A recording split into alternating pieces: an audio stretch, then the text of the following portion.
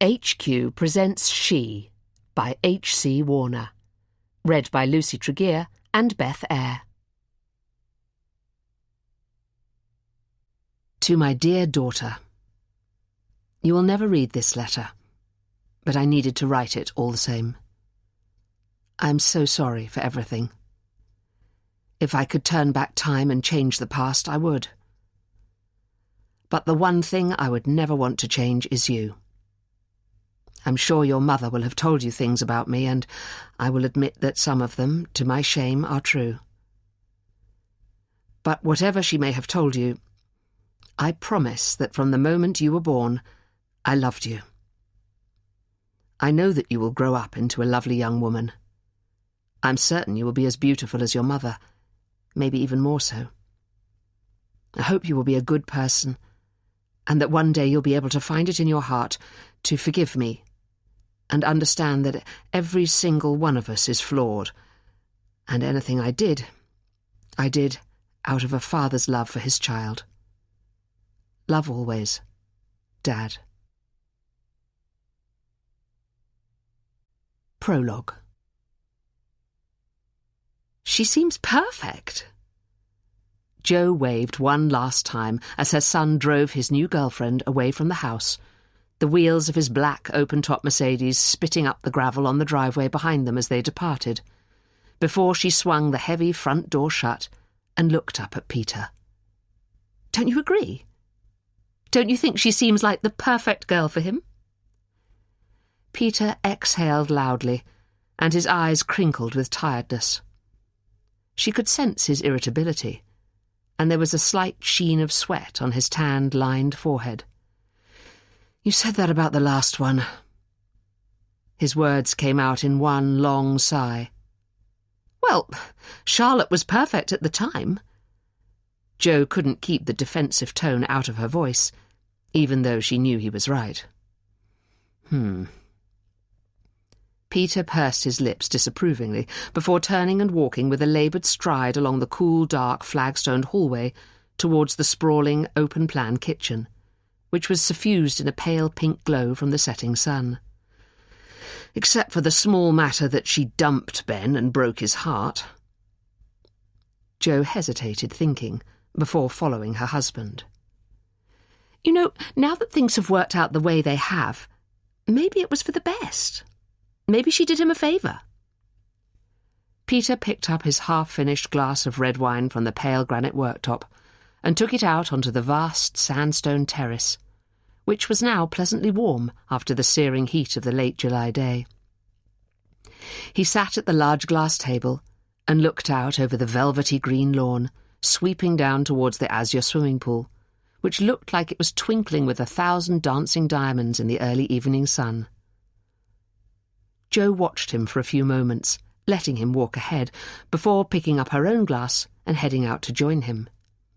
He seemed jittery and upset, which was out of character. She sat down at the table beside him. "Are you okay, darling? You seem a bit uptight." Peter didn't answer, but gave a slight shrug. "You're not sure about her, are you?" Jo watched him closely as she took a sip of her wine, which tasted slightly metallic after drinking several glasses of it. "No." The speed of his answer took her by surprise. "Why? She was perfectly charming." Peter pursed his lips again. It was as if he was trying to stop the words escaping. "Yes, very." His tone was dry, sardonic. "What then?" Peter turned his sleepy gaze towards her. She loved his dark brown eyes, still framed by long lashes. He didn't look younger than his 63 years, thanks to his cropped grey hair and tanned, lined skin, but he was certainly still a very handsome man. "I'm not sure." He hesitated, and it was obvious that he was holding back. He tilted his head upwards, as if seeking inspiration from the sky. "She's like a ghost that just appeared out of nowhere. And it's all happened a bit too quickly. He's on the rebound." Jo considered his words before replying. "You're just being overprotective of your son." Peter sighed and looked back at her, his eyes clouded with worry. Jo frowned as she fixed him with an intense stare, willing him to open up a bit more about his feelings. Seeing her expression, he tried to rearrange his features into a smile, before his face became serious again. Maybe, but... He shook his head slightly, swatting away the thought. Oh, I don't know. Ignore me. Jo reached across the table and took his hand in hers. I'm sure you're worrying unnecessarily. Relax. She seems like the perfect girl for him. Part 1. Chapter 1. Pull over here! What? Ben turned towards her in surprise. Are you okay? Pull over! She repeated. Ben frowned to himself, but immediately indicated and pulled into a small lay-by overlooking the patchwork of green and gold fields that crisscrossed the Suffolk landscape, undulating down towards the river. His heart hammered with sudden trepidation as he turned off the engine and looked over at her expectantly. He cleared his throat. What's up? Bella turned her huge, dark eyes towards him, causing his stomach to flip. Despite being in his open-top Mercedes, he could still detect notes of her scent on the light summer evening breeze. I'm pregnant. There was a rushing sound in Ben's ears, as if a giant wave was thundering into shore behind him, and he gripped the steering wheel to steady himself against its onslaught. Pregnant? Bella looked away, her exquisite face still and expressionless. Ben swallowed hard. Are you sure? At his words, she closed her eyes for a moment as a shadow of temper briefly swept over her smooth brow. Yes. The word came out as a hiss. Ben's mouth formed a silent "oh." He didn't know how he was supposed to react, didn't know what he was supposed to say. And it was so soon. They'd only been together for a couple of months. He tried to grab onto the thoughts careering through his head. How long? He said, snatching at the only one he could keep hold of. Bella bit her plump bottom lip, which was quivering slightly. He couldn't tell if it was nerves or tears. I think about 8 weeks, but I won't know for sure until the scan. Her voice had taken on a robotic edge, and she continued to stare straight ahead with a slightly glassy expression that unnerved him. Ben nodded, his mind whirring back to 8 weeks previously. She must have conceived on their very first night together, if that was the case. He leaned heavily against his seat to anchor himself, to steady his thoughts. His mouth was suddenly dry and his hands clammy. How was that possible? He wondered distractedly. That one part of your body dried up while another produced moisture. Shock, he supposed. He became aware that Bella was watching him and allowed his gaze to shift back towards her. She gave him an uncertain smile. Are you happy about it? Of course. The words came out automatically. What else could he say? It didn't really matter what his feelings were. There was only one answer he could give. He tilted his head so that he could look at her properly. How about you? Bella's heart-shaped face melted into a demure smile. I'm happy. Just... it's a bit of a surprise, that's all. Yes, Ben thought, she could say that again. His mind drifted to the day he had first met her back in May. He was having a drink after work with Matt, his oldest and closest friend. Bella had been sitting at a table near to theirs, clearly waiting for someone who hadn't shown up. Ben had been vaguely aware of her presence, but was too engrossed in his conversation with Matt to really notice her. Eventually, Matt nodded towards her, with an amused expression on his face. I think you've got an admirer, mate. Ben frowned before following Matt's gaze. He didn't believe in love at first sight, and had always scoffed at the idea of a lightning bolt moment. But that was exactly what happened when their eyes met. His mouth shifted into the shape of a smile without him telling it to. She smiled back, and it was like a door opening to allow sunlight to flood in. Long, glossy, dark hair, deep brown eyes, razor-sharp cheekbones, and straight white teeth that looked even whiter in the darkness of the bar. She wasn't just pretty. She was breathtakingly, head-turningly perfect. As if on autopilot, Ben picked up his drink and walked over to her table. He thought he heard Matt mutter something along the lines of "Don't mind me, will you?" but he was oblivious to everything else around him, except her. "Hello." He put his drink on her table and sat down. For some reason, it didn't occur to him to even ask if she minded him joining her. He just knew with absolute certainty that she didn't. She blinked slowly, her long black lashes almost sweeping the tip of those incredible cheekbones as she did so. "Hello." There was a long pause as Ben looked at her, drinking her in, before he realised that he needed to say something. "I'm Ben." Her full lips parted into a smile, revealing those startlingly white, even teeth again. "Nice to meet you, Ben. I'm Bella." Ben nodded, unable to tear his eyes away from her. "Bella," he repeated, trying it out for size. He liked it. It was certainly the right name for someone who looked like her. "Can I buy you a drink, Bella?" "Thank you, yes." Her expression was a mixture of amusement and curiosity. "Champagne?" he guessed. She shook her head. "Sparkling water." Ben raised his eyebrows in surprise. "Okay." He stood up, and as he did so, he suddenly remembered Matt sitting along at a nearby table. "Oh, Matt, I'm just getting some more drinks in. You're welcome to join us." He desperately hoped Matt would decline. Matt responded with a knowing smirk and a shake of the head. "Thanks, but I'm going to call it a night." He drained the rest of his beer and stood up. "Have fun," he added, patting Ben on the back as he left the bar with a purposeful stride.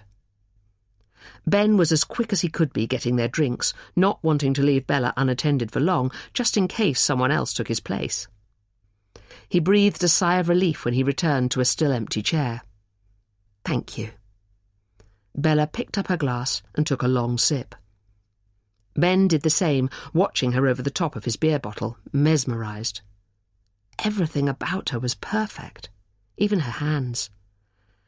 "So, Ben," she began, her huge, exotic eyes drawing him in like a magnet. "Are you single?" Ben spluttered on his beer. Yes, I am. Definitely. Single." Bella smiled. "Good." "Are you?" he countered, suddenly nervous. Bella dropped her gaze. "I am."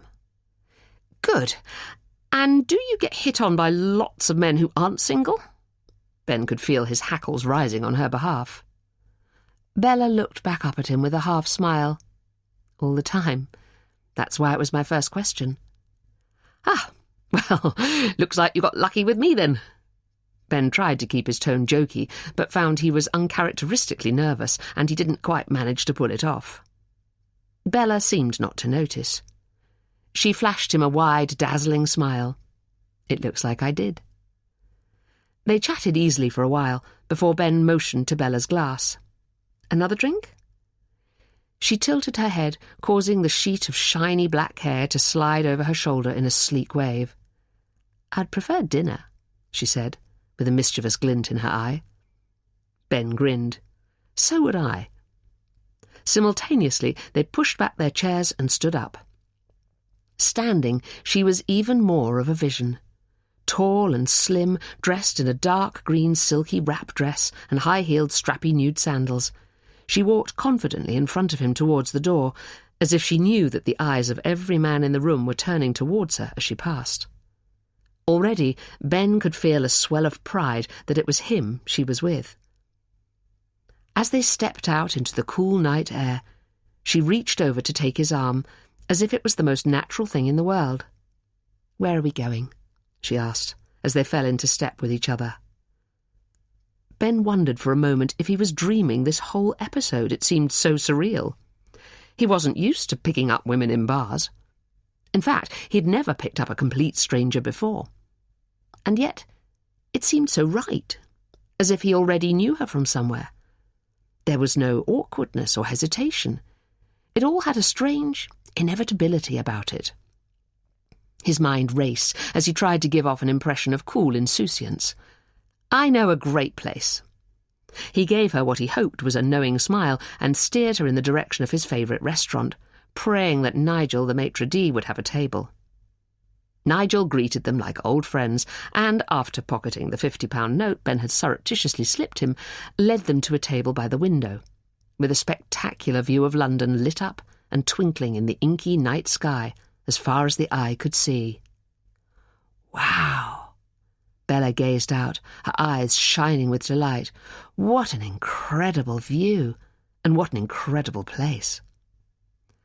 Ben smiled to himself, hardly able to believe his luck. Out of the blue, he was sitting opposite the most stunning girl he had ever met, about to eat in one of London's swankiest restaurants. Already he could feel the malaise that had been suffocating him for the previous few months, ever since Charlotte told him she needed some time apart to work out what she wanted, lifting. He swallowed and pushed all thoughts of Charlotte to the back of his mind. He wanted to clear his head to concentrate on this vision in front of him. Sometimes, Ben reflected, sitting beside Bella in his car 2 months later, as he tried to digest her news, life just took you by the hand and led you in a certain direction.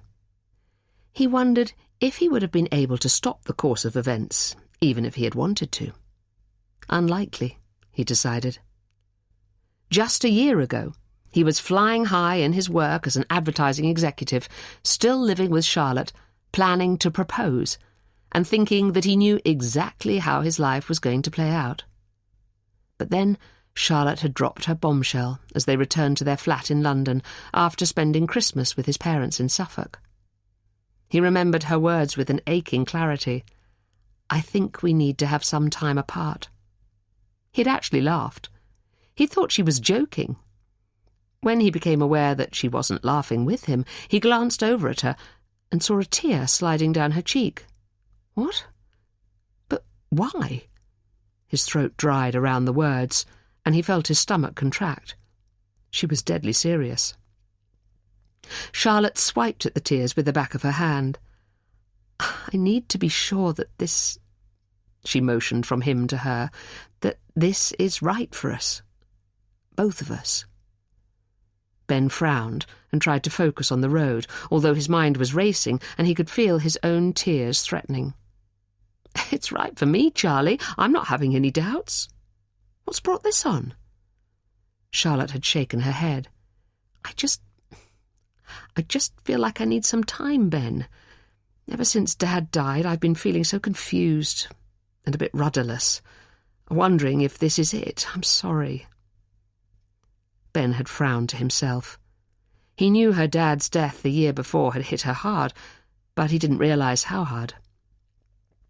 Now that he thought about it, the signs were there. The faraway look she got in her eye more and more often, the sense that she wasn't listening when he spoke. But there was something else too. The name she had started mentioning whenever she talked about work, the way her eyes danced as she regaled him with stories. He somehow felt it was connected. They had driven the rest of the way home, enveloped in a thick, dark silence, both of them immersed deep in their own thoughts. Charlotte leaped out of the car as soon as he had parked and disappeared into the flat, while Ben stayed put, still unable to digest her words. He tried to convince himself that she was just having a moment, that he would walk inside and find her waiting on the bed, laughing at how she had got him. But as he finally let himself into the flat, he already knew that although he would find her in their bedroom, she wouldn't be waiting for him on the bed. She would be packing. "Where will you go?" He stood in the doorway, watching as she threw her clothes into 2 large suitcases. Not just an overnight bag. This was serious. She wasn't planning to come back. Charlotte ran her hand through her long fair hair and bit her lip. "Lucy's." Ben nodded. "Does she know you're coming?" Charlotte blinked quickly as a flush spread up her pale, slender neck. Finally, she looked up and met Ben's eye. Yes. Ben felt his legs weaken. He took a deep breath and grasped the doorframe to support himself. "So you told her before you told me?" Charlotte's eyes filled with tears. "I just told her I was confused, Ben. She said if I ever needed some time out, she had a spare room." God. The feeling of betrayal seemed to squeeze the air out of Ben's lungs. He had always thought Lucy was his biggest ally, often taking Ben's side over her own sisters. "Don't look like that, Ben. Lucy adores you. For what it's worth, she said that you're 1 in a million and I'd be an idiot to let you go." Ben smiled sadly. It was a small crumb of comfort. "Then don't let me go. It seems so simple, so straightforward." Charlotte hesitated, as different waves of emotion crossed her pretty, unlined face. After a moment, she seemed to make up her mind. She closed the cases and zipped them up carefully. The sound of the zips seemed to have a certain finality to it, like a full stop at the end of a sentence. "I have to," she said. "I'm sorry." It had been 6 months since she left. How much his life had changed in that time. Here he was, living with someone new. Bella had gone home with him that first night and never really left. Someone he would previously have thought was way out of his league, now expecting their first child. It made him feel dizzy to think about it. He wondered how Charlotte would react when she heard. Would she feel pleased that he had moved on with his life? Or would she feel regret that he seemed to have got over her so easily? "Ben," said Bella, as she laid her head on his chest that night. "Hmm? I'd like to get married, before the baby comes." Ben felt his whole body instinctively tense. He knew that having a baby was a much bigger commitment than getting married, but somehow this seemed to loom so much larger. Less than a year ago, he had been planning to propose to Charlotte. Had envisaged her reaction as he asked her at sunset on their favourite beach in Portugal, her blue eyes glinting as she tearfully accepted. Instead, he was unable to see Bella's face in the darkness as she issued her declaration. It wasn't a question. It was a statement. She had made her mind up, and he would have no influence at all. It was going to happen. "Right," he managed. There was a long, heavy silence, and soon Bella's breathing became regular in the way it always did when she dropped off to sleep. Ben couldn't sleep. His mind was too preoccupied. He loved her, of that he was certain. She was sexy, clever, and utterly captivating. She made his head swim and his heart dance. But for the first time, Ben thought, there was something else about her. He stared into the darkness, trying to put his finger on what it was. Eventually, just as his eyelids were beginning to droop, the words came to him. Sometimes she scared him. Chapter 2. "How's Ben?" Charlotte deliberately kept her eyes on her cappuccino, stirring it rhythmically as she waited for the answer. She'd been surprised by the call from Ben's sister, Emma, asking her to meet, sensing that there was an ulterior motive. Around them, the cramped coffee shop in Soho was beginning to fill with lunchtime customers, and the noise levels were rising with them. Someone bumped the back of Charlotte's chair, causing some of the milky coffee to spill into the saucer. "He's good. Really good, actually." Emma's emphasis on the word really made Charlotte look up. "Great. And he's still with Bella," Emma cut in. "Yes, very much so." Charlotte nodded, knowing she had no right to feel anything other than pleased for him. "Actually," Emma continued, "I've got some news. He asked me to tell you." Charlotte felt her stomach clench in anticipation. So she had been right. There was an ulterior motive, and it sounded ominous. "Okay." Emma took a careful sip of her coffee, which was black and decaf. No fattening cappuccinos for her. Then she took a deep breath before blurting out her words. "They're getting married. She's pregnant." Charlotte's vision blurred momentarily, and she reeled backward slightly, grateful for the steadying resistance of the leather cushion behind her. "Pregnant?" she stuttered. "But it's so quick." "I know." Emma put her coffee cup down on the saucer slightly too hard so that some of the dark liquid sloshed over the rim. "We're all a bit in shock, but Ben is doing a good impression of being delighted." Charlotte tried to take stock of how she was feeling. She had no right to be upset. She had broken Ben's heart and left him feeling wrung out and confused. But the truth was, she was upset. She felt bizarrely like he had betrayed her.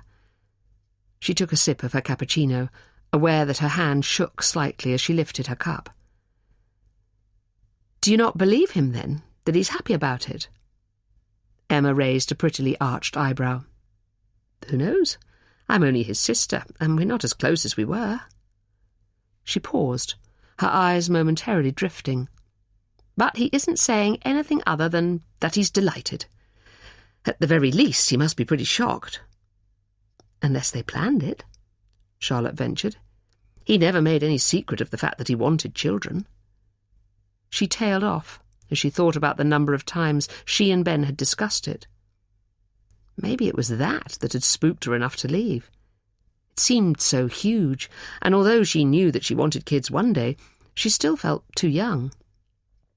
"I don't think they planned it." Emma shook her head vehemently. "Definitely not. They would only have been together for a week or so when she conceived, if that. And although it's true that Ben has always wanted children, he's not the reckless type. He would have wanted to make sure they were ready before taking such a big step." Charlotte nodded. Emma was right. Ben wasn't the reckless type. But he did seem to have fallen madly in love very quickly. Maybe it had clouded his judgment. "What's she like?" "Bella?" Emma raised her large blue eyes as she considered. "She's sort of perfect." Charlotte felt a little spike of jealousy shoot through her. "She's so good-looking it makes me sick," Emma continued, seemingly unaware of the turmoil she was creating in Charlotte's head. "And she's certainly lifted him out of himself. He seems genuinely happy again. I was a bit worried about him for a while there." Charlotte shifted uncomfortably in her chair. "Well, that's good. He deserves to be happy." Emma nodded fondly. "He does. He's a good boy." Even though Ben was 30, she still referred to her younger brother as a boy. She fixed her wide blue eyes on Charlotte. "And how about you, Charlotte? How are you getting on?" Charlotte smiled. "I'm okay. I'm starting to get myself together again, at last." "Still living with Lucy?" Charlotte nodded. "But I think I might have outstayed my welcome. Need to think about finding somewhere of my own." There was a pause before Emma gave her a sly look. "And what about your love life?" Charlotte felt her cheeks flush. "What love life?" She tried to make the remark light-hearted, but her voice cracked slightly as she spoke. "Oh." Emma looked down. "I thought you'd met someone else. Ben certainly seemed to think so." "He was wrong about that," Charlotte interrupted her. She paused, unsure how to articulate what she wanted to say. "I know he thought that maybe I had something with the guy from work, but we're just friends. I think it made it easier for him to think that, rather than that I just wanted some time on my own to work things out." Emma nodded. "Do you think—" She hesitated, as if she sensed that she might be stepping over a line. "Do you think you would have gone back to Ben, once you'd had some time to yourself?" Charlotte swallowed hard. It was the question she had been asking herself every day since she left Ben. It's irrelevant, isn't it? By the time I'd worked things out in my head, he was all loved up with Bella. It wouldn't have been fair to get back in touch. Emma frowned. Wouldn't that have been for him to decide? He was so heartbroken when you left, Charlie. It might at least have helped restore his confidence. Charlotte shrugged again, trying to feign a nonchalance she didn't feel. Well, I didn't, so like I say, it's irrelevant now. She didn't want to say that she felt huge regret that she hadn't gone back to Ben sooner. Being without him had shown her that he really was the only one for her. She had been with him for 12 years, ever since they met at university, and it was once they started talking seriously about marriage and children that, for some reason, she got cold feet.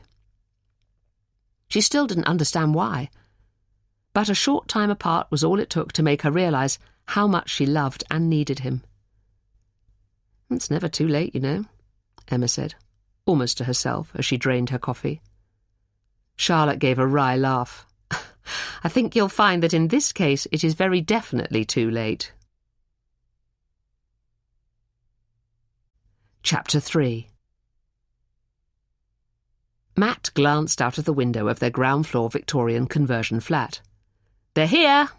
he called out as he headed towards the door. His wife, Freya, emerged from the kitchen, smoothing down her navy bodycon dress, which showed off her slim figure and surprisingly ample bust. "I'm a bit nervous." Matt smiled at her appreciatively, thinking how effortlessly lovely she looked. "Don't be. Ben wouldn't be with her if she was horrible." "I know. It's just... well, it was so easy with Charlie, wasn't it? I can't imagine how he'll be with someone new." "Well, we're about to find out." The buzzer rang, and Matt picked up the intercom to let them through the main front door, before opening the door to their flat. "Hello! Come on in," he called, poking his head out into the scruffy, brightly lit hallway, keen to get them into the considerably more glamorous surroundings of the flat. Bella and Ben stepped inside, armed with flowers and wine. Matt gave Ben his customary bear hug and stepped back, unsure how to greet Bella. A kiss felt too forward for their first meeting, a handshake too formal.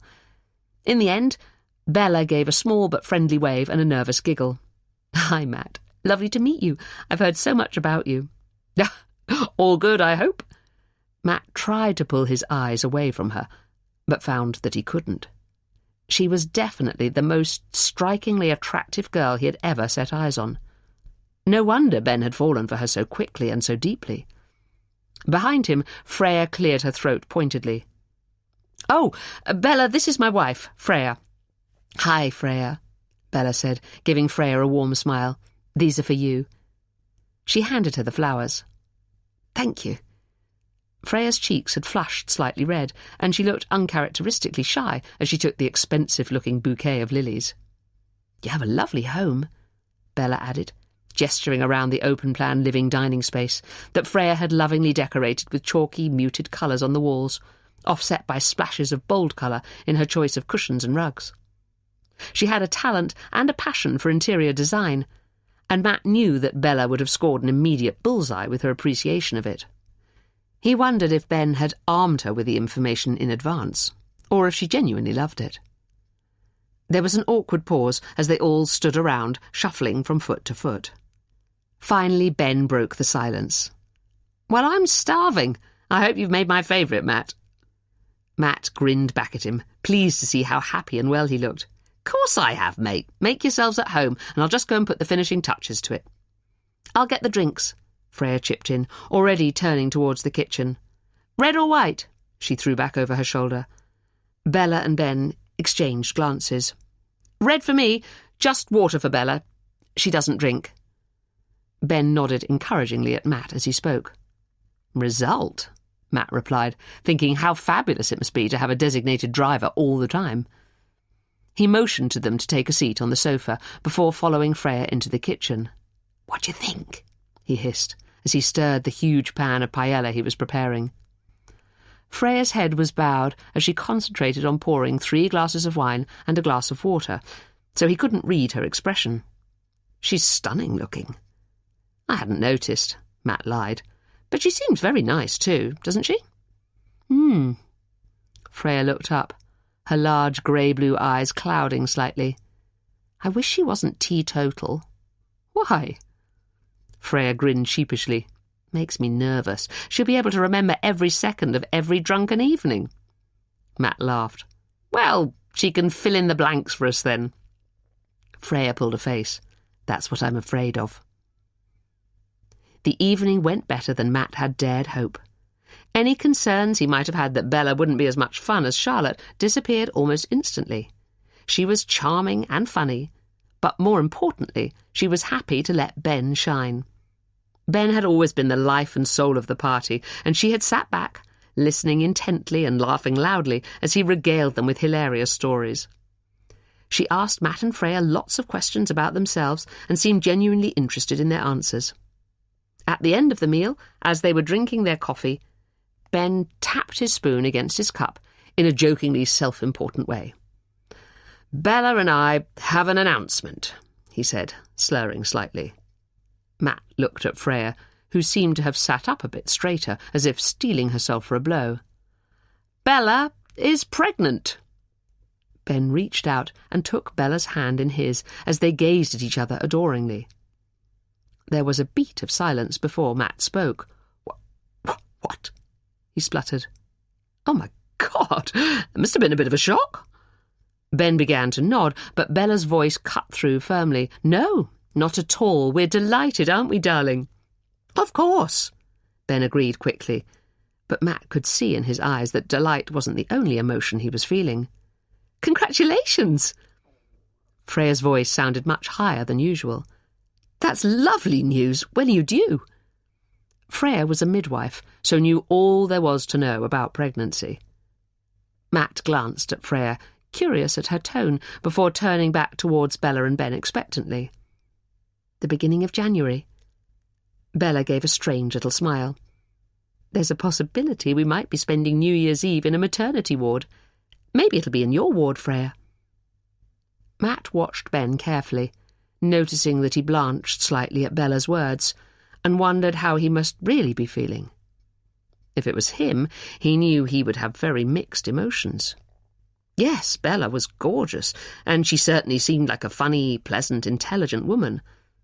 But to have a baby together after such a short period of time felt like an enormous leap of faith. He and Freya had only started discussing whether they should think about starting a family, now that they had celebrated their second wedding anniversary. But they'd been together for 9 years, so it felt like a natural progression. It would have been the same if Ben had announced that Charlotte was pregnant. But this news was like a sledgehammer, coming out of nowhere. As Bella looked at her watch and yawned, Ben took the hint and stood up. "I suppose we'd better be making a move." Matt nodded. "Fancy a quick stroll to clear your head first? To the end of the road and back?" It was traditional with Matt and Ben that after every dinner party they would take a quick walk to have a furtive smoke and a chat, while Charlotte and Freya pretended not to know what they were up to. Ben nodded enthusiastically. "Definitely." He looked at Bella. "I'll just be 5 minutes, darling." Bella smiled pleasantly and stood up. "Sure, I'll get my jacket." Ben and Matt exchanged confused glances. No need for you to come too, darling." Ben nodded at her reassuringly. "It'll only be a few minutes." Bella fixed Ben with a determined stare. "I'd like some air too. Don't worry, you won't even know I'm there." There was an embarrassed pause before Ben shrugged apologetically at Matt. The three of them let themselves out of the house and turned into the street. "You go on ahead," Bella said, hanging back. "Okay." Ben and Matt walked briskly ahead, both of them painfully aware that they were being watched. Matt took a packet of cigarettes out of his pocket and offered them to Ben. He looked back over his shoulder at Bella, who was walking about 20 paces behind them. "Nah, I'd better not," he muttered, gesturing backwards. Matt frowned. "She won't mind you having one, surely?" Ben pursed his lips. "She might." Matt put a cigarette between his lips and lit it, earning him a longing glance from Ben. "So, what do you reckon then? About the baby?" "I'm really happy about it." Ben fired back instantly, a note of defiance in his voice. "That's good." Matt deliberately left a pause, knowing Ben wouldn't be able to help filling it. "I must admit it was a bit of a shock, though." "I bet." Again, Matt left a pause. Ben glanced back at Bella nervously. "I keep thinking about Charlotte and me." "And?" Matt exhaled a long trail of smoke, which floated up into the still dark air before dissipating. Ben sighed. I think it just wasn't meant to be. All that time and we never had an accident. First night with Bella and... Bingo. Matt finished the sentence for him. Ben gave a dry laugh. Yeah, bingo.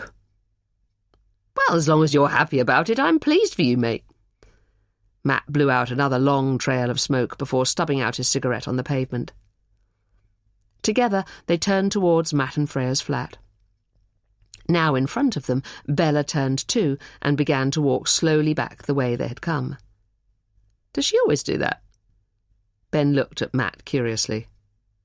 Do what? Matt gestured towards Bella.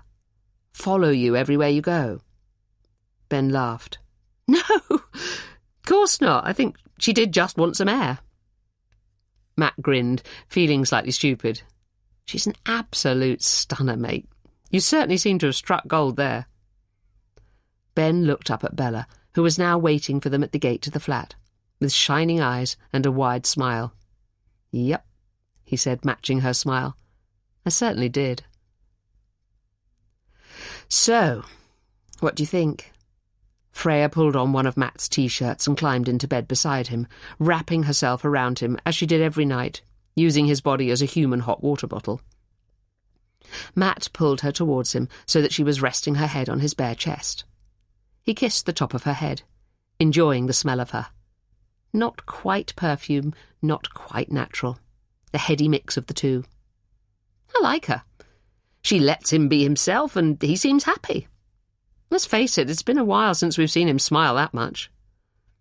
Freya nodded but didn't reply. What about you? He prompted, after the silence had stretched just a beat too long. What did you think of her?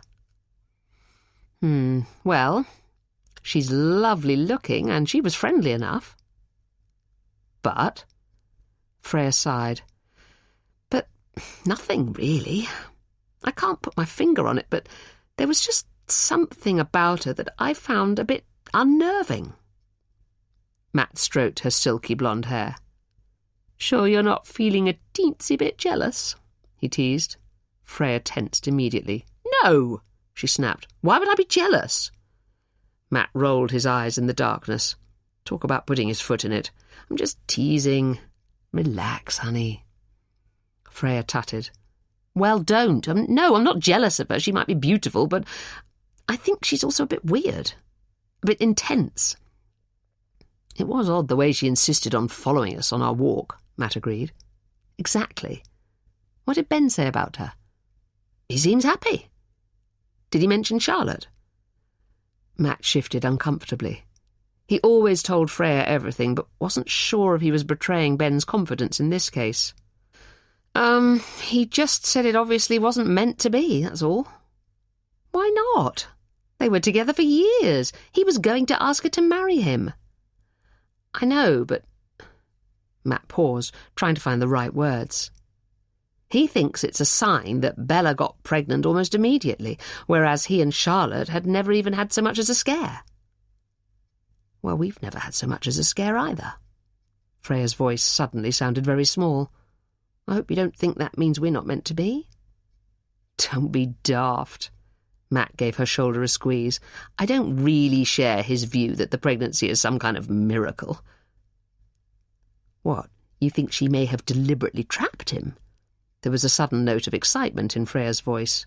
No, Matt said quickly, although that was indeed what he thought. But it does seem a bit odd that he would have been taken so much by surprise. He clearly thought she was taking precautions. It does, Freya agreed. I miss Charlotte. You still see her, Freya laughed. I know, but it's not the same. I miss her being part of our foursome. It was so easy. I never had to check myself with her. I knew she loved me whatever. You'll get used to Bella. I'm sure she'll grow to love you just as much as Charlotte did. You sound like you've got used to her already. Freya adopted a sulky tone. That didn't take long. Matt sighed and kissed Freya's head again. Shut up and go to sleep. Chapter 4. Jo twirled in front of Peter. "Will I do?" Peter gazed down at her, his eyes swimming with love. "You'll do very nicely. You look stunning." Jo smiled and smoothed down her taupe-fitted dress as she stepped into her high-heeled nude Louboutin. She had left it until the last possible moment to put them on, as she would be wearing them all day and knew that her feet would be protesting loudly by the time she took them off again tonight. "I wish it wasn't—" Peter began before stopping for a second, thinking. "It's not how I imagined Ben's wedding would be." Jo looked up at Peter, handsome in his bespoke dark grey suit. He had been uncharacteristically quiet all morning. Actually, the truth was that he had been quieter in general ever since Ben first brought Bella home. "I know you're not keen on her, but it's not up to us. She's Ben's chosen partner, so we just have to accept her. And he seems happy, doesn't he? Does he?" Peter shot back far too quickly before checking himself. "Yes, I suppose you're right. He does seem happy enough." Jo sighed heavily. "Look, Peter, whatever either of us thinks of her, she's pregnant with his child, and they're getting married. Whatever doubts any of us might have, we need to put them to one side and support them for Ben's sake." Again Peter hesitated, his eyes clouding with worry. "I know you're right. I suppose I just wish—" Jo tilted her head to look at him properly. "Wish what?" "That it wasn't her." "There, I've said it." He shrugged apologetically. Jo wrapped her arms around Peter's waist and reached up to kiss him. "I know. But it is her. I'm sure it'll all be fine, don't worry. Now come on, or we'll be late." Downstairs, Ben was sitting in the kitchen with Matt, drinking coffee. Jo gave Matt a hug. "Hello, darling, lovely to see you." Matt grinned back. Although he was now a fully grown 30-year-old man, Jo could still see in his face the cheeky little 7-year-old boy she had first met all those years ago when he and Ben had become friends at primary school. "You look lovely, Jo." Jo flushed with pride. Matt had spent so much time at their house over the years that he had become like a second son, and Jo adored him. "Thank you, Matt. And so do you. How's Freya?" Matt beamed. "She's really well. She's going to meet us at the registry office." Jo had no idea what to expect from today at all. She had always known that when Ben got married, it would be his bride who decided everything. But she felt sure that Charlotte would have at least involved her and Peter in the planning and preparations. Aside from telling them where and when, Bella and Ben had excluded them from any discussions, insisting they wanted to do everything themselves. "OK, well, I guess we'd better get going then." Jo walked over to Ben and adjusted his tie fractionally. She looked up at him, marvelling at how the years had galloped by. Her baby boy, who had struggled to take his first breath, was now this tall, handsome young man about to get married. The tears pricked at the back of her eyes, and she smiled in an exaggerated way to try to quell them. Sometimes she felt as if Ben was at the end of a string connected directly to her heart. He pulled at her in a way that, although she and Emma were incredibly close, Emma never had done. "You look so handsome, sweetheart," she told him now. "Bella is a very lucky girl." Ben flashed her a smile that was a mirror image of his father's, but she could see from his dark brown eyes that he was nervous. "Thanks, Mum." Peter drove the four of them in his Range Rover into the centre of town, where he parked in the car park of the rather ugly 70s building that housed the registry office. As she walked into the foyer, Jo spotted Emma, engrossed in an intense conversation with Freya. "Hello, girls," she called, just slightly too loudly as she approached, in the hope that they wouldn't think she had been earwigging. Emma and Freya both jumped and looked up at her guiltily. It wasn't difficult to guess what they had been talking about. Emma stood up and kissed her mother on both cheeks. "Hi, Mum. You look fantastic. Love that dress." Jo smiled appreciatively. "So do you, darling." It was true. Emma was a yoga obsessive who rarely ate anything containing sugar, caffeine, or wheat. As a result, she had perfect, glowing skin, a toned, flat stomach, and blonde hair that gleamed like a sheet of gold to her narrow shoulders. She was wearing a grey fitted dress that showed off her slim figure and long, shapely legs. People often commented that Emma was a mini-me of Jo, but Jo would always reply that she had never looked anywhere near as good as her pretty daughter. "And you look as fabulous as ever, Freya." Jo turned towards Matt's wife and gave her a hug. The thought flitted through her mind that she wished Freya was going to be her new daughter-in-law rather than Bella, but she mentally swatted it away and inwardly chided herself. "Where are the boys?" Emma looked over Jo's shoulder expectantly. "Parking the car." As she spoke, Peter, Ben and Matt walked through the door and were immediately enveloped in hugs and kisses by the two girls. "Nervous?" Emma smiled up at her brother. Ben shook his head firmly. "Nope. Just looking forward to it." Jo caught Matt and Freya exchanging a look she couldn't quite read. "Well, I think maybe we should go in then?" Inside the room where the ceremony was taking place, there were already around 20 people, all of them seemingly on Ben's side of the aisle, seated on the silver chairs that were laid out in rows. There was a small spray of white roses at the end of each row, with a more elaborate floral display at the front, and a string quartet playing in one corner. Despite the adornments, Jo couldn't help feeling a sag of disappointment at the unexciting surroundings. As Peter had said earlier, it wasn't what she had envisioned for Ben's wedding. Jo made her way to the front, looking nervously towards Bella's side of the room, which was empty, except for one woman who Jo could see instantly was Bella's mother. She had suggested to Bella that maybe they should have a pre-wedding dinner so that they could meet each other before the big day, but Bella had curtly rebuffed the idea, saying that they were not sociable people and would be quite happy to meet on the day. Now that she knew that only Bella's mother would be attending, Jo could understand why Bella had been so reticent. Bella's mother looked up as Jo approached. She looked a little careworn and nervous, but she still had enough of her beauty to confirm where Bella had inherited it from. She had shoulder-length, very dark brown hair, smattered with grey, and large, brown, slightly hooded eyes. She shot Jo an uneasy smile and stood up. "Hello. You must be Ben's mother." "Jo," Jo replied, reaching back to take Peter's arm. "And this is my husband, Peter." Bella's mother nodded knowingly. "Of course, I can see the resemblance. I'm Linda." Peter shook her hand before they shuffled into their seats beside Ben and Matt. "Who's giving her away?" Peter hissed as they sat down. "No one, apparently. Bella insisted that she didn't belong to anyone and therefore she was perfectly capable of giving herself away." Peter raised an eyebrow. "That bodes well. Still, I suppose if the father's not on the scene, then it makes some sort of sense." Bella had always shut down any conversation relating to her father, and Ben had told them simply that he hadn't been around since she was small. Jo glanced again over to Bella's side of the room, and she felt a stab of guilt. Ben's side was almost full. "Should we ask some of ours to move over?" she whispered. But before Peter could reply, the string quartet struck up with the wedding march, and it was too late. All eyes turned expectantly towards the back of the room as Bella appeared, walking serenely and confidently down the centre of the aisle, clutching a simple bouquet of velvety white roses with both hands.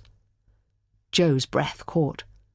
She had never seen anyone look quite so exquisitely perfect as Bella made her way up the aisle towards Ben. Her dress was a cleverly cut style that clung to her slim figure, yet concealed any sign of a bump. Her long, dark hair shone in loose waves over her shoulders, and her subtle makeup only emphasised the dramatic loveliness of her features. Jo glanced at Ben, who was gazing at Bella adoringly. Their eyes were locked onto each other with such intensity that it felt almost intrusive to be watching. As she drew level with Ben, Bella reached out and took Ben's hand, still holding his gaze. Jo nodded to herself. Whatever she felt about Bella, there was no doubting the connection between her and Ben. They all needed to accept now that they were together, and support them, instead of dwelling on what-ifs and unanswered questions. After the short wedding service, they drove to the smart country restaurant where they were having the reception. It was an embarrassingly one-sided affair, with Bella's mother the only representative of her family. Jo made a beeline for Linda and tried to engage her in conversation to see if she could find out anything more about her new daughter-in-law, but Linda was just as evasive on the subject of her background as Bella. "Is Bella's father still alive?" she ventured, hoping that she would learn something a bit more illuminating than the "he's not on the scene" that she got from Ben. Linda's face remained impassive. "I believe so. We haven't seen him since Bella was very young." Intrigued, Jo nodded encouragingly. "Oh, so you're divorced?"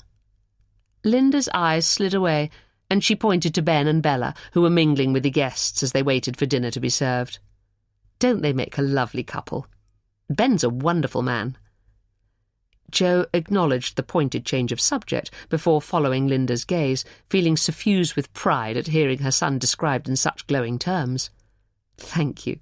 And yes, they do make a lovely couple. Bella is certainly the most beautiful bride I think I've ever seen." Linda smiled, but Jo noticed that the smile didn't reach her eyes. She had the same invisible barrier that Bella had when discussing anything personal, and she sensed that they weren't at all close. After chatting for a while longer and getting nothing more than vague platitudes out of Linda, Jo excused herself and headed over to Emma. "Hi, darling. I've just been speaking to Bella's mum. I wanted to see if I could get any more out of her about Bella's background, but she's even more of a closed book than Bella." Emma nodded.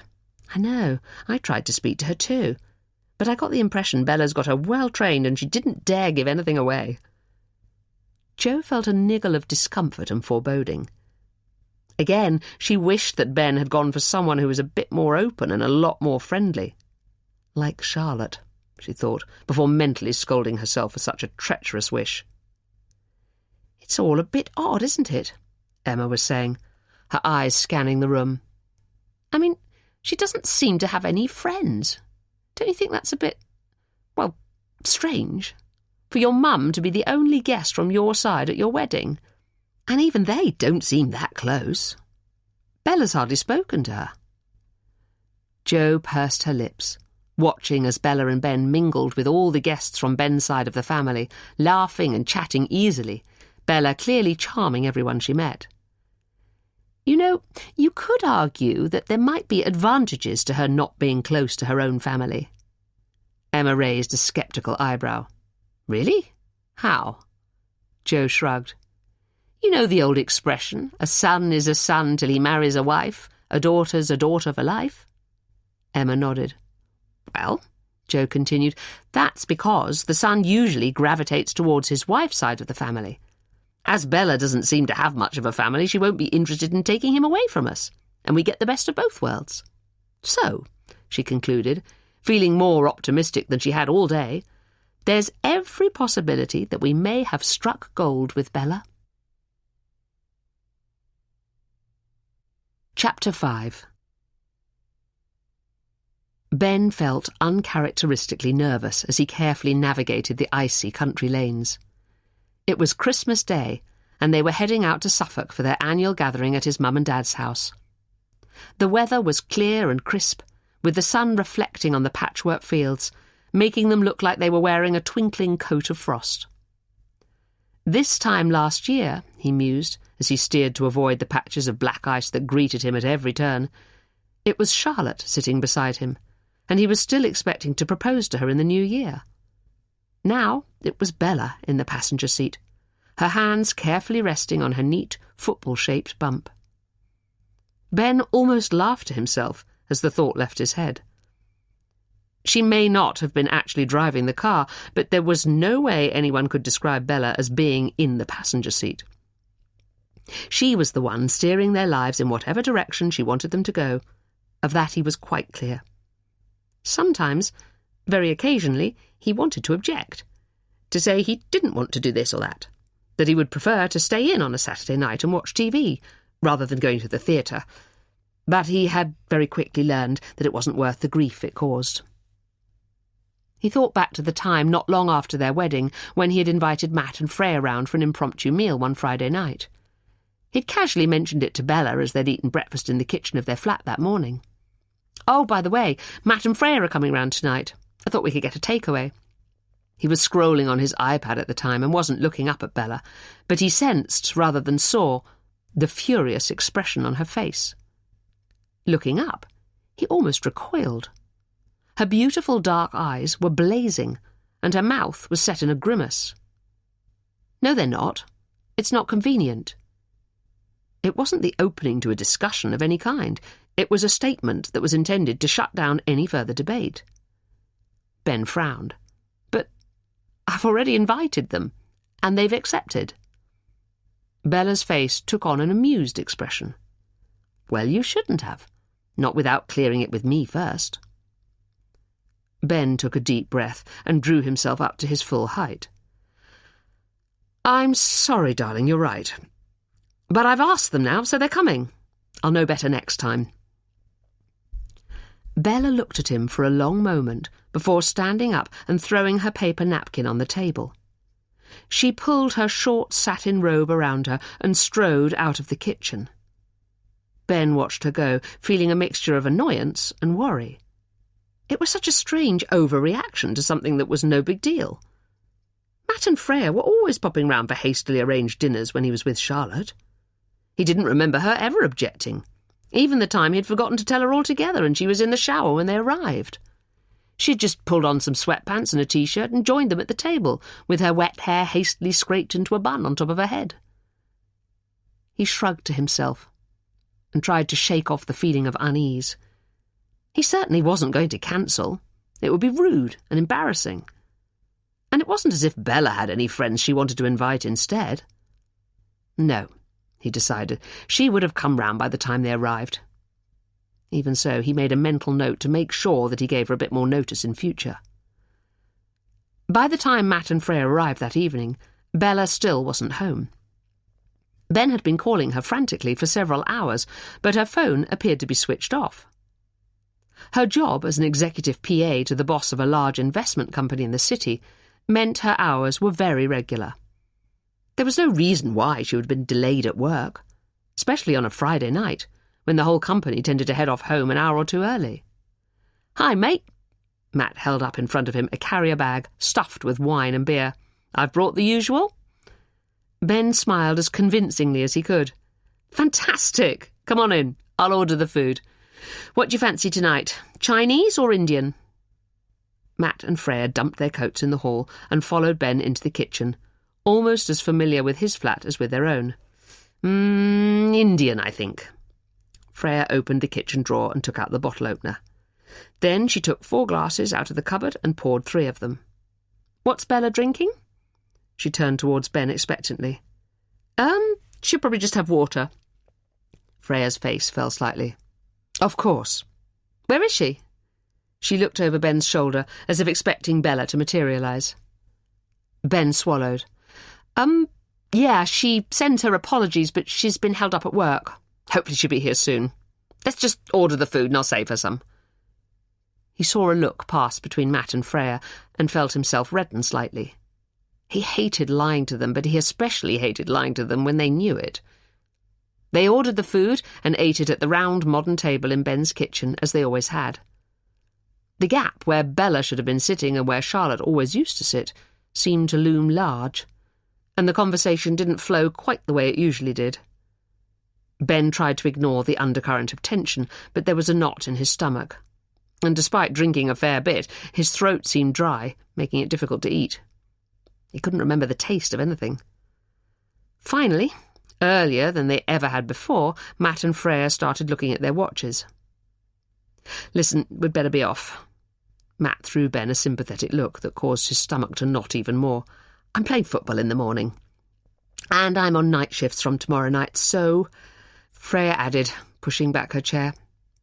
Ben nodded and stood up. "No worries. It was good to see you guys." Freya gave him a hug.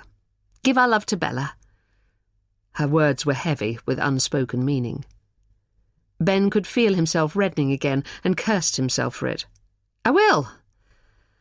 After he shut the door behind them, he stood in the kitchen, with his hands on his hips, wondering what to do. Should he be worried? Somehow he didn't think so. He knew instinctively that she was punishing him. He began to clear up the plates and glasses and put the remains of the Indian takeaway in the bin outside the back door. Bella hated the smell of food in the flat. When everything had been cleared away, he went into the lounge and sat on the sofa, waiting, his heart thudding. The ticking sound of the clock over the fireplace seemed to echo loudly around the room, and Ben wondered why he'd never noticed it before. Finally, as the hands of the clock clicked round to 1 o'clock, he heard the key in the front door and stiffened as a wave of anger surged through him. How dare she show him up in front of his oldest friends? And what was wrong with having them round on a Friday night? It was his bloody flat after all. He listened as Bella dropped her bag in the hallway and made her way straight through to the bathroom. With his anger growing, he leaped up and marched into the bedroom behind her. "Where the bloody hell have you been?" he hissed through gritted teeth. Bella, who was sitting on the edge of the bed with her back to him, shook her head. Ben rolled his eyes. "Well?" he demanded, a deep torrent of rage soaring up inside his chest. "Answer me! Do you have any idea how embarrassing that was?" Bella turned her face towards him, and he immediately recoiled in shame. Her makeup had run, and the tracks of her tears were still visible. Her large, brown eyes were ringed with dark circles, and she was deathly pale. "I've been at the hospital," she whispered. "I thought I was losing the baby." As she finished speaking, she dissolved into tears and put her head in her hands. "Oh, my God! Why didn't you call me?"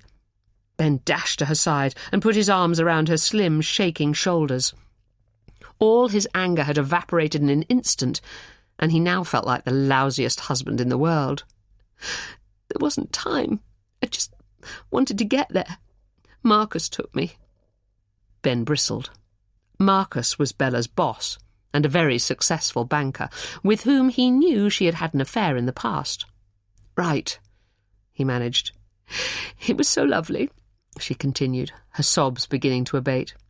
"He waited while they checked me over, and then insisted on bringing me home." "That was very nice of him," Ben agreed, stroking her silky hair.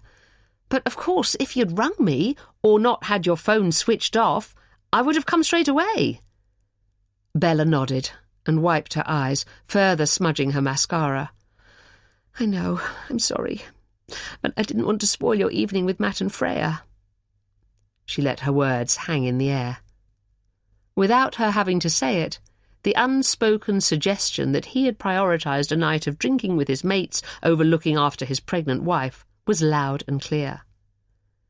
Ben swallowed the lump in his throat. "So what happened? What made you think you were losing the baby? And is it okay?" Bella shook her head and made a swatting motion with her hand. "I don't want to talk about it, but the main thing is that everything's okay and the baby's fine." "Oh, thank God." Relief made Ben feel momentarily lightheaded. He was glad he was sitting down. "I'm so sorry I wasn't there for you, darling." He kissed the top of her head and squeezed her towards him. Bella gave him a watery smile. "It's okay. Luckily Marcus was there, so he took care of me. Don't feel bad." Okay, Ben thought, so she was definitely punishing him. But then again, he reasoned, he probably deserved it. "Well, let me look after you now," he said, bending down to take off her shoes. "From now on, I'm not leaving your side." Bella allowed herself to be gently laid down on the bed and smiled up at him. "Thank you," she whispered, as Ben tried to ignore the slightly triumphant gleam in her eyes. It occurred to him that she had just won a battle that he wasn't even aware he had been fighting. Chapter 6. Ben and Bella pulled onto the gravel driveway, Ben's Mercedes sighing to a halt as if it had run out of breath. They didn't get out of the car immediately, but seemed to be having a terse conversation, both their faces set rigid as they stared straight ahead. Jo felt a prickle of unease as she watched them from the doorway. She had had a strange feeling of foreboding since she woke up this morning and couldn't put her finger on why. She hoped she was imagining it, but Ben's body language seemed different as he finally got out of the car and opened Bella's door before helping her out. Jo plastered a smile on her face as she swung open the door and waved. "Hello, you two! Happy Christmas!" Ben grinned as they reached her, and he bent down to kiss her on the cheek. "Hi, Mum. Happy Christmas!" "And look at you!" Jo beamed, motioning to Bella's rounded stomach. "You're cooking nicely." Bella's face hardened as she offered her cold cheek to accept a kiss from Jo. "You make me sound like a bloody turkey." Jo looked at her in surprise. "Oh, well, you're certainly the most glamorous turkey I've ever seen." There was an awkward pause as both Jo and Ben watched Bella to see if she would accept the compliment. "Right," she said eventually. "Are we standing out here all day, or are we allowed to come in?" Jo's unease deepened. Why was Bella being so bloody prickly? She decided to blame the pregnancy hormones and gave what she knew was a fake laugh. "Of course! Come on through, Peter's in the kitchen." Ben took off his jacket and hung it on the coat rack in the hallway before turning towards Bella and reaching out to take her coat. "Leave it," she snapped, slapping his hand away. "I'm cold." Jo caught Ben's eye for a split second. There was a look of resignation there that she didn't like one bit. "Look who's here," she said brightly, as they reached the kitchen, where Peter was busy stirring his mulled wine on the Aga. He made it every year at Christmas, and every year they all pretended to like it. The time had long since passed when they could tell him they all thought it was disgusting. At least the homemade mince pies went some way towards taking the taste away. Peter wiped his hands on a tea towel and turned towards Ben and Bella. "Hello, you two. Happy Christmas." Jo watched with interest to see if Bella gave Peter the same prickly response, but to her surprise and annoyance, she moved into Peter's arms and gazed up at him with a radiant smile. "Happy Christmas, Peter. That mulled wine smells divine. Almost makes me wish I could drink it." Peter flushed and flicked Jo a panicked look before clearing his throat. "Well, you'll be pleased to hear that you can. I made it non-alcoholic this year, knowing that you didn't drink." "Did you? You didn't say?" Jo felt a sudden spike of anger towards Peter that took her by surprise. But either Peter didn't hear her or chose to ignore her, as he reached for one of the pewter goblets he had lined up on the pale granite work surface and poured Bella a generous serving. Bella took it with her eyes shining, as if he had handed her a goblet of solid gold. "How wonderful," she murmured, sipping it, gazing at Peter over the top of her glass. Jo watched her carefully, noting the slight blanch as she swallowed each mouthful, clearly detesting it, but valiantly hiding her dislike from Peter. "Well," Jo clapped her hands a little too over-enthusiastically, "let's go through and make ourselves comfortable, shall we? Bella, are you sure you won't take off your coat?" "No." Bella didn't look at Jo as she spoke. "I'd rather keep it on as I'm feeling a bit chilled." She glanced up at Peter with an apologetic smile. "Oh dear, I do hope you're not sickening for something," Peter said, causing another ripple of annoyance to quiver through Jo's chest. Peter was notoriously unsympathetic to anyone who was ill. Then she wondered if he was being sarcastic. She couldn't tell. "Pregnancy's not an illness, is it, Bella?" Jo was aiming for a jokey tone, but her voice sounded sharp. Bella raised her large eyes towards Jo with a hurt expression. No, I guess not." Ben looked at Jo with an accusing stare, and she could feel a flush spreading up her neck. Why did she feel as if she was in the wrong when it was Bella who was being so offhand?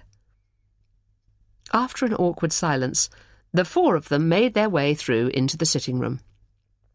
Jo had spent days decorating the freshly cut Norwegian spruce Christmas tree and trailing pretty lights and baubles around the large marble fireplace and along the picture rail, but no one seemed to notice or made any comment. With the fire lit and roaring, The room was cosy to the point of being too warm, and Jo wondered if Bella might actually take her coat off at last. But instead, she pulled it around her tightly, wincing with an exaggerated grimace as she sat down gingerly on the plump grey sofa. Ben's forehead creased with concern. "You okay, darling?" Bella threw him a brave smile. "Yes, I'm sure I'll be fine." Jo took a couple of deep breaths, trying to dampen down the irritation that was still quivering through her chest. She wondered why she was the only one who could see that Bella's behaviour was simply attention-seeking, rather than due to any kind of genuine discomfort. "What time is Emma getting here?" Ben addressed the question to Peter. Peter looked at his watch. "Any time now, I should imagine. I told her she should have hitched a lift with you two. Seems a bit crazy to bring two cars to do the same journey, especially as the roads are so icy." A look passed between Bella and Ben, and Jo knew, without them saying so, that Emma would not have been offered a lift. She thought back to last Christmas, which suddenly seemed like a lifetime ago, and how much things had changed since then. Emma and Ben had always been so close. Even when Ben was with Charlotte, his relationship with his older sister had remained strong. But since meeting Bella, there seemed to be a distance between them. Emma was as perplexed as Jo, and the two of them had spent many hours discussing whether she might have done something to upset him. Jo had never voiced it, but she knew instinctively that it was Bella who had a problem with Emma, and that Ben was just going along with it for an easy life. She looked at Bella now, so beautiful and so charming when she chose to be, so cold and brittle when she didn't. She wished she could shake off the heavy feeling of anxiety that had dogged her ever since they announced that she was pregnant and they were getting married. Looking back, it was then that Ben had started to change towards them. Well, that wasn't quite right. He had started to change towards Jo and Emma. He had become more distant and a little more formal. He seemed fine with Peter, which was ironic, considering it was Peter who had voiced his reservations about Bella and the speed of their relationship in the first place. But he had also changed in himself. He was becoming quieter and less confident, as if he was slowly but surely having the stuffing pulled out of him. As if she sensed her watching, Bella suddenly turned her gaze towards Jo. Jo quickly rearranged her features into a smile, but Bella's large brown eyes narrowed, and there was a glint of something that Jo couldn't read, except she knew it wasn't pleasant. She sighed and stood up, fed up with being excluded from the conversation. No one seemed to notice as she left the room. Walking back into the kitchen, she caught sight of the pan of mulled wine gently bubbling on the Aga. Feeling a sudden spike of annoyance, she picked it up and tipped it down the sink. She watched the dark red gloopy liquid congeal around the plug hole, with its crimson tendrils clinging to the stark white walls of the sink like blood. She turned on the tap and swished water over the incriminating evidence until it was all gone. She stared at the empty pan guiltily. But, she reassured herself, it was about time someone told Peter the truth about what they all thought of his horrible yearly concoction. She wished Emma would get here. She needed an ally, someone to tell her whether she was imagining Bella's offhand behaviour. As if on cue, her mobile rang. She snatched it up when she saw Emma's name flashing on the screen. "Hi, darling, where are you?" "Mum," Emma sobbed. "I've had an accident. I hit a patch of ice on a bend and I've spun off the road." Her voice was audibly shaking. "Oh, my God, are you okay? Are you hurt?" Jo's legs suddenly felt weak. "Bit of a bump on the head. My neck's killing me, but I think I'm okay." Jo could hear her holding the phone away from her body as she examined herself. Jo swallowed down the tide of panic that was rising up inside her and tried to keep her voice steady and calm. "Right. Daddy and I are coming to get you. Where are you?" Emma began to cry, causing Jo's heart to constrict. Emma rarely cried. She was so composed, and she always seemed to be in control of her emotions. Hearing her lose it completely told Jo that they needed to get to her as quickly as possible. "I'm at the corner of Bramble Lane and Mill Road, near the pub." Emma managed through giant, gulping sobs. "We'll be with you in 10 minutes. Just stay where you are." Joe dashed into the sitting room, where Peter, Ben and Bella were still chatting, seemingly unaware of her absence. They all looked up at her in surprise as she entered. "Emma's had an accident. We need to go and get her." Peter and Ben both leaped out of their seats. "Shit! Is she okay?" Ben's face creased with concern, and Joe could see that he was genuinely worried for his sister. It gave her a small crumb of comfort to see a glimpse of the old Ben. "She's very shaken and upset, and I think she's bumped her head, but she was talking coherently, so hopefully she's fine. Come on, Peter, we need to hurry." She gestured towards the door expectantly. Peter nodded quickly and strode past her, already scooping his car keys from the glass bowl on the console table in the hallway. "I'll come." Ben followed Peter towards the door. "No, Ben!" Bella shouted suddenly, causing all of them to stop in their tracks. "You can't go." Ben scowled irritably. "What? I need to go with them in case Dad and I have to pull the car out of a ditch or something." Bella's face darkened. "You can't leave me here on my own." Jo felt a sudden urge to slap her daughter-in-law's pretty face. "Come. Don't come," she snapped at Ben, "but make your bloody mind up because we need to get to Emma." Ben hesitated, and Jo could see the dilemma he faced. If he came with them, Bella would be furious with him. If he didn't come, he'd be furious with himself. "Sorry," he said to Bella, seemingly having made up his mind. "I'll only be a few minutes. You'll be fine." There was a short, awkward pause before the three of them raced out of the door, leaving Bella looking so angry that Jo imagined she could almost see the steam coming out of her ears. As they rounded the corner of the road where Emma had told them she was, Jo gasped, clamping her hand over her mouth. Emma was sitting on the still frosty grass verge with her head in her hands. Even at a distance, Jo could see that she was very distressed.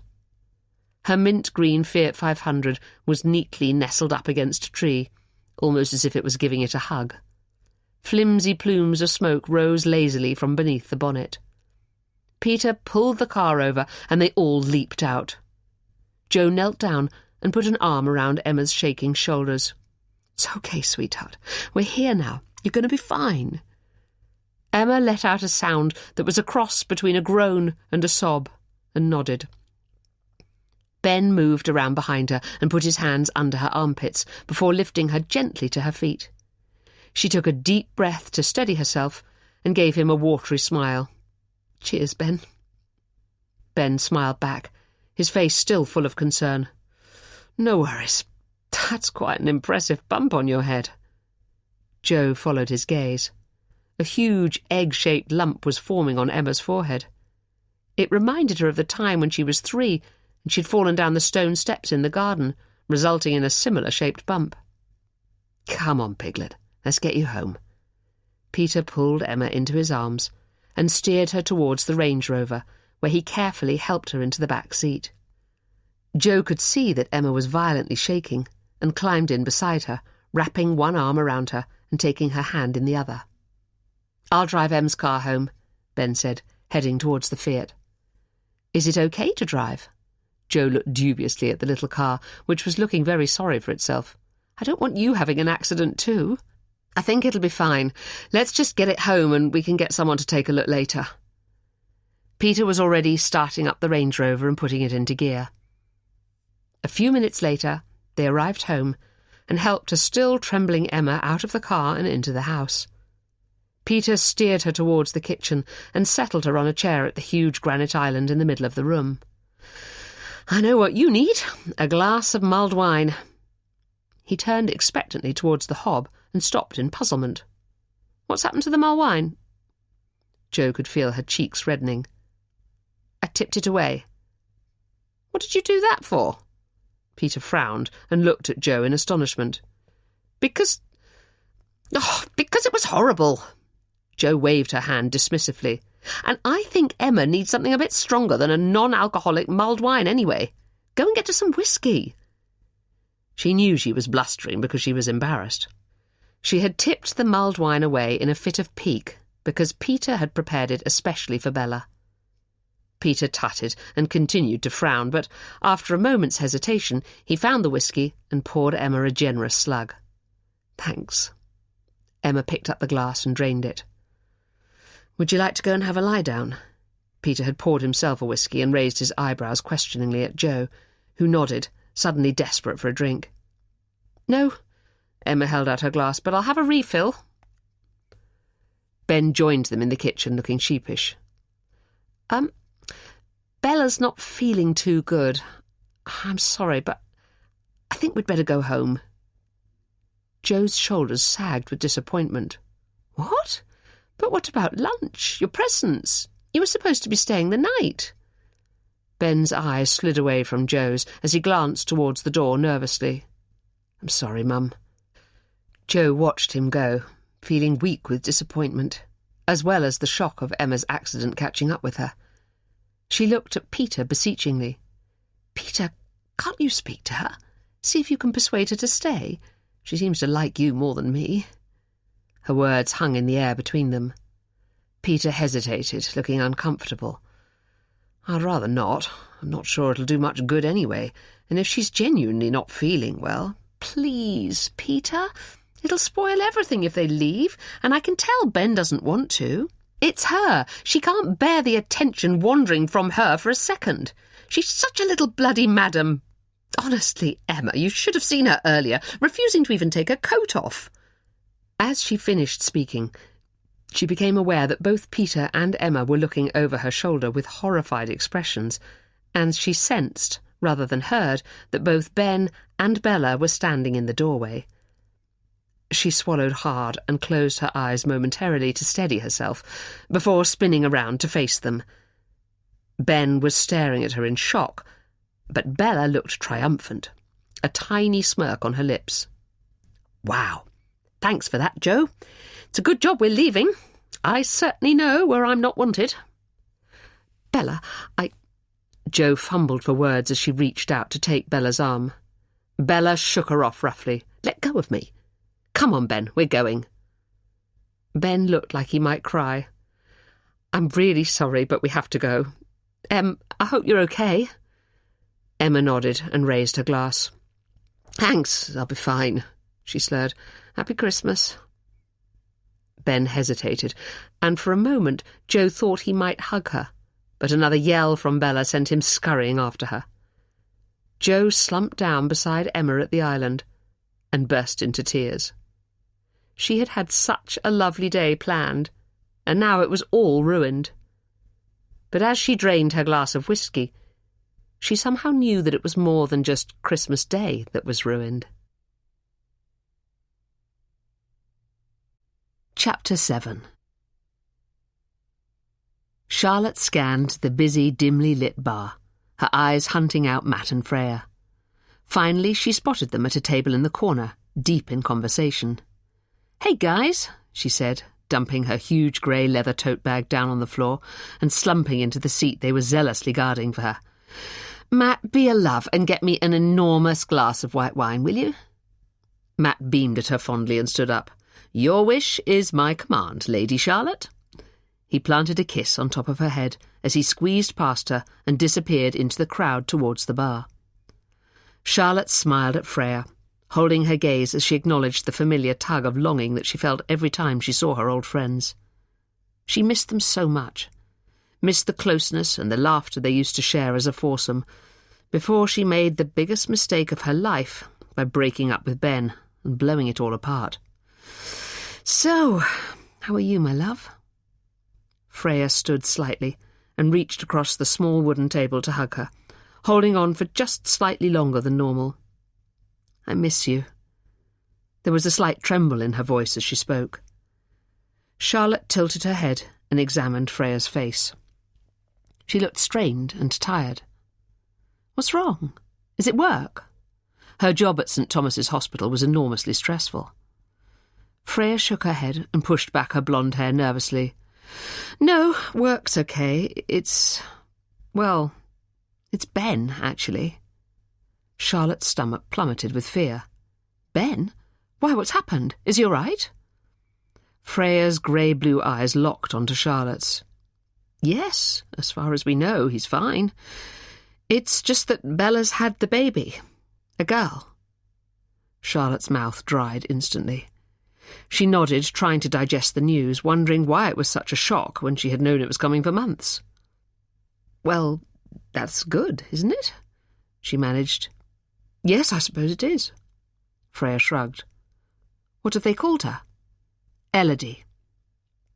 Charlotte nodded again and attempted a smile. Elodie. That's a pretty name. And is everything okay? How are they managing? Freya made a tff sound and rolled her eyes. That's the thing. She picked up her glass and took a large sip of wine. We don't know. We haven't seen them. At that moment, Matt arrived back at their table and put a large glass of chilled white wine down in front of Charlotte. She gave him a quick smile before turning her attention back to Freya. Thanks, Matt. Why haven't you seen them? Matt looked at Freya and threw his hands up helplessly. We've got no idea. She just doesn't seem that keen on us. Have you spoken to Ben? Yep, briefly, when he called to tell me about the baby being born. Matt looked slightly crestfallen as he spoke. But I think she might screen his calls. I rang once and obviously my number was displayed, so they didn't answer. But when I blocked my number and rang back, she picked up. Well, call his mobile then. Matt scratched his cheek. Nope, tried that. He must have changed his number. Charlotte frowned. How weird. Why would he change his number and not let his friends know? Because his fucking bitch of a wife told him to? Freya cut in, shaking her head in disgust. Charlotte's stomach churned with a dozen different emotions.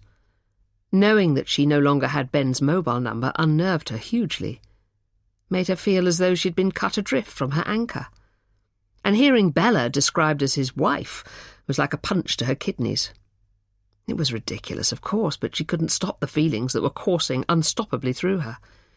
She gave herself a shake. She needed to get a grip. And how was she? Bella, I mean, when you spoke to her on the phone. Again, Matt glanced at Freya and gave a resigned sigh. Frosty, I suppose, is the best way to describe it. Very offhand. Made it clear she didn't want me calling. I hate her, Freya said suddenly. Freya? Matt shot her an appalled look. It's a bit strong. We don't even really know her. Freya shrugged apologetically. I know. She turned towards Charlotte. But it feels a bit like a bereavement, except that he's still alive and well and living just a mile or so away. She bit her lip and glanced at Matt. And he wouldn't say so, but I know how hurt Matt is. Ben is his oldest, closest friend, and yet he doesn't even hear from him anymore. Matt's eyes clouded slightly, and he picked up his bottle of beer. That's not strictly true. He calls sometimes when she's out. Charlotte tutted, infuriated and unnerved by what she was hearing. But why would she not want him to speak to you guys? Matt and Freya both shook their heads. No idea. Control, maybe? Freya said at last. She does seem very possessive and domineering. Charlotte nodded, feeling guilty. This was all her fault. If she hadn't broken up with Ben, he would never have met Bella, and maybe it'd be the two of them celebrating the birth of their first child. There was no way she'd have allowed Ben to shut out his oldest friends. They would have been with them every step of the way. What would happen if you ignored the way she's been behaving and just acted the way you always did? Why don't you just go round with some flowers and a present for the baby? You used to pop by all the time, so it wouldn't be anything out of the ordinary.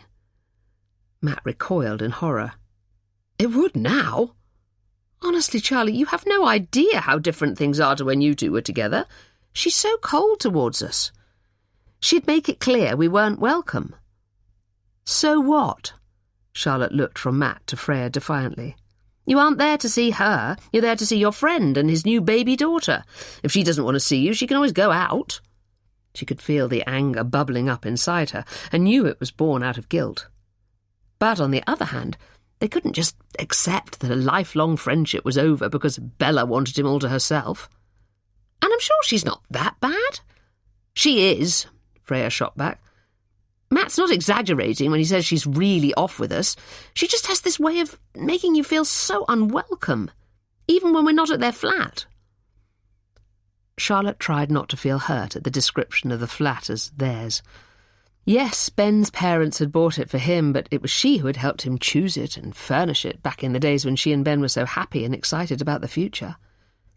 But it was also she who had walked away from it, leaving Ben battered and broken, and vulnerable to the attentions of someone like Bella. "Well," she said at last, "I think you should just turn up and act like nothing's wrong. Buy something lovely for the baby and behave as you normally would. You owe it to Ben." Matt stood up suddenly. "Just going to the loo," he said, by way of explanation as he strode off. Charlotte and Freya watched him go. "He's taken it quite badly," Freya began. "I think he's just so unbelievably hurt. He and Ben have been inseparable since primary school. It just seems so unfair that this bitch can have got her claws into him so quickly and so bloody effectively." Charlotte shifted in her seat uncomfortably. "It does," she agreed. "What if you were to speak to him? Alone?" "How?" Freya looked gloomy. "She never leaves him on his own for a minute." "She's not with him at work. You could go and wait for him outside his office." Freya smiled slightly as she digested the idea. "What, ambush him, you mean?" Charlotte picked up her glass and took a large slug of her wine. "Well, yes, I suppose that is what I mean, but at least Bella wouldn't be there and you could ask him outright why he's shutting you and Matt out all of a sudden." Freya squirmed in her seat, and worry lines creased her brow. "Oh, I don't know. What if he gets cross with me?" "Why would he? You haven't done anything wrong. And you know Ben, he absolutely adores you." "Do you think so?" "Yes, absolutely." Charlotte could feel herself warming to her theme. "And you never know, he might have a perfectly rational explanation that will put your mind at rest. Then you can reassure Matt that it's just a temporary blip and things will be back to normal soon." Freya reached across the table and took Charlotte's hand in hers. "Oh, God, I miss you so much, Charlie. We both do." "I miss you guys too." Charlotte swallowed hard, afraid she might cry. "Is there anyone on the scene at all?" Freya dropped her hand and changed the subject, as if sensing that Charlotte might be wobbling. Charlotte wrinkled her nose and shook her head. "No, not really. I don't think I'm in the right frame of mind to have a relationship at the moment anyway, so it's probably no bad thing." "No, maybe not." Freya looked suddenly wistful and smiled. "Although it would be great if you could find someone nice, and we could have a whole new foursome." Charlotte tried to smile, but found that the corners of her mouth refused to turn upwards. "The trouble is that I found someone nice and dumped him, like the complete bloody idiot I am. Now all I can think is that there'll never be anyone as good as him again." Freya shook her head. "I'm not going to say that I always thought there was something lacking in your relationship with Ben, because I didn't. But for you to have broken up with him when you did, when he was on the verge of proposing—" Charlotte spluttered on her wine and her eyes widened. "What?" Freya's cheeks flushed slightly, and she nodded. "Yes. I thought you knew. He didn't exactly make a secret of it." Charlotte looked away, thinking. Yes, she probably did know, and maybe that's what had made her get cold feet so suddenly. It was the enormity of it all. "So what I'm saying," Freya continued, "is that you obviously did think there was something not quite right. Don't be too hard on yourself, Charlie, because maybe, just maybe, you did the right thing for you." Charlotte so wanted to believe her, to think that she had been unhappy and that the relationship had run its course. But she knew deep down that it hadn't, and that she had just had a panic about the future and wanted to clear her head. Now it was too late. And whatever she did, she couldn't turn back time and make everything right again. Chapter 8. Freya pulled her fitted leather jacket a little tighter around her body. It was a surprisingly chilly day for early March, and she stamped her feet to try to warm up her feet inside her ankle boots as she scanned the lunchtime crowds for Ben's familiar dark head. As he was usually a few inches taller than everyone else around him, she had thought that he'd be easier to spot, but she hadn't caught sight of him yet and was beginning to worry that maybe she'd missed him. She was just contemplating giving up when he appeared, head down and his hands stuffed deep into the pockets of his coat, which looked considerably warmer than hers. "Ben!" Freya stepped into his path and gave a nervous wave. Ben's eyes widened in surprise and he pulled up sharply. "Hey, Freya! What a lovely surprise!" He held his arms out widely and pulled her into a hug. Freya allowed herself to be drawn into his embrace and held on to him for what she knew was a fraction too long. She could feel the tears pricking her eyes as she felt a wave of longing. The aching familiarity of him was so strong that, for the first time, she realised how painfully she had borne his absence, and truly understood how Matt must have been feeling. "What are you doing here?" Ben gently extricated himself from her arms and shoved his hands back into the pockets of his overcoat, shuffling from foot to foot. Freya took a deep breath. "I wanted to see you. You haven't been returning our calls and our texts aren't getting through." She hesitated. "I just wanted to make sure you were okay." Ben frowned. "Yeah, everything's fine. Look, I was just about to grab a sandwich. Do you want to join me?" Freya beamed. "I'd love to." They headed for a cafe near Ben's office and found a table. "What can I get you?" he asked, gesturing towards the counter. "Oh, thanks, Ben. A cheese and ham toastie would be lovely." Ben smiled. "Of course, I should have remembered. I'll have the same." Freya watched him ordering and paying for their food, trying to analyse whether there was anything different about him. He looked a bit more tired and there were shadows under his eyes, but that was understandable with a new baby. Other than that, he looked pretty much the same as he ever had. He carried a tray over to their small round marble table. "Dinner is served." Freya laughed. "And very nice it looks too, thank you." Ben took a seat opposite her and picked up his toastie, taking a huge bite. Haven't had one of these for ages. Bloody lovely." "Yep," Freya agreed, as they chewed in comfortable silence. "So, how's Elodie?" Ben smiled as crumbs spilled out of his mouth and he wiped them with a napkin. "She's adorable. Really gorgeous. Got any photos?" "Hang on." Ben finished his toastie with one final huge bite and wiped his hands on his napkin before fumbling for his phone. He frowned slightly as he scrolled through his pictures until he found one he liked and handed it to Freya. On the screen was a picture of Bella looking serenely at the camera, clutching a beautiful baby girl with a shock of black hair to her chest. "Oh, my, Ben, she's so lovely. They both are." As she looked back at the screen, a message notification flashed up, blocking the photo. "Bella, where the fuck are you?" "Oh, you got a message," she said, feeling embarrassed for him as she handed back the phone. Ben raised his eyebrows in surprise and took the phone from her. He read the message and flushed slightly. "Is everything okay, Ben?" Freya asked gently, knowing that she needed to seize the opportunity. "Of course, why wouldn't it be?" Ben was immediately on the defensive, his eyes flickering from side to side. "It's just that, well, we haven't seen you. Matt's called you several times, and you haven't called him back. We haven't even met Elodie yet. I just wondered if there's something going on." Ben's face darkened. "Is that why you ambushed me?" Freya sighed. "Well, yes. How the hell else are we supposed to see you if you won't return our calls? If you change your mobile number and don't let us have the new one?" Ben's eyes held hers for a moment before sliding away. "I didn't even know you'd called." "Didn't Bella mention it?" "No." Ben's chewed the inside of his lip. "But she's been a bit busy lately. It probably just slipped her mind." Freya's chest quivered with irritation. "Really? Only Matt's called quite a few times. He's so hurt, Ben." Oh, for fuck's sake, he's not 5 years old. Ben's cheek pulsed and he tutted to himself. OK. Freya stood up, her metal chair scraping on the tiled floor as she pushed it backwards. I don't know what's going on with you, Ben, but you're behaving like a dick. Frankly, I don't give a damn if you don't want to see me, but the least you can do is give Matt a call back.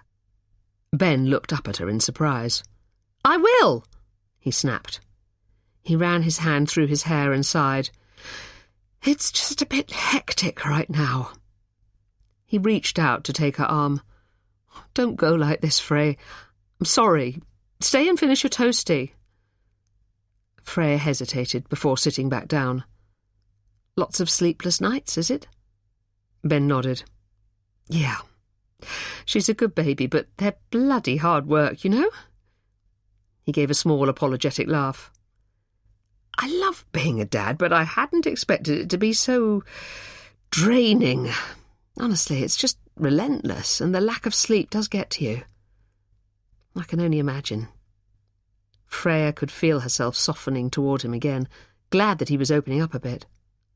Bella's coping brilliantly, but it gets lonely for her at home on her own all day. She's desperate for some adult company and for someone else to take over by the time I walk through the door. No matter how busy I've been at work, it's nothing compared to the drudgery of looking after a baby all day. Freya smiled sympathetically. I'm sure. But I bet your mum and Bella's mum have been a permanent fixture. That must be a big help. Ben looked away, clearly embarrassed. Bella's mum is around a bit, but my mum's keeping her distance. I think she's worried about being seen as the archetypal interfering mother-in-law. Jo would never be that. Ben pulled a wry face. Not sure Bella would agree with you there. A tiny alarm bell rang somewhere in a distant corner of Freya's mind. Do they not get on, then? She ventured tentatively, wary of setting him off again. No. Ben shook his head slightly. There was a bit of an argument at Christmas. Bella overheard Mum describing her as an attention-seeking little madam. Freya tried to keep a straight face. It sounded like a perfect description of Bella to her. Ouch. Ben laughed. Yeah, you could say that. It didn't make for a very happy family Christmas, put it that way. We headed back to London there and then, and we haven't seen her since. Freya gasped. So she still hasn't seen the baby? Ben suddenly looked desperately sad. No. Freya was so shocked it took her a few moments to find her voice. But that must have been devastating for her. When's she going to see her? I'm not entirely sure. Bella's insistent she won't let her visit, but she won't let me take Elodie to see her alone either. I don't think she'd trust me to look after her by myself. He tried to laugh again, but it seemed to dry in his throat. After another stunned silence, as she tried to digest his words, Freya shook her head and spoke. Well, you obviously can't carry on like this. Why doesn't Jo just apologise? Ben shrugged. She's tried. She's phoned, sent a card, sent a text, but I think Bella was so hurt that she refuses to accept it. Freya frowned. Poor Jo. Poor Bella, you mean? No, actually I don't. Freya paused. It's really unlike Jo to have said something like that. What was the reason? Ben shrugged. She doesn't seem to need a reason. She's just never liked Bella. Freya shook her head fiercely. No, that's not true, Ben. Your mum is one of the nicest people I've ever met, and she's never said anything to suggest that she doesn't like Bella. Something must have caused her to snap like that. Was she under a lot of stress at the time? Ben pursed his lips, as if he was considering whether to say what he was about to say. I suppose so. Emma had had a car crash and... Oh, my God! Freya interrupted him, clamping her hand over her mouth. Is she okay? Yeah, she's fine. Ben batted her concern away with a wave of his hand. A bit of a bump on her head, and she was pretty shaken up. Well then, Freya cried, of course that's the reason. It's so out of character for Jo. Surely Bella can understand that. Especially now she's got a little girl of her own. She must understand how upsetting it is for your child to be injured, however old they are. I don't know. Ben sounded weary. She doesn't seem to be in the mood for reconciliation anyway, so there's not much I can do, is there? Oh, come on, Ben. Are you honestly going to let one little comment come between you and your lovely mum? I just don't understand it. You've always been so close. Freya could feel the tears threatening on Joe's behalf. She just knew how devastated Joe would be feeling, especially to have been kept away from her first grandchild. It seemed so cruel. Oh, God, I know, it's just that I feel a bit torn. Obviously, my loyalty has to be with Bella and Elodie right now. Freya tried not to let her irritation show. Of course it does. But you shouldn't be put in a position where you have to choose between your mum and your wife. There's room for both of them, surely? Ben exhaled loudly. To be honest, it's not worth the grief I'll get. Freya could feel her eyes narrowing, despite trying to keep her expression neutral. That's why you've cut us off too, isn't it? Because Bella doesn't like us. No! The defiance flashed back into Ben's eyes. Freya shook her head sadly. I should have known after the last time we came round and she didn't turn up. There was a very good reason for that, and it had nothing to do with you coming round. Really? Freya couldn't hide her scepticism. Yes! Ben shot back crossly. OK, if you say so. There was a long, awkward pause. Around them the cafe was filling up with lunchtime customers, and the sound of clattering plates ricocheted from wall to wall with a jarring, discordant beat. Look, Ben, Freya began, wondering how far she could push it. All I'm saying is it seems a real shame that you've suddenly stopped seeing your family and friends when we were always so close. It was never like this when you were with Charlotte. She paused, knowing she was stepping onto dangerous territory. Oh, yeah, and look what all those years of being with Charlotte did for me, Ben snapped. She dumped me, remember? I know. Believe me, she regrets that now.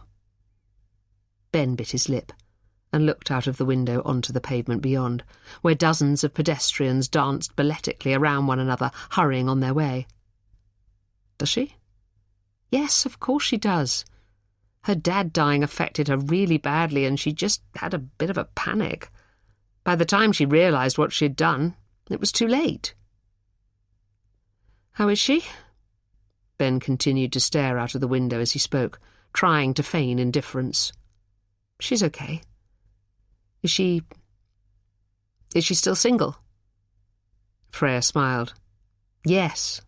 Believe it or not, you're quite a hard act to follow, Ben Gordon. Ben gave a hollow laugh. I thought she would end up with that guy, Luke, the one she worked with. She certainly talked about him a lot just before we broke up. Freya shook her head. No, they were just friends. Still are. He's with someone else. Ben nodded and looked back at Freya. Doesn't matter now, anyway. No, Freya agreed. And she's happy for you, that you've moved on and that you and Bella have had a baby. She knows how much you wanted kids. Yeah, I think that was part of the problem. I did, she didn't. It's not quite that simple. It wasn't that she didn't want kids. I think she just wanted to be absolutely sure that you were the right one to have them with. Yeah, I get that. Oh, well, it obviously wasn't meant to be, or it wouldn't have gone wrong, would it? He stood up.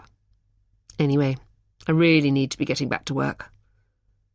Freya stood up too, and they walked out of the cafe together. It's lovely to see you, Ben. I've missed you. Ben reached down to hug her. You too. And I know things are busy, but will you give Matt a call when you get a chance? Ben nodded. Sure. Bye, Freya. Bye, she called after him, realising as he was swallowed up by the crowd that she should have asked for his new number. As she watched him go, already on his phone, presumably to explain his whereabouts to a furious Bella, she had a horrible feeling she wouldn't be seeing him again for a very long time. Chapter 9. So, what were you doing today that was so important you ignored my calls? Bella's dark eyes blazed with a barely concealed fury. I didn't ignore your calls. Ben tried to eat his risotto, but his mouth felt dry and it tasted a lot like cardboard. The atmosphere since he had walked through the door an hour ago had become increasingly icy. He knew if he told Bella the truth about his whereabouts when she was trying to get hold of him at lunchtime, it would only make things worse. I was at work, Bella. I can't just drop everything and take a personal call every time my phone rings. It's unprofessional, and it'll get me into trouble. We can't afford for me to lose this job. Bella threw down her own fork with a clatter that made them both jump. But what if it's urgent? What if it's something to do with Elodie? Well, then of course I will drop everything and come running, but it wasn't about Elodie, was it? Bella's bottom lip started to tremble, and Ben could feel himself physically having to squash down the impatience that was rising in his chest. Every time he even slightly challenged her, she either threw a tantrum or cried. It was becoming increasingly wearing. But, he reminded himself sternly, she was a new mother, and her emotions and hormones were running amok. He had to be patient with her. Come on, sweetheart. Don't get upset. You are doing a fantastic job with our gorgeous baby. I'm so proud of you. Bella gave him a watery smile and wiped her eyes. Thank you. I'm sorry for calling so often. It's just that I get so bloody lonely sometimes. It's really, really hard. Ben reached out and took her hand in his. Of course it is. I completely understand, darling, but you don't have to be lonely. Bella took her hand away and sat up a bit straighter, as if anticipating what he was about to say. I'm sure Mum is desperate to see Elodie, and she'd be so happy to help out, to give you a bit of a break. Bella pursed her lips and looked away. Ben took a deep breath. Why don't we invite her round? Come on, Bella. Otherwise it's a bit like cutting off your nose to spite your face. Ben tried to read her expression. The fact that she hadn't immediately jumped down his throat gave him a tiny scintilla of hope. Maybe, she began, blinking slowly, but you have to be here too. I don't want to see her on my own, just in case. She left her words hanging in the air. Ben nodded furiously, not caring what Bella was insinuating. Of course I'll be here. How about this weekend? Shall I ask them to come here, then? Them? Invite your dad too? Ben frowned. Well, yes, I'm sure he's as desperate to meet his first grandchild as Mum is. Bella looked away again, her expression unreadable. Finally, she shrugged nonchalantly. I suppose so. Ben felt giddy with elation. It hadn't struck him until now how much the strain of being estranged from his family was affecting him. He missed them desperately, and seeing Freya had reminded him that they weren't monsters and that his mum had been under huge stress the day she snapped at Bella. And a tiny part of him also felt that maybe his mum had had a point. Bella had behaved like a spoilt child at Christmas with her strange behaviour. He finished his dinner, trying to eat as slowly as possible so as not to look too eager to get to the phone. Why don't you go and have a relaxing bath while I clear up? He suggested, not wanting her to overhear his conversation. I'll listen out for Elodie. She hesitated before nodding. OK, that'd be nice, thanks. Ben busied himself tidying up until he heard her turning off the taps and climbing into the bath. Mum, it's me, he said, as soon as Jo answered. Oh, Ben! Ben could hear the tears in Jo's voice. There was a long pause before she spoke again, having composed herself slightly. Sweetheart, it's so lovely to hear from you. How are you, my darling? Ben suddenly thought he might cry. He took a second to compose himself before he spoke. Good, Mum. I'm really good. And Elodie? How's she?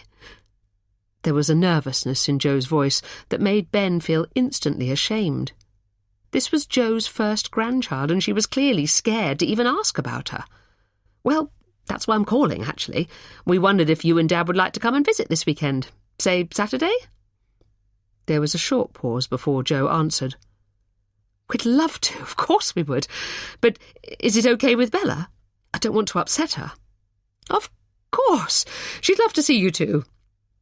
Ben almost choked on the lie, but there was no other answer he could give.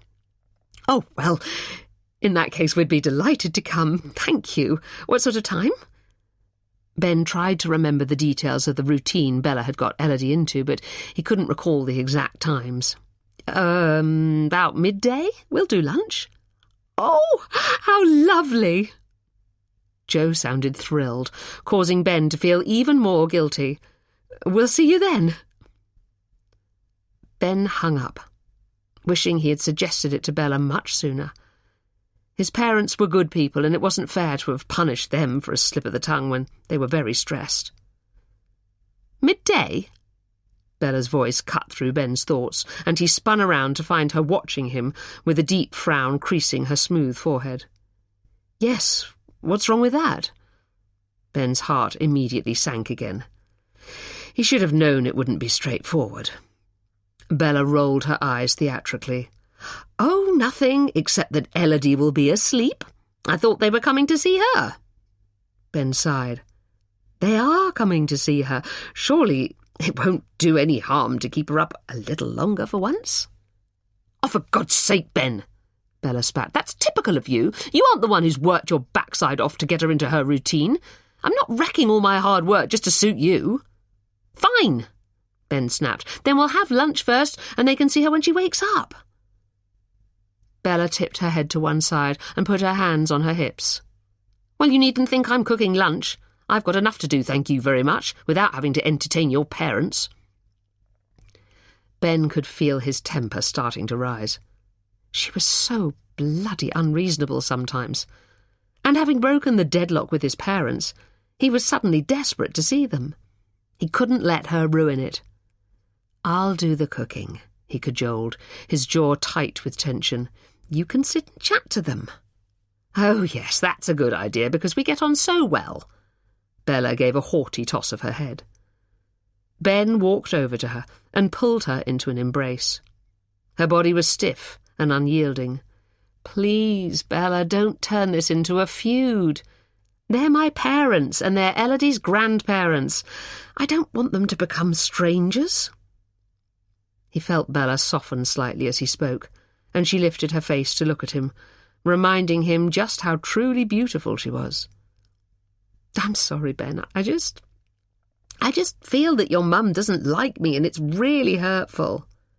She does like you. Ben tried to quell the urge to tell her that her own behaviour had been far more hurtful towards his mum, especially keeping her away from her first grandchild.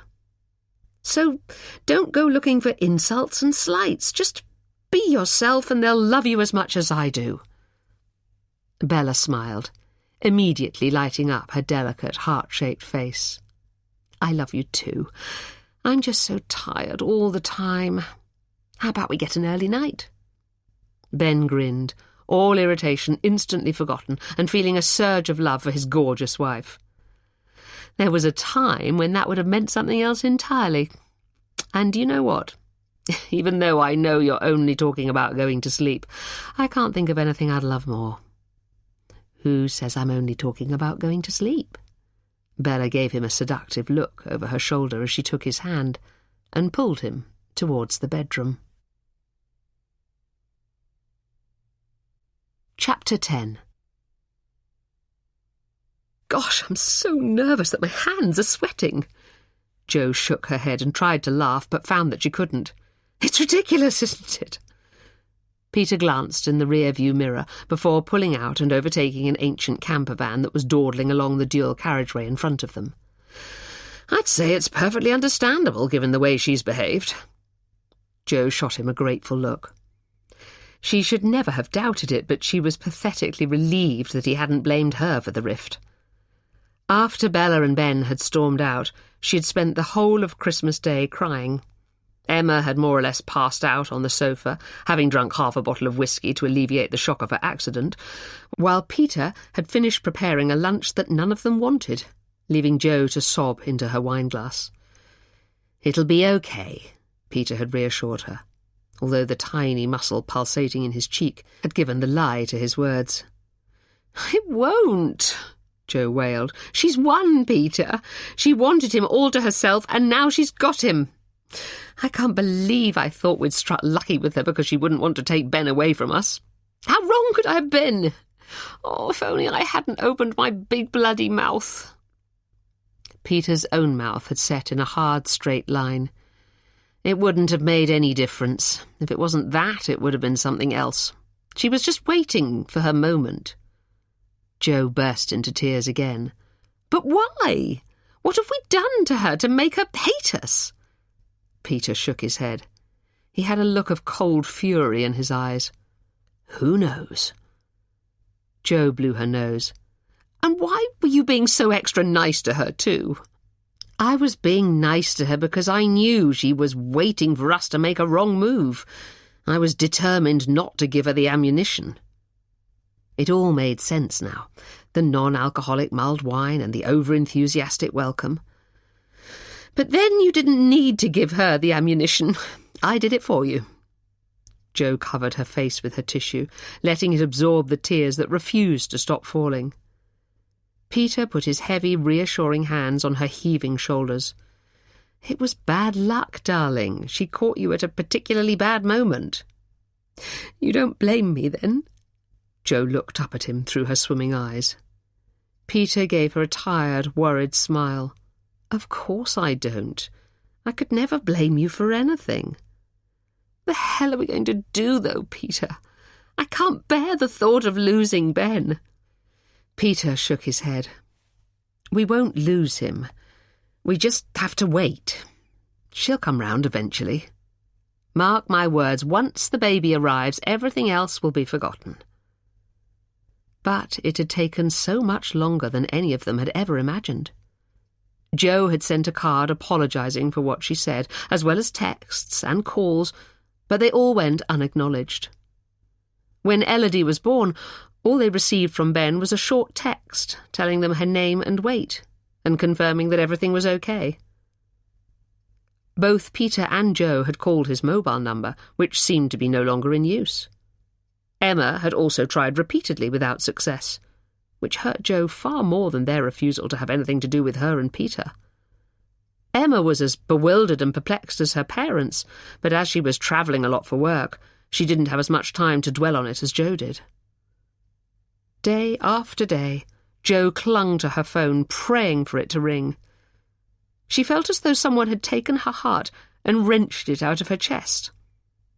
The cold fingers of fear that she really might never see her darling boy again tightened their grip with every passing week. She thought about calling Matt, reasoning that any information, even second-hand, would be preferable to the deafening silence they were currently enduring. But as she began to dial his number, she was overwhelmed with shame and embarrassment. What if Matt knew about the row she'd had with Bella and had taken her side? She felt so fragile that she didn't think she could take another barrage of criticism. So she waited, trying to distract herself with her voluntary work at the local hospice, and consoling herself that while her life was something of a struggle right now, at least she had a life. These poor people were nearing the end of theirs, and it did at least help to put her own problems into perspective. If anything, Peter took the estrangement even harder than she did. He and Ben had always been extremely close, and he seemed to be finding it almost impossible to process why his only son would cut them off so abruptly. He wasn't sleeping. He'd lost weight, and his blood pressure had shot up. Jo knew it was all stress-related, and yet she was utterly helpless to do anything about it. Only a call from Ben would put things right. By the time the invitation to visit came, she'd almost given up hope. She was at home one evening, staring unseeingly at a drama on the television that she was only vaguely following, when her mobile rang.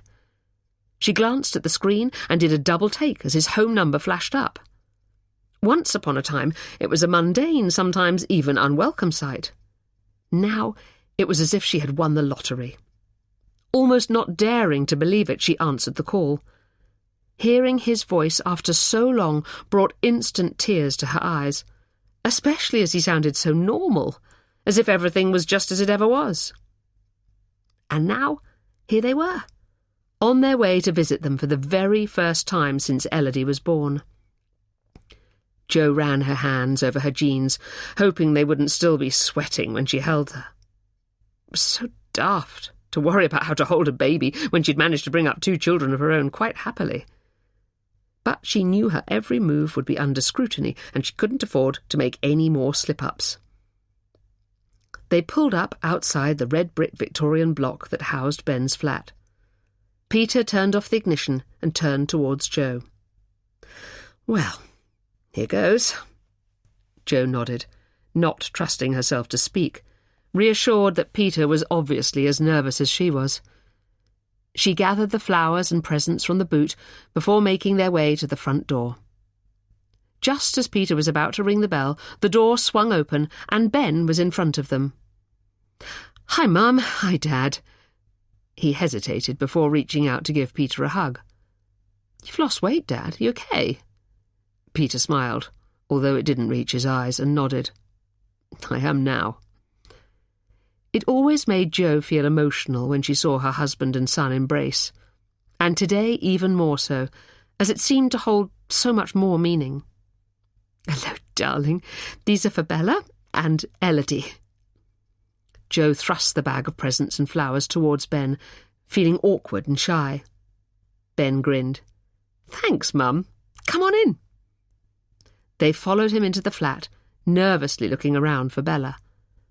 "Bella's just put Elodie down for her lunchtime nap," Ben said, preempting the question. "She'll be out in a minute." Jo exhaled as she sat down gingerly on the soft taupe sofa. Peter joined her. "So, cup of tea?" Ben offered. They both nodded gratefully. As he retreated to the kitchen, Jo looked up at Peter questioningly. He threw his hands in the air with a "don't ask me" expression. She didn't dare speak in case Bella overheard her. Eventually, Ben returned with 2 mugs of tea and placed them on the coffee table before sitting down in the armchair. "So, how have you been?" His voice was slightly higher than usual. "Fine," Jo began, but Peter interrupted her. "Not great. We've been wondering when we'd finally get to meet Elodie." His words came out in a torrent, as if he'd been waiting a long time for them to spill out. "Peter." Jo reached out and touched his leg, but he silenced her with his hand. "No, Jo." He fixed Ben with his steely gaze. "I want to know why you haven't been in touch. Have you any idea how upset your mother's been? How upset I've been, for that matter?" His voice caught as he finished speaking, and for a horrible moment, Jo thought he might actually cry.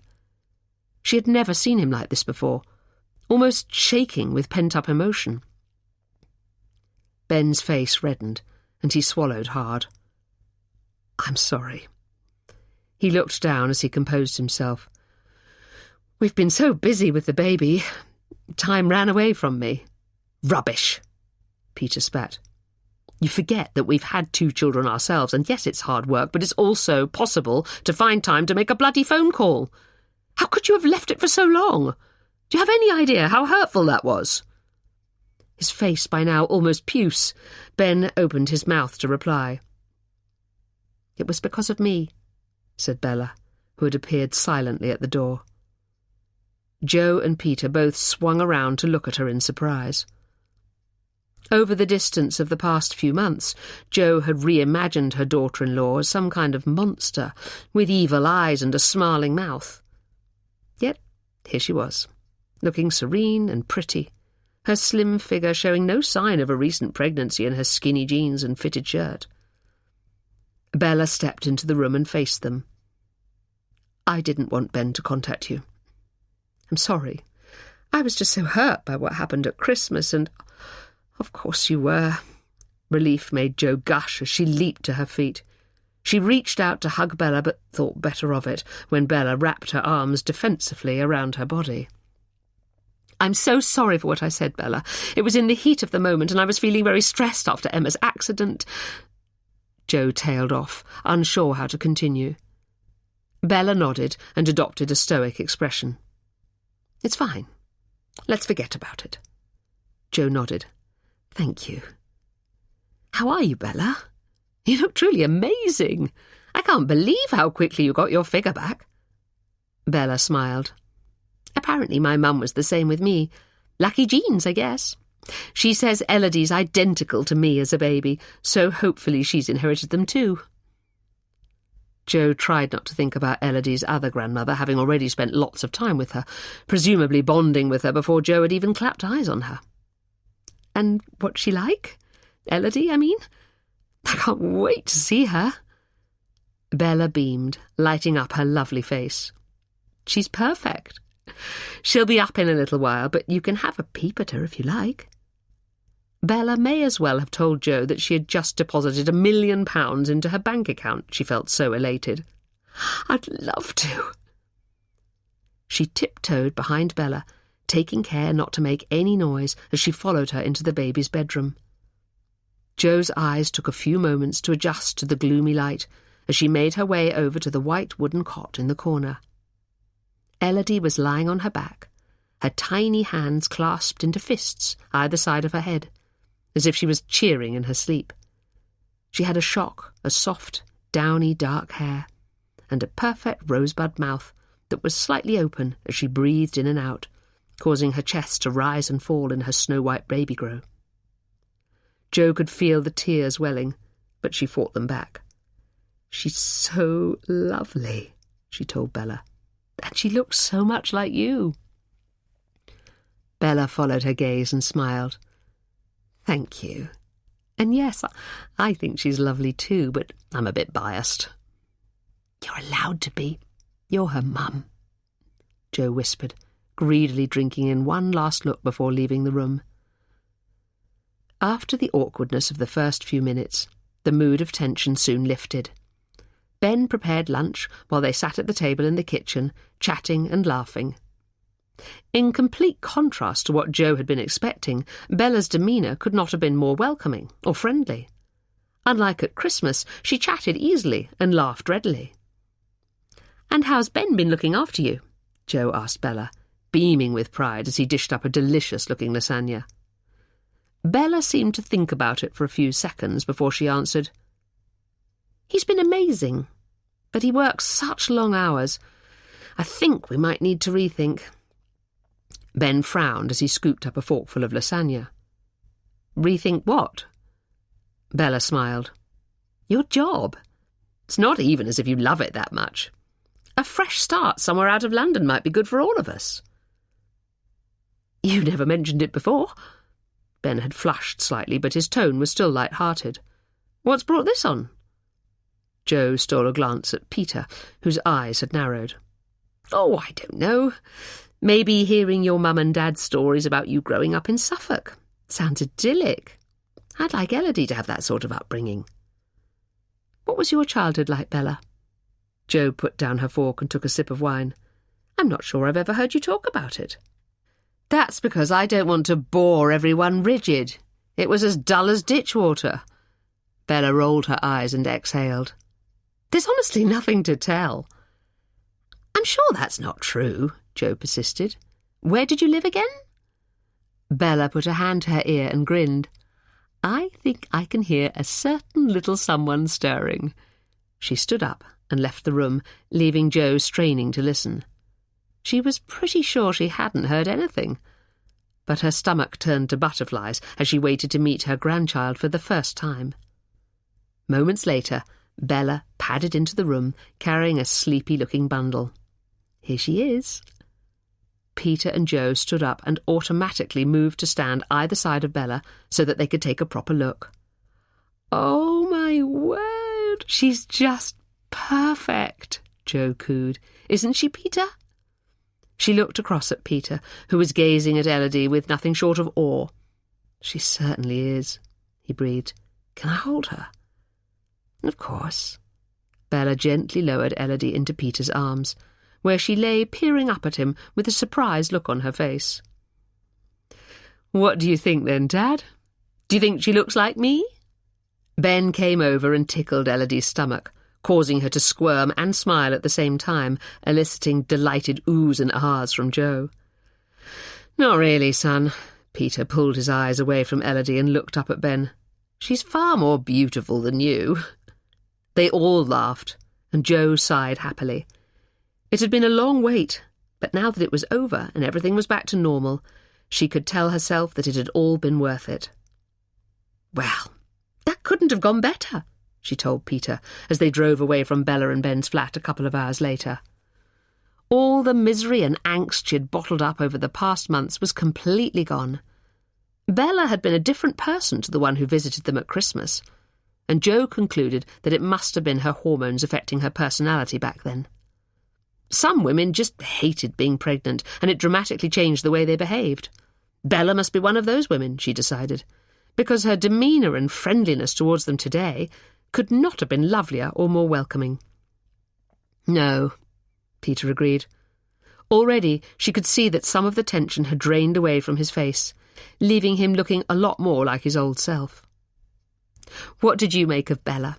I thought she was lovely." Peter paused for a minute before speaking. "She was friendly enough." "But?" Peter sighed. "Nothing. Ignore me."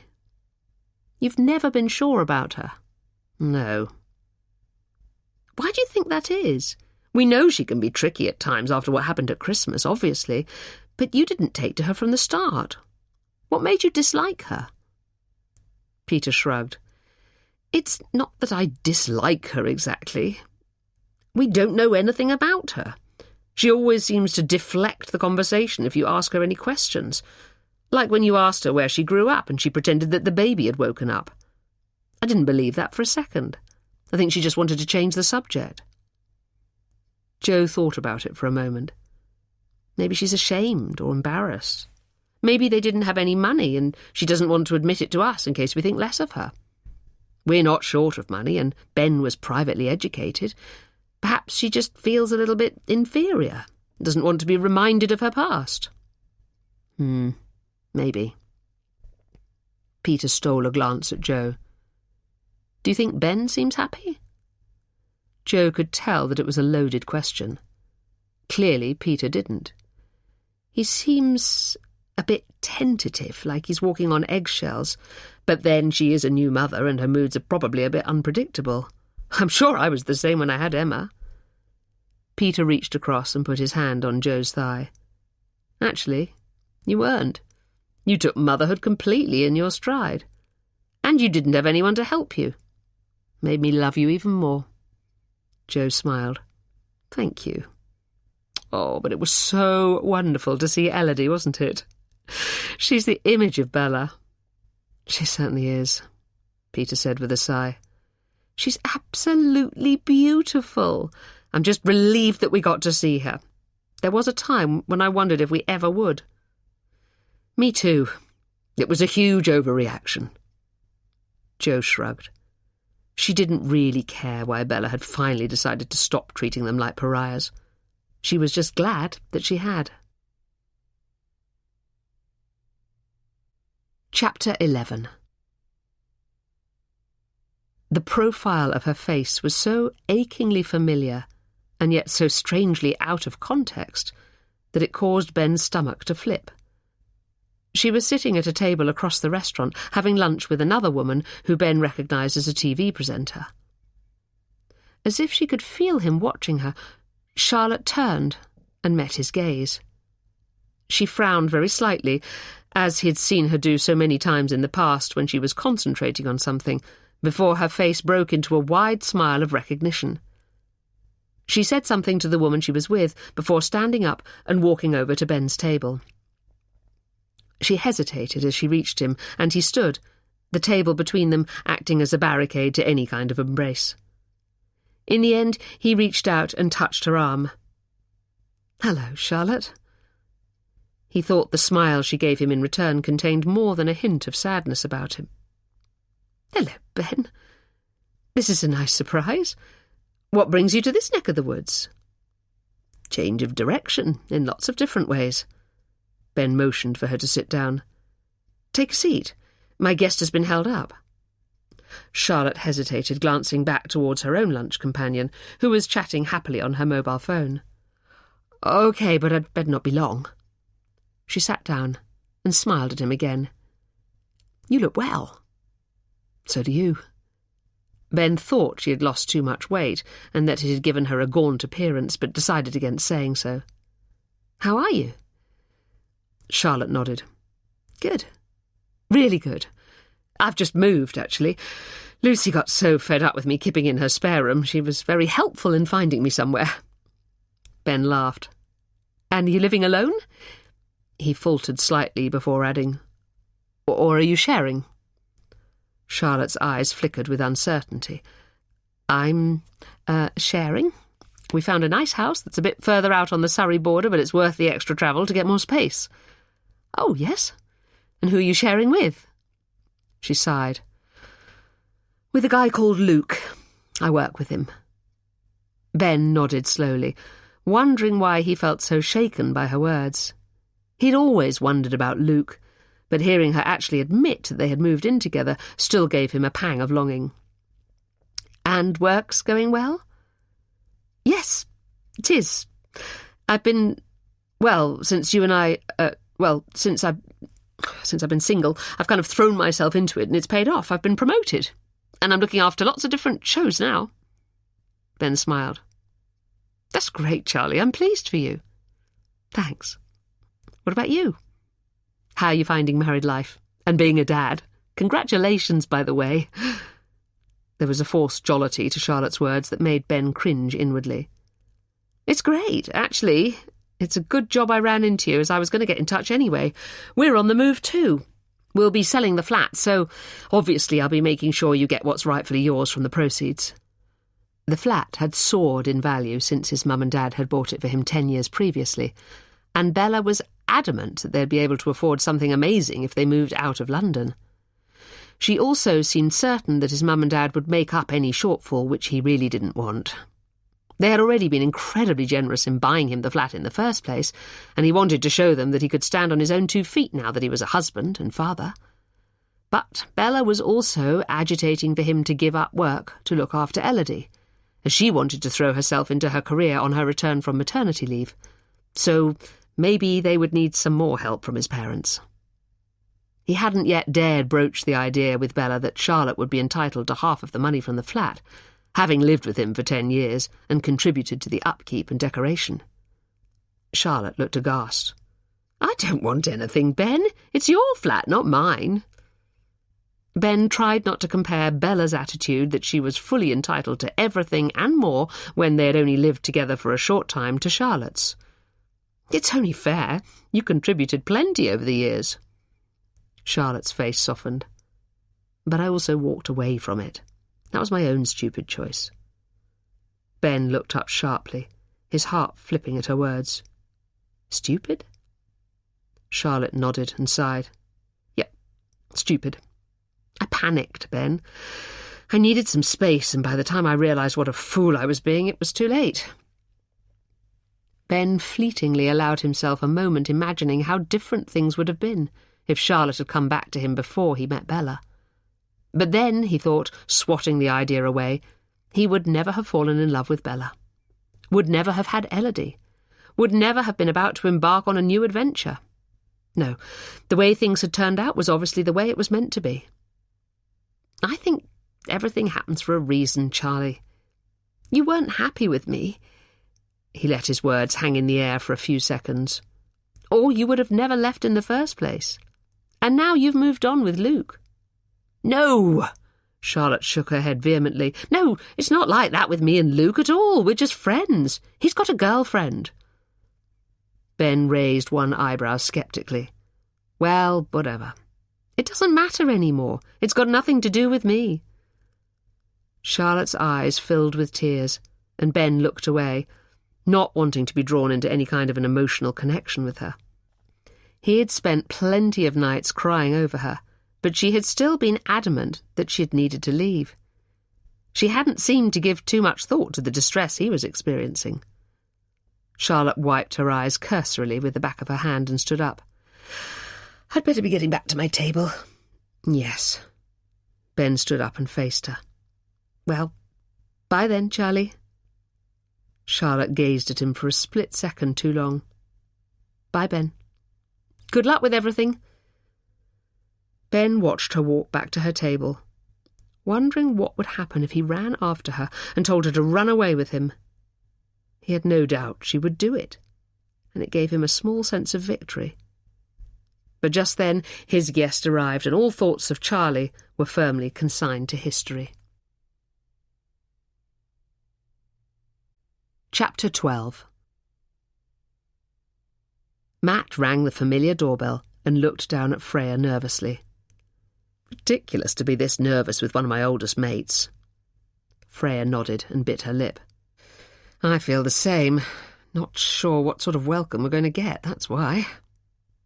Eventually, the door swung open and Ben stood in front of them, looking harassed. "Hey, mate!" Matt tried to ignore Ben's flustered demeanour and held up a carrier bag full of beer, wine and crisps. "Good to see you. I brought the usual supplies."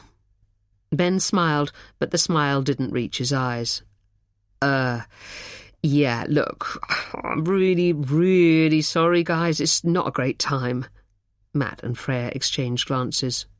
"Oh, sorry, mate. I must have got the date wrong." Matt frowned. "I thought we'd arranged today." "We did," Freya cut in, fixing Ben with what Matt called her "uh-oh" stare. He always knew he was in trouble when he saw it. "What's the problem, Ben?" There was a steely edge to her voice that made Matt shudder inwardly. Ben glanced over his shoulder nervously before closing the door a fraction more. "Bella's not feeling too good." His eyes flickered away from them as he spoke, and he pursed his lips slightly. "What's the matter with her?" Freya's tone suggested she didn't believe for a second that Bella was ill.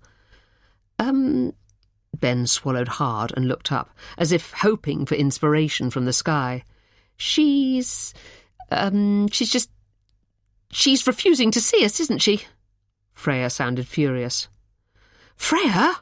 Matt shuffled from foot to foot, feeling a mixture of embarrassment for his friend and sadness that he was allowing Bella to remove them from his life so effectively. A sudden wave of emotion passed over him. He loved Ben like a brother, and it felt like a bereavement to lose him like this.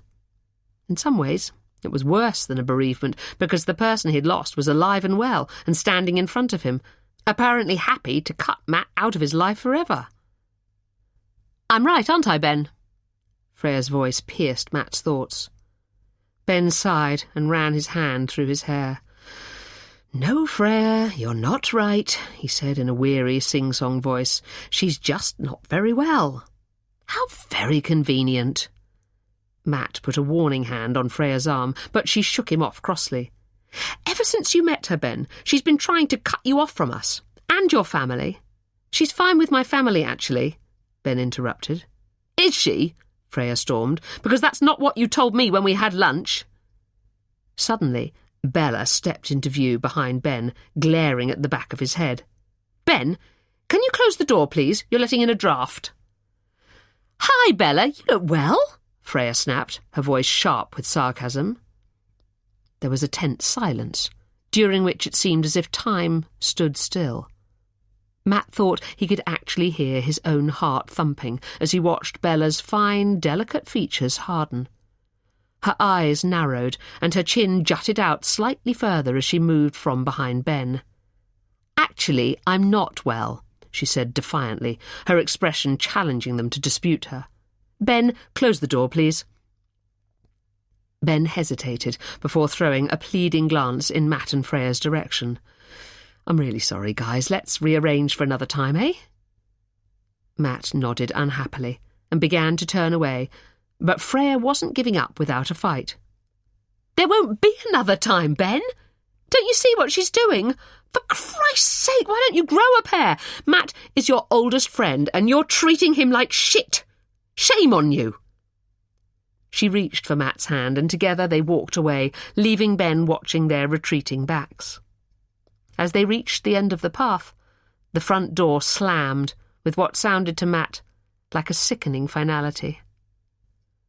They didn't speak as they walked towards the tube station, the leaden grey sky and the indecisive drizzle that fell half-heartedly, matching their gloomy mood. They gripped each other's hands for support, both in shock at what had just happened. Matt could feel Freya's concerned eyes watching him, and he felt a sudden surge of love for her. She was so loyal, so easygoing, so reasonable compared to the prickliness of Bella. With Ben apparently gone from his life, he would need her more than ever. He pulled her into an embrace as they stood on the station platform. "I love you," he whispered in her ear. "Thank you for always being there for me." He could feel her nodding before she pulled away from him. Her eyes were glassy with tears as she gazed up at him. "I feel so sad for you, Matt. I know how hurt you must be." Matt swallowed down the lump in his throat and nodded. "Part of me feels sorry for him. At least I've got you. He's only got her, and she's just so horrible." "And the baby," Freya added. "He's got Elodie too. We need to remember that. Maybe having a child changes things, and you just want to retreat into your own little family unit." "Would we be like that, though? I don't think so. We would want to share it with our families and our friends. She just seems to want to have him all to herself." Freya smiled. "I don't think we'd be like that either. But I suppose there's only one way to find out." Matt frowned. "What do you mean?" Freya swatted him playfully. "Don't be so dim, Matt. I mean, why don't we have a baby?" Matt grinned as realization dawned. He hadn't felt ready before. He'd been too preoccupied with his career, making money, enjoying himself. But looking down into Freya's open, trusting face, he suddenly wanted nothing more than to see himself reflected back in their child's eyes. "Okay," he said. "Let's get home and get started, shall we?" Chapter 13. Ben closed the door as Matt and Freya reached the end of the path. He paused for a split second, trying to collect his thoughts before turning around to face Bella, who he knew would be glowering at him. He could almost feel the steam coming off her in waves as her big, dark eyes blazed with fury. "So you had lunch with Freya, did you?" She folded her arms. "You obviously forgot to mention it." "I didn't forget to mention it, Bella. It was just that I knew how you'd react, so I deliberately didn't tell you. Anyway, it wasn't arranged. I just bumped into her and we had a sandwich, that's all. No big deal." Bella almost stamped her foot. "No bloody big deal? You having lunch with another woman behind my back and moaning about me?" Ben closed his eyes momentarily, suddenly so weary of everything, and still reeling from the look on Matt's face as he sent him away. "For a start, Freya is not another woman. I have known her for so long that she's more like a sister. And I wasn't moaning about you." Bella stuck her bottom lip out. "Then what did she mean about your family and me not being fine with them?" Ben hesitated. It was just that she was a bit shocked that Mum and Dad hadn't seen the baby at that point. Bella's defiant expression faltered slightly. "Why did you tell her?" Ben sighed. "Because she asked. Honestly, Bella, you're making a mountain out of a molehill here." "Well, I just don't like the thought of you talking about me behind my back." "Anyway," she continued, clearly keen to change the subject, "I was obviously right about Freya and Matt not liking me. You heard the way she spoke to me." The defiant expression was replaced by a triumphant one. Ben thought, but didn't say, that Freya had been remarkably restrained by her standards. He wanted to go after them both, to apologise, and to explain that seeing them just wasn't worth the hassle, nagging and upset that would result. Before they arrived, Bella had thrown an enormous tantrum, screaming and crying that she was feeling ill, and, as usual, he was putting his mates before her and Elodie. No amount of reassurance and cajoling on his part could calm her down, as he kept one eye on the clock, knowing that they would be arriving any second, and one eye on his hysterical wife. In the end, he was left with no choice but to promise her that he would send them away, even though it had felt like a dagger through his heart to do it. He loved Matt. And he loved Freya too. But Bella was determined that there wasn't room in his life for both them and her. He ran his hand over his face. Well, they've gone now, so you can go back to bed and sleep off whatever lurgy you've picked up. Bella brightened instantly. All signs of her earlier tears and trauma now evaporated. "No, it's fine," she beamed. "I feel much better now." The landline phone was ringing as Ben walked into the kitchen.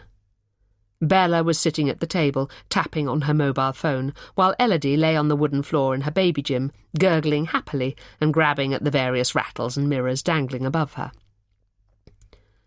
"Why are you ignoring the phone, darling?" he said, as he snatched up the handset.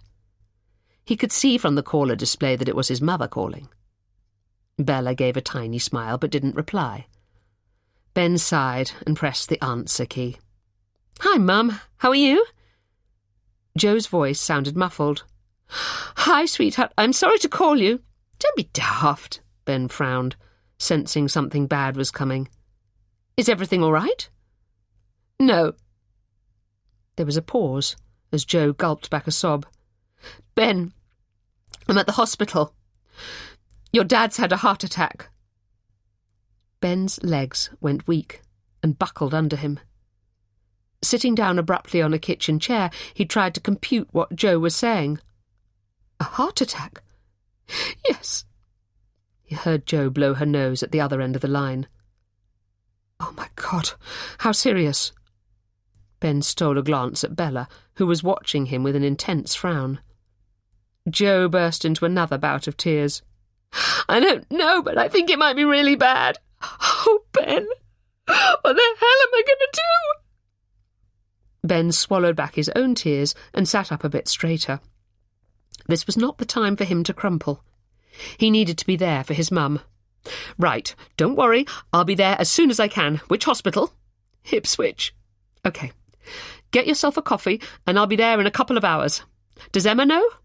"No, not yet. I need to call her." "I'll do it," Ben cut in, feeling a sense of pride and relief that his mum had turned to him first. "And I'll pick her up and bring her with me." "Thank you, darling. Drive safely. But please hurry." Ben felt an ache of longing to get to his mum and protect her. "I will. Love you," he added as he hung up. "What's happened? Is it your dad?" Bella stood up, her eyes huge in her suddenly pale face. Ben nodded, biting his lip to fight back the tears that still threatened. Bella came over and wrapped her arms around him. He could feel her shaking, and even in his panicked state, it touched him that she was so affected. Ben took a deep breath. "I need to call Emma and go now." Bella nodded. "Of course you do." Ben gazed at her in surprise. He had grown so used to her prickliness where his family was concerned that he was almost expecting her to tell him he wasn't allowed.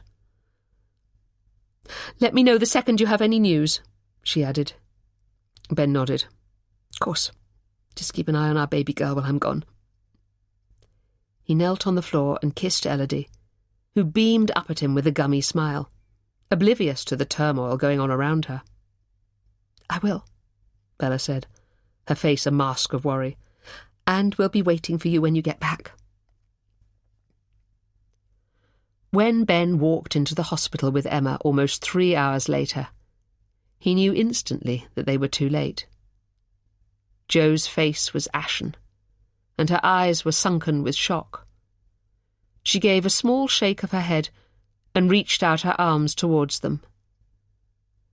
Ben's hand flew to his mouth, and he thought he might be sick.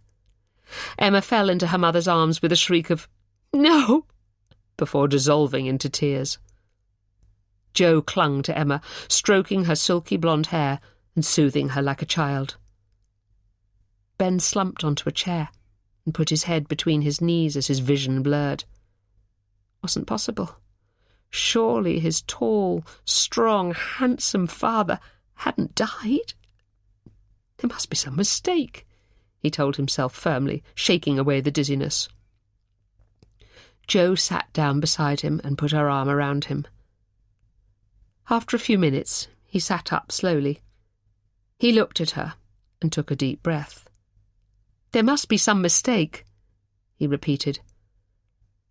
He felt as though he was underwater, with everything blurred and muffled. Jo opened her mouth to speak, but he could see that she was too shocked to make any coherent sounds. Instead, she just shook her head helplessly. She suddenly looked so small and vulnerable. In front of them, Emma was slumped against a wall, crying piteously. "Emma," Ben said, almost surprised at how normal his voice sounded. Emma shook her head and put her hand up, warning him off. "Emma," Ben repeated, "come and sit down." He thought maybe he should go to get her, but knew that his legs were too weak to hold him up. Emma hesitated before coming over to sit in the chair the other side of Ben. He put one arm around her and the other around his mum, pulling them into him. They sat locked in a cocoon of shock, each lost in their own stunned silence, while drawing comfort from each other for several minutes, before finally Ben spoke. "What happens now?" Jo turned towards him. He had never seen anyone look so scared. "I have no idea." "Okay." Ben took a deep breath and disentangled himself from them both before standing up. "Don't worry about anything. You two go home, and I will sort everything out." Jo immediately dissolved into tears. "We can't leave him!" she cried desperately. A sob rose in Ben's throat, catching him by surprise. He put his hand to his mouth, trying to compose himself. He had to be strong now for his mum and his sister. It was a horrible, terrifying sensation to realise that he was the man of the family now, the only one left. He crouched down in front of Jo and took her hand. "We're not leaving him, Mum. He's not here anymore. He's gone." The words tasted bitter as they left his mouth. He steeled himself for Jo to shout or scream or cry, but instead she became suddenly still, as if he had injected her with some kind of sedative. "Mum?" he prompted. Jo lifted her head to meet his gaze. There was such a look of utter despair in her eyes that for a moment he almost crumpled. "He's gone," she whispered, as if trying to compute the words. Ben nodded and took her hand. "You and Emma go home. I will come as soon as I can." He gave her hand what he hoped was a reassuring squeeze. Jo gave him a bleak half-smile. "Thank you." Ben watched as his mum and Emma shuffled out of the hospital, clinging to each other for support. Jo looked like she had aged years in just a few short hours, and he wondered if it was the same for him. It certainly felt like it.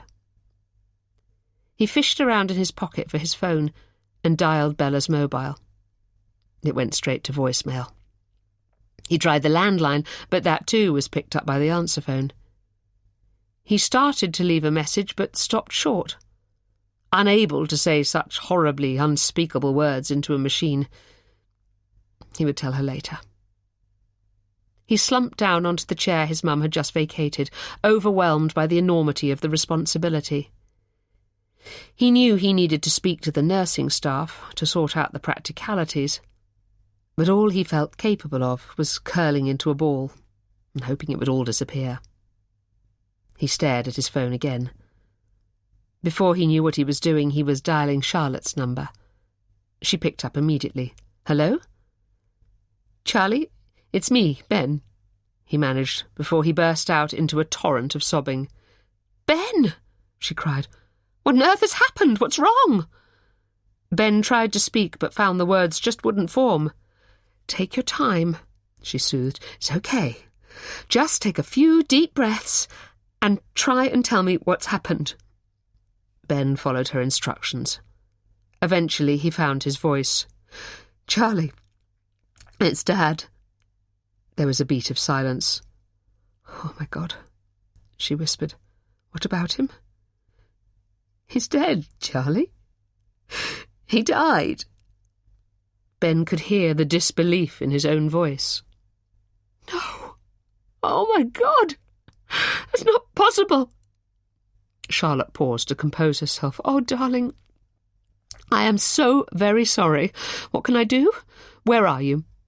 Do you want me to come to you?" Ben closed his eyes. "Yes," he wanted to say, "I do want you to come." But then he remembered that they weren't together anymore. It wouldn't be right for her to come. "No," he managed. "I just needed to talk to someone, to tell someone." "Of course you did." Charlotte's tone was gentle and reassuring, despite the tremor of shock. "I've sent Mum and Emma home. I said I'd take care of the practicalities, but trouble is, I don't know what to do. I thought you might know, after your dad." There was a short pause before she replied. "I can't really remember, to be honest, Ben. It's all a bit of a blur. Why don't you call Matt and Freya? Freya will know what to do." Fresh tears sprang into Ben's eyes. "I'm not sure they'll want to hear from me." "Of course they will. You're Matt's best friend. Why wouldn't they want to hear from you?" Ben sighed and shook his head, too ashamed to tell her how and why they had parted on such bad terms the last time he saw them. "Oh, it's a long story. I'm sorry. I shouldn't have called you. It's not fair." "Don't be silly." Charlotte's tone was brusque. "Look, would you like me to call them for you?" "Would you?" Ben felt a surge of gratitude for Charlotte's practical, no-nonsense attitude. "Of course. Which hospital are you at?" "Ipswich." A very small part of him hoped that she would just get in the car and come, even though he had told her not to.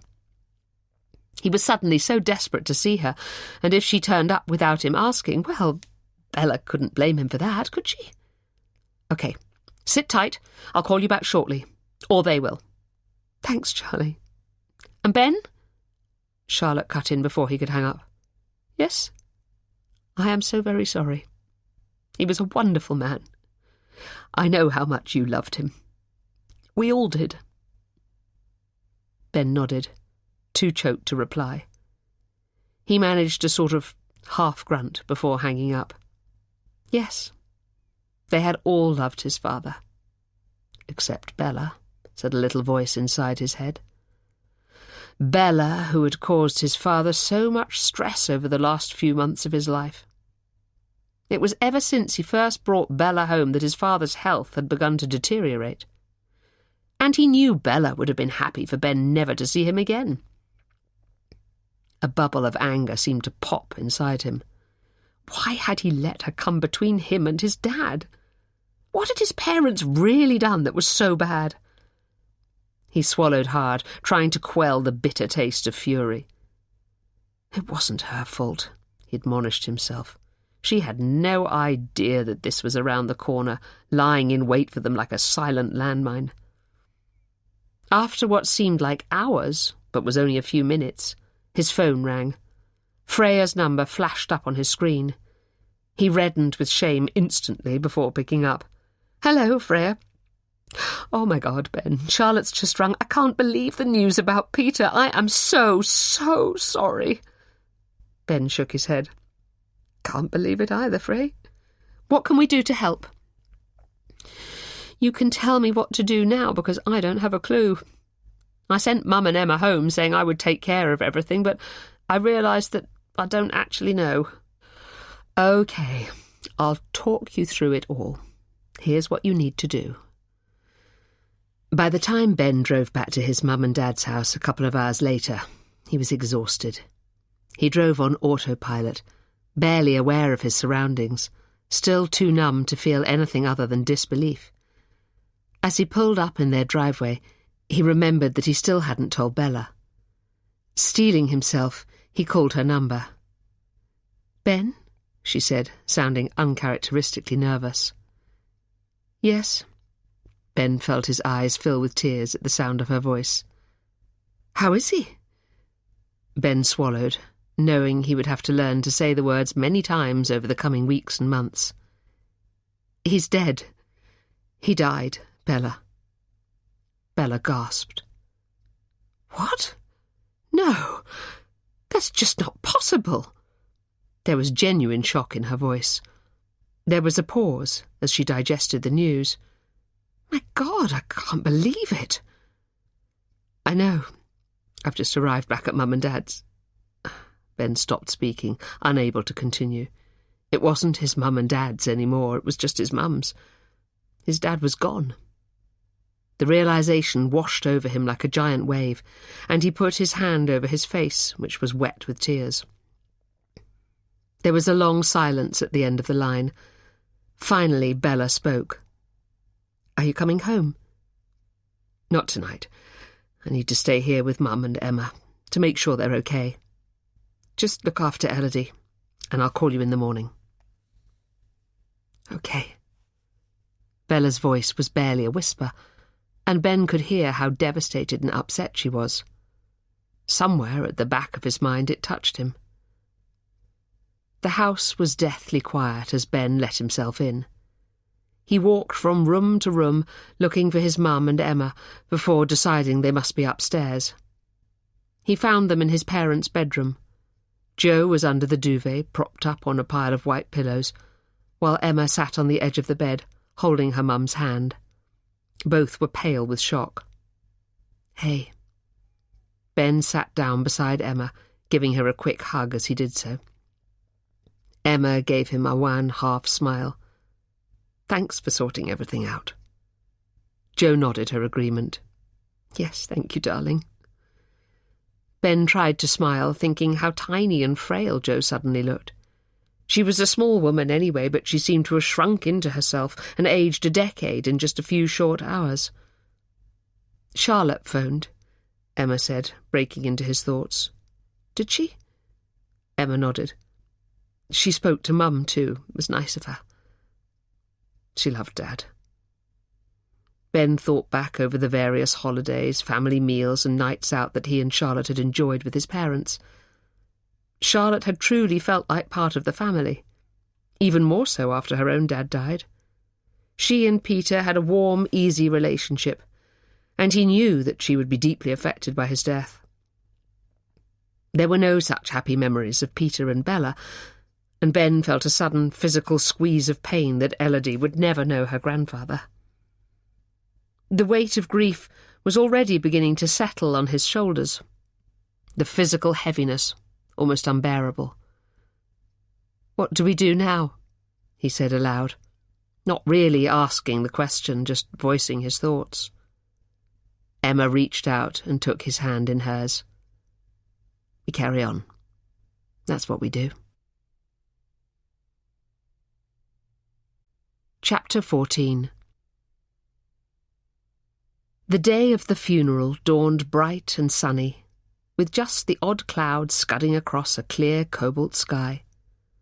Joe gazed up resentfully, thinking that it felt wrong somehow. She wanted it to pour with rain and a thunderstorm to rent the heavens apart, with a viciousness to match her mood. 2 weeks on, and she still felt hollowed out with shock and grief. She had met Peter when she was 25 years old, and she could no longer really remember her life before him. He was 3 years older than her, and she had met him at a party in London, being thrown by her best friend's brother. She thought back to the tall, handsome man who had confidently introduced himself, looking at her with his smiling brown eyes, and remembered that she had had an immediate, unshakable premonition that she would marry him. But she had made him work hard to get her. She wasn't going to fall into bed with him straight away, and forced him to woo her for several weeks before she agreed to sleep with him. He sent flowers, took her for dinner, and even rode her around the Serpentine one particularly lovely sunny afternoon, which was when she finally succumbed. They married at a sweet little country church near her family home in Surrey, and moved to their first house just outside Guildford. It wasn't a big house, but it was a beautiful chocolate box-style cottage with roses around the door and a garden big enough to accommodate a swing for Emma once she came along. Peter commuted to his job in the city, and they were deliriously happy. Jo often thought she would have been happy to stay at Rose Cottage forever. But Peter's career was flying, so they bought the much larger house in Suffolk, where he could commute into the city more easily, and they could add to their little family. The pressure of Peter's career meant he had to spend a couple of nights every week in London, but the huge improvement in their circumstances made it worthwhile. The biggest blip in their relationship came when the children were 8 and 11, and she discovered he had been having an affair with a work colleague. She had been stunned and devastated, and had immediately told him to leave. But he seemed genuinely sorry for what he had done, and had begged and begged her to give him another chance. Although it took time for the hurt and anger to recede, she was glad that she had forgiven him. They had been very happy together ever since, even though she knew that he had had other dalliances over the years. But she made a decision to turn a blind eye in future, reasoning that as long as she and the children remained unaware, what they didn't know wouldn't hurt them. As she pulled on the black dress she had chosen to wear for the funeral, Jo reached around to do up the zip and realised she couldn't fasten it all the way up. She opened her mouth to call for Peter, before remembering that he was no longer here. A wall of grief hurtled towards her, hitting her with such force that she slumped down onto the pale grey carpet. She couldn't even cry. There were no more tears left. She knew that this was how it would be from now on, the little things having the power to floor her on a daily basis. "Mum?" Emma was in the doorway, looking pale and weary. "You okay?" Jo shook her head. "I can't do up my zip." Her voice sounded childlike to her own ears. Emma's eyes filled, and she nodded her understanding. "I'll do it." She came into the room and reached out a hand to Jo, helping her to her feet. She finished doing up the zip and gently turned Jo around to face her. "You'll feel better when today's over." Jo tried to smile, but found her mouth simply wouldn't cooperate. "I hope you're right, but I'm not so sure, Em. I don't think I'll ever feel better again." Emma gave her a quick hug. "I just feel sick to my stomach all the time," Jo continued, "and I'm dreading today." Emma sighed and nodded. "I know, we all are. Is Ben here yet?" Emma shook her head. "No, but he'll be here very soon." As she spoke, Jo heard the crunch of wheels on the gravel driveway. She walked over to the window and looked down in time to see Ben's new SUV pulling up. He got out and lifted Elodie from the back seat. Jo's heart leaped at the sight of the little girl, so much like her mother, and already so changed in the short time since she last saw her. Her throat constricted at the realization that the visit was the final time Peter had seen her. Elodie would never see him again, would never know him as she grew up, except through photos and stories. The physical pain was almost too much to bear. "But that's the circle of life, isn't it?" she murmured to herself. "As one life ends, another is just beginning." Emma came to stand beside her and put an arm around her shoulders. She followed Jo's gaze, and they both smiled as Bella scooped Elodie out of Ben's arms and lifted her above her head, blowing raspberries on her belly and eliciting squeals of delight from her. Emma steered Jo out of the bedroom and down the stairs. She opened the front door, and her spirits were lifted again by the sight of Ben looking tall and handsome in his slim black suit. He pulled Jo into a huge bear hug and held her in his embrace for several seconds. As the tears threatened, Jo blinked hard and tried to smile at Bella. "Hello, Bella." Bella looked slightly uncomfortable and distracted herself by rocking Elodie gently from side to side. "Hello, Jo. I'm sorry about Peter." Her words sounded clipped and forced. "Thank you." Jo tried to give a weak smile, but found she couldn't speak, and turned away abruptly, not wanting Elodie to see her cry. They all made their way down the wide flagged stone hallway into the kitchen, where they sat on stools around the large granite-topped island. Emma bustled about briskly, making tea and coffee, and running through the order of the funeral. Jo knew that for Emma in particular, being busy was the only way she could cope, whereas Jo found it almost impossible to concentrate, her brain too muddled and full to take it in. She decided she would just let Ben and Emma take the lead and try to get through the day as best she could. Finally, after what seemed like an eternity, they heard the cars arriving. With a struggle, Jo got to her feet, her whole body shaking with fear and adrenaline. Unsure whether she would actually be able to make it to the door, she instinctively reached for Ben's arm. Ben looked down at her in concern. "You okay, Mum?" Jo took a deep breath. No, she wasn't okay. She wanted to scream. She would never be okay again, but there was absolutely nothing anyone could do about it. "Yes," she lied. "My legs are just a bit shaky, that's all." Ben nodded sympathetically and tightened his grip on her. Behind them, Elodie started to cry. Ben turned back towards Bella, who was following them down the hallway with the baby in her arms. "Shh, don't cry, sweetie," he soothed. "She's a baby, Ben," Bella snapped. "That's what babies do." Ben frowned slightly but didn't reply. Instead, he led Jo out to the driveway where the hearse and the family car were waiting.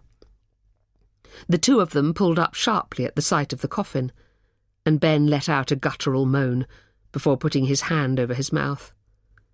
Jo knew she should offer him some words of comfort, but she was too numb, too exhausted by grief. It all felt so surreal, as if she was watching someone else going through the worst day of their life. Emma came to hold Jo's other hand, while the undertaker opened the car door for them.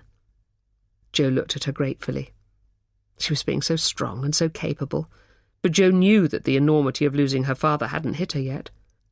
She distractedly hoped that the stress of it wouldn't trigger the anorexia that had first become apparent in her late teens and had dogged her at difficult times ever since. Emma and Peter had been so close, and he had been unbelievably proud of the young woman she had grown into. She was kind and funny and hugely successful, having graduated from Oxford with a double first before seamlessly carving out a career for herself as an international lawyer.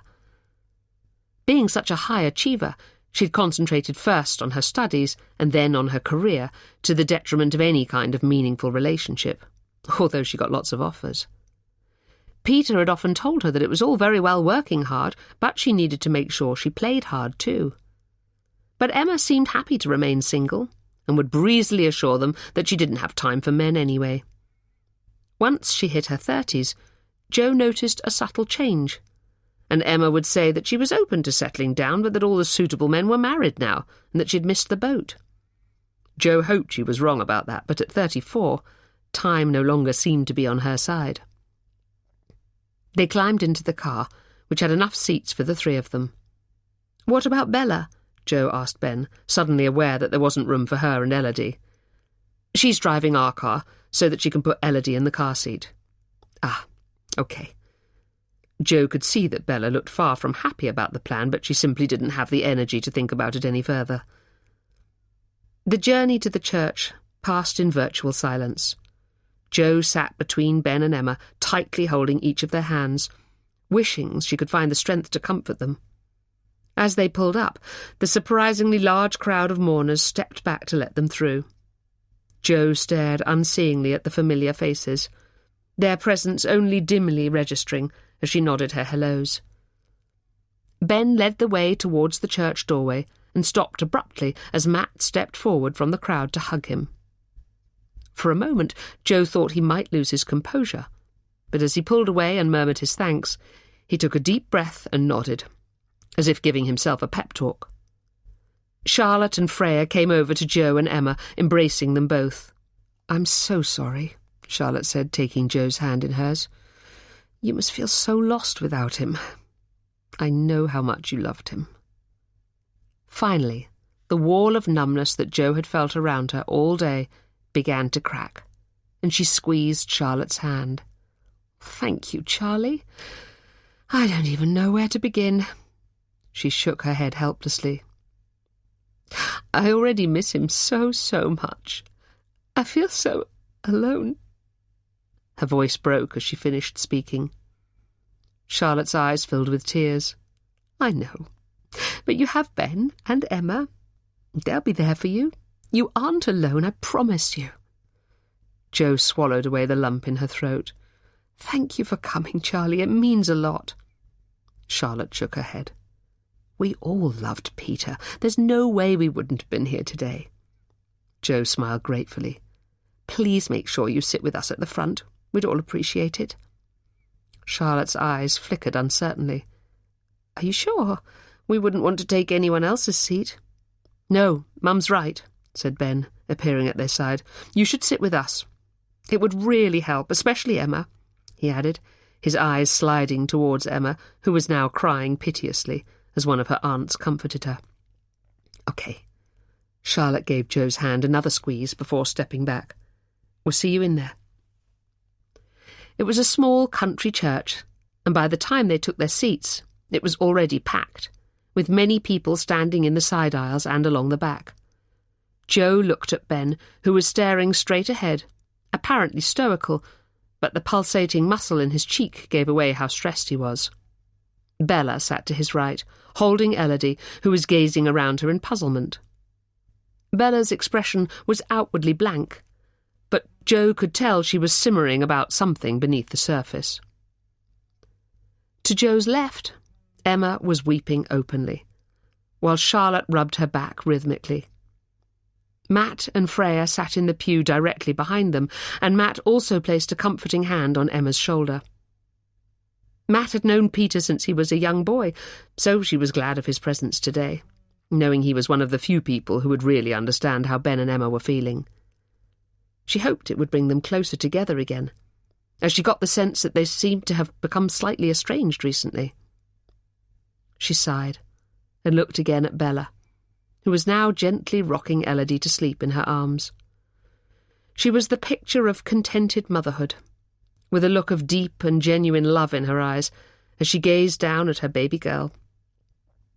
But when she looked up and caught Jo's eye, her expression changed subtly, but noticeably, to one of dislike. For the millionth time, Jo wondered what she had done to provoke such a reaction in her daughter-in-law. As the church was filled with the first few bars of Peter's favourite hymn, "I Watched the Sunrise," everyone stood, and Jo turned to the front, her thoughts now focused on just him. As the vicar invited Ben to give the eulogy, he stood up shakily and made his way to the lectern. After swallowing several times, he started to speak. "My dad was my best friend," he began in a trembling voice. "He never, ever let me down, and was always there when I needed him." He paused, trying to recover his composure. "And I honestly don't know how any of us are going to cope with losing him." Tears rolled down his cheeks, and when he opened his mouth to speak again, he emitted a loud sob before breaking down completely. Matt stood up and walked purposefully towards the altar. He reached Ben in a couple of strides and put one arm around his heaving shoulders while taking his speech from him with the other. "Would you like me to continue for you?" he asked gently. Ben nodded. So Matt began to read the words on the page in a calm, clear voice, which somehow made them sound all the more poignant. As he finished, he looked at Ben, who gave him a grateful smile and a nod. "Thank you," Ben mouthed, as the two of them made their way back to the pews. "I'm sorry, Mum," Ben whispered as he sat back down. "I just couldn't do it." Jo took his hand, her heart breaking for him. "I know, darling. We all understand." As they filed out of the church at the end, Jo reached out to hug Matt. "Thank you so much for helping Ben, Matt. It means the world to us." Matt hugged her back. "We'll always be here for him, Jo. And for you and Emma too. Don't ever forget that." Jo nodded, aware that there was more meaning in his words than she was hearing, but she was quickly swept away to greet the procession of mourners who were now leaving the church, and she didn't have time to dwell on it. Chapter 15. The sun was a ball of orange fire, hanging low over the Suffolk fields, the few clouds creating purple shadows on the landscape, like bruises. Ben drove in silence, exhausted by the stress of the day. Beside him, Bella also sat in silence, while Elodie slept soundly in her car seat in the back. He hadn't wanted to leave Jo. She looked so small and vulnerable standing at the door to the home that she had shared with his dad for more than 2 decades. He had hesitated as he started the car and looked at Bella. "Should we stay? I feel bad leaving her." Bella's expression hardened. "No, she'll be fine. We need to get Elodie home." So Ben had driven away, feeling like the lousiest son in the world, abandoning his mum. Bella had spent the entire day in a surly, dark mood, standing apart from everyone and giving cursory, barely polite answers to anyone who approached. Ben wanted to talk to her about it, but he knew it would result in a row, and he felt too drained and upset to get into one right now. Bella sighed loudly, and he could feel her eyes boring into him, demanding a reaction. "Okay," he said, glancing at her wearily, knowing that he had no choice but to deal with it now, regardless of the emotions coursing through his brain. "What's the matter?" Bella sighed again, this time in a more exaggerated fashion. "I can't believe you didn't notice the way your mum treated me today. She made me feel like a piece of dirt, and she barely even looked at Elodie."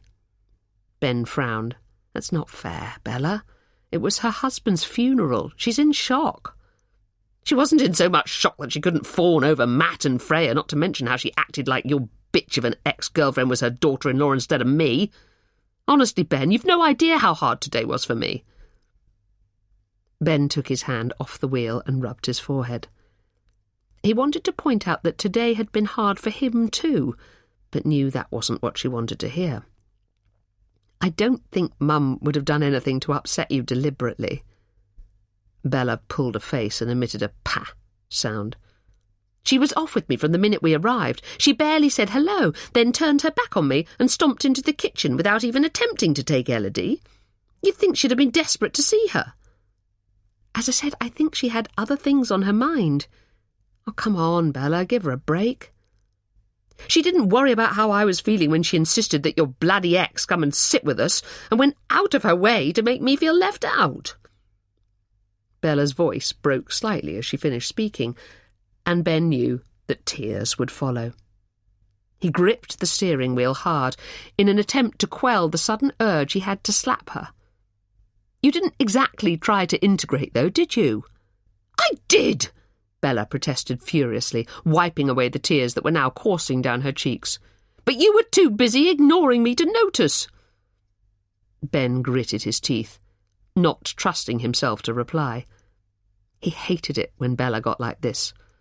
There was simply no reasoning with her, and he knew he would have to go through a massive scene before she would calm down, only when he apologised. "You can't even deny it," Bella said, with more than a note of triumph. "Oh, for Christ's sake!" Ben slammed the steering wheel with the flat of his hand. "It was my dad's funeral, Bella! Why are you being like this?" Bella visibly jumped and cowered slightly in her seat. "Ben! Stop being so aggressive. You're scaring me, and you're scaring Elodie." As if on cue, Elodie, who had been sleeping soundly in her car seat, started to cry. Bella made a huge point of shushing her while shooting accusing glares in Ben's direction. Ben wanted to cry himself, and could feel the tears welling up in his own eyes. He just wanted a little bit of sympathy and some understanding, but he had known all along that Bella would turn today into an excuse to have a go at his family and make it all about her. It had been such a difficult day, and he was struggling to process his feelings. It still didn't feel real that Peter was gone forever, and Ben knew it hadn't sunk in yet. He could feel Bella's eyes on him. "So you're sulking now, then?" Ben sighed. "No, Bella, I'm not sulking. I'm just trying to get my head around today. It's been a horrible day." Yes, it has. Bella's voice was a little quieter. I'm glad it's over. Ben didn't reply. And at least we've got the move to focus on now. Yes. Ben had been putting the house move to the back of his mind. He didn't have enough room in his brain to think about it with everything else that had been going on. But there was no reason to delay it any longer, and there was nothing to keep them in London, now that he no longer saw Matt and Freya. The plan was for him to give up his job and stay at home to look after Elodie, while Bella returned to work. It was a plan that he hadn't had much say in, and he knew that Peter would have strongly counselled against it. But Bella had decreed that that was what they were doing, so he had gone along with it to keep her happy. And in truth, he loved the idea of spending more time with Elodie, and knew that he'd be good at it, whereas Bella was clearly going stir-crazy being at home. He hoped that going back to work would make her less possessive and a bit more relaxed about him seeing his family and friends. You know, maybe we shouldn't move to Suffolk after all, she said now, interrupting his thoughts. Maybe Surrey would be better.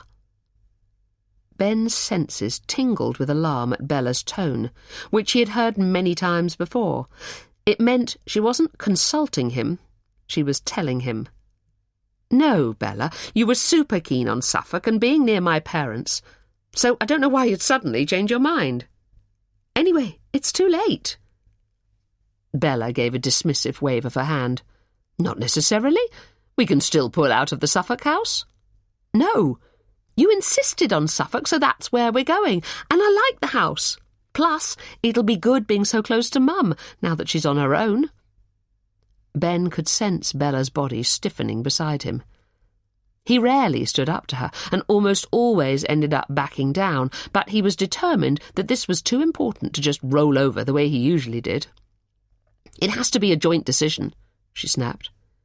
It is a joint decision. We chose it together, remember? As he spoke, Ben realised that although he had been present for the viewings, he had had absolutely no say in the house she eventually picked. Although, to be honest, you didn't really give me much say in the choice, did you? Bella's face clouded, and her eyes narrowed dangerously. Don't play that card with me, Ben. While you've been dashing off to be at your mother's beck and call, I've had to sort everything out by myself. So now I've decided that Surrey would be better instead. And remind me how far it is from your mum's house. Bella tutted and rolled her eyes. Oh, for Christ's sake, we'll need my mum's help with Elodie, so it's a good thing that she'll be so close. Ben thought about letting it drop and just doing what he always did, which was to let her have her own way. But after such a stressful, upsetting day, he didn't want to. My mum would be just as much help, especially now that she's on her own. It would give her a focus. She's not as good with Elodie as my mum. I wouldn't feel happy leaving her. Your mum seemed completely disinterested in her today. Well, I expect burying her husband might have meant her mind wasn't fully on Elodie. There's no need to be sarcastic, Ben. Ben gritted his teeth. Of course my mum isn't as good with Elodie as yours, because she hasn't had a chance. If she'd spent as much time with her as your mum, she'd be just as capable. It's not her fault that she was banned from seeing her for the first months of Elodie's life. As he finished speaking, Ben thought about how hurt his dad had been by being prevented from seeing his first grandchild. Had the stress of that contributed to his death? He swatted the thought away, unable to bear the thought that he and Bella might have been somehow responsible. That was her own fault for the way she attacked me at Christmas, and she hasn't exactly tried to make it up to me since. No, considering how strained our relationship is now, I definitely think Surrey is the best option. Bella's words were clipped and precise, as they always were when she was refusing to budge. Not for the first time, Ben felt hemmed in and trapped. Yes, Bella was stunning, and could be utterly charming and funny when she wanted. He loved her, and when she was in a good mood, he enjoyed being with her. But more and more often, she scared him with the darker side of her personality. As they arrived home at the flat in London, Bella put Elodie straight to bed, then returned to the kitchen where Ben was sitting at the kitchen table, nursing a glass of red wine. He had been desperate for a drink all day, but Bella had insisted that he should drive home, so he had to stay sober, while she decided to have a glass of wine for the first time since he had met her. She was smiling broadly as she took a glass out of the cupboard and helped herself to some iced water from the fridge. "Well, cheers," she said, tapping her glass against Ben's and taking a long drink. Ben did the same, feeling lonelier than he had ever felt before. "Oh, come on, Ben, please stop sulking." A deep frown of annoyance crumpled Bella's forehead. "I'm not," he protested wearily. "I'm just upset.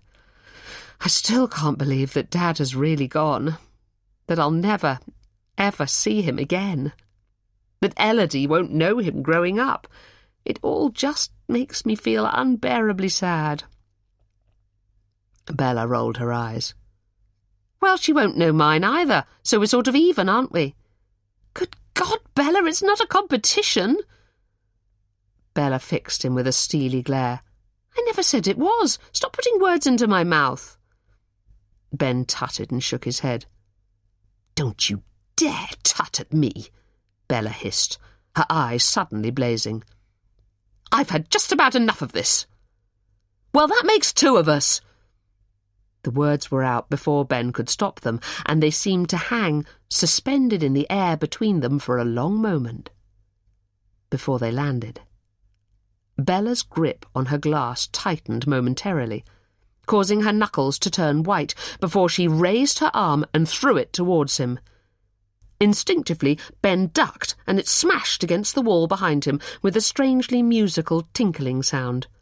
"Bella!" he yelled in shock, turning to look at the wall, which was dripping with water. "What did you do that for?" But before he knew what was happening, Bella was on him, pulling his hair and pummelling him with her fists. As he was sitting down, she had the advantage of both surprise and height, and he was all but helpless to fend off her blows, which were landing with painful accuracy. "Stop it, Bella!" he shouted, as loudly as he could, trying to get through to her. But she was like a wild animal, clawing and slapping him with such ferocity that she was almost grunting with the effort. Finally, panting with exhaustion, she stopped as suddenly as she had started.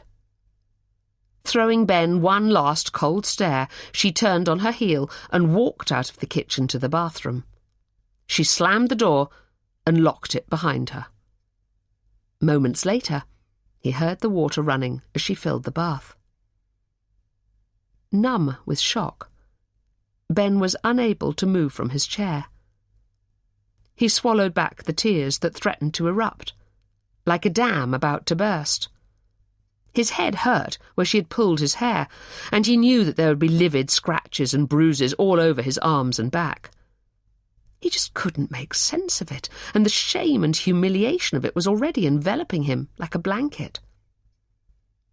After a while, he felt able to get to his feet, his heart still pounding, and his legs still shaking. He heard the sound of the plug being pulled out of the bath, and fear crawled at his insides.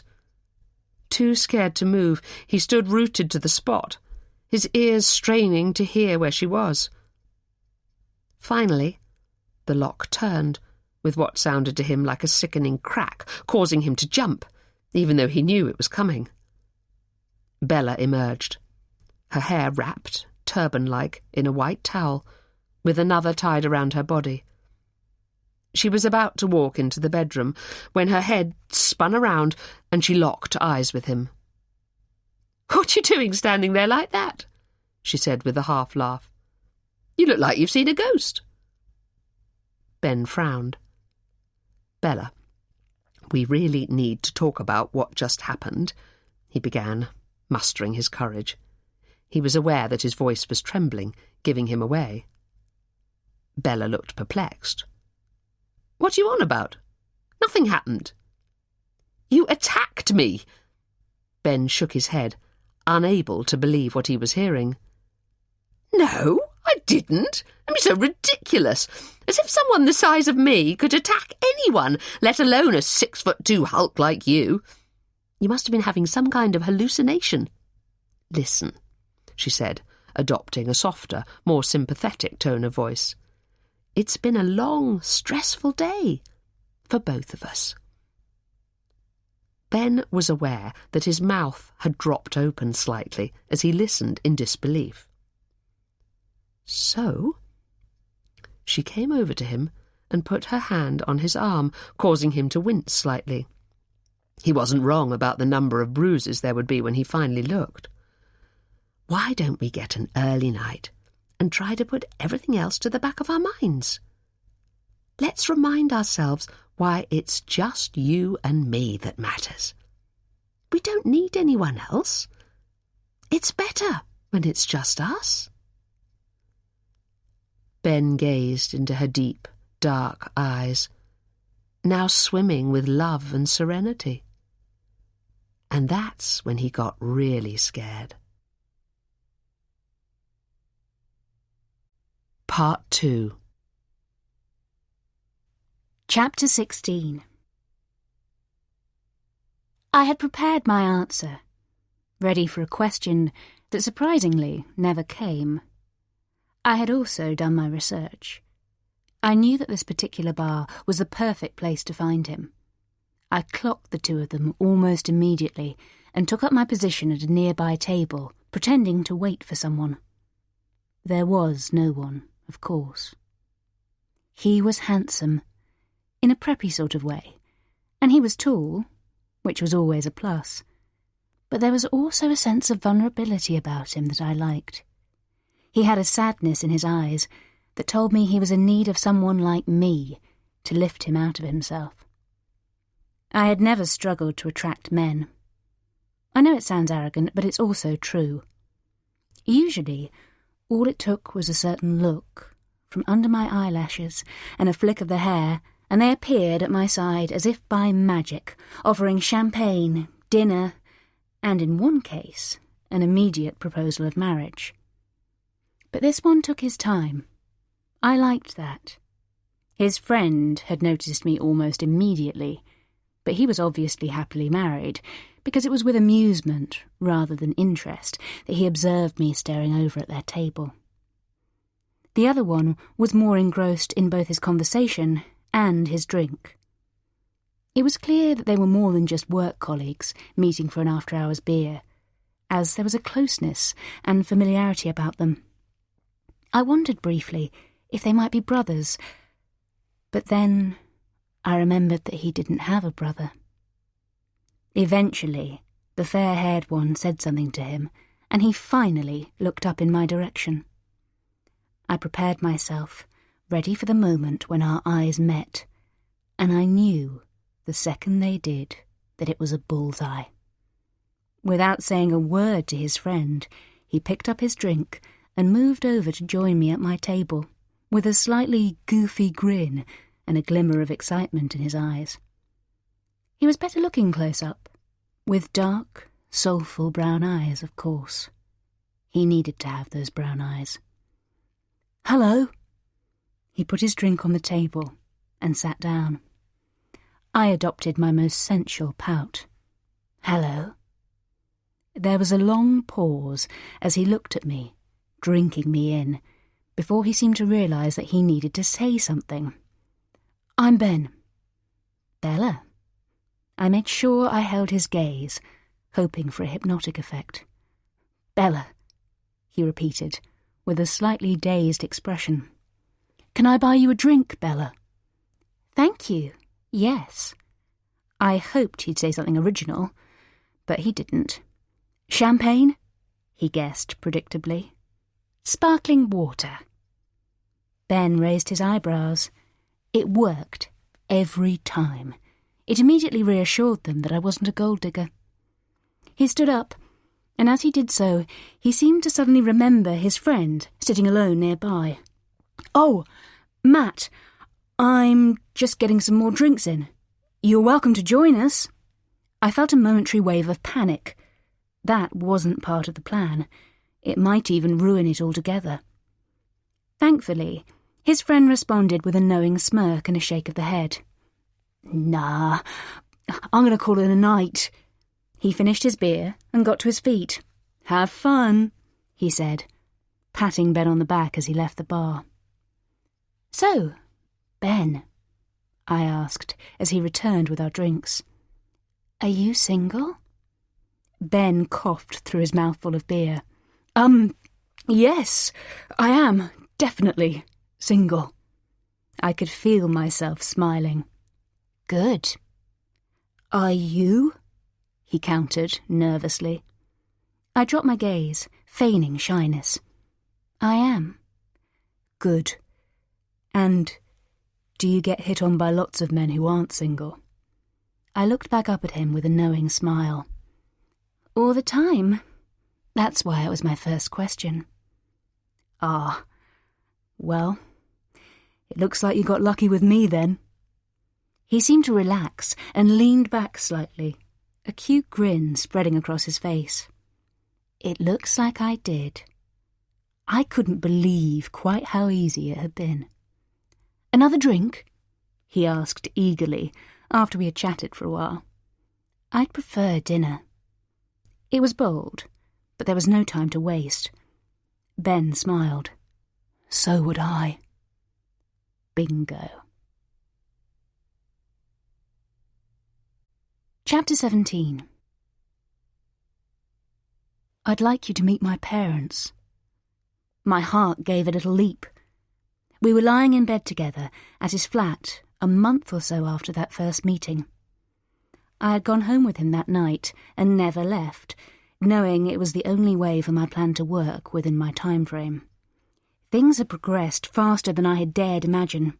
He was well and truly hooked. Yes, he was obviously a little damaged by his ex dumping him, but he seemed to have got over her surprisingly quickly. "Really?" I pushed myself up onto one elbow, bunching the white cotton duvet under my stomach and looking down at him. "And what do you think they'll make of me?" Ben grinned at me with his slightly lopsided smile, his brown eyes dancing with excitement. Since meeting me, he had visibly blossomed, like a plant bursting into bloom at the onset of summer. The downbeat, hesitant manner that he had shown that first night had been replaced by a relaxed confidence. He reached up and ran his hands through my hair. "They will absolutely love you, just like I do." I allowed my eyes to widen in surprise. "Wow, that's the first time anyone said that to me." The lie tripped off my tongue with a practiced ease, and I dropped my gaze demurely. A shadow of concern passed over his face, causing a deep vertical line between his eyebrows. "Well, I'm saying it now, and I'll keep saying it until you believe it. I love you, Bella." I smiled uncertainly. I think I love you too." His look of unbridled joy at my words tugged at my insides. I didn't love him, but it was impossible not to be moved by his reaction.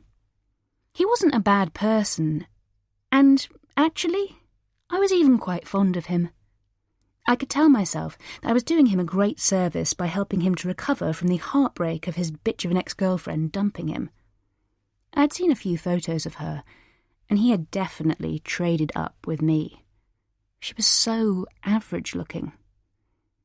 "I would love to meet your parents," I prompted, keen to return the conversation to his invitation. Again, Ben's face softened with tender adoration. "I'll call them tomorrow to sort it out. I can't wait for them to meet you." I smiled to myself as I settled down to sleep.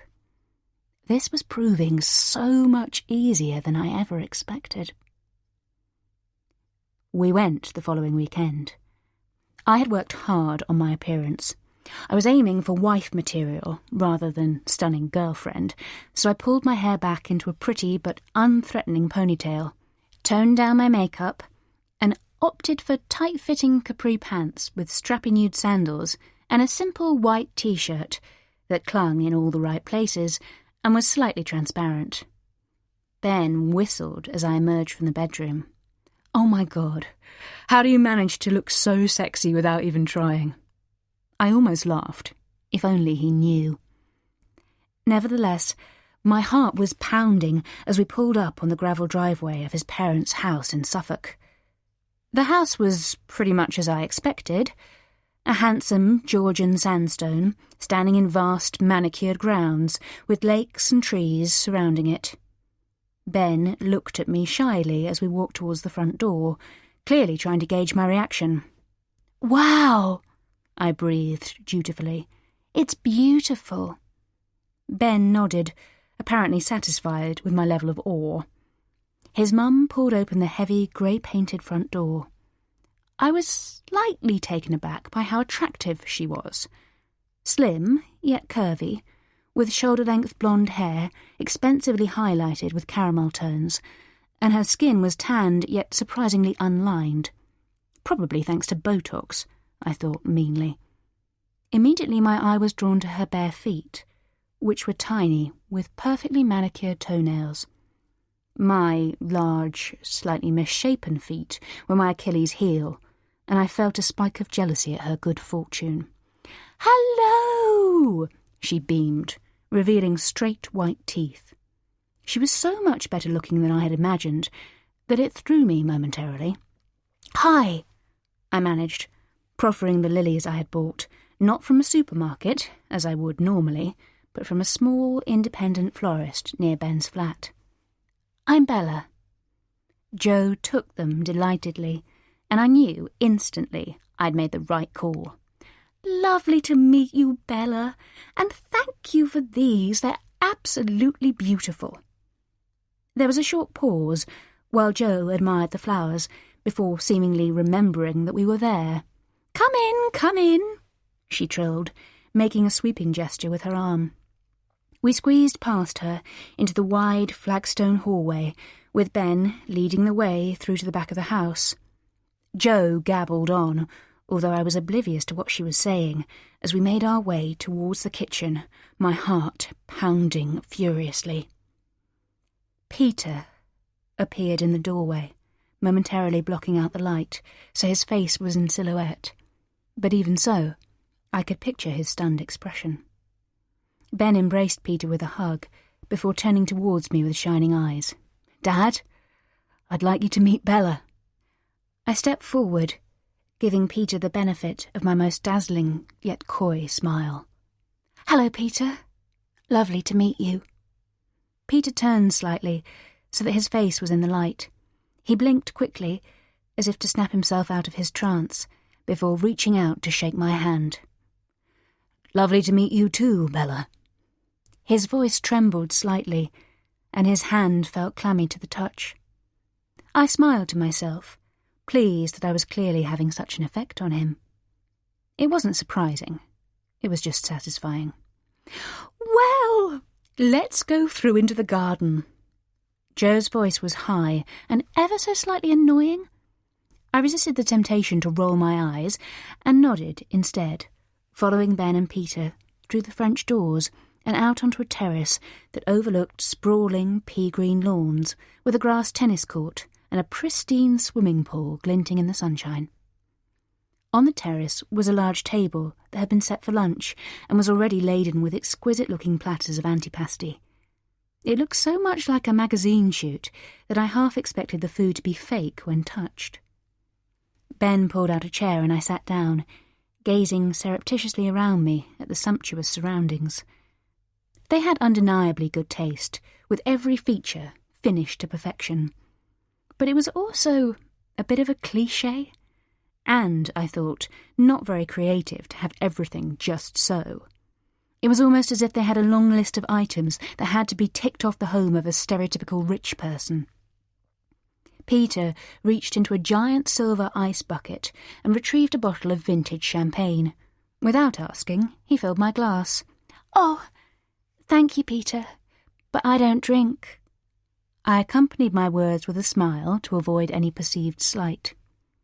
Peter looked at me for a long moment, his eyes narrowing very slightly. "Really?"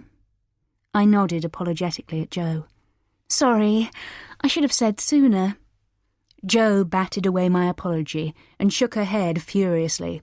No, not at all. Peter, swap Bella's glass with mine and pour her some sparkling water. God, she was bossy. But to my amazement, Peter didn't seem to notice and did as she told him without complaint. Thank you, I breathed gratefully, smiling at Joe, until I felt like my jaw might lock. I'm not drinking either. I'm driving, Ben told his dad, as Peter went to fill his glass too. Peter frowned, his irritation obvious. Right, he said curtly, before turning to Joe. Looks like it's just you and me drinking this then, darling.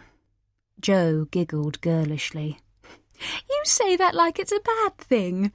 She held up her glass and took a huge slug of champagne.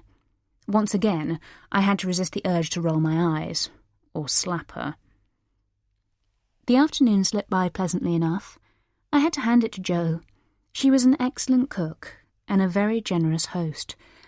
Gosh, not more food, I groaned, as she brought out a huge cheese board and placed it on the table. Ben helped himself to some biscuits and cut several large pieces of cheese. That's Mum all over, never knowingly undercatered, he grinned, before stuffing a whole biscuit into his mouth. Aren't you having any? He added, spraying crumbs as he did so. I rubbed my flat stomach. No, thank you. I'm stuffed. I don't know where you put it all, Ben. He's always been able to eat what he likes and never put on weight, just like his dad, Jo chipped in. I turned towards Peter, who met my eye almost defiantly. That's right. He's got good genes. He certainly has, I replied, eliciting another look from Peter. I decided I needed to work a bit harder at charming everyone. So, for the next hour, I asked lots of questions, listened to the rather long-winded answers, and gazed dutifully and adoringly at Ben as much as possible. So, what about you then, Bella? Jo asked, when there was a lull in the conversation. What do you do? I shrugged nonchalantly. Oh, nothing too exciting. I'm a PA for an executive at Norton Banking. Jo wagged her finger. Now, don't go putting yourself down, Bella. There's absolutely nothing wrong with being a PA. I could feel my hackles rising. I hadn't said there was, but I gave what I hoped passed for a grateful smile. Jo frowned. I'm surprised that you've never met Peter before. You sometimes deal with Norton, don't you, darling? Peter shot me a look before shrugging. Sometimes, yes. I decided to have some fun. Actually, I began, deliberately stringing out the word, I think that maybe we have met before. Everyone turned towards Peter, who pursed his lips as if in contemplation. No, he said firmly. Pretty sure we've never met. You do look familiar, though. I shook my head, as if unable to figure it all out. Jo gazed from me to Peter, perplexed. Well, I suppose Ben does look like Peter, so maybe that's why you think he seems familiar. Maybe, I agreed, although I maintained my frown. Peter drained his glass and helped himself and Jo to a refill. Anyway, you were saying about your job. He was pointedly changing the subject back to me. Oh, it's fine, I said, giving a dismissive wave of my hand. It's just that it's not quite as exciting as Ben's job. Jo smiled at Ben fondly. He's done very well, she agreed, and it's to his credit that he seems to have kept doing well, even when things were a bit... She reddened, suddenly aware that she was about to put her foot in it. Tricky, she finished lamely. I am here, you know, Ben waved theatrically. Hello? Jo laughed shrilly, clearly glad of the diversion from her faux pas. Sorry, darling, but you know what I'm like. I can't help bragging about how brilliant you are. Fair enough. Ben gave a resigned shrug, and we all laughed loudly. After a while, I needed to use the bathroom. Jo saw me starting to get up and leaped to her feet. "I'll show you where it is," she offered eagerly. "No," Peter said, in a voice that brooked no argument. "I'll show her." "Oh, OK then." Jo sat back down, looking a little nonplussed. I followed Peter out of the blazing sun into the coolness of the house, watching his straight back as he strode ahead. I could tell, just by his upright posture, what the expression on his face would be. He didn't turn around until we were in the hallway, at the door to the downstairs cloakroom. Although I was expecting it, the look he gave me still made me recoil. He gripped my arm tightly and hissed through gritted teeth, "What the hell are you playing at?" I blinked, deliberately slowly, buying myself some time. "I have no idea what you're talking about." I pulled my arm from his grasp and rubbed it pointedly, while throwing him my most innocent gaze. "You might think it's funny, but it's not. This is not a game, and you have no right to involve my family." A sheen of sweat had broken out on his forehead, and his skin was flushed. I looked up at him, so pompous in his outrage, and felt a wave of fury sweep through me. "And you have no right to cast me aside like a piece of rubbish that serves its purpose and act as if I never existed." A look of genuine fear glimmered in Peter's eyes. "Look," he began, running his hand through his hair distractedly. "Don't do this. Don't hurt the people I love most in the world." "I think you'll find it's not me that did the dirty on them. Seems like a funny way to treat the people you purport to love." Peter's face creased with pain, and for a moment I thought he might cry. It was a satisfying sight. "I'm not proud of it, of what happened, but don't take it out on Ben. He's had a really hard time of it, and you can have your pick of men. Find someone else." "No." I felt a sudden urge to hit him. How dare he tell me what to do? "I don't want anyone else. I want him." Peter shook his head. "No, Bella, you don't. You want me." He paused to swallow. "But that's not going to happen. It's over." A pulse throbbed in his cheek, and he fixed me with his gaze imploringly. "Tell Ben it's over and leave us alone." I could feel a smile tugging at the corners of my mouth, but managed to clamp my lips together to stop it. "Well, you see, that's not going to be possible, I'm afraid." The look of fear reappeared. "What do you mean?" he hissed. Aggression had been replaced by a tentative whisper. "I'm pregnant." I didn't even try to hide the triumphant note in my voice. Let him squirm for once. He visibly reeled. You can't be." I could see his mind whirring back through the weeks, trying to calculate. Again, the irony of someone who was so gifted at maths being unable to count a few short weeks made me want to laugh. "Yes, I can be, and I am." Peter exhaled loudly and put his hand on his hips. "Well, it's not mine." "Actually, it is." It was almost funny, the way the colour drained instantly from his handsome, smug, tanned face. He stumbled slightly, and I wondered if he might faint, but he seemed to recover his composure quickly. "No," he said, his voice reedy at first. He cleared his throat. "No," he repeated, more clearly this time. "I don't even believe that you're pregnant, but if you are, then it is someone else's." I flashed him my widest smile, enjoying his discomfort. "I think you'll find that it's most definitely yours. I'll do a DNA test to prove it." Peter looked away and rubbed his hand over his face. "How much?" he said at last. I raised my eyebrows theatrically. "Peter, I'm shocked. I hope you're not suggesting that I get rid of—" "Of course I'm fucking suggesting that," he spat, and this time The tears of panic were brimming in his dark brown eyes that had gazed at me with undisguised lust so many times in the past. "Look!" He took a deep breath to try to calm himself down. "I will pay whatever you need to, deal with it. And then I will pay you whatever it takes to make you go away and leave us alone. Just tell me how much you want." I shook my head sadly. How could he have got me so wrong? "Oh no, Peter.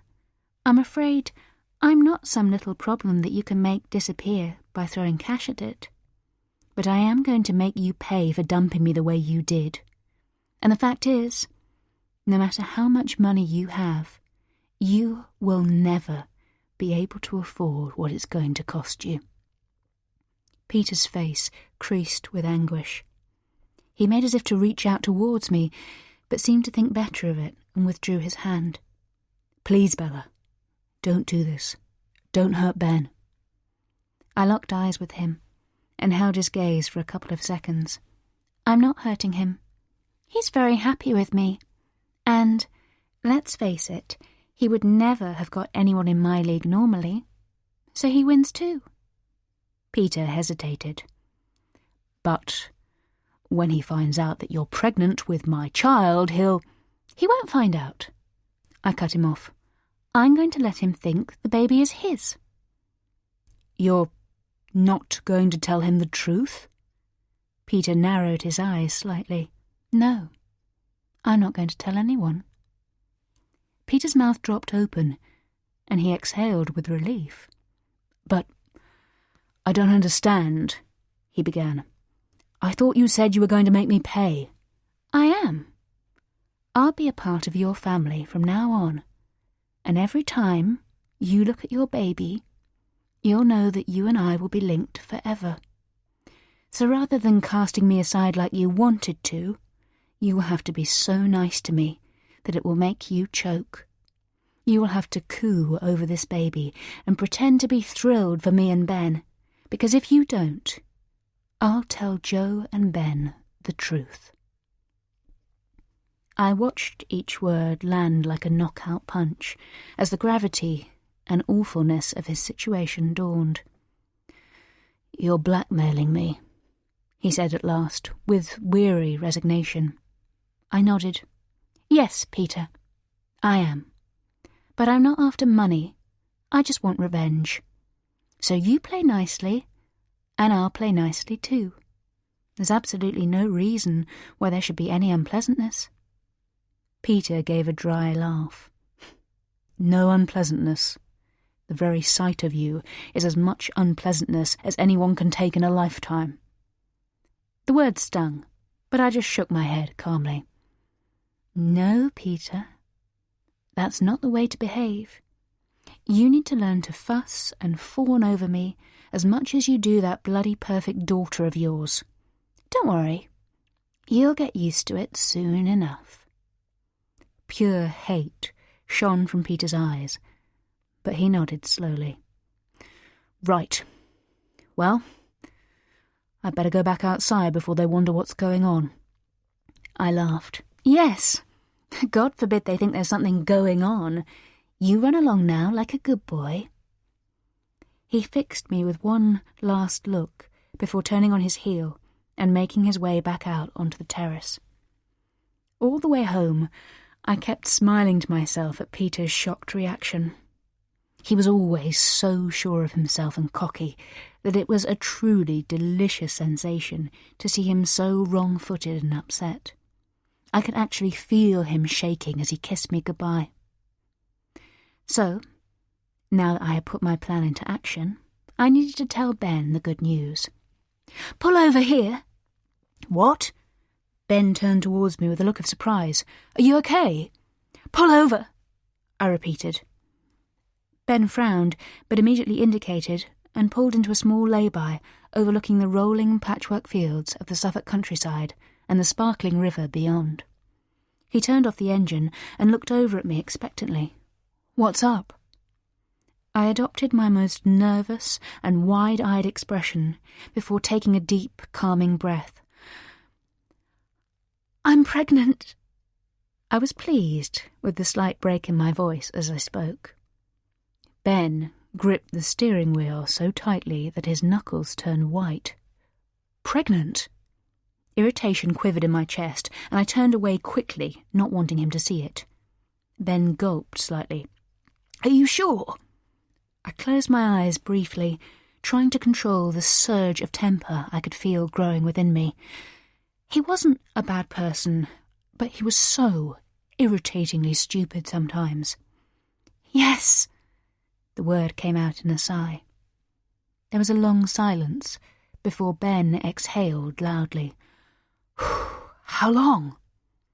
I was suddenly a bit concerned that he might not be quite as easy to dupe as I had expected. So I bit my lip, which was quivering slightly, and gazed up at him with what I hoped was a scared expression. "I think about 8 weeks, but I won't know for sure until the scan." I needed to keep things vague in case he started to question the dates. But he just nodded. "Wow!" I reached out to put my hand on his thigh and gave him an uncertain smile. "Are you happy about it?" "Of course." His answer came satisfyingly quickly. He tilted his head so that he could see my face, his expression one of love and concern. "What about you?" I smiled again. "I'm happy. Just... it's a bit of a shock, that's all." Ben nodded his understanding, but there was a faint clouding in his eyes, and I could see that he was wrestling with his emotions. After a long, long silence, he started the car again and pulled back onto the road. We didn't talk much on the journey home to London, but every now and again I could feel Ben looking at me sideways. A tiny part of me felt sorry for him, but at the same time, there was no way he would ever have pulled someone in my league if he had been just any old Joe Bloggs, so I was doing him a favour, really. And he would love being a dad. I was fairly sure that it wouldn't make any difference that he wasn't a biological father. What he didn't know wouldn't hurt him. Later, as we lay in bed together, me with my head resting on his chest, it occurred to me that everything would be a lot more plausible if we were married. I formulated a plan to get him to propose, before deciding that we didn't have time for that. He'd been with Charlotte for 12 years and still hadn't got around to it. I would have to take the initiative myself. "Ben," I said, into the darkness. "I'd like to get married before the baby comes." I felt his body tense and wondered if I should have been a little more tentative, but I couldn't be doing with any more hanging around. "Right," he said. It wasn't a great response, but it would have to do. I sighed happily as I felt sleep start to envelop me. It had been an altogether very satisfying day. Chapter 18. The next couple of months passed in what I could even describe as a fairly pleasurable way. Ben was much more pliable than his dad, and I quickly realised that I could be as demanding as I wanted, and he wouldn't resist. Yes, he had a lot less charisma than Peter, but he actually wasn't bad company, and he had fallen for me so completely that it was hard not to enjoy being the centre of someone's world. Until now, I had always been the other woman, and it was a strangely enjoyable experience to be the number one priority for once. Ben couldn't do enough for me, and he didn't try to conceal how much he loved me. It made me like him more than I expected to. I had thought I would have to tolerate him just long enough to make Peter's life a complete misery before dumping him and living off the money I would make both Peter and Ben pay to support the same child. But on our wedding day, seeing the look of complete and utter devotion in Ben's eyes as I walked down the aisle towards him made me think that maybe I could tolerate him a little longer than I thought. I certainly didn't love him the way I'd loved his father, but I did like him. I was glad to get the wedding out of the way. The whole day was a strain, as I could feel Peter's eyes watching me nervously, scared of what I might do. The worst part came when the registrar asked if anyone knew of any lawful impediment to the marriage, and I heard Peter loudly clearing his throat. For a moment, fear gripped me that he might be about to blurt out the whole story to the assembled congregation, but when I glanced back at him, he gave me an almost imperceptible nod, and I nearly fainted with relief. I wished that Peter didn't have so much influence over me, but the truth was that I was only behaving the way I was because I was so hurt. I had really loved him, and he had just used me and cast me aside as if I was nothing more than a cheap fling. From the first moment I met him, I thought he was different from all the others. I had enough experience of married men to know that they never, ever left their wives, but we had such a connection that I always felt with Peter that maybe he would.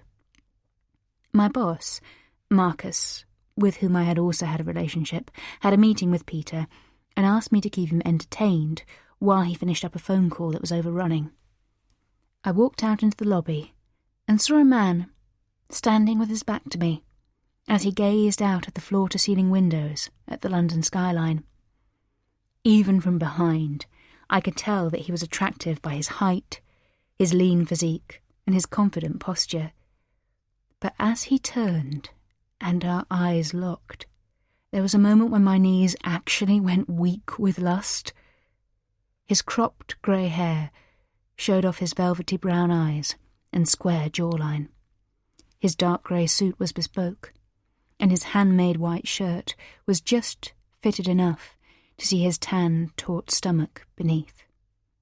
He smiled, causing another tremor of excitement to render me temporarily speechless. No man had ever had such a powerful physical effect on me. "Hi," I managed at last. "You must be Mr. Gordon." I extended a hand, aware that it was trembling. Peter's eyes danced with amusement. He took my outstretched hand, but held my gaze. "Peter," he said, in a slightly husky voice that perfectly matched the sexiness of his appearance. "Call me Peter." I never got flustered with men. I always maintained an air of slight aloofness that seemed to attract them all the more. But I was definitely flustered with Peter. I could feel an unfamiliar heat in my cheeks, and my voice quivered as I replied, "Nice to meet you, Peter. I'm Bella. Marcus will only be a few minutes. Is there anything I can get you?" Peter smiled again and raised his eyebrows. "Now there's an offer." I rolled my eyes, trying to regain some semblance of control over the butterflies in my stomach. He was clearly as attracted to me as I was to him, and I knew, without any doubt, that he would be asking me out.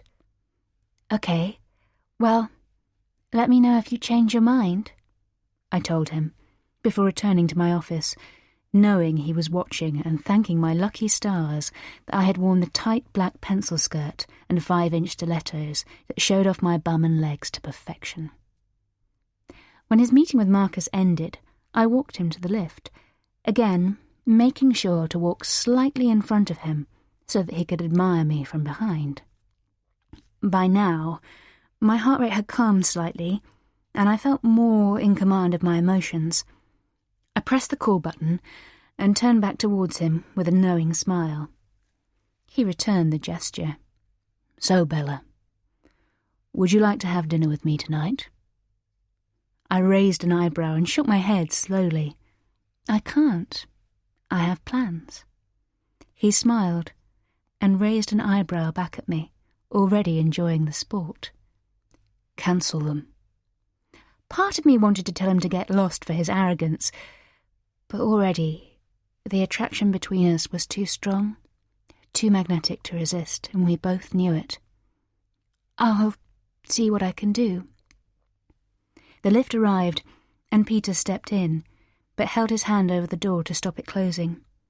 He reached into his pocket with his other hand and pulled out a card with a number written on it. He fixed me with his sexiest stare. "Here's my number. Call me." I took the card and turned as the lift doors swished shut.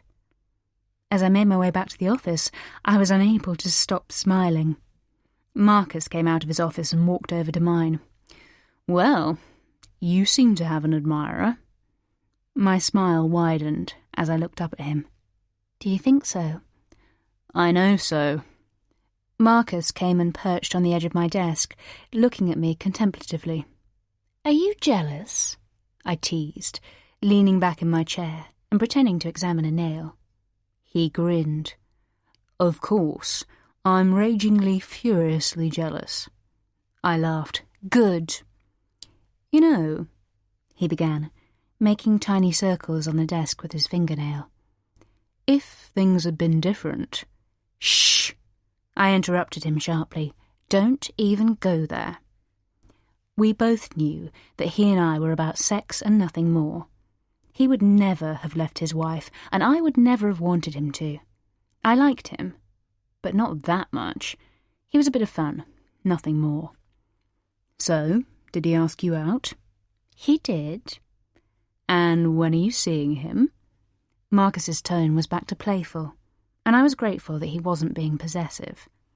"Tonight," I replied, mentally running through a checklist of preparations I needed to make. "Well," he said, standing up, "all I can say is, lucky him." Peter suggested we meet for dinner at a beautiful hotel restaurant not far from my office. He was waiting at a discreet table in the corner and stood up as I reached him, taking my hand and kissing me on both cheeks so that I caught the scent of his beautiful cologne. I wasn't the only one who had been busy making preparations. "Wow, great view," I said, gesturing towards the cityscape of London, laid out hundreds of metres below us. Peter kept his eyes firmly fixed on me. "It certainly is." The waiter appeared with 2 glasses of champagne and placed them before us. I looked up and met Peter's eye. "How do you know I drink?" He tilted his head to one side in surprise. "Don't you?" I thought about lying, just to show that I was different from the others, but I was desperate for a drink. "Yes," I said, picking up my flute and reaching across to clink it with his. "I do. I'm just teasing you." Over dinner, we chatted non-stop, with almost every line of conversation loaded with hidden meaning and sexual innuendo. After coffee, Peter sat back in his chair and fixed me with what I would soon learn was his come-to-bed expression. "So, beautiful Bella, how would you like this evening to end?" I mirrored his actions and leaned back in my chair too. "Have you booked a room?" A flicker of uncertainty passed over Peter's face, and he hesitated before replying. "Should I have done?" "It's not really a question of whether you should have done or not. It's more a question of whether you did." I smiled to soften any sting from my words. Again, Peter hesitated before apparently reaching a decision. "Yes," he said, putting his napkin on the table and standing up. "Of course I did." I stood up too, excitement rendering me momentarily weak-legged. "Of course you did." He reached out to take my hand as if it was the most natural thing in the world, and we walked towards the lifts as if we were a proper couple. He didn't seem at all concerned about being spotted with me, which was such an unusual experience, but I felt nervous about sex for the first time ever. This man was already so different from anyone else I had had a relationship with that I wanted it to be special. He led me into the sumptuously furnished modern suite, which had a glass wall with a view over the whole of London that was so magnificent it was dizzying. I walked towards it and gazed out at the glittering spectacle laid out before me. "This is beautiful," I sighed. Peter came and stood behind me. putting his hands on the tops of my bare arms. It was a simple gesture, but it was also deliciously erotic. "So are you," he whispered. I continued to look out at the London skyline as his hands moved from my arms to my hips and slowly moved lower. He stopped when he reached the hem of my top and slid it smoothly and deliberately up over my head. Then he unzipped my skirt and let it fall to the floor. I heard him inhale sharply when he realised that I was completely naked underneath. I hadn't had time to go out and buy new underwear, so I decided to let my body do all the talking. It had never failed me yet, and, judging by Peter's reaction, it wouldn't fail me now. He pushed me gently towards the glass so that my body was pressed up against it as he planted delicate butterfly kisses all over my skin. My nipples hardened against the cold glass, and I let out a small moan. Peter unzipped his trousers and slid inside me in one fluid movement, causing me to gasp with shock. The element of surprise, the sensation of the glass, the view and the rhythm of his thrusts was too much, and I orgasmed instantly, my body shuddering with the sensation. Peter leaned forward and kissed my neck as he continued to thrust, this time more sensuously, sending crackles of electricity surging through me. He increased momentum so that his breath was coming in short pants until he finally came with a long groan. We stood locked together for a few moments, both breathing hard, Peter's hands pressed with mine against the glass. "Wow," he said, leaning his head against the back of my neck.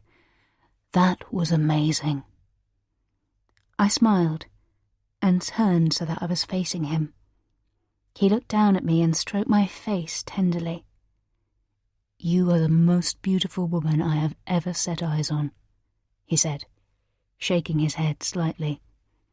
"I can't believe you just walked into my life when I was least expecting it."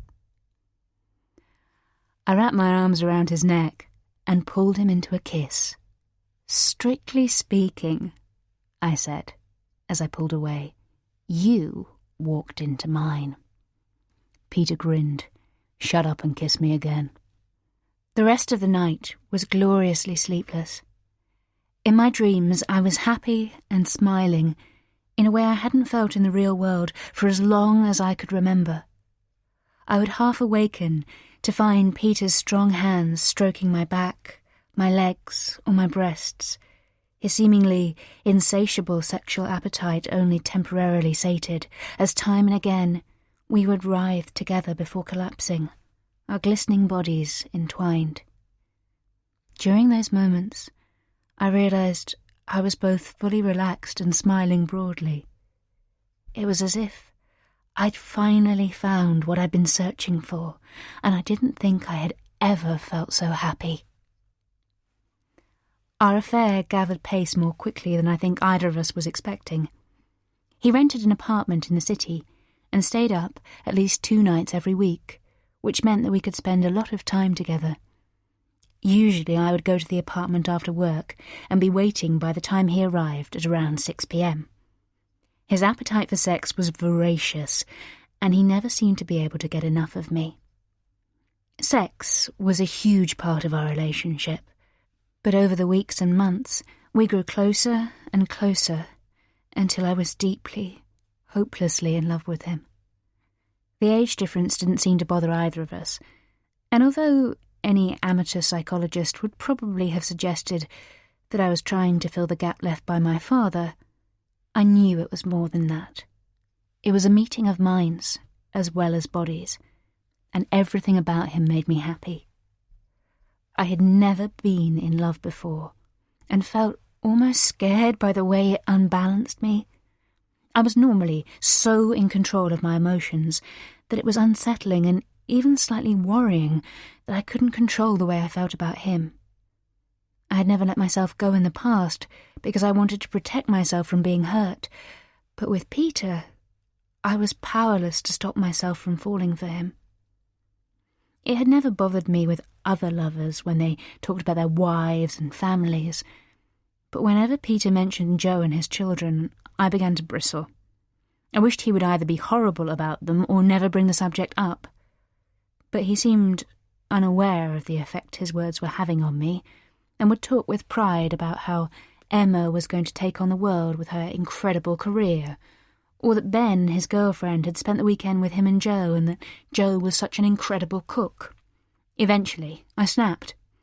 "Well, if your life is so bloody perfect, what the hell are you doing here in bed with me?" There was a shocked pause, as Peter digested my words, before easing himself up into a sitting position. He looked down at me and sighed deeply. "I don't know how to answer that one, because I like you very much. Because you're beautiful, funny, and interesting, I suppose." I propped myself up on one elbow. Peter stroked my hair contemplatively. "I know it doesn't justify what I'm doing. I know that it's wrong. But I just don't want to give you up." "Good." I didn't want to scare him off by getting too heavy. I gazed up at him, feeling dissatisfied. I wanted him to tell me that I was his grand passion, that he felt the same way about me as I felt about him. But I knew, deep down, that it wouldn't happen. I needed to think of a way to make him realise that he couldn't live without me, a way to make him commit to me properly. I had been on the pill for years, and decided that maybe now was the time to give my body a rest. After all, it wasn't supposed to be too good for you to be on it for too long, was it? I didn't need to mention it to Peter, who had always clearly just assumed that I was taking precautions, because he certainly wasn't. So for the next couple of months I stopped taking it. Because of the number of years I had been on it, I assumed that it would take a while for me to become fertile again. But I couldn't have been more wrong. When my period didn't arrive, I put it down to my body taking time to regulate itself. But when my breasts also began to feel tender and grow at an alarming rate, I realised there may be another explanation. I bought a 2-pack pregnancy testing kit in my lunch hour and sat on the loo shaking as I waited for the results to arrive.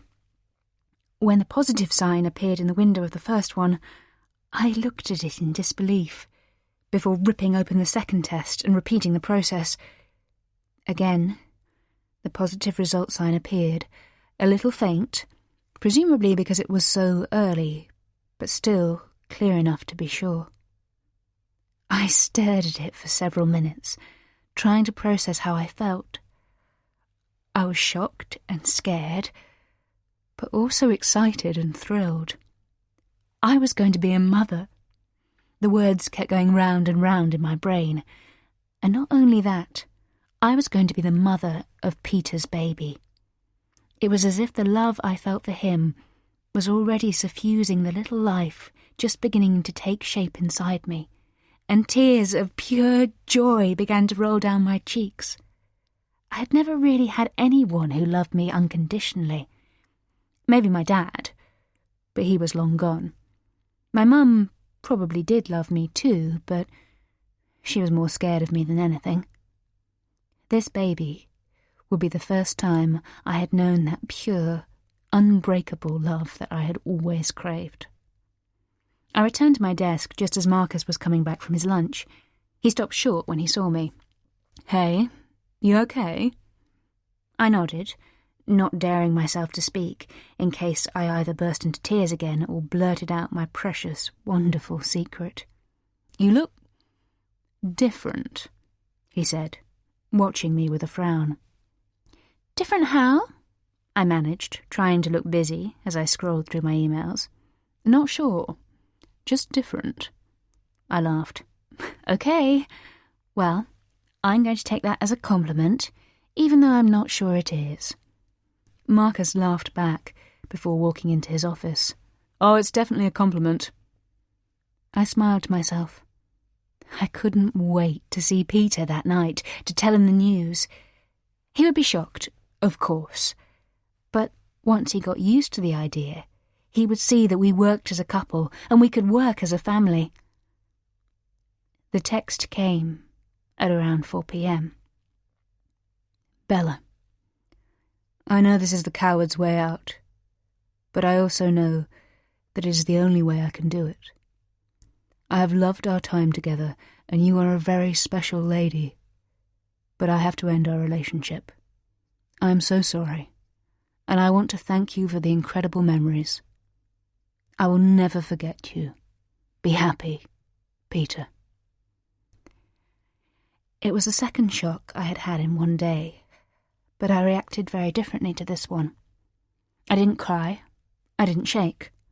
I didn't even feel angry. I was just serenely numb. It didn't seem possible that it could be true. I hadn't seen him for about 10 days, which was slightly unusual, but the last time we had been together he had seemed, if anything, more intense than ever. He had looked deep into my eyes as we made love, as if he was trying to see into my soul, and had held me afterwards, as if he never wanted to let me go. So, with a surprisingly calm, steady hand, I replied, "Let's discuss tonight. Love, Bella. Kiss." I finished work and made my way to the apartment as I usually did, still feeling absolutely certain that there was nothing to worry about. I knew Peter too well. He would take one look at me, and we would pick up right where we'd left off. He was obviously having a crisis of guilt, probably after a holiday with Joe. But it would be forgotten the moment he set eyes on me, of that I felt sure. But when I arrived at the apartment block, something that I can only describe as a sixth sense meant my certainty began to waver. I took the lift to the 5th floor and took out my key. Even before I tried to put it in the lock, I knew it wouldn't work. But I also couldn't accept what was happening either, so I tried to force it with greater and greater ferocity. Suddenly the door flew open, and a besuited man, roughly the same age as me, with a handsome, haughty expression and blonde curly hair, stood in front of me looking furious. "What the bloody hell are you doing?" he shouted, in a cut-glass accent that screamed public school wealth. I was rooted to the spot with shock, only now beginning to feel the creeping horror of realization that Peter might have actually gone. My boyfriend lives here," I managed to stutter, even though my throat had dried completely. The look of anger melted away from the man's face, to be replaced by something much, much worse. Sympathy. "Right." He hesitated, and ran his hand distractedly through his mane of blonde curls. "Well, I'm sorry to be the one to tell you this, but the guy who rented this flat before has moved out, and now I live here." He grimaced, looking embarrassed. "I'm sorry." All at once, every ounce of adrenaline left my body, and I could feel my legs start to give way. "Whoa, hey, take it easy now." The man stepped over the threshold and caught me under my arms, easily supporting my weight. "Take some deep breaths," he said, as my knees buckled. I did as I was told. "Look, do you want to come in for a minute?" he offered, his tone gentle. "I can get you a glass of water." I really didn't want to go inside, but at the same time, I didn't feel that I had the strength to stand up properly and walk away either, so I nodded mutely and allowed him to escort me into the flat. He deposited me on a bar stool and opened one of the cupboards to take out a glass. I looked around me in a stunned silence, my brain still unable to take in what I was seeing. All Peter's furniture and belongings had gone, to be replaced by a whole new interior. I took the glass of water the man offered with a shaking hand and sipped it gratefully. "How long?" I whispered between gulps. "How long ago did you move in?" The man leaned back against the worktop and eyed me with concern. "At the weekend. I think, the other guy moved out the week before." I nodded. So, when I was last here, Peter already knew that he would be moving out. that he would never be seeing me again. The intensity that I had mistakenly thought was love was actually him saying goodbye. How could he have been so treacherous? The betrayal felt like being stabbed in the stomach repeatedly. I swallowed the last of the water and took a deep breath. "Thank you. I'm sorry if I gave you a shock, but..." The guy shook his head and waved his hand dismissively. "Not at all. It sounds like you're the one who's had a shock. Don't worry about it, honestly." I could feel my eyes filling with tears, so I slid off the bar stool and picked up my handbag. "Thank you for being so kind. I'll go now." The guy nodded. "Are you sure you're going to be okay? You still look a bit pale." "I'm fine." I walked to the door, now just desperate to get out and away from this place. The man followed and opened the door for me. "Okay, well, goodbye. And sorry." "Goodbye. Thanks again." I walked out with my back straight, trying to muster as much dignity as I could. As the door closed behind me, a huge sob escaped, as if it had been trapped inside me forever, and a torrent of tears began to fall. I stepped into the lift and crouched into a ball in the corner, rocking back and forward to try to ease the pain. I couldn't believe that this man, who I had loved so much, who I had imagined building a future with, whose baby I was carrying, had excised me from his life with such clinical precision that he may as well have killed me using a scalpel. I walked back towards my own small, scruffy, rented flat on the south side of the river, fighting my way through the throngs of commuters hurrying home to enjoy the early spring sunshine that seemed to taunt me. I stood on Tower Bridge and looked down into the murky brown depths of the Thames. It would be so easy to vault over the barrier and be swallowed up forever by its muddy, swirling waters. Who would miss me if I did jump? My mum, I supposed, but she was pathetic herself. She had made a bloody mess of her own life and screwed mine up in the process when she had had my dad put away, accusing him of crimes too heinous to ever be spoken about. I didn't have any friends who would care. Yes, there were colleagues who would whisper in shocked tones they couldn't believe someone as beautiful as me would have had reason to kill herself. "Just shows that you never really know what's going on in someone's life," I imagined them saying. But I had never made any real friends, as other women were always jealous of me and saw me as a threat. Marcus would be upset, but he would get over it, and he would probably quickly employ a new PA that he could have some fun with. I pulled out my phone and stared at it. A tiny part of me had hoped that Peter might have messaged, saying he had made a terrible mistake and begging me to forgive him. But my message inbox remained stubbornly empty. I swallowed down another sob and began to type. "Peter, please don't do this to me. I am pregnant with your baby. I am standing on Tower Bridge, and if I don't hear from you within the next 15 minutes, I plan to jump. The pain is unbearable. I can't go on without you." I pressed send and waited. Almost immediately the text bounced back. Message failed to send. I tried again, and again, stabbing at the screen in fury.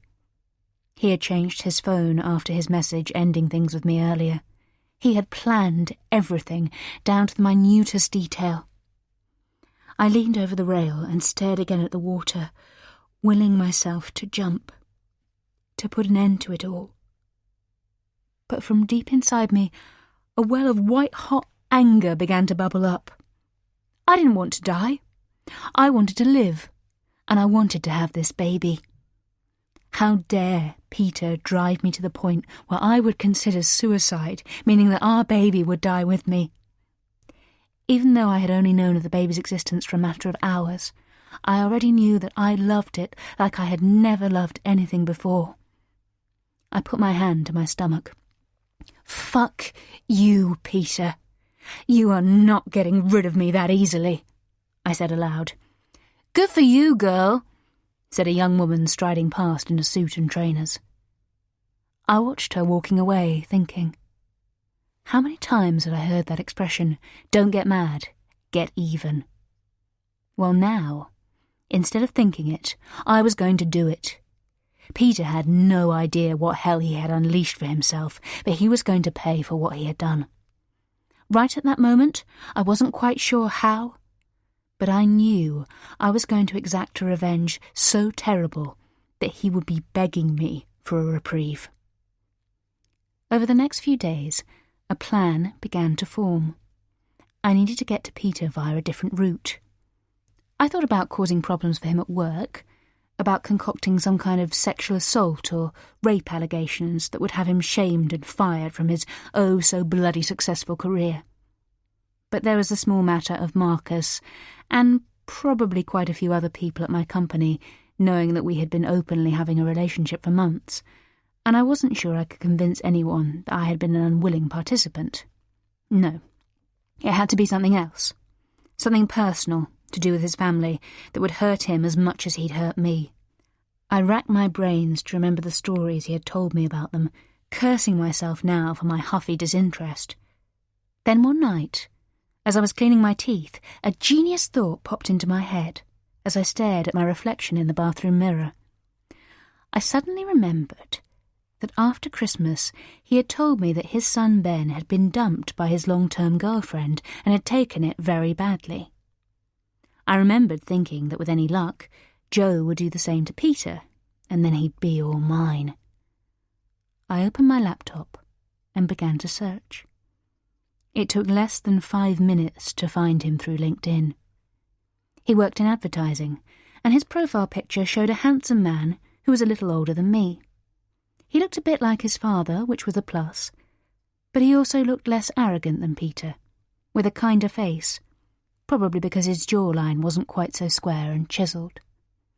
I found out that he worked near Covent Garden and waited for him to leave a couple of evenings to see where he went. He seemed to favour a certain bar, which I checked out after he had gone, and it was perfect.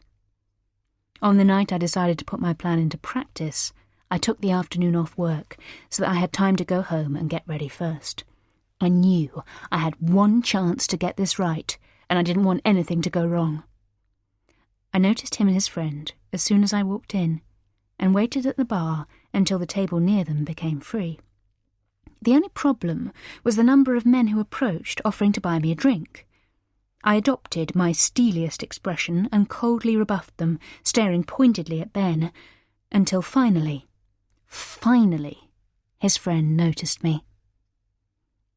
He was so happy to have secured a table at the restaurant he took me to, blissfully unaware that it was exactly the same location as my very first date with Peter. Oh, the irony. I went home with him that night and made sure he had the best sex of his life, ensuring that he got so caught up in the moment that he didn't stop to think about protection. By the morning, I knew I had snared him, and that I wouldn't be going back to my own dingy little flat any time soon. Chapter 19. As long as it was just the two of us, when Ben seemed happy to be bossed around by me, things were fine. The only problems arose when other people entered our bubble. He always changed slightly in the company of others, and quite often we would have an almighty row about it afterwards. To begin with, he seemed to want us to spend lots of time with his sister, or his friends, or worse, his mum and dad. I had no desire for Peter to see me while I was pregnant, as I felt fat and unattractive. Although I knew that Ben's ex, Charlotte, wasn't in my league looks-wise, she was quite slim, and I didn't want any unfavourable comparisons made about our figures. So I made it clear I preferred it when it was just the two of us, and, although it took a while, he seemed to get the hint, at least where his annoying little Miss Perfect sister was concerned. The crunch point came when he said he wanted to call in and see her on her birthday as we drove home from a restaurant one evening. I was tired and fed up, and she was the last person I wanted to see. She was so bloody boring, and I had heard plenty of gushing about her from Peter, who had always seemed to idolise her. He must have told me 20 times that she went to Oxford and was hugely intelligent and successful. I always took it as a slight on me, who never quite made it to university and pretty much flunked my A-levels. Not that I told him that. I would make vague references to uni and always change the subject if he asked too many questions about my background. Luckily, he was quite self-obsessed, which meant he never really inquired. So, when, despite me telling him that I didn't want to visit her, Ben carried on driving towards Emma's little terraced house in Fulham and insisted we would only be there about 5 minutes, I lost my temper. "No!" I screamed, making him jump visibly in the confines of the car. "I don't feel well, and I want to go home." Ben sighed heavily. "And don't damn well sigh like that either. How dare you make me feel like I'm in the wrong because I'm pregnant and I just need to get to bed." "Sweetheart," he began, reaching over to put his hand on my knee. I swiped it away furiously. "Don't you sweetheart me. You obviously couldn't care less how I'm feeling." Ben frowned. "That's just not true. You know I put you first all the time and look after you incredibly well. But it's Emma's birthday, and I've always arranged to see her at some point on the day, even if it was just to drop off her card on the way home. Oh yes, I'm sure bloody Saint Charlotte spent half her life cozying up to your perfect sister. Well, I'm not Charlotte, and I find Emma snobby and boring. She doesn't even try to hide what she thinks of me." Ben pulled up in the street outside Emma's house and turned off the ignition. "You've only seen her once or twice, and she was perfectly nice to you. I don't know why you have this thing about her." Little did he know that my hatred of Emma was born long before I ever clapped eyes on her, and stemmed from Peter's unstinting devotion and pride in her. I didn't think she was that special anyway. "If you insist on going in to see her, fine. It's selfish and thoughtless towards me, but then that's you all over, so go ahead. I'll wait here." Ben frowned and shook his head. "You really want to sit in the car while I go in and deliver my sister's birthday card? You don't want to wish her a happy birthday at all?" "Nope." I folded my arms across my rounded stomach and stared steadfastly ahead. "But she'll see you when she comes to the door." I shrugged. "So? I don't care." I could sense the cogs whirring in Ben's brain. He looked up and down the street before starting the engine again. I tried to conceal the tiny smile of triumph that was tugging at the corners of my mouth as he pulled out of the space. But when he pulled into another space about 20 metres away, I looked at him in fury. "What the hell are you doing?" Ben undid his seatbelt and opened the car door. "I'm dropping off my sister's birthday card, and if you don't want to come with me, at least she's not going to see you sitting here refusing to get out of the car." My mouth dropped open as he slammed the door behind him, and I watched as he strode back down the street towards Emma's door. I watched the clock through narrowed eyes, the anger inside me increasing with every minute that elapsed. Finally, after 11 minutes, I saw him coming back down the road. He got into the car and started the engine, pulling away too fast and causing me to be thrown back in my seat. I looked at him in disgust. "Oh, that's right. Take your temper out on your pregnant wife." Ben took a deep, shuddery breath and exhaled loudly. When he glanced at me, I thought I could see tears shining in his eyes. "I'm sorry," he said at last. "It's just that Emma's my sister and we've always been close. She's not had the easiest life." I hissed, thinking that if Emma wanted to know what a life that wasn't easy looked like, she could try mine for size. Ben ignored me and carried on. "You know that she's got issues, but she's a good person, and I love her." I sighed. God, he was nauseating sometimes.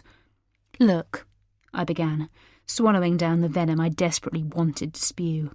"I know all that, but she makes me feel like I'm not good enough for you, as if she looks down her nose at me. She really doesn't. She's not like that at all." "Well, I'm just telling you how she makes me feel, and you can't argue with how I feel, can you?" Ben gave a small, dry laugh. "No," he said. I can't.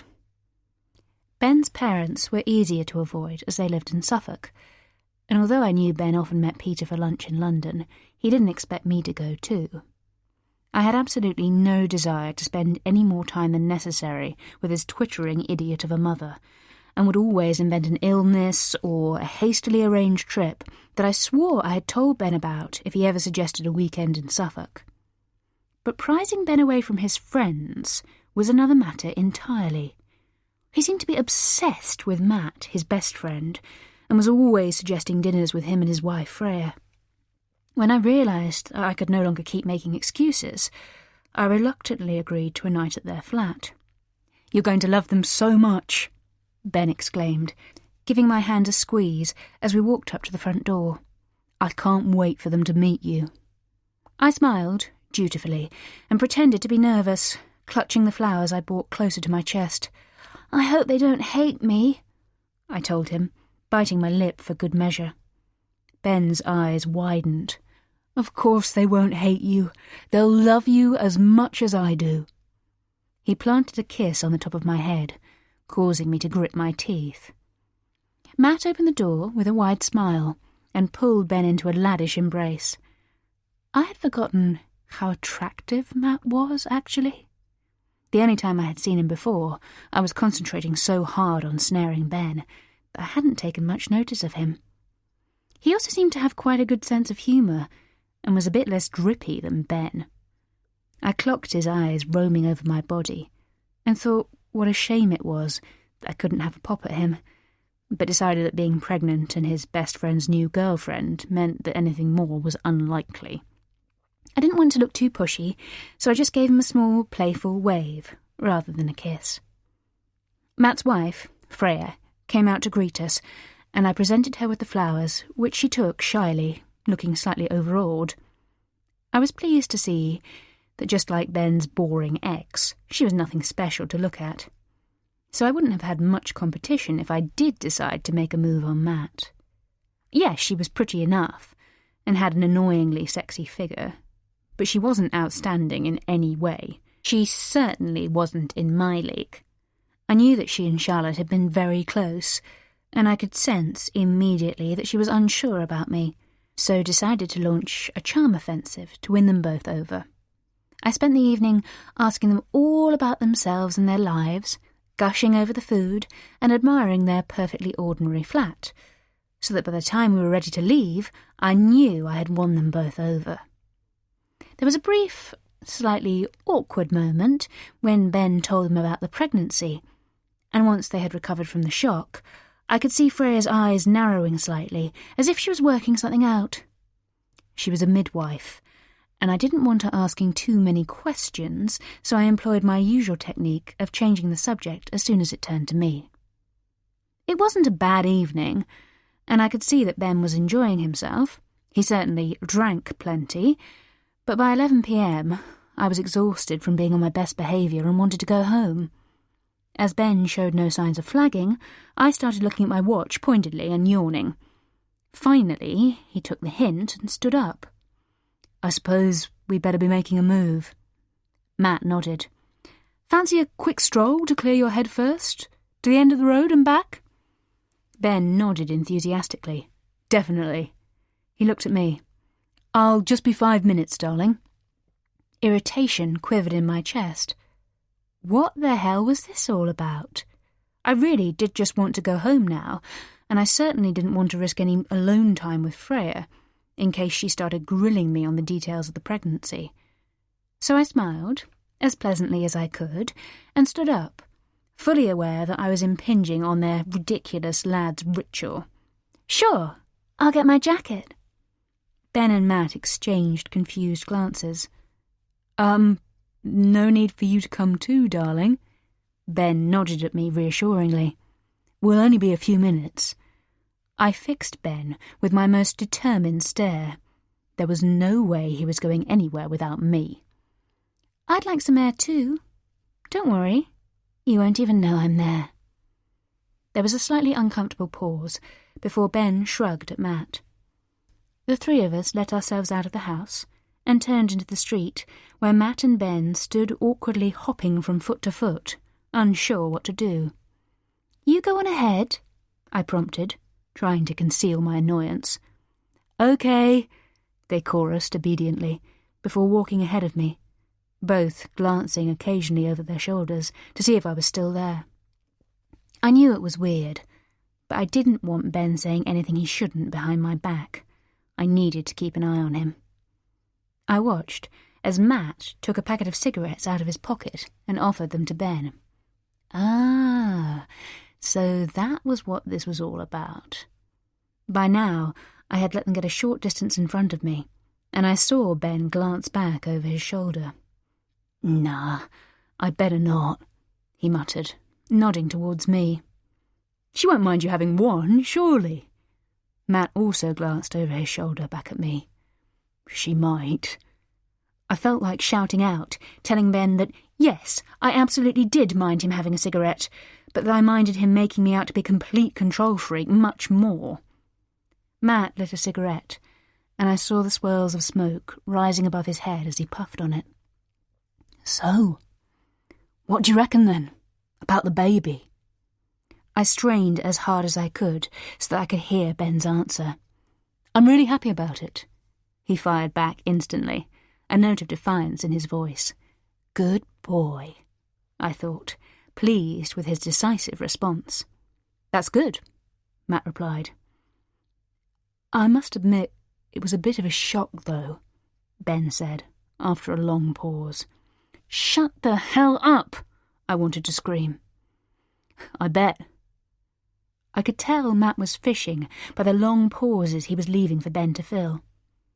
Ben glanced back at me again, clearly unaware that I could hear every word carried on the still night air.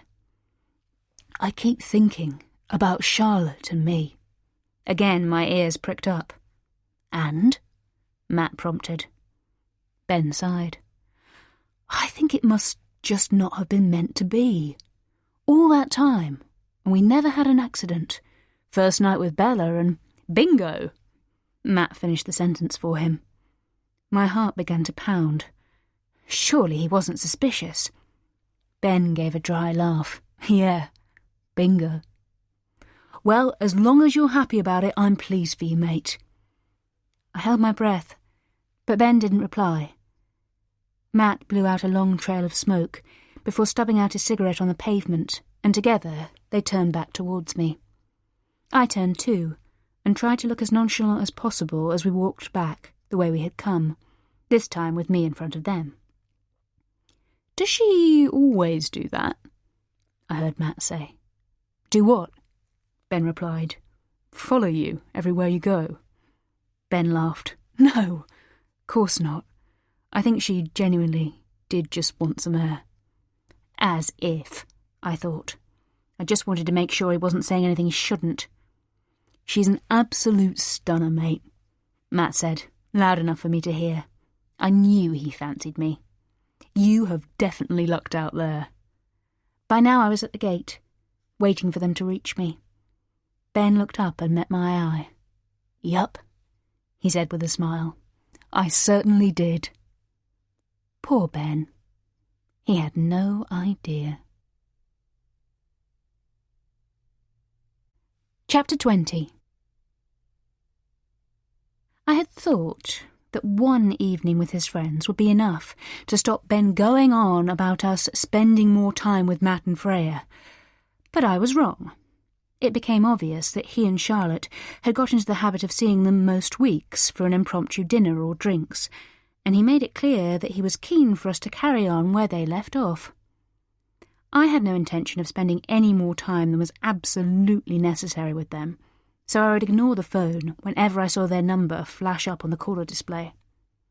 I knew Matt called Ben all the time on his mobile, but I also hoped that he had learned by now not to make any arrangements without me giving the go-ahead, so I felt safe in the knowledge that I wouldn't have to see them again for a while.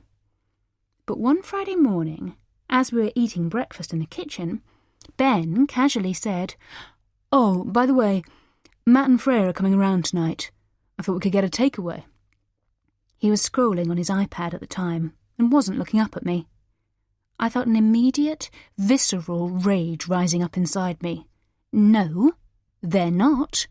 It's not convenient. Ben looked up and frowned in puzzlement. But I've already invited them, and they've accepted.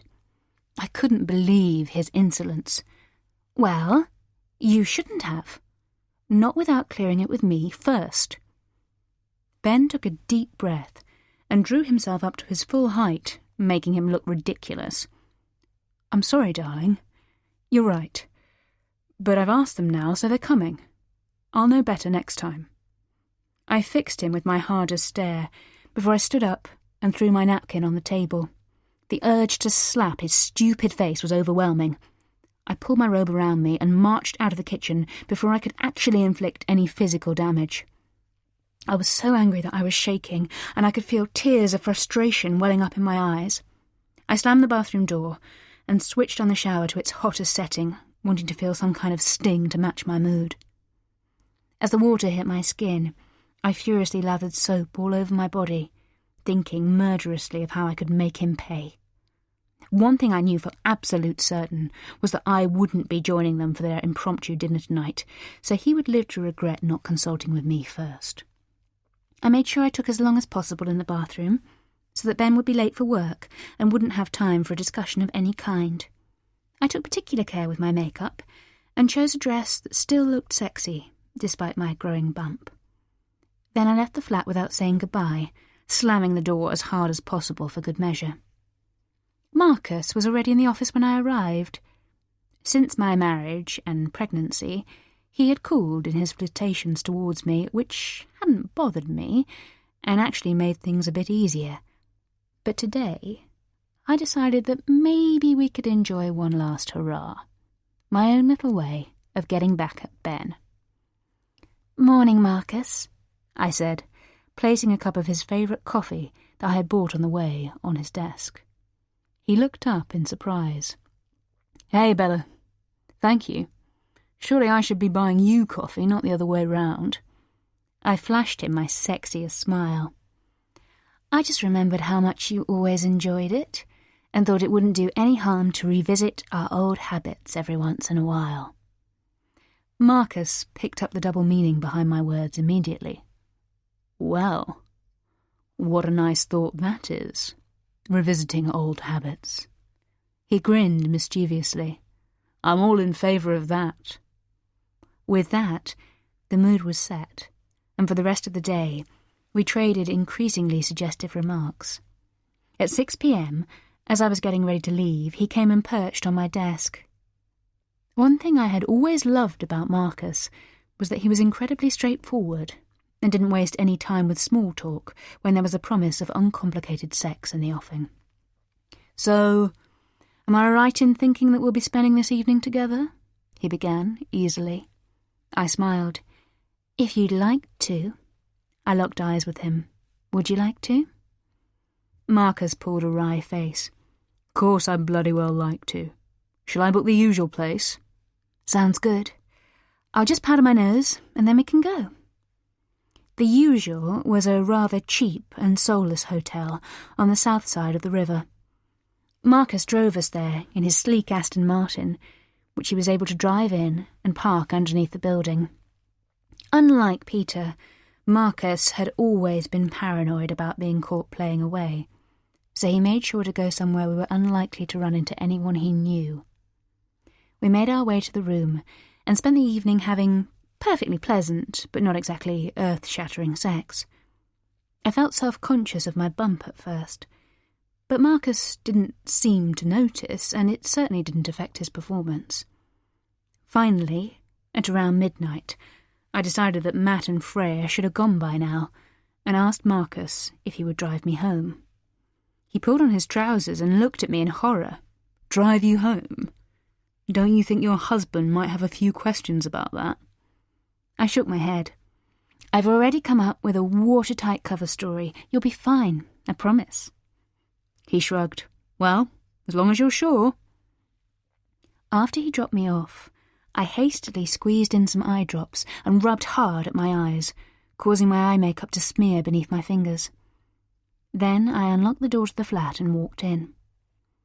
I listened out for the sound of any movement, but couldn't hear anything.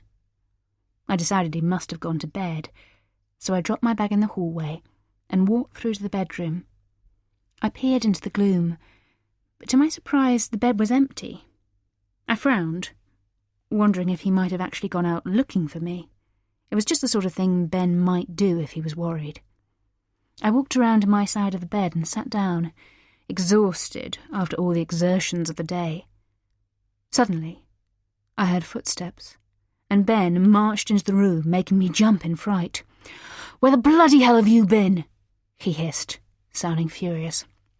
I had my story all planned out, but I hadn't reckoned on him being so angry. I had thought he would just be worried sick and would be glad that I was okay.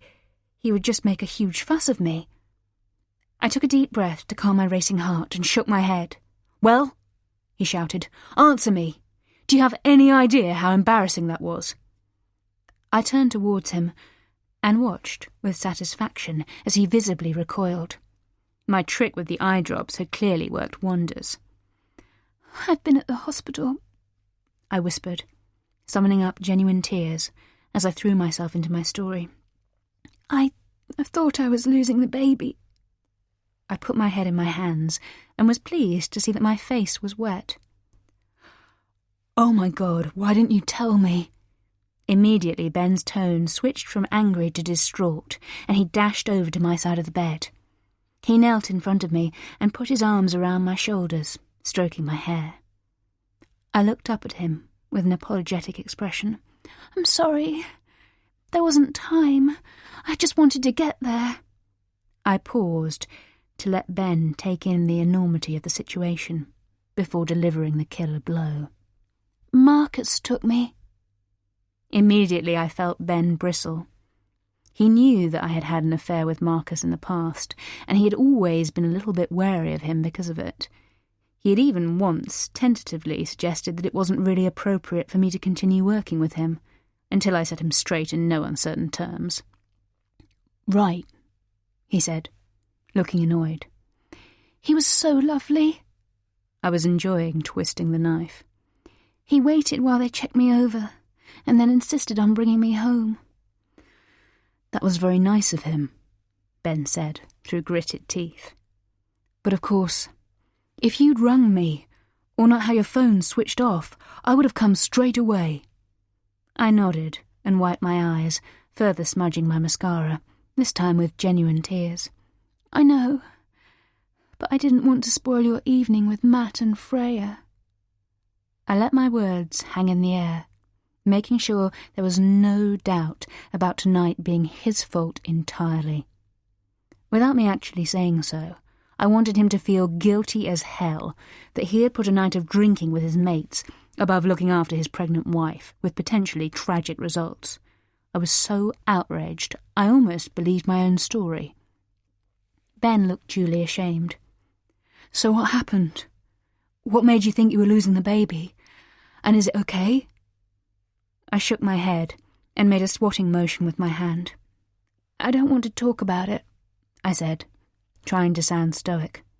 The last thing I needed was him asking too many questions, as I actually didn't have a clue what happened if you really did have a miscarriage. "But the main thing is that everything is okay, and the baby's fine." "Oh, thank God!" Tears flashed into Ben's eyes, and I felt a tiny bit guilty for lying about something so serious. I briefly hoped I wasn't tempting fate.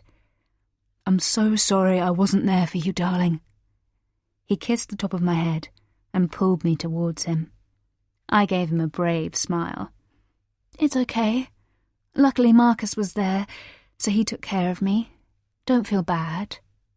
My words landed, and Ben swallowed hard. "Well, let me look after you now," he said, bending down to take off my shoes. "From now on, I'm not leaving your side." I allowed him to help me lay down gently on the bed and smiled up at him.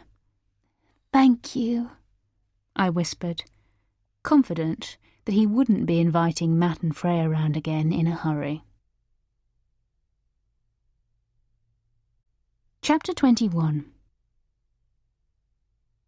I tried to persuade Ben that we shouldn't spend Christmas with his parents, but he was infuriatingly intransigent on the matter. I promised Mum ages ago that we'd be there, and I can't let them down now.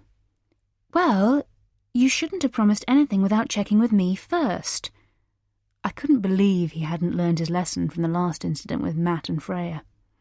You were there, Ben protested, a flicker of annoyance passing over his face. I didn't think I needed to check with you again. I hesitated, racking my brains to remember any such conversation. It must have been back in the summer when I was still trying to be on my best behaviour. It was also before my body swelled up like a balloon, and I really didn't want Peter seeing me looking like this. But I could hardly tell Ben that. Fine, I snapped, resigning myself to spending Christmas with them, but vowing to make it as uncomfortable as possible. It would be fun watching Peter having to bite his tongue all the time. So on Christmas Day, Ben drove us out to Suffolk. He kept throwing nervous glances in my direction, which only served to make me feel even more bad-tempered. Jo threw open the door as we pulled up. "Hello, you two! Happy Christmas!" she trilled in her irritating, squawky voice. I was disappointed to see her looking glamorous, pretty, and worst of all, slim. Ben kissed her as we joined her on the doorstep. "Hi, Mum. Happy Christmas." "And look at you!" Jo beamed as she kissed me on both cheeks before motioning towards my rounded stomach. "You're cooking nicely." I wanted to slap her. "You make me sound like a bloody turkey." "Oh, well, you're certainly the most beautiful turkey I've ever seen." Jo looked flustered, and there was an awkward pause as both she and Ben watched me nervously, waiting to see what I would do next.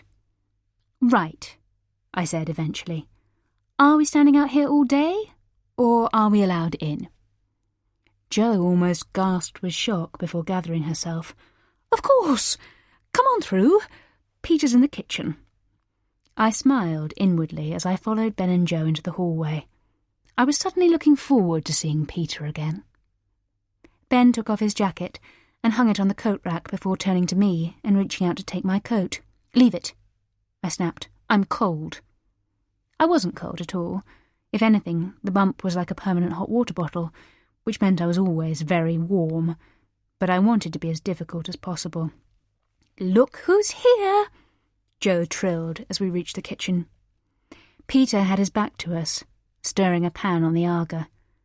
I figured it was the mulled wine Ben had warned me about, which apparently he made every year, even though everyone hated it, but he had done it for so long that no one had the heart to tell him it was disgusting.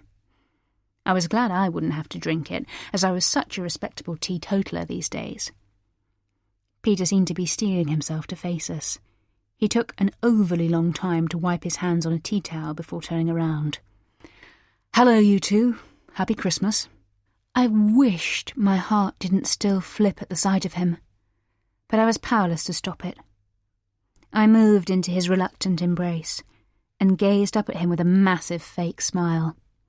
"Happy Christmas, Peter. That mulled wine smells divine. Almost makes me wish I could drink it." Peter flushed immediately and threw Jo a panicked look before clearing his throat. "Well, you'll be pleased to hear that you can. I made it non-alcoholic this year, knowing you didn't drink." "Did you? You didn't say?" For the first time ever, I thought Jo sounded annoyed, which pleased me enormously. Peter reached for a glass and poured a generous serving, which he handed to me with the air of someone who was giving a dog a treat, whilst half expecting it to bite their hand. I took it from him, making sure to brush his hand with mine as I did so. I gazed deliberately at him over the rim of the heavy pewter goblet as I drank. It was possibly the most horrible concoction I had ever tasted, a cross between clove mouthwash and corked wine. "How wonderful!" I managed, trying not to gag as I swallowed each mouthful. Peter's face was almost puce by now, as he tried to maintain his neutral expression. "Well," Jo cried, clapping her hands like a hyperactive 4-year-old child. "Let's go through and make ourselves comfortable, shall we? Bella, are you sure you won't take off your coat? No. I adopted a pained look. I'd rather keep it on, as I'm feeling a bit chilled. I glanced up at Peter with an overly apologetic smile. Oh dear, I do hope you're not sickening for something. Peter's words were loaded with sarcasm, but somehow I didn't think anyone else would have picked up on it. Pregnancy's not an illness, is it, Bella? Jo said sharply, confirming my theory. No, I guess not, I said, in what I hoped was a hurt tone, giving a little shudder for good measure. After a stilted silence, during which Ben looked at his mum with a satisfyingly accusatory stare, the four of us made our way into the sitting room. I sat down, gingerly, wincing slightly as I did so, even though there was actually nothing to wince at. Are you okay, darling? Ben's face was full of concern. Yes, I'm fine, I told him, with a brave smile. What time is Emma getting here? Ben asked Peter. I'd almost forgotten she would be here too, and I had to make a real effort to stop my lip curling. Peter looked at his watch. Any time now, I should imagine. I told her she should have hitched a lift with you two. Seems a bit crazy to bring two cars to do the same journey. I shot Ben a warning look. He didn't need to mention that I had said it was bad enough that we were going to his parents for Christmas. There was absolutely no way I was travelling down with his sister too. I could feel Jo staring at me, and when I turned towards her, she quickly tried to rearrange her expression, but not before I had caught the look of pure dislike in her eyes. The feeling's entirely mutual, I felt like yelling. She frowned before getting up and leaving the room. Ben and Peter didn't seem to notice Jo leaving, and Ben continued chatting to his dad, completely oblivious to the undertones crackling around them. I now saw that Peter didn't look great. His colour was high, and he had acquired quite a few more lines on his face, even in the couple of months since I had last seen him. He was still handsome, but there were dark circles under his eyes, and he looked diminished somehow. The sexy swagger that he had used to seduce me had long gone. I guessed that it was caused by stress, but I couldn't feel any sympathy for him. He didn't worry about the stress I was under when he vanished like a ghost and thought he could drop me without a backward glance. I watched him now, trying to concentrate on what Ben was saying, but his eyes kept flickering nervously in my direction. I wondered if he had even the slightest trace of love remaining for me. When we were together, although I always knew that I felt more for him than he did for me, I was certain that his feelings ran deeper than just lust. I got enough back from him to make me believe that one day he would leave his wife and make a life with me and our baby. How naive and dumb that seemed now, bearing in mind what he did to me. Just then, Jo came bursting back into the room. She seemed to be borderline hysterical. Emma's had an accident. We need to go and get her. Peter and Ben both immediately leaped out of their seats. Shit, is she okay? Ben looked genuinely distressed, which was a bit of an over-the-top reaction. I was fairly sure Emma couldn't have been badly hurt or she wouldn't be calling her mum and dad to go and pick her up. She would have been on her way to a hospital in an ambulance. She's very shaken and upset, and I think she's bumped her head, but she was talking coherently, so hopefully she's fine. Come on, Peter, we need to hurry. Jo gestured towards the door expectantly, chivying him as if he was a naughty child. Peter nodded quickly and strode out of the room. I looked up at Ben, expecting him to sit back down beside me, but instead he headed for the door. I'll come, he said loudly. No, Ben, I shouted before I had time to think, causing them all to stop in their tracks. You can't go, I added, as 3 sets of eyes turned towards me. Ben scowled irritably. What? I need to go with them in case Dad and I have to pull the car out of a ditch or something. His insolent tone made me fizz with instant rage. You can't leave me here on my own, I hissed through gritted teeth, hoping he would get the message and come back in. Come, don't come, Jo snapped at Ben. But make your bloody mind up because we need to get to Emma. Ben hesitated, and I glared at him murderously. He didn't need to go. He was just trying to play the hero in front of his mum and dad. I didn't want to be left in the house on my own when I wasn't feeling well. The fact that I felt fine was irrelevant. He thought I was unwell, which was the main thing. To my horror, he gave me an apologetic smile. "Sorry, darling. I'll only be a few minutes. You'll be fine." With that, the three of them raced out of the door, leaving me sitting by myself in a fog of such violent outrage that it brought genuine tears to my eyes. I couldn't believe that Ben would deliberately disobey me like that, trying to humiliate me and make a fool of me in front of his mum and particularly his dad. "You bastard!" I screamed into the empty room. It was almost half an hour before they came back. By that time, the upset I felt had solidified into cold, hard rage. I watched resentfully through the window as Peter and Joe tenderly helped Emma out of the back of the Range Rover. She seemed absolutely fine. Well, apart from a bump on her forehead, which probably looked a lot worse than it was. They each took an arm and steered her towards the house as if she was about to collapse at any minute. Emma was milking it for all she was worth, shuffling along like a 90-year-old. As they reached the front door, her small green Fiat pulled onto the gravel driveway, driven by Ben. Admittedly, it was pretty badly bashed up, but it was clearly drivable. Emma hadn't needed everyone to go running to her rescue. She could just as easily have driven it home herself. Bloody drama queen that she was. She probably just wanted everyone to make a fuss of her instead of me. As Peter, Joe and Emma all made their way to the kitchen, Ben came into the sitting room. I fixed him with a cold stare as he stood nervously in front of me like a schoolboy summoned to see the headmistress. "Poor Emma.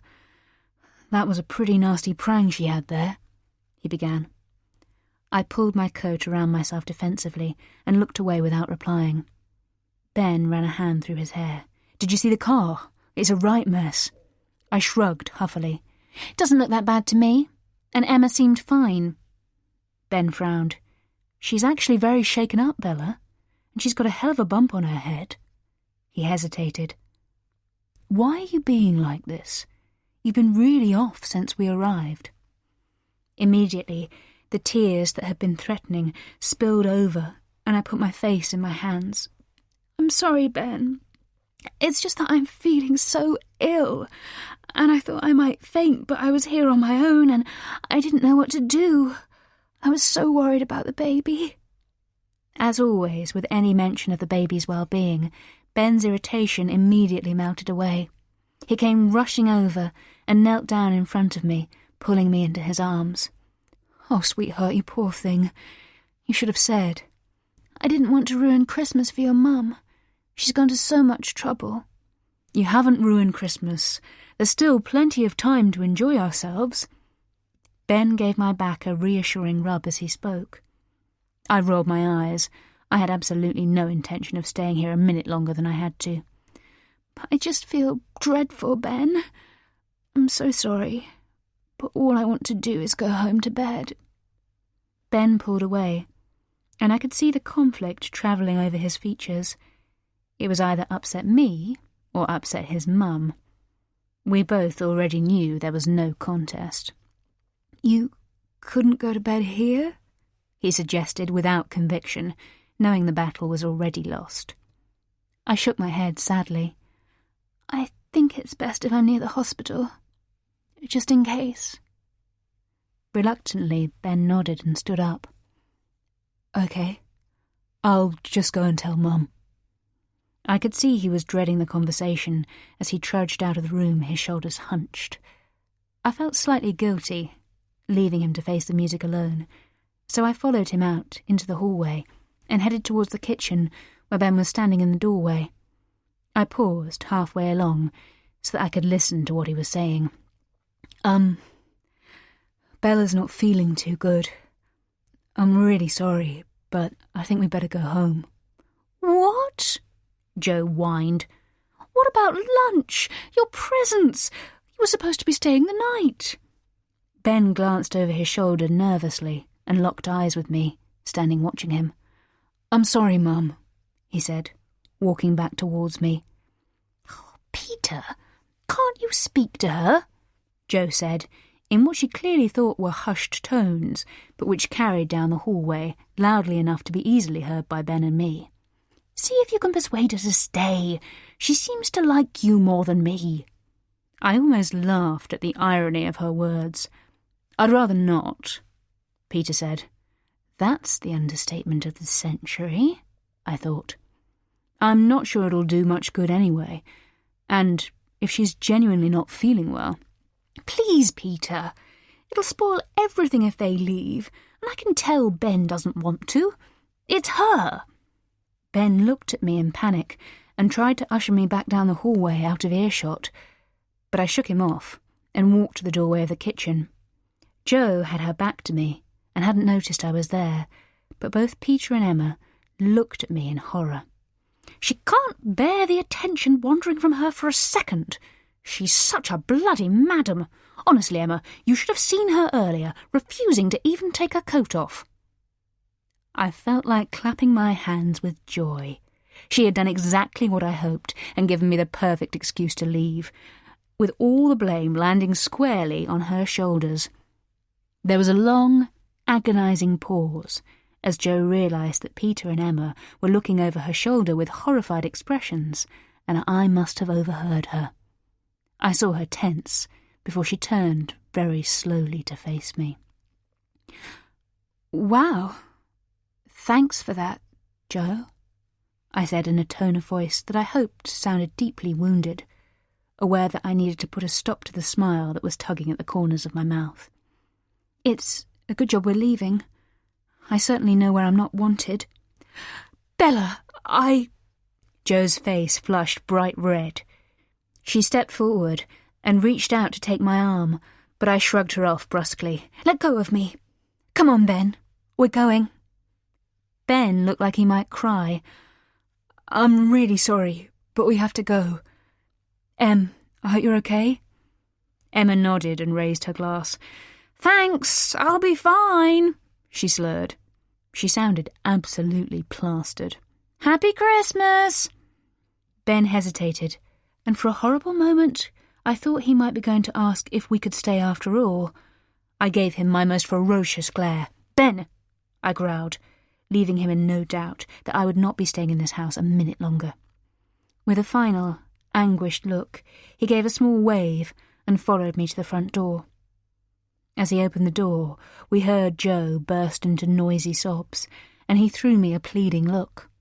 I shook my head fiercely and pushed him out before pulling the door shut behind me with a loud bang. We got into the car, and Ben reversed out of the drive, looking distraught. "Well, I always suspected that she didn't like me all along, and it looks like I was right," I told him, trying not to sound too triumphant. "She does like you," he said, sounding weary. "But you have to admit, you weren't exactly friendly to her either." Indignation rattled through me. How dare he blame me for his mother's hurtful comments? "Are you saying it was my fault?" My bottom lip began to wobble, and I knew the tears weren't far behind. Ben closed his eyes for a moment before reaching over and putting his hand on my leg. "No, of course not. Come on, darling, don't cry. Let's get you home and into bed. I'm sure you'll feel better if you have a good sleep." I blew my nose and nodded my agreement. I didn't need to tell him that I felt much better already. Chapter 22. We didn't have long to wait for the baby to arrive. I started to have contractions at around midnight on January 3rd, and Ben drove me to the hospital, casting worried glances in my direction. "Isn't it too early?" he kept saying. I looked out of the window, counting the time between contractions and vowing to get him well out of the way when I was talking to the midwives about dates. I was sure I'd be able to fob him off easily enough. For my part, I couldn't wait to meet the little person who had been growing inside me these past 9 months, and felt almost giddy with excitement. The birth was remarkably straightforward, if unbelievably painful, and Elodie arrived, looking more serene and perfect than I could ever have imagined. I held her tiny, perfect hands and counted her dainty little toes with a feeling of awe like I had never experienced before. She was mine, and mine alone. I could see Peter in her, but more than anything, I could see myself. It was such a strange sensation to look at another person and see yourself reflected back. Ben was immediately smitten, and it surprised me how good he was with her. It should probably have made me feel guilty, but instead I just felt grateful that he was there and so supportive. When we first brought her home, we both spent hours just watching her sleep in her Moses basket. I don't think either of us could believe we had been left in charge of this tiny baby who was entirely dependent on us for her survival. Once Ben went back to work, my mum came to stay for a week, and I let her do the lion's share of the work while I got as much sleep as possible. She was wonderful with Elodie, which I had mixed feelings about. On the one hand, I was grateful for the help, but on the other, I felt it was the least she could do to make up for the crap childhood she had given me, after she accused my dad of all sorts and had him sent away. Mum and I had always had an odd relationship. Somewhere along the line, she had become scared of me, and as a result, she irritated the hell out of me. It became a vicious circle. The more I sensed her nervousness around me, the nastier I became, which only served to make her more nervous. Both of us breathed a huge sigh of relief when I moved out of our poky little house on an estate in Croydon to move into a place of my own in London. But after I had Elodie, it seemed like we developed a slightly uneasy truce. I thought that maybe it was because I really did need her help for the first time ever. I was bone tired and had absolutely no clue what I was doing, so I had no choice but to watch her and learn.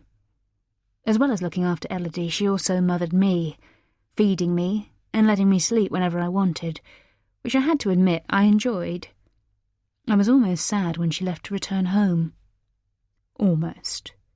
And she must have felt the same way, because after that she began to pay more regular visits, taking over the housework and childcare the minute she walked through the door.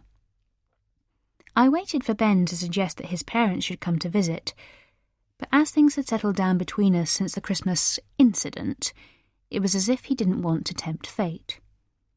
For my part, I only wanted to see Peter again once I felt like I was back to looking my best and had lost the unsightly jelly belly that my pregnancy had left behind. So it suited me perfectly to have the excuse of the row at Christmas to avoid having to see them. Jo sent texts, letters, and flowers, all apologising profusely for what she'd said and begging my forgiveness. Ben and I would read them in silence before quietly carrying on with whatever we were doing, with no discussion or even acknowledgement. The weeks ticked by, and I liked that our bubble had shrunk to just Ben, me, and Elodie, with only sporadic visits from my mum. I felt back in control, which is how I liked it. Matt and Freya seemed to have got the hint, and their phone calls, which I had grown expert in ignoring, had dwindled away to almost nothing. I never mentioned to Ben that they had called or left messages on the answer phone, because I didn't want him getting any ideas about rekindling their friendship. That most definitely wasn't going to happen. I also accidentally smashed his mobile phone, and then offered to get a new one for him, making sure that he got a new number in the process, so that no one from his old life could contact him. When he started to complain and wail that I'd lost all his contacts, I burst into tears and he promptly shut up. So when Ben came home from work one day and mooted the idea of finally inviting his parents to visit, it took me entirely by surprise. I had been trying to contact him at lunchtime and he wasn't answering his phone. I had a sixth sense that he was doing something he shouldn't have been doing, and I was ready for a row about it by the time he came through the door. His sheepish demeanour only confirmed what I suspected. "So, what were you doing today that was so important you ignored my calls?" I asked him, as we sat down to eat the risotto he had prepared. "I didn't ignore your calls." Ben took a mouthful of his risotto, but seemed to struggle to swallow it, and winced slightly before continuing. "I was at work, Bella. I can't just drop everything and take a personal call every time my phone rings. It's unprofessional and it will get me into trouble.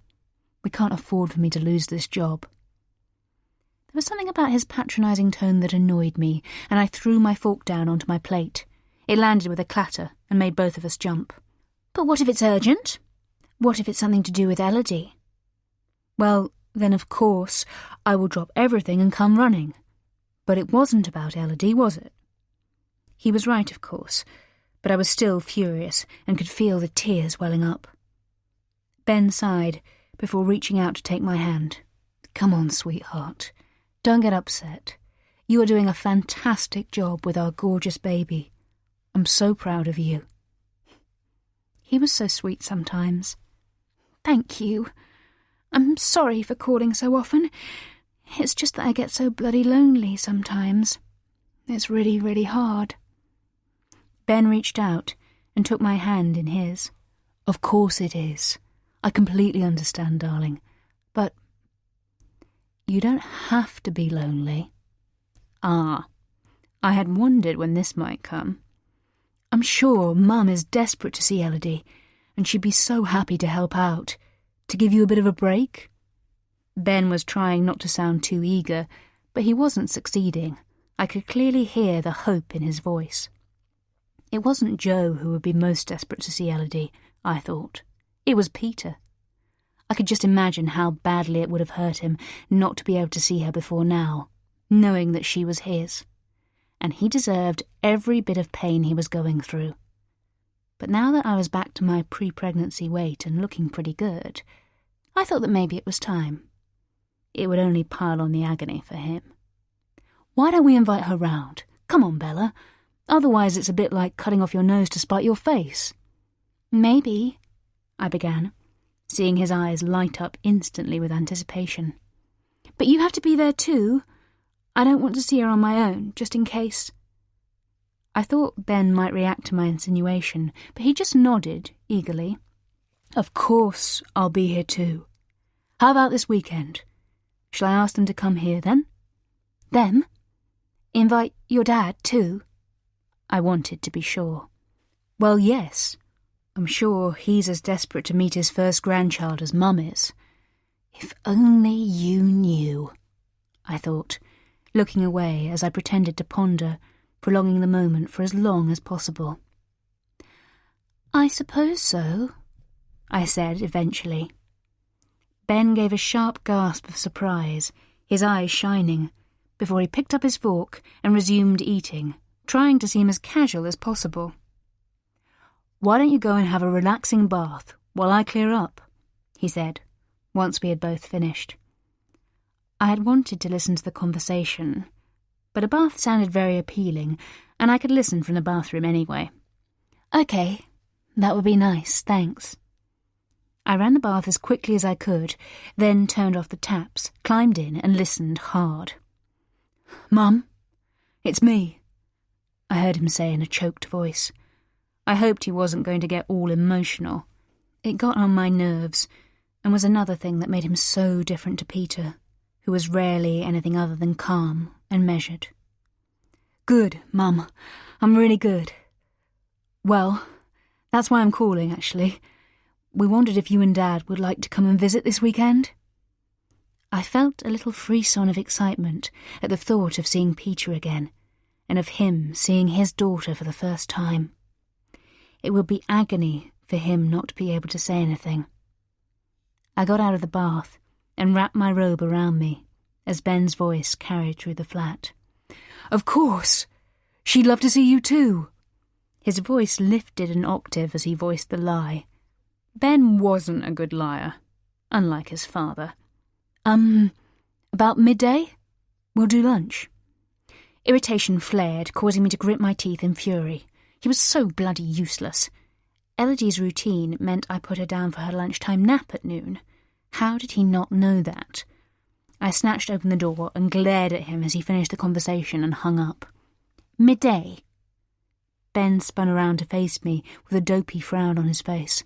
"Yes. What's wrong with that?" "Oh, nothing, except that Elodie will be asleep." I thought they were coming to see her.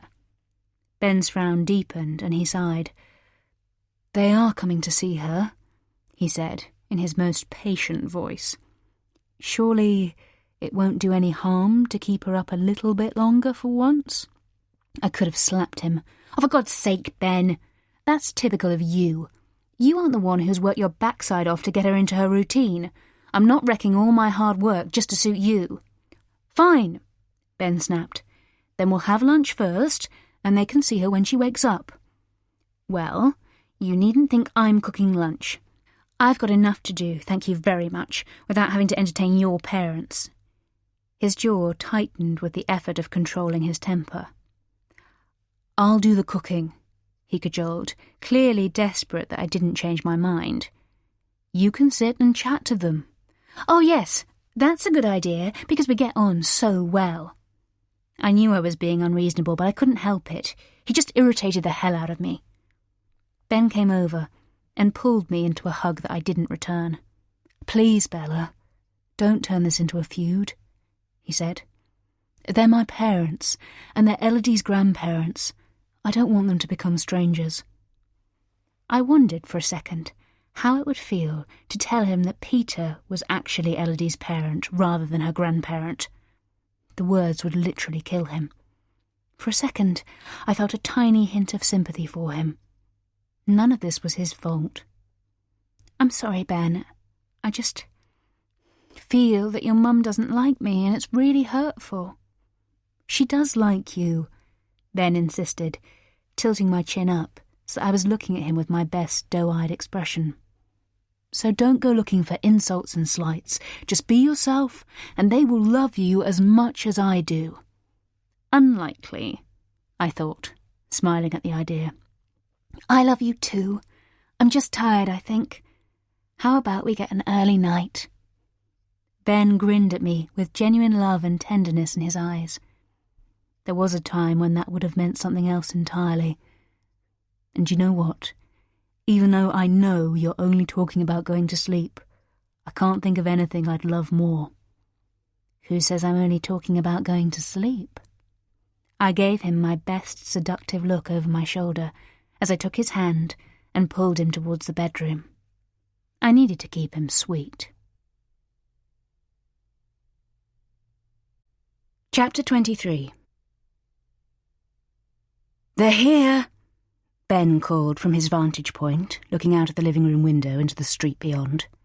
He had been like a cat on hot bricks all morning, awaiting his parents' arrival.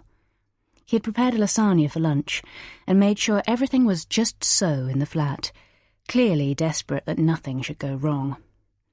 Like Ben, I had been making preparations all morning too. I had had a long soak in the bath before spending almost an hour on my hair and makeup. Finally, I spritzed with the Hermes scent I knew Peter always loved, and dressed in a deceptively sexy fitted shirt and my most flattering pair of skinny jeans, which showed off my long, slim legs and perfect bum. I felt pleased with what I saw in the mirror as I put Elodie down for her lunchtime nap, buying time until I had to face Peter and Joe. "Hi, Mum. Hi, Dad," I heard Ben say, sending a shiver of excitement through me. "You've lost weight, Dad. Are you okay?" I held my breath, waiting for Peter's answer. "I am now." I waited in the gloom of Elodie's room, listening as they bustled into the flat. "Hello, darling. These are for Bella and Elodie." Joe's voice still had the power to set my teeth on edge, even after all this time. "Thanks, Mum. Come on in." Ben sounded happier than I had heard him in a long while. Clearly she didn't have the same effect on him. "She's just put Elodie down for her lunchtime nap," Ben said. "She'll be out in a minute." I decided to prolong the moment for as long as possible, so I leaned against the door, listening. I heard Ben go into the kitchen to make tea. While he was gone, Peter and Joe didn't appear to exchange a word. Probably too scared to speak in case I overheard, I thought with satisfaction. "So, how have you been?" Ben asked, in an overly chirpy voice as he returned to the living room. "Fine," Joe started to say, but Peter cut across her. "Not great." We've been wondering when we'd finally get to meet Elodie." My heart skipped at the sound of his voice, which seemed full of pent-up emotion as his words tumbled out over each other. "Peter—" "No, Jo," Peter cut her off. "I want to know why you haven't been in touch. Have you any idea how upset your mother's been? How upset I've been, for that matter?" I wished I could see his face, to see the anguish that was evident in his voice. Good. He deserved to suffer. "I'm sorry," Ben replied quickly. "We've been so busy with the baby. Time ran away from me." "Rubbish," Peter spat. "You forget that we've had 2 children ourselves, and yes, it's hard work, but it's also possible to find time to make a bloody phone call. How could you have left it for so long? Do you have any idea how hurtful that was?" In one movement, I opened the bedroom door and stepped over the hallway into the living room. "It was because of me," I said, making them all jump visibly. Jo and Peter both swung around to look at me simultaneously, and both of them gave a half gasp. Peter's eyes met mine, and for a second I could see the confusion as lust fought against his already dwindling anger.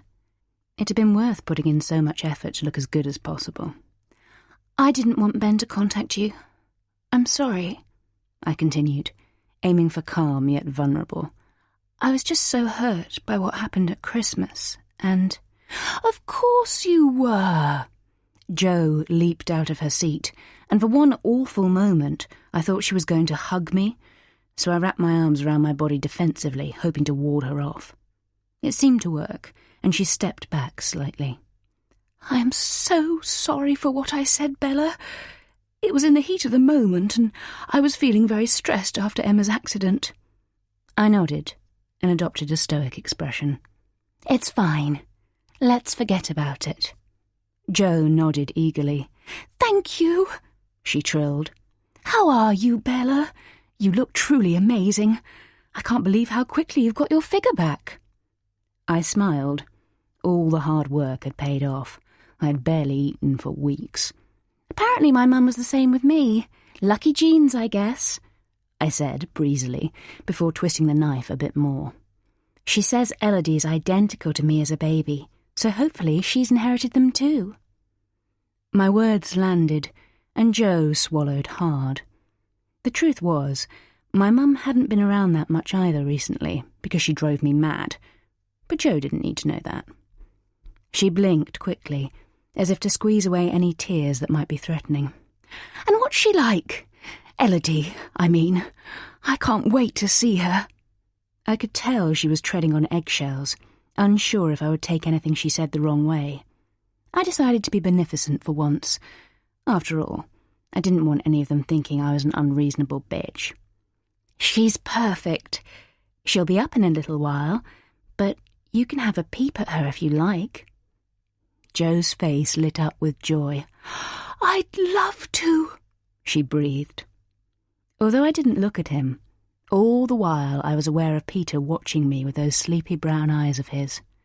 I didn't invite him to join us, wanting to make him wait for as long as possible before he got to set eyes on his daughter. We tiptoed together into Elodie's room, me aware that Jo was being exaggeratedly careful not to make a noise. We made our way to the white wooden cot in the corner where Elodie was lying on her back, sleeping soundly. I watched Jo's rapt expression as she peered down at her. She put her hand to her chest, clearly fighting back tears.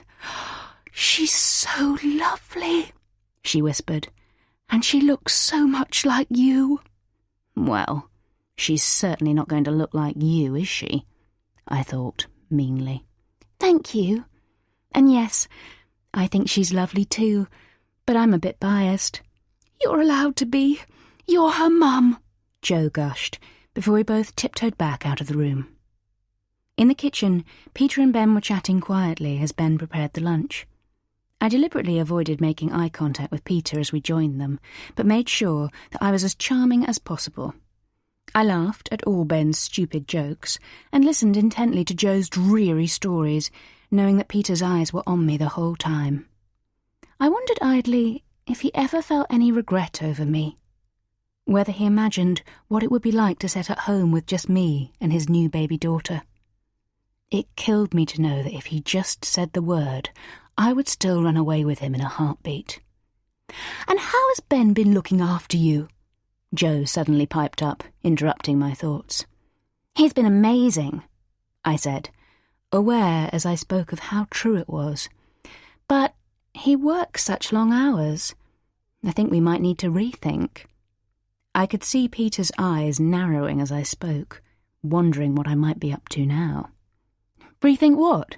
Ben chimed in, his mouth full of lasagna. "Your job. It's not even as if you love it that much. A fresh start somewhere out of London might be good for all of us." An idea was beginning to form in my mind. "You never mentioned it before. What's brought this on?" "Oh, I don't know. Maybe hearing your mum and dad's stories about you growing up in Suffolk. It sounds idyllic." I deliberately left the words hanging for a second. "I'd like Elodie to have that sort of upbringing." "What was your childhood like, Bella?" Joe asked, annoyingly interrupting my flow. "I'm not sure I've ever heard you talk about it." "That's because I don't want to bore everyone rigid. It was dull as ditch water." I rolled my eyes to close down the conversation. "There's honestly nothing to tell." "I'm sure that's not true," Joe persisted. "Where did you live again?" I put a hand to my ear. "I think I can hear a certain little someone stirring." I stood up and left the room.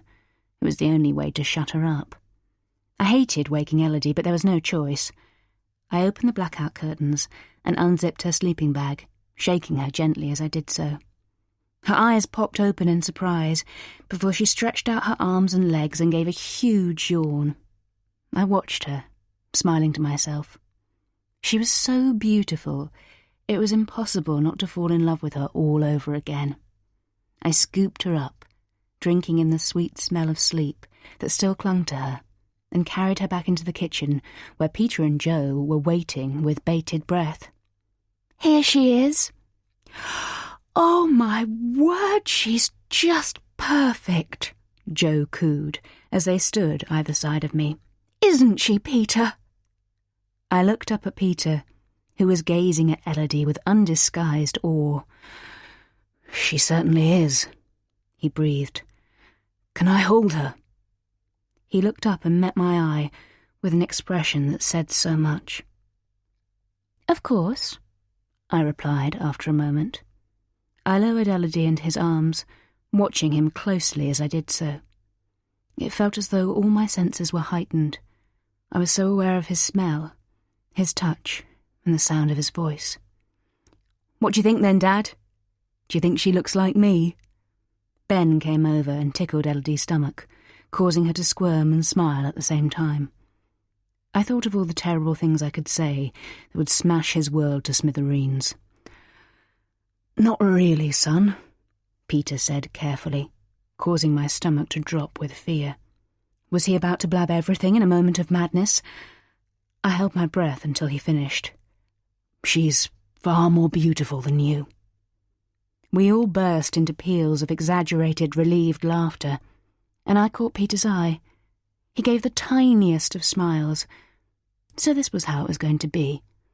Like a continuous jousting session, with one or other of us scoring points against the other. Well, that was fine by me.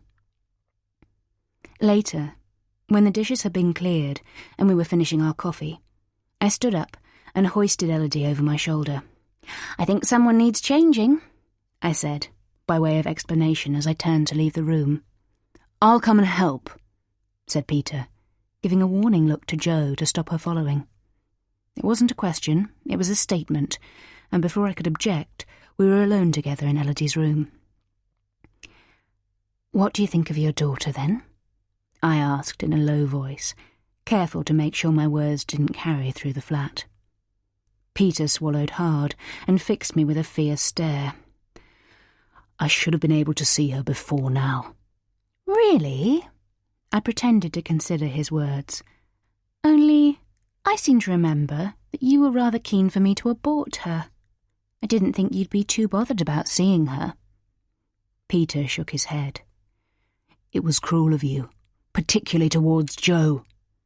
I gave a dry laugh. So? She's not actually related to her, is she? He reeled slightly as if I'd struck him. But she doesn't know that, he hissed. And of course, we've only got your word for it. Seriously, Peter, you're still going down that route? I'd better book a DNA test to prove it once and for all. I can get the results sent to your home. Peter's eyes slid from me to Elodie. But I don't think you really need a test, do you? I turned her around so that he could see her more clearly. You know she's yours, don't you? Peter's eyes filled with tears, and he nodded miserably. What a bloody mess. I laid Elodie down on her changing mat and began to change her nappy. There was no need, though, Peter. You could have had a happy life with me and her. I turned to look at him. Just the three of us, together. He shook his head. That would never have happened. I couldn't leave Joe. But you could shag around behind her back with no trouble. My voice was louder than I had intended, and we both gasped slightly, straining to hear whether my words had reached Ben and Joe. But the murmuring sound of their voices burbled on, uninterrupted. Peter came to stand beside me as I buttoned up Elodie's baby grow. I cursed the renewed shiver of excitement that ran through me at his proximity. Look, he said in an urgent undertone.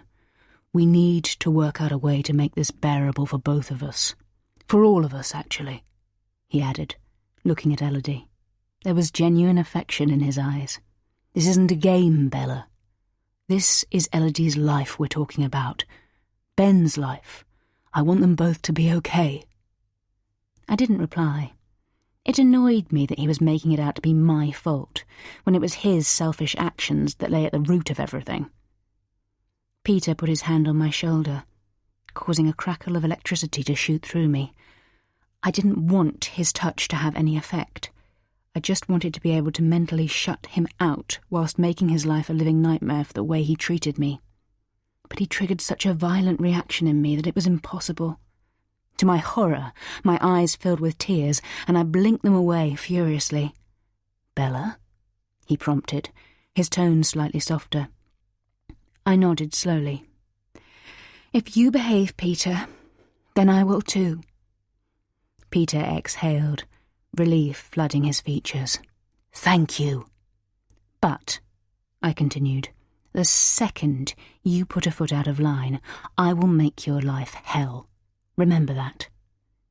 I picked up Elodie and laid her over my shoulder, rubbing her back gently. Peter gazed at her sadly. How could I ever forget? I'm glad I've finally seen her. She's beautiful. Really beautiful. I couldn't help smiling. Yes, she certainly is. Well, you might be seeing a bit more of her soon, anyway. Peter's own smile died on his lips, and his eyes narrowed slightly. He was always so suspicious around me, albeit with good reason.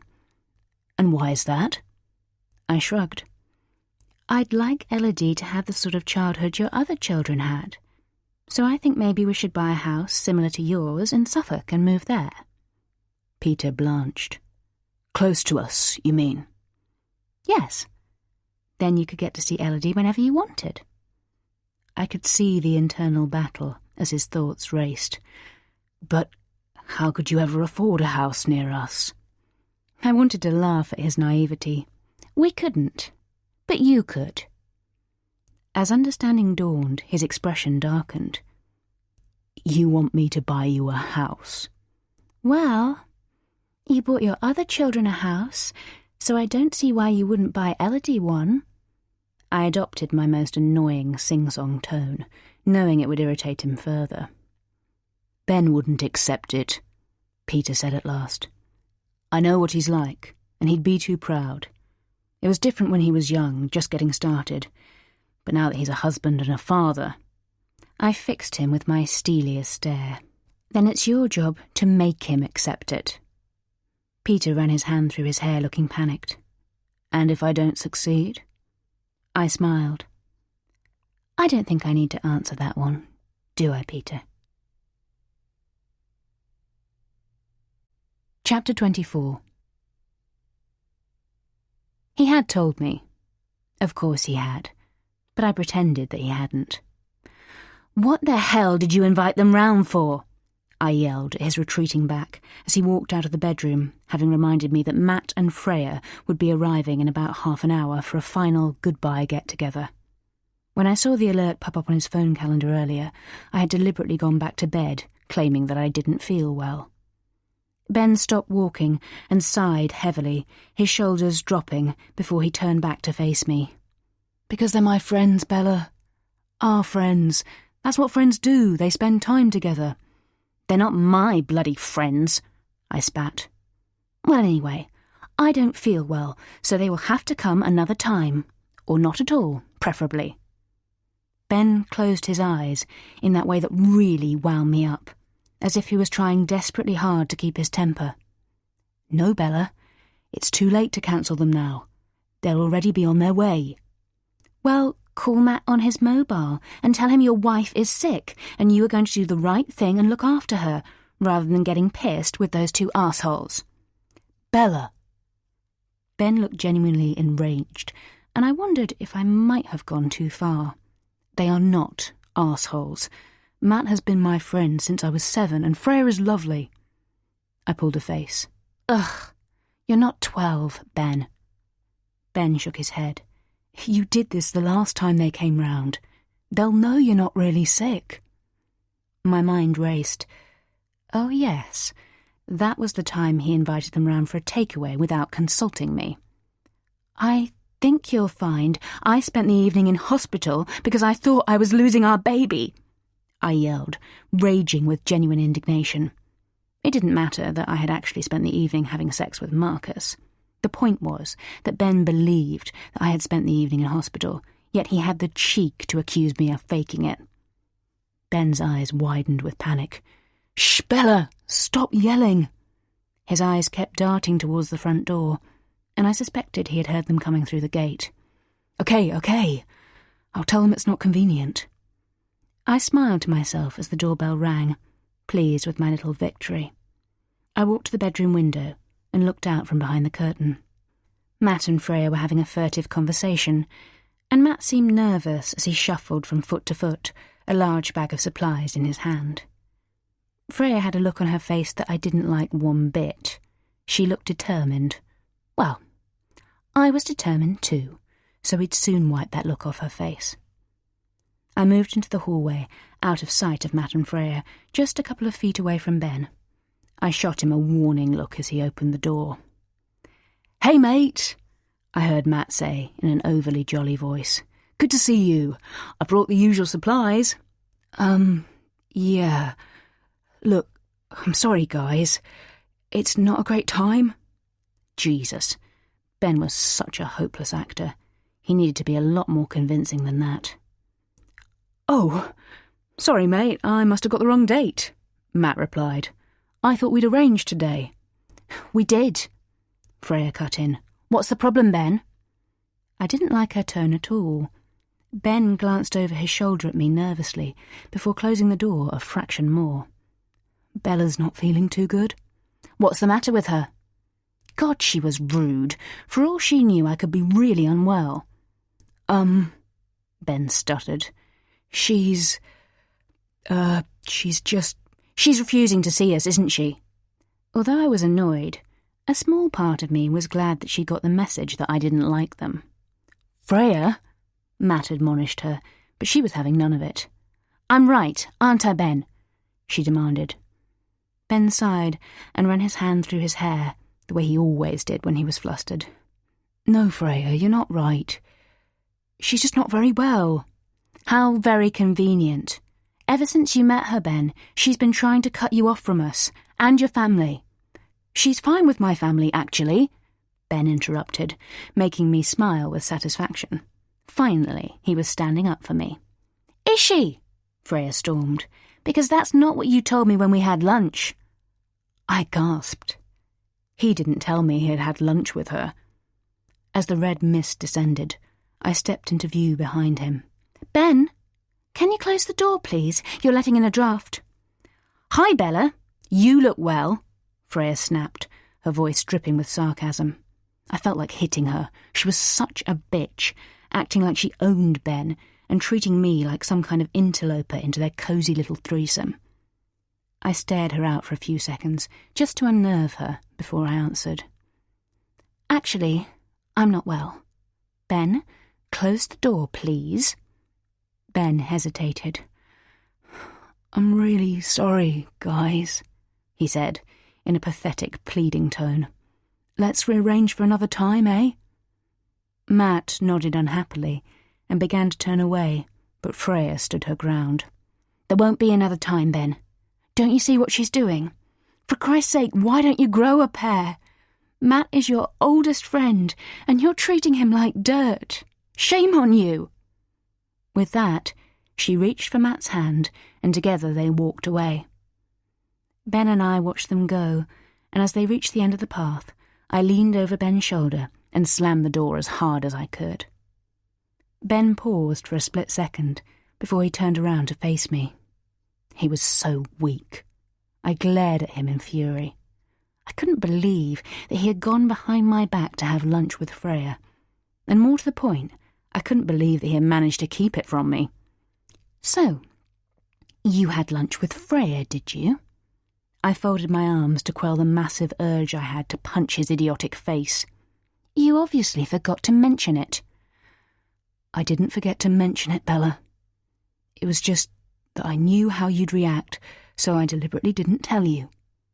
Anyway, it wasn't arranged. I just bumped into her and we had a sandwich, that's all. No big deal. I didn't believe that for 1 second. The only way they'd have bumped into each other is if they had arranged it. No bloody big deal. You having lunch with another woman behind my back and moaning about me. Ben closed his eyes, aggravating me even further. For a start, Freya is not another woman.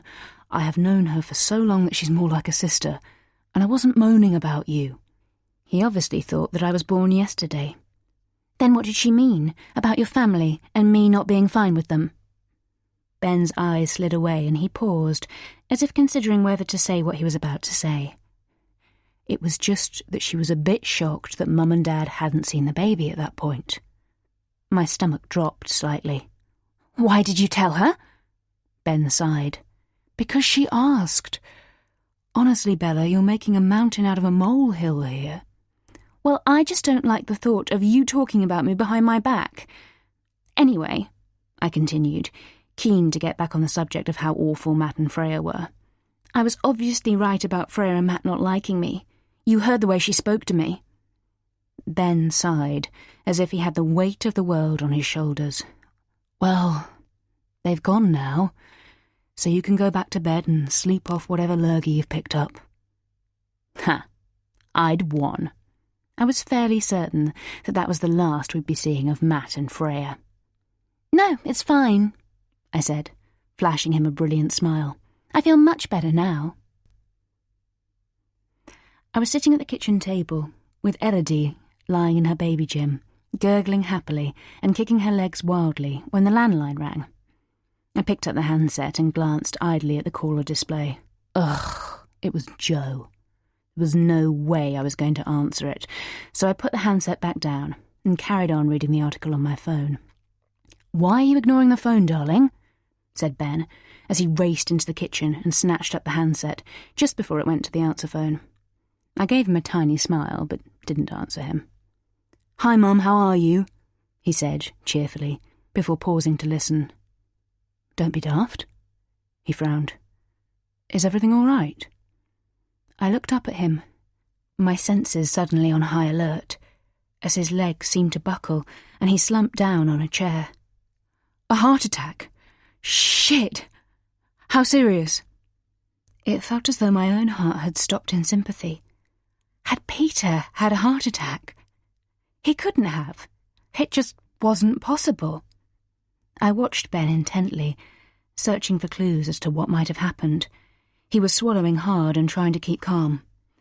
Right, don't worry. I will be there as soon as I can. Which hospital? Okay, get yourself a coffee and I'll be there in a couple of hours. Does Emma know? It was obviously Peter. and it sounded serious if Ben had to dash off immediately. He spoke for a few more minutes before telling Jo he loved her and hanging up. All the colour had drained from his face, and he looked as if his legs had turned to jelly. "What's happened? Is it your dad?" I asked, slightly unnecessarily. Ben nodded his affirmation, clearly fighting back tears. I wanted to cry myself through shock and, inexplicably, anger at Peter. How dare he do this? I walked over and wrapped my arms around Ben, as much for my own benefit as his. Ben took a deep breath and gave me a slightly apologetic look. "I need to call Emma and go." I nodded, still too stunned to take it in. "Of course you do. Let me know the second you have any news." Ben nodded. "Of course.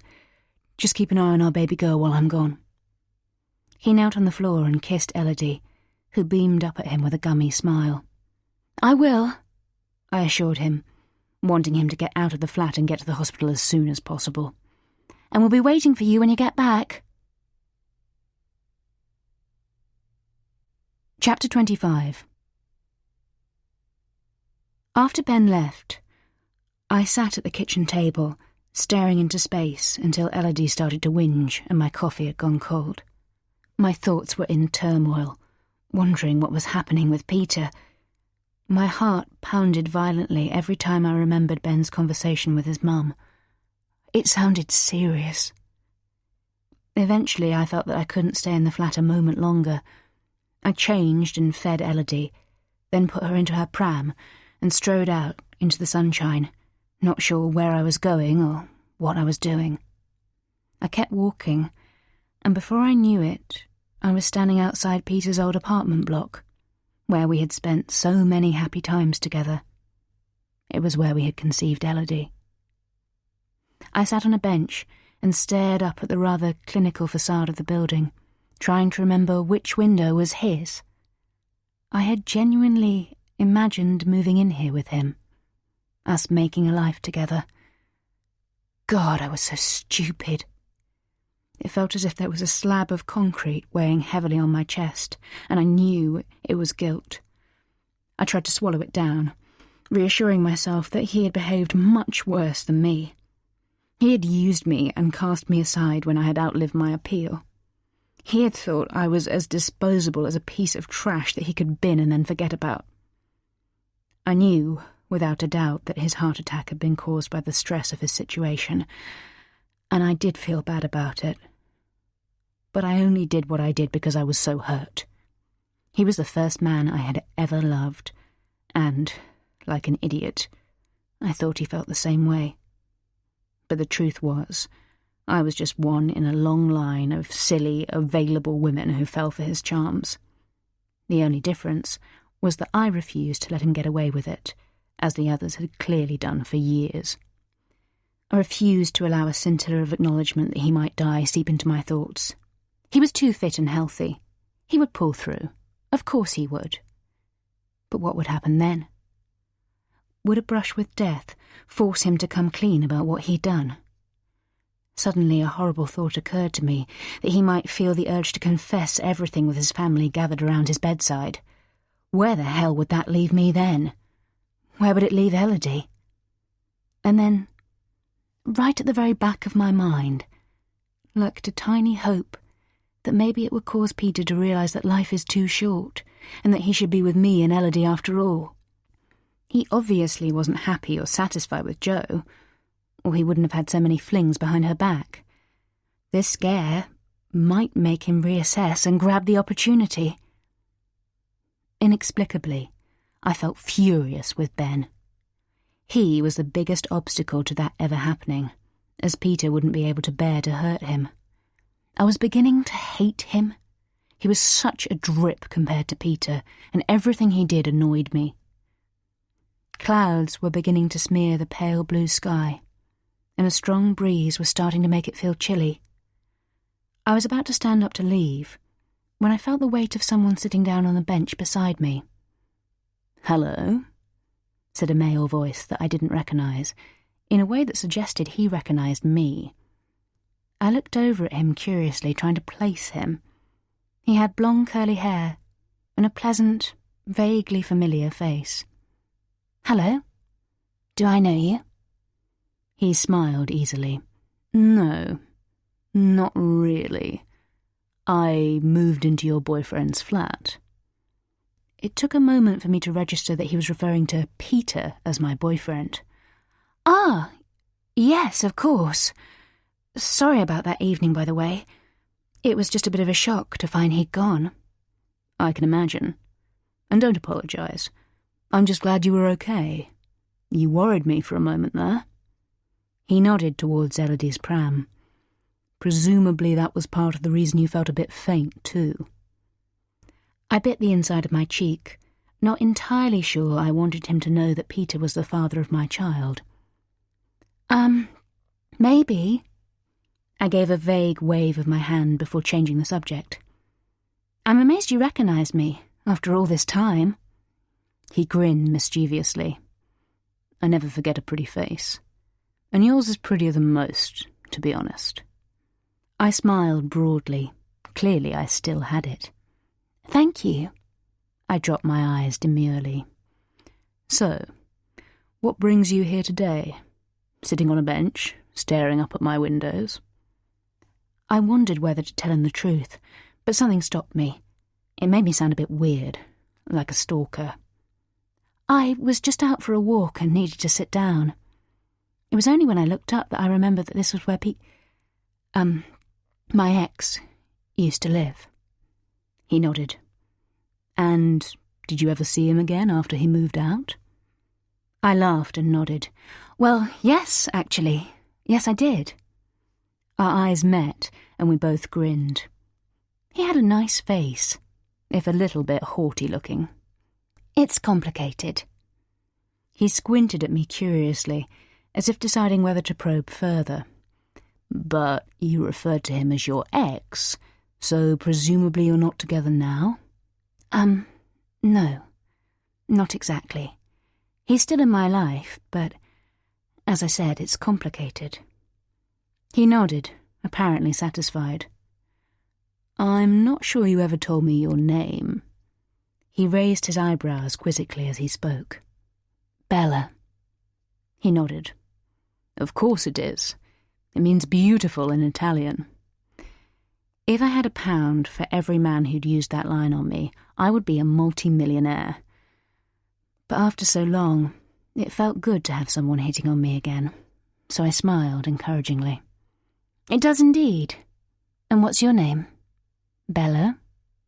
He laughed, showing straight white teeth. "My name apparently means brave lion. I'm Leo." He looked like a Leo, with his mane of blonde curls. "Kind of appropriate, I'd say. It suits you." He gave me a sidelong glance, as if to gauge whether I was giving him the come-on or not. "Thanks. So listen, Bella, it's getting a bit chilly. Would you like me to buy you lunch somewhere nice?" I thought for a moment. The day was suddenly taking a very surreal turn, but at least it took my mind off Peter for a while. "Sure, as long as you don't mind having a chaperone in a pram." His eyes darted towards Elodie, as if he had completely forgotten she was there, and for a second there was a flicker of doubt. My heart sank. I had begun to feel excited at the prospect of a flirtatious lunch with a handsome stranger. But just as quickly, the doubt faded, and he stood up. "Of course I don't mind," he said. "Who could possibly object to dining with 2 beautiful women instead of 1? Would you like me to push?" he offered, gesturing towards the pram. I smiled, amazed at how the day was panning out. "I'd like that very much," I said, falling into step beside him, all thoughts of Peter now pushed firmly to the back of my mind. "I suppose I had better be getting back." I propped myself up on one elbow and looked at the bedside clock, shocked to see that it was almost 7 p.m. Leo traced a finger from my breast down to my hip, gazing appreciatively at my body with hungry eyes. We had enjoyed a long, champagne-fueled lunch at a beautiful restaurant in the shadow of Tower Bridge, then walked back to his apartment without either of us questioning that we would be going to bed together. I parked Elodie's pram in the spare room, where, exhausted from missing her usual lunchtime nap, she promptly fell asleep, leaving Leo and me to indulge in a surprisingly energetic and erotically charged few hours of sex. It felt so good to have sex with someone new and exciting, after putting up with Ben's infuriatingly tender advances for all this time, and it had enhanced my mood enormously. "Don't go yet." Leo fixed me with a wolfish stare, and I could see that he was already erect again. His athleticism was impressive, considering we had already made love 4 times. He leaned over to kiss me, and I was just succumbing to him once more, when Elodie's cries rang out through the flat. "Sorry, I'm afraid that's my alarm call." I rolled away from him and swung my legs over the side of the bed. "But thank you for today. It was just what I needed." Leo smiled sleepily. "Me too. Maybe we could do it again sometime." I looked down at him with a non-committal shrug. "Maybe." He sat up in bed and reached for a pack of cigarettes on the bedside table. He lit one and inhaled deeply. "Is there someone waiting for you at home?" He looked up at me through a veil of smoke as he exhaled. "There might be," I replied, adopting a casual tone and glancing down at my wedding ring. "Depends whether he's home yet." Leo smiled and nodded his understanding. "Gotcha." As I left the flat, pushing Elodie in her pram along the hallway towards the lift, I pulled my phone out of my bag. I had 1 missed call from Ben, and I felt a spike of relief. If there had been anything seriously wrong with Peter, he would have called more than once. I stood in the lift, staring at myself in the mirrored walls, thinking about all the other times I had left this flat after an afternoon or evening of illicit sex. Today with Leo had been a fun distraction, but still, even now, no one compared to Peter. I wondered if anyone ever would. There was something about him that just clicked for me, and I still felt a physical ache for him, even after all this time. Back home, I bathed Elodie and put her to bed, then had a long hot shower myself, washing away all traces of Leo, just in case Ben came home without warning. As it seemed as if Peter was okay, there was no reason for him to stay overnight. The phone rang, just as I was thinking of going to bed. "Ben?" I said, wondering why he was calling rather than just coming home. I hoped he hadn't somehow found out what I'd been up to. "Yes." He sounded slightly tearful, but not angry. "How is he?" There was a weird pause, and I could tell he was struggling to speak. My heart began to pound with alarm, and I suddenly knew what he was going to say before he said it. "He's dead. He died, Bella." "What?" "Oh my God." I could barely breathe for shock. It just wasn't possible. Peter was too young and fit to have died. My throat dried, and a wave of genuine sorrow swept through my whole body, causing me to start shaking. "Jesus, I can't believe it." "I know. I've just arrived back at Mum and Dad's." Ben stopped speaking abruptly. There was a long silence, as we both tried to digest what Ben had just said. For a fleeting moment, I wondered if he had found out the truth about me and Peter, and was making it up to punish me. But I dismissed it just as quickly. I could hear the raw grief in his voice. "Are you coming home?" I didn't want him to. I wanted him to stay away, so that I could process my own feelings without having to worry about him or comfort him in any way. I just didn't have the strength to put on my usual Oscar-winning performance. "Not tonight," he replied, and I exhaled with relief. "I need to stay here with Mum and Emma to make sure they're okay." Of course he did. His bloody mother would milk this for all it was worth, playing the grieving widow of a devoted husband and father. Only I knew the truth about him, which was that he was about as far from devoted as it was possible to be. He was a liar and a cheat and a user who had spent his whole life pretending to be something he wasn't. But despite all of that, I had loved the bastard. "Just look after Elodie, and I'll call you in the morning," Ben said, cutting through my thoughts. "Okay," I whispered before hanging up. I didn't want to speak to Ben, or hear his voice for a second longer. I was stuck with him now, and it had all been for nothing. He had served his purpose and been the perfect way to punish Peter for what he had done, but I didn't need him anymore, and I certainly didn't want him. The thought of him coming anywhere near me already made me feel physically sick, and my mind raced with thoughts of how the hell I was going to get out of this mess I was in.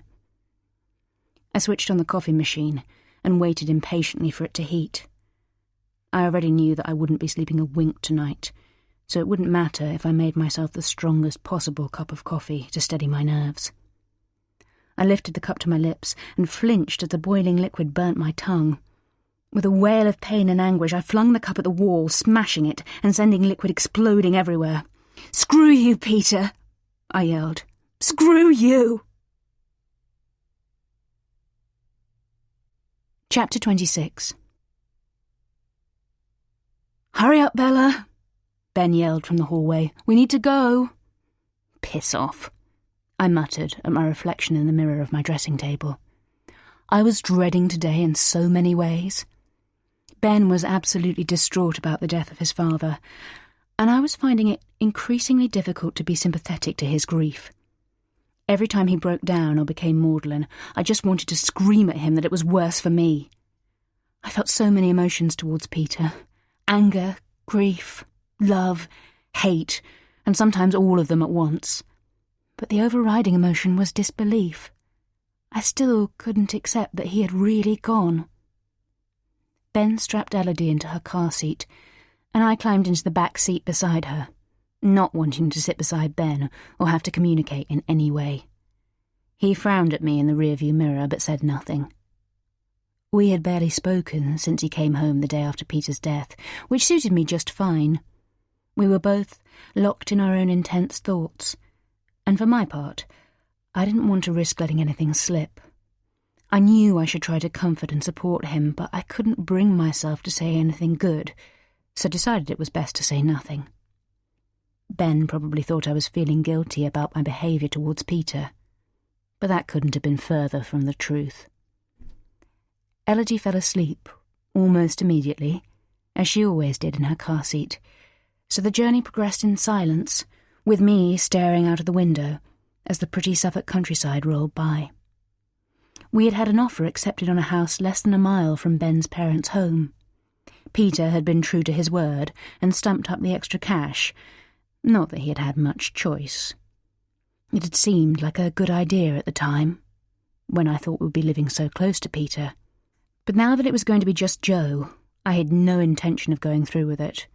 She drove me mad just seeing her once every few months. Her being on the doorstep would be a nightmare. Ben pulled up on the gravel driveway and turned off the engine. As he did so, Elodie's eyes popped wide open, and she made herself jump with a giant hiccup. Ben and I both laughed, and it broke the tension that had enveloped us for the whole journey. Ben hopped out and unstrapped her, lifting her out in one deft movement. I watched him, tickling her for a moment before climbing out myself. He really did love her. How devastated he would be to know the truth, that he was her brother, not her father. I put my arms out and took her from him, noting with satisfaction how she squealed with genuine delight when I lifted her up and blew raspberries on her belly. Ben couldn't even make her laugh the way I could. Jo opened the front door before we reached it, and I was slightly taken aback by how diminished she looked. She wasn't a big woman anyway, but she seemed to have shrunk into herself since I last saw her. Her eyes looked slightly glazed, and there were dark shadows beneath them. She reached up to hug Ben and clung to him for a few seconds, as if she was hanging onto a lifebelt. As she released him, she gave me a cursory glance and attempted a half-smile. "Hello, Bella," she said, in what I thought was a very cold way. I felt a creeping sense of unease. Usually she would be excessively friendly, rather than offhand and distant. I wondered if she knew anything. Maybe Peter had confessed all on his deathbed, however unlikely that seemed. "Hello, Joe." I swallowed hard so that I could continue. "I'm sorry about Peter," I managed, distracting myself by gently rocking Elodie. "Thank you," Joe said, before turning away abruptly, without even so much as a glance at Elodie. I couldn't believe that she could be so disinterested, and looked at Ben in disgust. But he was already following his mum into the kitchen like an obedient puppy. So this was how today was going to be then, I thought murderously. Everyone fussing around Joe and pretty much ignoring Elodie and me. I took a seat at the island with Elodie on my lap and watched as Emma bustled about, issuing orders and bossing everyone around whilst preparing tea and coffee. She put a coffee in front of me without asking what I wanted or even acknowledging that I was there. I deliberately left it to go cold. Annoyingly, Elodie was as good as gold and sat quietly watching the goings-on without making even a whimper, which would have given me an excuse to leave. Finally, we heard the cars arriving on the gravel driveway, and my heart lurched. It was only now that it felt real, for the first time. We all stood up, and Joe reached for Ben's arm. "Are you okay, Mum?" he asked, with a look of genuine concern, as we all began to walk down the hallway. Joe nodded, and gazed up at him with a wan smile. "Yes, my legs are just a bit wobbly, that's all." Ben nodded and rubbed her hand tenderly. At that moment, Elodie started to cry in my arms, no doubt unsettled by the tense, strange atmosphere. Ben turned back towards us. "Shh, don't cry, sweetie," he whispered. God, he was so wet sometimes. "She's a baby, Ben," I snapped. "That's what babies do." Ben looked hurt but didn't reply, and kept leading Joe out into the driveway, where the hearse and the family car were waiting. We all stopped sharply at the sight of the coffin, and my stomach dropped. He really was dead. Until this moment, I had felt as if he might just be playing some kind of cruel trick. But seeing the coffin, decked with a simple bouquet of beautiful white lilies, put all doubt to one side. This was no trick. He was gone forever. As if reflecting all our thoughts, Ben let out a guttural moan before putting his hand over his mouth.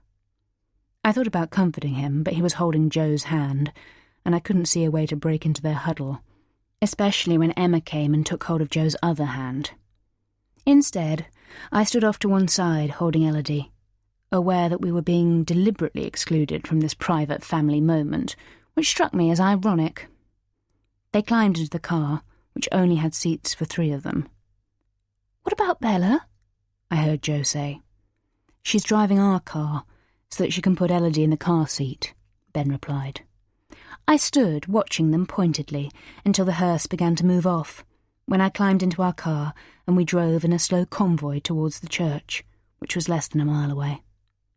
I imagined what they were talking about in the car in front of me, and decided that they would no doubt be eulogizing Peter, gushing over what a saint he had been. If only they knew. I was slightly surprised that he was being buried and having a church service at all, as he had never struck me as the religious type, but I reasoned that it just showed what a great actor he had been. Not unlike myself, I thought, ruefully, as we pulled up in front of a large crowd of mourners outside the church. I wondered vaguely how many of the assembled throng knew what Peter was really like. Again, no one seemed to give much thought to Elodie and me as Ben helped Joe and Emma out of the car and led the way towards the church doorway. He stopped abruptly as someone stepped forward from the crowd to hug him. I narrowed my eyes as I realised it was Matt. I might have known they'd be here. I stepped back slightly and pretended to attend to Elodie in order to avoid having to talk to them. Just then, Freya and another woman walked over to Joe and Emma, embracing them both. "I'm so sorry," the woman said, taking Joe's hand in hers. "You must feel so lost without him. I know how much you loved him." "Thank you, Charlie," Jo gushed, gripping her hand tightly. I watched out of the corner of my eye. Ah, so this was the famous Charlotte. She was slimmer than I'd thought she'd be, and she wasn't unattractive. But a bit like Freya, she wasn't exactly a head-turner either. She certainly wasn't in my league. "I don't even know where to begin," Jo whined on. "I already miss him so much. I feel so alone." "I know, I really do," Charlotte told her earnestly. She sounded every bit as wet as Ben. It wasn't much wonder they had been together for so long. "But you have Ben and Emma, and they will be there for you. You aren't alone, I promise you." Jo nodded. "Thank you for coming, Charlie. It means a lot." I resisted the urge to stamp my foot. She had barely said hello to Elodie and me, yet she couldn't fawn over Ben's stupid ex enough. Charlotte shook her head. "We all love Peter. There is no way we wouldn't have been here today." Ugh. I wasn't surprised she had got on so well with Jo. She was nauseating. "Please make sure you sit with us at the front. We'd all appreciate it." I could have sworn Jo's voice became a little bit louder to make sure that I would hear. "Are you sure?" Charlie replied uncertainly, her eyes flickering towards Elodie and me. "We wouldn't want to take anyone else's seat." "No, Mum's right," said Ben, appearing at their side. "You should sit with us. It would help, especially Emma," he added, gesturing towards Emma, who was wailing away and being comforted by one of her relatives. "Okay," Charlotte said before stepping back. "We'll see you in there." A swell of indignation and anger swept through me, so strongly that I contemplated not going into the church at all. How dare they? They were behaving as if I wasn't even there.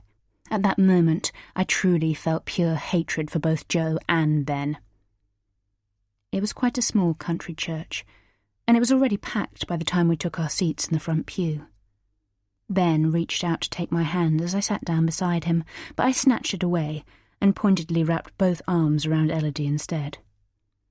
Jo sat between Ben and a weeping Emma, with Charlotte on Emma's other side, rubbing her back to comfort her. Charlotte had tried to meet my eye, but I refused to look in her direction. I had absolutely no interest in making any kind of connection with her, and I also avoided looking at Matt and Freya, who were in the row behind her. We all knew where we stood after their last visit to our flat, so I didn't see any point in pretending to be civil. Suddenly the organ music changed, and the church was filled with the sound of singing. Only then did I realise how many people were there, filling the aisles and any available spaces. Peter had clearly been very popular. I glanced around me, wondering idly how many of the women present had also succumbed to his charms. When the vicar invited Ben to give the eulogy, he stood up shakily and made his way to the lectern. After swallowing several times, he started to speak in a trembling voice. "My dad was my best friend," he began. "He never, ever let me down, and was always there when I needed him." I stared straight ahead, resolutely resisting the urge to yell out that his father had let him down in ways that were unimaginable. "And I honestly don't know how any of us are going to cope with losing him." Tears rolled down his cheeks, and when he opened his mouth to speak again, he emitted a loud sob before breaking down completely. To my surprise, I felt the tears welling up in my own eyes, not out of sympathy for Ben, but because I felt sorry for myself. Why the hell did Peter have to die? Matt stood up and walked calmly towards the altar. I watched him with a murderous glare. Trust him to act like the conquering hero. "Would you like me to continue for you?" he asked Ben, who was weeping like a baby. Ben nodded, so Matt took the paper he was holding and read the eulogy without faltering. When he had finished, they looked at each other and Ben mouthed, "Thank you," as the two of them walked back to their seats. I looked down, unable to meet Ben's eye or offer him any kind of comfort. "I'm sorry, Mum," he whispered as he sat back down. I just couldn't do it. I know, darling. We all understand, she replied, taking his hand in hers. She didn't let go for the rest of the service. At the end, we all filed out, with everyone ignoring Elodie and me. It was as if we were invisible. I stood off to one side and watched as the mourners fussed around Jo, offering her their condolences. Yet again, I thought about how much trouble I could cause with just a few words. Matt, Freya and Charlotte all came out together. Matt tried to catch my eye, but I pretended not to see and focused on Elodie instead. Jo reached out and gave Matt a hug. Thank you so much for helping Ben, Matt. It means the world to us. Matt hugged her back. We'll always be here for him, Jo. And for you and Emma too. Don't ever forget that. He had pointedly not mentioned me and was speaking loud enough for me to hear. I smiled inwardly. He wouldn't be having anything to do with me in future, so I couldn't have cared less. The burial was supposed to be family only, so the plan was for Ben, Jo and Emma to go in the funeral car, and I would again drive Elodie in our car. But as I started the engine and prepared to follow the cortege, I changed my mind. I had no desire to see Peter lowered into a hole in the ground, and I didn't think it was appropriate for Elodie either. So instead, I turned off the road and took a detour past the house Ben and I were supposed to be buying. It was a grand, elegant Georgian building, set back from the road behind well-kept hedging, with a large, beautifully landscaped garden. It would have been a gorgeous place for Elodie to grow up, but now that Peter had gone, there didn't seem to be any point in moving to somewhere so close to his mum. She would no doubt want to be hanging around with us all the time, getting on my nerves and interfering with Elodie. She wasn't even related to her. Not that she had any idea about that, of course. A large number of people had gathered back at the house by the time I arrived. Ben came over as we walked in. Are you okay, darling? I was worried about you. I nodded, aware that people were watching. Yes. Sorry I didn't come to the burial.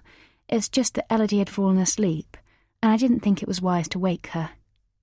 Ben nodded, but I could tell that he didn't believe me. Oh, okay. Would you like a drink? I glanced at the glass of red wine in his hand. Well, actually, maybe I will. I'll have a red wine. I could see the panic flare up in his eyes. Really? But you don't drink alcohol. I know. It's just that it's been such a stressful day. I think maybe I will for a change. Oh, you haven't been drinking yourself, have you? Ben frowned and handed me his glass reluctantly. No. Well, just a couple of sips. I thought you might drive, given the circumstances. I raised my eyebrows.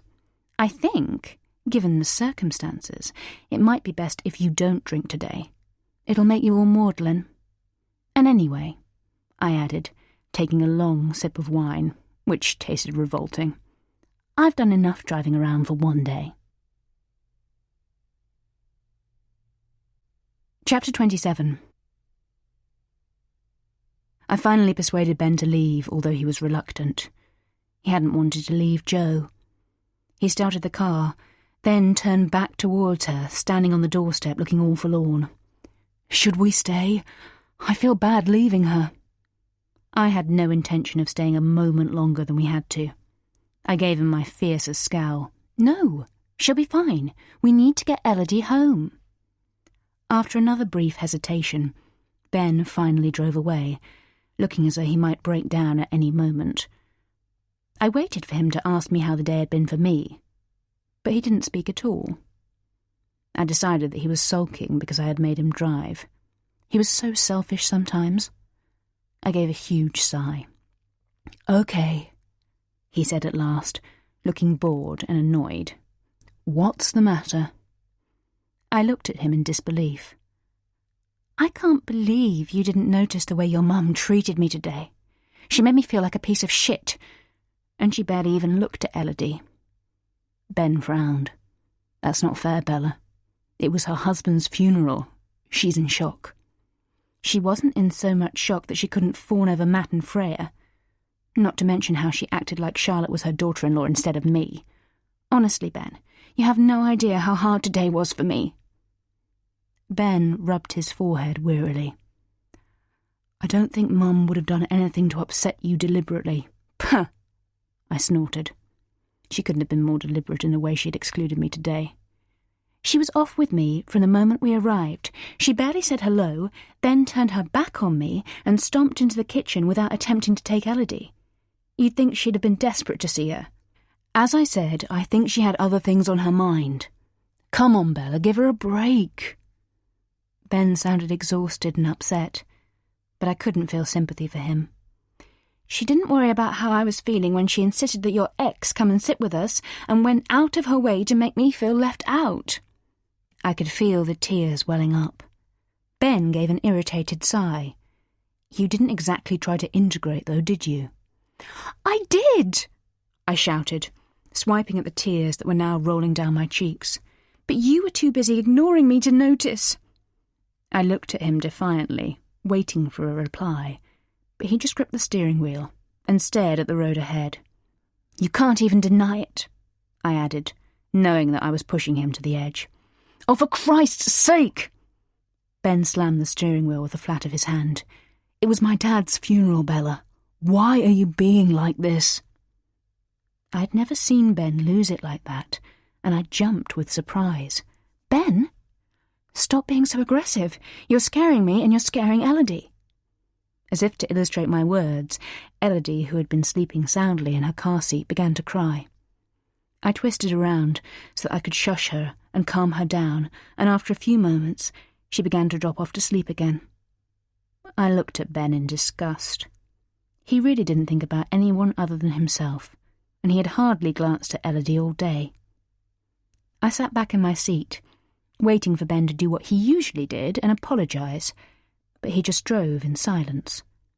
In front of us, the sun was a heavy ball of orange, sinking fast in the purple sky. It was a stunningly beautiful view, but I hardly noticed as my thoughts raced. So you're sulking now, then? Ben sighed. No, Bella. I'm not sulking. I'm just trying to get my head around today. It's been a horrible day. Yes, it has, I agreed quietly, folding my hands in my lap. I'm glad it's over. Ben didn't reply. And at least we've got the move to focus on now. Yes. Ben couldn't have sounded less interested if he'd tried. I wondered whether I should let it drop for now and discuss it later, but I didn't want to. I needed to let him know that I had had a change of heart, so I continued. You know, maybe we shouldn't move to Suffolk after all. Maybe Surrey would be better. Ben frowned, and I saw his body stiffen, as if bracing himself to answer. No, Bella.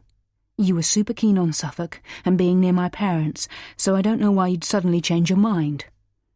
I mentally rolled my eyes. Of course he didn't know why I would suddenly change my mind. It would change everything if he did. Anyway, he added, it's too late. Not necessarily, I said, with a wave of my hand.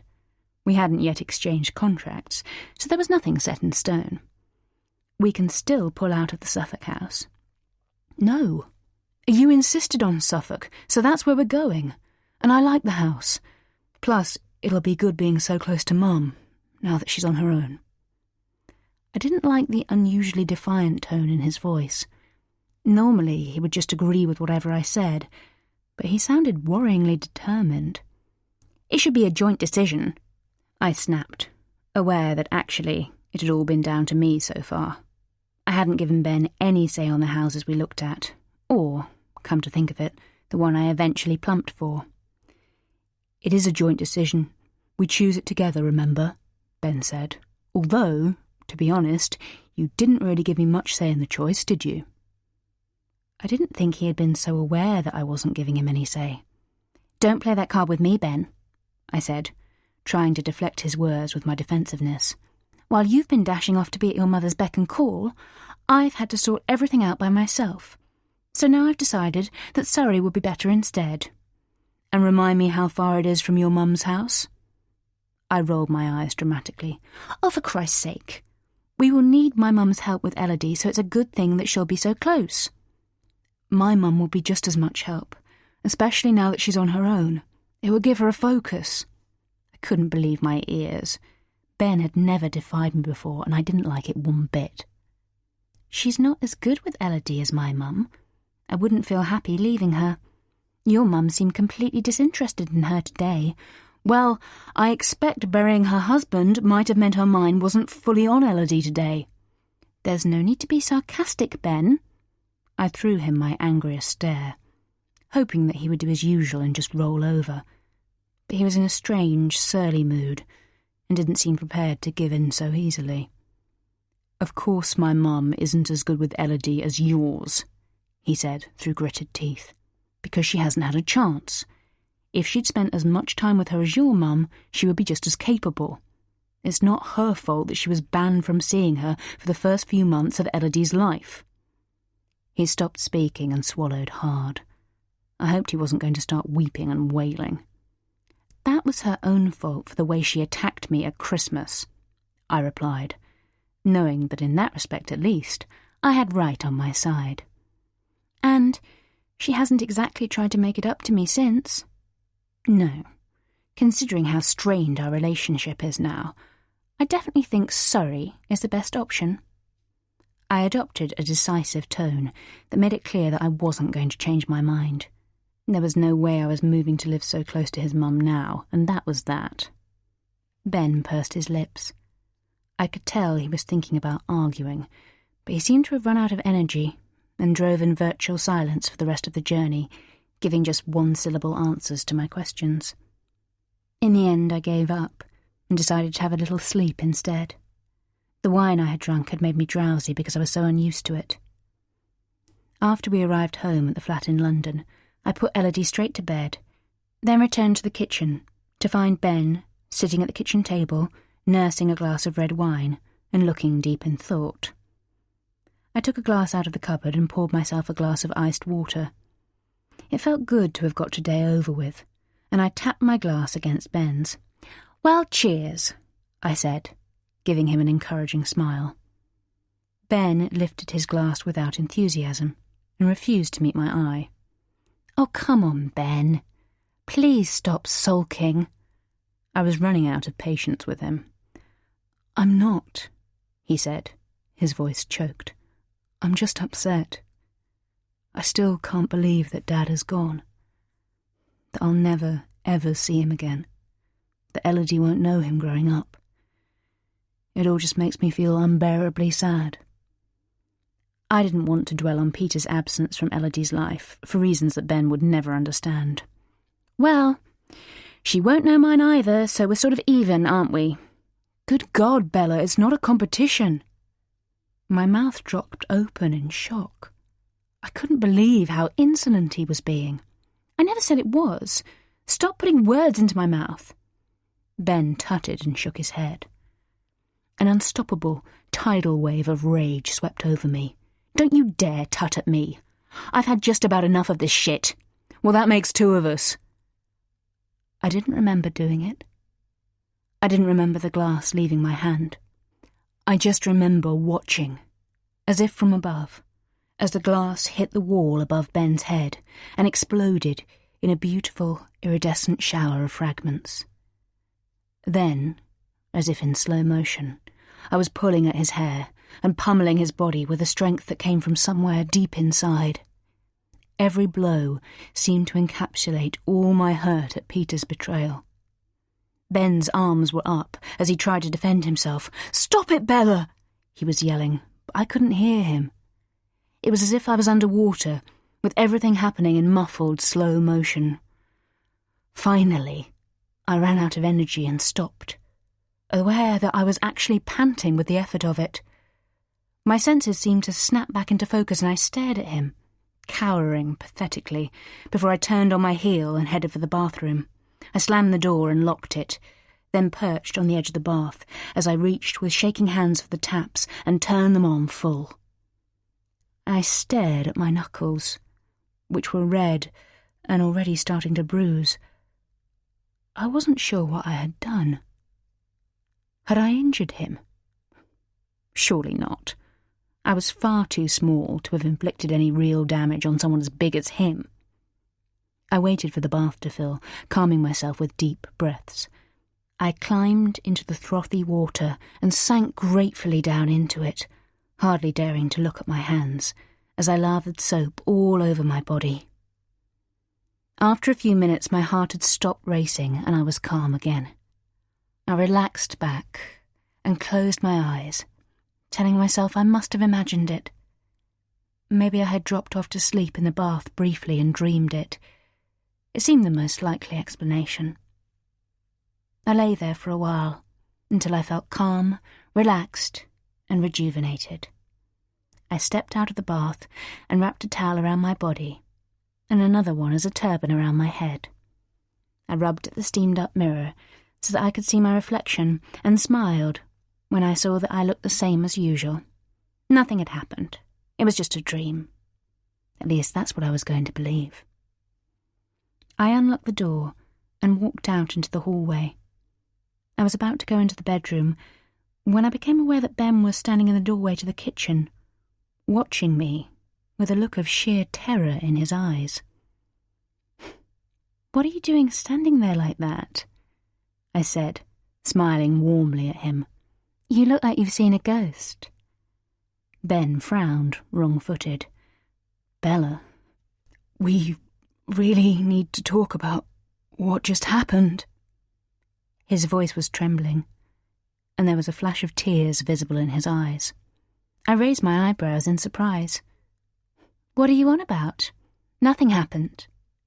Ben shook his head incredulously. "You attacked me." "No, I didn't. Don't be so ridiculous.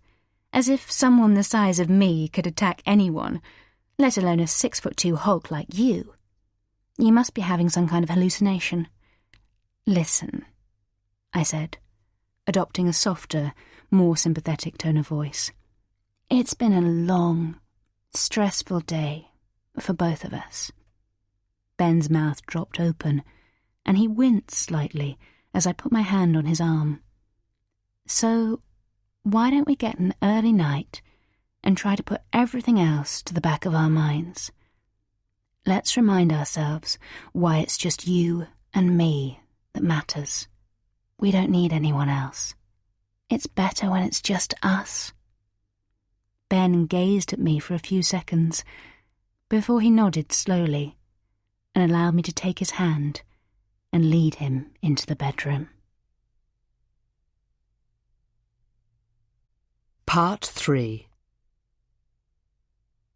Chapter 28. 1 year later. Jo stared at the screen of her mobile, willing it to spring into life with a reply from Ben. She would much rather have called than texted, so that she could at least hear his voice, but she knew there was no point. Bella was obviously screening his calls, whether she rang the landline or the mobile. Sighing as the screen stayed resolutely blank, Jo put the phone down and rested her forehead on the cool granite surface of the island worktop, as the heavy weight in her chest became just a tiny bit heavier. After a while, she looked up and stared out of the window, across the undulating green lawns, speckled with the first leaves of autumn, the sky a sulky shade of grey. She could almost hear her own breath echoing back at her from the four walls of the empty kitchen. The pain of losing Peter was never far away, and although she was beginning to learn how to survive without him, she sometimes thought it hurt more now than on the day he died. So many times the grief assaulted her when she was least expecting it. She would start to dial his number automatically, or a diary entry would pop up on her phone for something he had put in as a yearly event, or she would put something in her basket at the supermarket that only he ever ate. Each time, it was like a punch in the face. But she also knew that she would be coping far better if she hadn't also lost Ben. He had all but disappeared from her life as soon as the funeral was over. He and Bella immediately pulled out of buying the beautiful house they had found nearby and had moved to Surrey instead, To be near to Bella's mother, Ben had told her, sounding embarrassed. His words caused her heart to splinter just a tiny bit more. Despite Bella's prickliness, Jo had looked forward to them moving closer. She had imagined balmy summer days full of fun, when she would take Elodie off to the beach or for walks in the beautiful countryside, hoping that the little girl would be just the tonic she needed to fill the void left by Peter. But those dreams were quickly buried, along with him. Whenever Ben did call her these days, which wasn't often, he was furtive and rushed, as if he was terrified that Bella might catch him doing something he shouldn't. At first, he'd been able to call her from work, but once they moved, Bella had insisted he gave up his job to stay at home with Elodie, while she returned to her job in the city. Apparently, she had been promoted within her company, so wanted to focus on her career. Jo knew that Peter would have hated Ben giving up his job, but she was pretty relaxed about it, and proud that he was happy to be a house husband for a while. Thanks to Peter buying them a house, plus a large inheritance from his estate, Ben didn't really need a salary, so he had acquiesced to Bella's demands without any argument. Jo had barely seen Elodie since the funeral, except on FaceTime.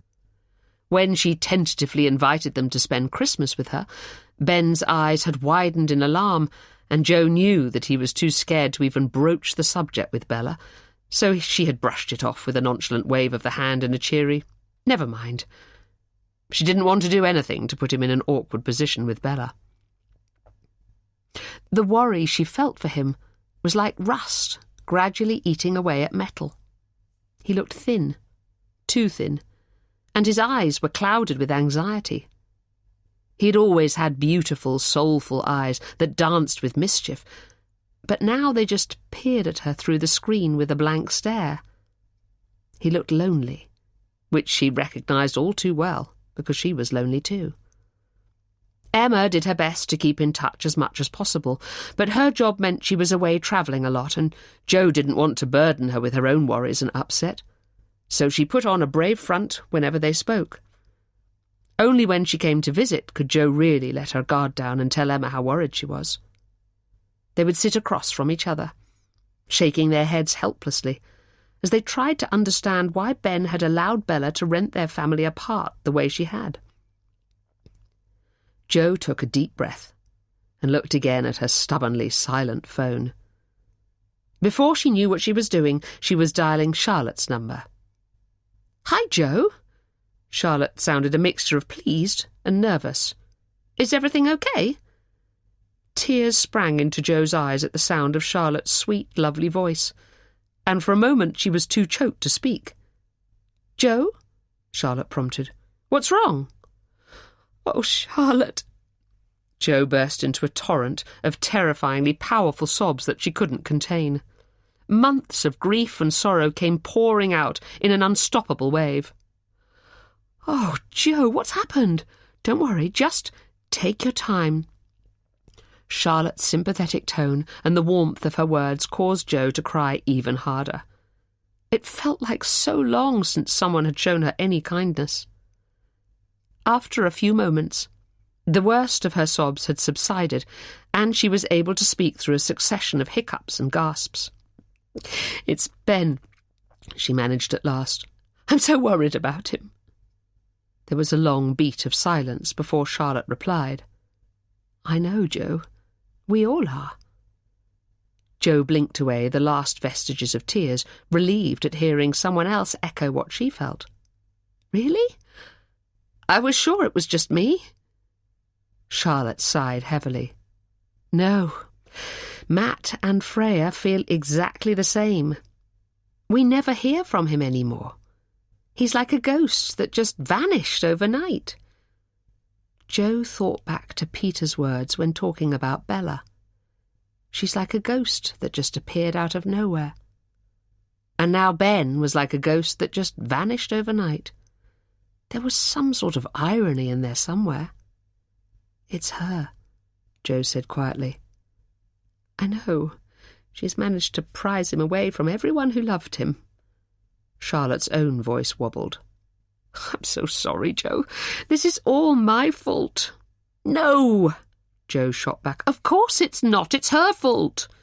But if I hadn't been stupid enough to walk away from him, he would never have met her, and we'd be happily married by now, maybe even with our first baby. Her voice tailed off. Jo closed her eyes for a moment, imagining what might have been. She knew, without even the tiniest of doubts, that Peter would still be alive. It was the stress of the situation with Bella that had caused his death, of that she was certain. Well, there's no point in thinking of what might have been. It doesn't help anyone, she sighed. No, Charlotte agreed, I suppose not. Jo, what can I do? What can Matt and Freya do? We must be able to do something. I honestly don't know. Jo racked her brains, thinking over the possibilities. It's such a horrible, odd situation. I've got no idea how we tackle it. Why don't we come and see you at the weekend? We could try to work out a game plan. Jo's spirits soared instantly. Oh, Charlie, I would love that. Do you think Matt and Freya would be able to make it too? I'll ask them. I know they're as worried as we are, so I'm sure they'll do their best. And it would be so lovely to meet Bertie, Jo cried, instantly revived by the thought of meeting Matt and Freya's 3-month-old baby boy. Leave it with me and I'll organise it all, Charlotte said, now back to her usual no-nonsense, clear-headed self. Oh, thank you so much, Charlie. You have no idea how much this has helped already. Jo hung up, feeling lighter than she had done for weeks, and wishing she had thought to call Charlotte sooner. If only... she started to think, before swatting the thought away quickly. There was nothing to be gained by dwelling on the past. Right now, she needed to focus on the future, and finding a way to get her son back. Chapter 29. I looked at the clock on the office wall. It was just before noon, almost time for Elodie's lunchtime nap. I called Ben's mobile, listening with increasing annoyance as it rang 6 times before cutting to voicemail. "Where the fuck are you?" I hissed into the answer phone before hanging up, the urge to smash the phone onto my desk almost irresistible. I clicked on Find Friends and was furious to see that he was in town rather than at home where he should be. So bloody typical of him to be gadding about shopping when it was time for Elodie's nap. He had never understood the importance of keeping rigidly to her routine. The few times in the past that we had deviated, she invariably woke up in the night and caused us all a sleepless night. Well, he would be the one getting up to her tonight, the selfish pig. Just as I was contemplating ringing again, Marcus appeared at my office door, beaming broadly. I quickly rearranged my scowl into a smile. Someone's in a good mood. He walked into the office and perched on the edge of my desk the way he used to when I was his PA. I didn't know whether to be annoyed and point out that since my promotion he should stop doing it. "Yes, I bloody well am. Turns out that new client you brought in is proving extremely lucrative." "Leo?" I raised my eyebrows, as if I was surprised by the news. "That's good to hear. Remind me how you met him again?" Marcus narrowed his eyes slightly. He obviously suspected that my relationship with Leo was more than just platonic, and he made no secret of his jealousy. I gave a dismissive wave of my hands. "It's a long story, but I'm delighted that he's proving such an asset to Norton." I didn't want Marcus knowing too much about my relationship with Leo, in case he started questioning how much confidential information I might have passed on in my efforts to get him to invest his considerable wealth with Norton. It was what had eventually secured my promotion. I genuinely hadn't planned to see Leo again, and had consigned our illicit afternoon together to the back of my mind. But following Peter's funeral, with Ben tiptoeing around me like a frightened deer one minute, and sobbing pathetically whenever he locked himself in the bathroom the next, I felt in need of a bit of a boost. In what had proved to be a masterstroke on my part, I had insisted that Ben give up his job when we moved to Surrey, while I went back to work. Thanks to the money Peter had already given us for the house, plus a substantial inheritance from his estate, we were rolling in cash. But I told Ben earnestly. I still needed to work for my own self-esteem, and so that I didn't feel like I was sponging off him. And although in truth I had absolutely no qualms about sponging off him, it certainly had helped my self-esteem, as it meant that I had ample opportunity to hook up with Leo during the week. His reaction to my call was instantly uplifting. "Beautiful Bella," he exclaimed. "I was hoping you might call one day." I smiled to myself, aware that it was the first time in ages that I had worn anything other than a frown on my face. "I'm not sure it's a good idea, but—" Leo chuckled. "Couldn't resist me, eh?" I laughed, already feeling a frisson of excitement at the prospect of seeing him again. "Something like that." I have to say, it was one of the most pleasurable afternoons I've enjoyed. Leo's tone was a mixture of amusement and mischief. I liked that we could be so upfront with each other. There was no need to dance around the real meaning of our conversation. "So, I was wondering, do you fancy a rematch?" I asked, adopting my most seductive tone. There was a very slight intake of breath from Leo. "I certainly do," he began. "And would our mini-chaperone be joining us again? Not that it's a problem, of course," he added hastily. I grinned. "No.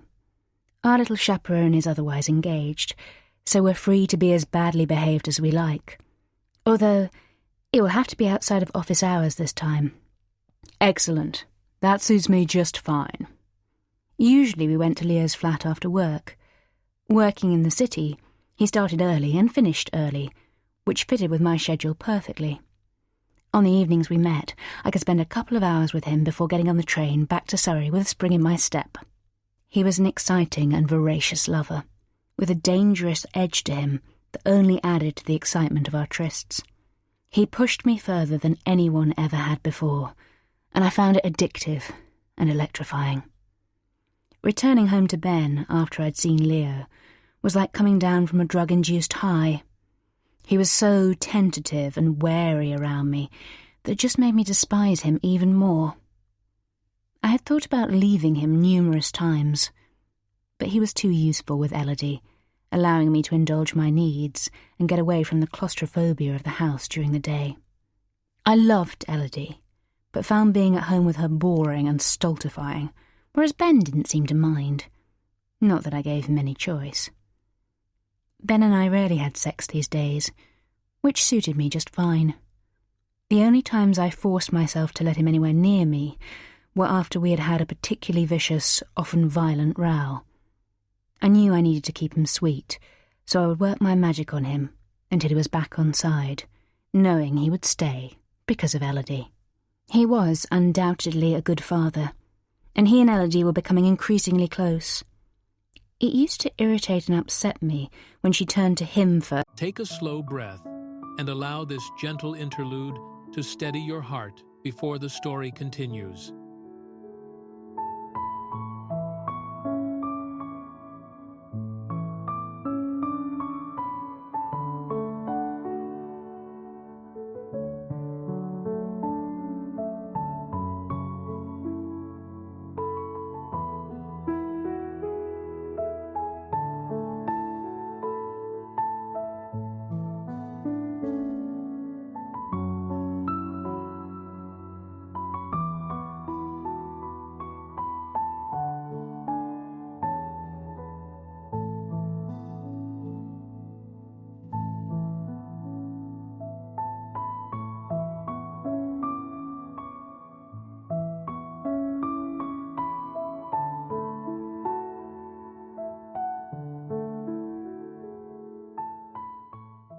for comfort, but I also knew that it benefited me in the long run, as she stopped being clingy and tearful about me going out to work each day. Thankfully, moving to Surrey meant we now had almost no contact with his awful family or nosy, horrible friends. I kept a close eye on his movements to make sure he wasn't seeing them behind my back or getting friendly with anyone new in the area. To begin with, he would whine that he didn't want Elodie to lose touch with her grandmother and suggest that we should visit her. but I would create such a scene that he gradually stopped mentioning it. In fact, the last time resulted in a physical fight so violent that it left him nursing a black eye and cracked cheekbone. So perhaps it wasn't surprising that he didn't want to risk it. There was another reason that I didn't want Ben seeing his family or friends, but I could barely admit it even to myself. His appearance had changed so dramatically over the past year that I didn't want them to start asking any awkward questions. He was like a balloon that had been popped. Everything about him seemed to sag inwards, and his eyes had taken on a haunted, defeated look. Sometimes I would catch him staring into space with such a grief-stricken expression that I almost felt sorry for him. But then he would do something to annoy me, and all sympathy was lost. I arrived home that evening and parked on our sweeping driveway, looking up at the large, white, modern house we had bought with Peter's money. It was what I had wanted for Elodie, and it always gave me a surge of satisfaction knowing that her upbringing would be a damn sight more privileged than mine. That was one thing at least her father had provided for her. I let myself into the house and listened for a while to Ben and Elodie, who were in the kitchen chatting and giggling at CBeebies, which was blaring from the TV on the kitchen wall. "Ha! Look, Daddy," Elodie said, with the precision of a toddler who was still new to speaking. I walked to the kitchen door, in time to see Elodie pointing to a character on the screen who was rolling his extra-long tongue around his mouth. "Daddy, do it," she demanded bossily. She was certainly her mother's daughter, I thought, with a rueful grin. Ben glanced at the screen before copying the character and sticking his tongue out as far as possible, before rolling it around in a huge circle, eliciting squeals of delight from Elodie. Ben beamed and turned back to the worktop, where he was preparing a Jamie Oliver chicken dish that I had once mentioned was my favourite. "Hello, you two," I said, making them both jump with surprise. Elodie beamed and put her arms out from her high chair. "Mummy!" she cried delightedly, agitating to be lifted out. I walked over and scooped her up into a hug, trying to avoid my hair making contact with her sticky little hands. Ben eyed me nervously. "Hi, darling. You're home early?" I thought I'd get home in time to put Elodie to bed. "Ooh, you smell gorgeous," I told her, kissing her chubby red cheeks, which were hot from where she was teething. I omitted to mention that I had been supposed to meet Leo tonight, but he had had to cancel due to a work crisis of some sort. Ben nodded, relief at my apparent good mood flooding his features. "That's nice. Well, I'll get dinner ready while you bath her, and it'll be ready by the time she's in bed." "Lovely," I said, taking Elodie upstairs. I ran the bath and sat on the floor while she splashed around with her toys and told me several nonsensical stories about her day. I wasn't required to speak, so I scrolled through my phone and filled in any gaps with an obliging "ooh" or "wow." Leo had texted me, "Sorry about tonight. Wish I was fucking your brains out as usual, rather than being stuck here in the office." God, he wasn't the only one. Even his texts turned me on. "You'll just have to fuck me twice as hard next time," I replied. Just then, Elodie leaned over the side of the bath and with a delighted giggle tipped a huge bucketful of water over my phone. "Shit!" I yelled in panic, causing her to sit back down suddenly and look at me in shock. "Fuck, fuck, fuck!"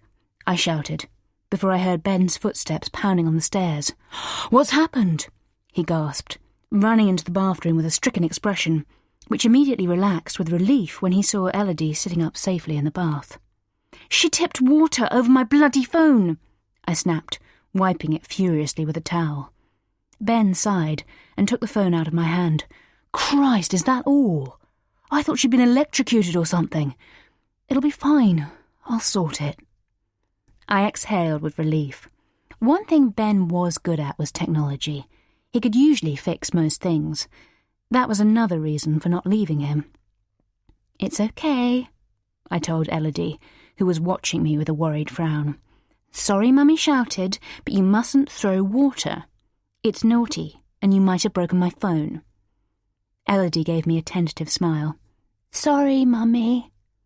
I nodded and lifted her up and into her bathrobe. Right, let's get you dry and into beddy bye, shall we? By the time I got downstairs, Ben was putting dinner on the table. It did look good, and I was suddenly ravenous, not having eaten all day. I sat down and picked up my fork, before remembering my phone. Oh, did you manage to fix my phone? I looked up at him expectantly. Ben was staring at me in an odd way, as if he was making up his mind about something. I did, actually. I speared a forkful of chicken and nodded as I ate it. Great, thanks. Still, Ben kept watching me. He didn't touch his food. Aren't you going to eat? I motioned to his plate. It was delicious, I had to admit. Ben was a pretty good cook. Certainly a lot better than me. I could never be bothered with anything more than an omelette or a piece of toast. Ben took a deep breath. I sorted your phone. I know you sorted my phone. You told me already. Why are you being so weird, Ben? Ben turned and picked up my phone from the worktop. Then he tapped something in and looked at it for a second before handing it over to me. Shit. The messages from Leo. They would still have been on the screen. I put down my fork and took the phone as slowly as possible, trying to buy some time. I read them, Ben said quietly. I rolled my eyes and shrugged. So? They were just banter. Ben pursed his lips. Really? They looked like a lot more than that. And now it all makes sense, of course. Why you're so keen for me to stay at home with Elodie while you go out to work, even though we don't need the money. I could feel the heat in my cheeks and knew that I was blushing furiously. Oh, stop being so dramatic, I blustered. There's a perfectly innocent explanation. I racked my brains to think of something plausible. Which is? Ben's eyes met mine, and I could see a spark of defiance that I thought had gone completely. It was a joke, that's all. I adopted my sternest tone in the hope that he would let it drop. And all the other messages from Leo? Are they jokes too? Only they're not very funny, and they look a lot like arrangements to meet. Damn. I didn't think that he might have read them all. I bit my lip, my mind racing. Eventually, I decided that there was no point in denying it. I had been caught red-handed. Okay, so what? It's just sex. Nothing more. It means nothing. Tears sprang into Ben's dark eyes, which surprised me slightly. How long? He whispered. I exhaled loudly, not wanting to discuss this now, or ever. Not long. Look, Ben, don't make a big deal out of it. You never seem to want to have sex, so what am I supposed to do? Live like a bloody nun? It was deeply unfair of me, but guilt was making me bluster. Ben recoiled at my words and shook his head. Why didn't you talk to me about it? Instead of skulking around behind my back, behind Elodie's back. His voice wobbled slightly at the mention of Elodie's name. Oh, for Christ's sake, Ben, I snapped. Stop being such a bloody wimp. I stood up crossly and picked up my plate, all hunger now completely gone. Promise me you won't see him again. Ben's voice lacked conviction, but he was clearly trying to sound as manly as possible. I hesitated. Oh, whatever, fine. He didn't need to know whether I saw Leo or not, and I wouldn't be making the mistake of giving him access to my phone again. Ben watched me silently as I scraped the food into the bin. You haven't even said sorry, he murmured. I gritted my teeth as a wave of rage swept through me. Ben, please stop making this into such a big drama. You're blowing it all out of proportion. I'd like to see how you'd react if it was me you caught having an affair. I looked up at him, surprised by his outburst. I couldn't remember the last time he had raised his voice to me. As if anyone would want to have an affair with you. The words flew out of my mouth like the rattle of a machine gun. Ben's face creased in pain, and he stood up slowly. You are such a bitch sometimes, he whispered. shaking his head before turning his back on me and heading towards the door. Instinctively, without registering what I was doing, the plate I was holding had left my hand and sailed across the room, landing with a sickening thud against the back of Ben's head before crashing into pieces on the kitchen floor. His legs gave way, and he seemed to melt down onto the cold tiled floor, where he lay very still. My mouth dried instantly. What if I'd killed him? I made my way over to him, stepping tentatively over the pieces of smashed crockery. "Ben?" I said, rolling him over onto his back. His face was deathly pale, but I could see that he was breathing. "Oh, thank God," I said, stroking his face. "Come on, Ben. Wake up, darling. You've fallen over." I gave him a small shake. After what seemed like an eternity, but was probably no more than a minute, his eyes flickered open. He looked at me unseeingly before he seemed to regain focus. "You're okay," I told him gently, making a promise to myself there and then that I would never hurt him again. This had been too much of a fright, but I didn't seem able to control it. The anger inside me just bubbled up out of nowhere. "You're okay," I repeated, as much for his benefit as for mine. Ben reached up to touch his head and winced. I helped him into a sitting position and got an ice pack from the freezer. "Here, put this where it hurts. You'll be fine."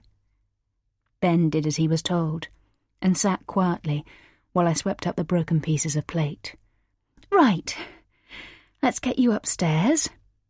He allowed me to help him stand and lead him up the stairs to the bedroom. I lay him on the bed and perched beside him, taking his hand in mine. "What can I get you?" Relief that he seemed to be okay was making me solicitous. Ben gave me a wan smile. "Nothing. Just lie with me for a little while." I took off my shoes and lay down with my head on his chest and my arm across his body. It felt surprisingly nice. For the time being, at least, the storm had passed. Chapter 30. Charlotte pulled into the driveway of Joe's house, which had once been as familiar to her as her own. The last time she'd been here was the day of Peter's funeral, and it had been such a bitter-sweet experience to be back, in the home where she had spent so many happy times with Ben and his parents. It had always been such a warm, vibrant and inviting place, full of laughter, celebration and fun. But even by the time of the funeral, it already felt like a shell of its former self. With Peter gone, it was as if the heart and soul had been ripped from its beautiful walls. It was just a building where a pall of sadness hung in the air. At least back then, the summer sun provided some warmth, but with autumn's smoky dampness now in the air, it looked as cold as it felt.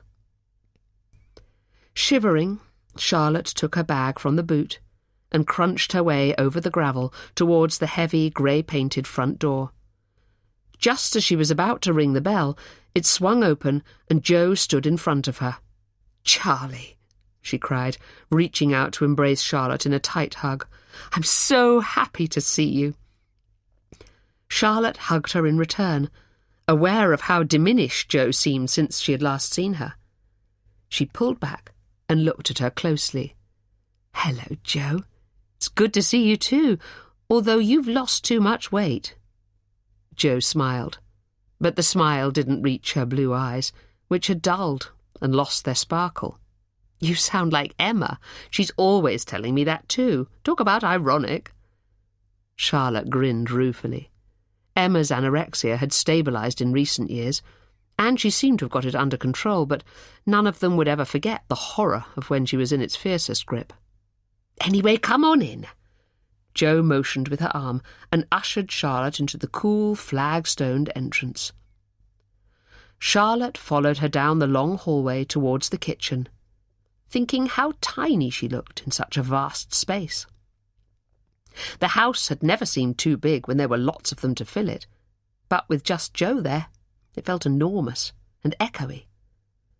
Charlotte perched at the island while Jo made her a cup of tea. "Matt and Freya aren't far behind me. They'll be here in about an hour." Jo nodded as she put a mug in front of Charlotte. "I can't wait to see them and meet Bertie. It'll be so lovely to have children here again."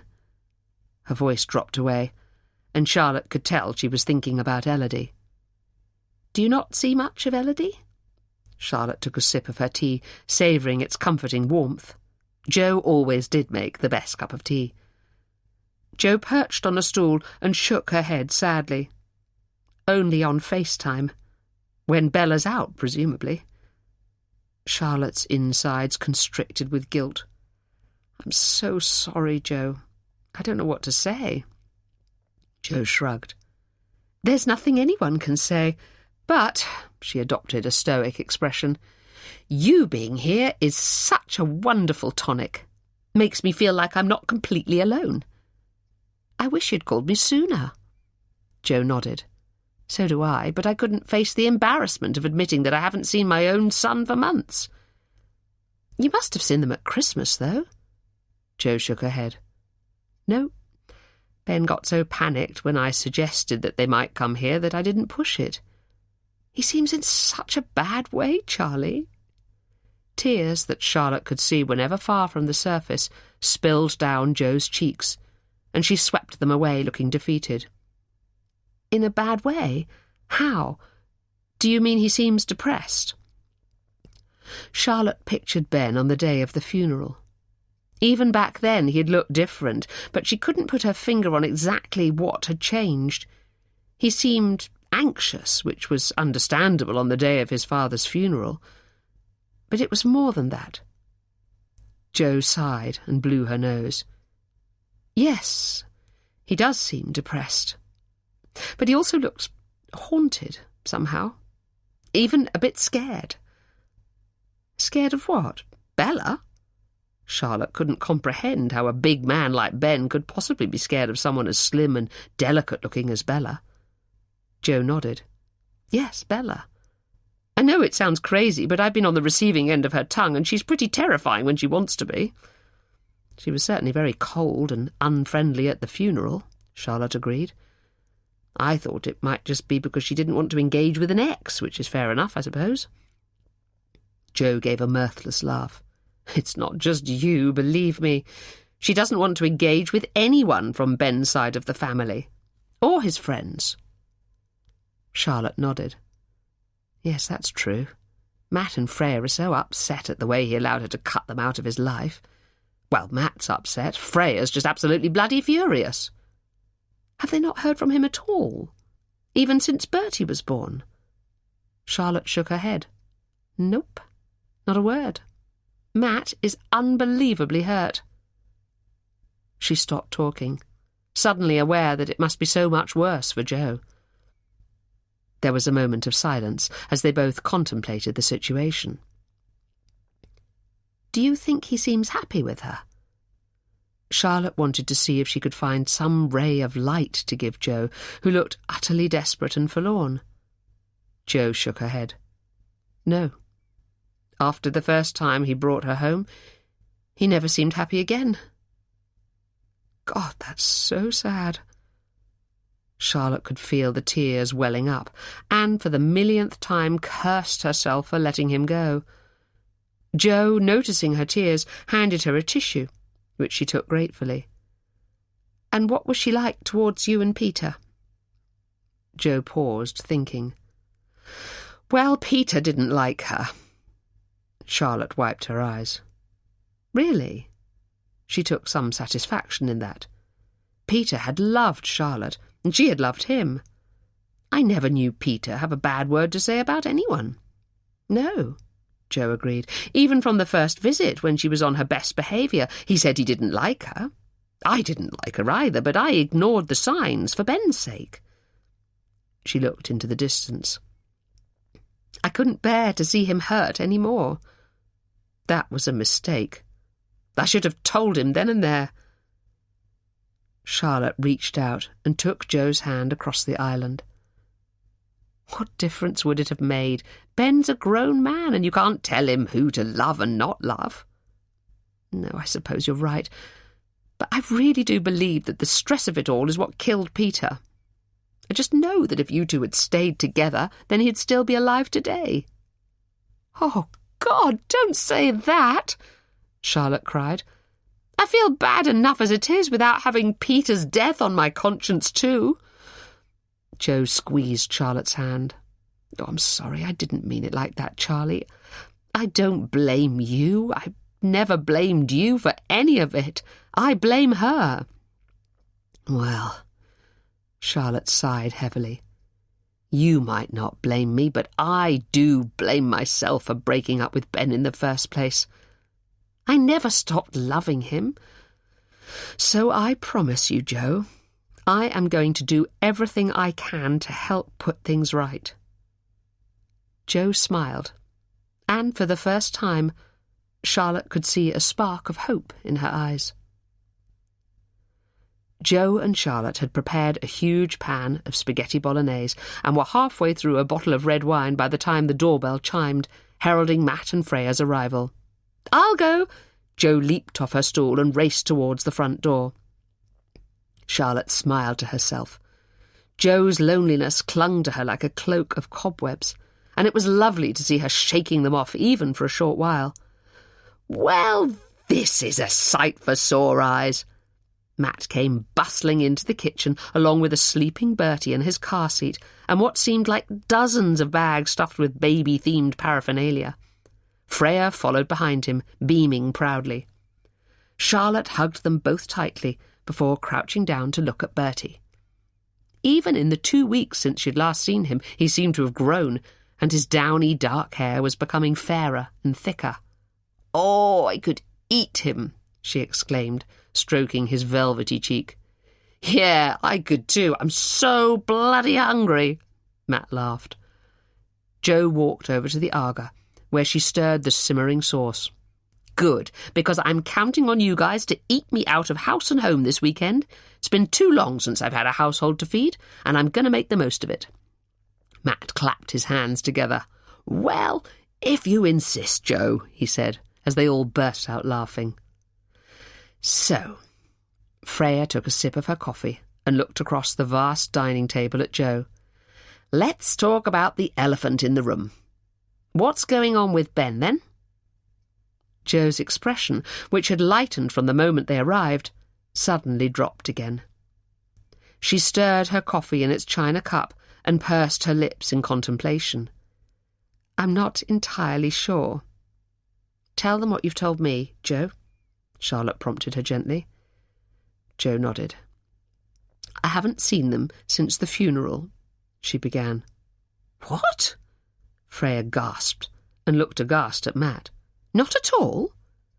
"Not in person, no," Joe said quietly. "The only time I see him and Elodie is when he calls on FaceTime, and even then it's always very rushed. Bella is never there, which makes me think he waits until she's gone out before calling me. If I ever call him, he only answers when he's alone. I think she screens his calls to stop him speaking to me." Matt and Freya exchanged a knowing look. "That sounds familiar," Freya muttered under her breath. "And how does he seem in himself?" Matt cut in. Joe sighed. "Unhappy, anxious, scared." Matt shook his head in disgust. "Jesus. Why doesn't he just leave her?" Freya threw her arms up in the air in exasperation. "Because of Elodie, he adores her." Joe looked from Freya to Matt. "As you both know, having a child changes everything." "It didn't change everything for me and Freya, though, did it, Charlie?" Matt looked at Charlotte for affirmation. "We're still the same as we were before we had Bertie, aren't we?" Charlotte nodded. "You are, but then again, you're not married to Bella." "Thank God!" Matt snapped, before looking sheepishly at Joe. "Sorry, Joe."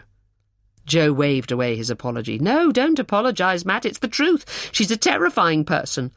And I think he's genuinely scared of her, which just breaks my heart." She stopped speaking abruptly and put a hand over her mouth. Matt shook his head, a grim expression on his face. It's a bad, bad situation. So what are we going to do about it? They all looked at each other across the table. Eventually, Charlotte spoke. Well, I think maybe we need to stage some sort of intervention, don't we? We need to see him in person to find out what's really going on. How do we do that if he's never on his own without her? Freya replied. He's not with her when she's at work all day, is he? We just need to get him alone so that we can suss out if he truly is unhappy or scared or whatever. Charlotte stopped to look at the others. I know none of us wants to hear this, but there's a possibility that he's quite happy with how things are. No, Jo shook her head firmly. I know Ben so well, and I can see it in his eyes. He's definitely not happy. OK, so let's figure out how we're going to get to him then. Matt glanced at Freya. One of us is going to have to go and see him while she's at work. It can't be Freya because she's got Bertie in tow at the moment. I would love to do it, but to be honest, I'm not sure he'll want to see me. I think he might be too embarrassed. I agree, Jo cut in. Which leaves Charlie and me. She paused and looked at Charlotte. I think you might be the best option, Charlie, as he seems terrified of her finding out that he's had any contact with me. I'm not sure she'll be wild about him seeing me either, so it will definitely have to be a covert operation. Charlotte tried to analyse how she felt about the prospect of seeing Ben again. She felt desperately sorry for him, if he was in a situation that he couldn't get out of that was making him unhappy. But a small part of her felt angry with him too, for cutting his mother out of his life when she needed him most. She couldn't understand why he didn't stand up to Bella more. You live so much closer to them too, Jo continued, clearly desperate for Charlotte to agree. So you could just pop down, and if Bella's there, you can try again the next day. It's not such a mammoth exercise. I suppose not, Charlotte conceded, already feeling a frisson of excitement. She felt certain that only she would be able to tell if he was happy or not. She had always been able to read him so well. OK, I'll do it, she said, her heart already beginning to race. Chapter 31.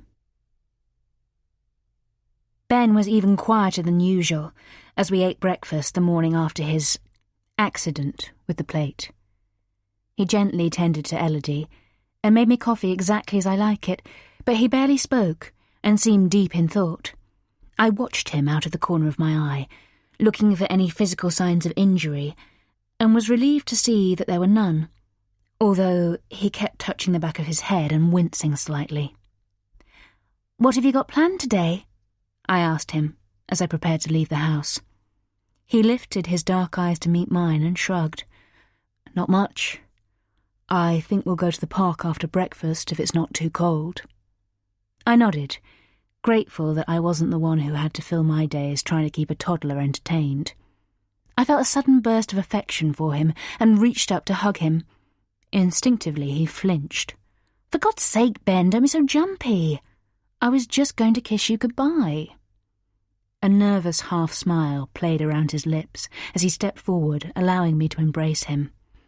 "Mummy hug," Elodie demanded from her high chair, making both Ben and I laugh. I walked over and kissed the top of her head.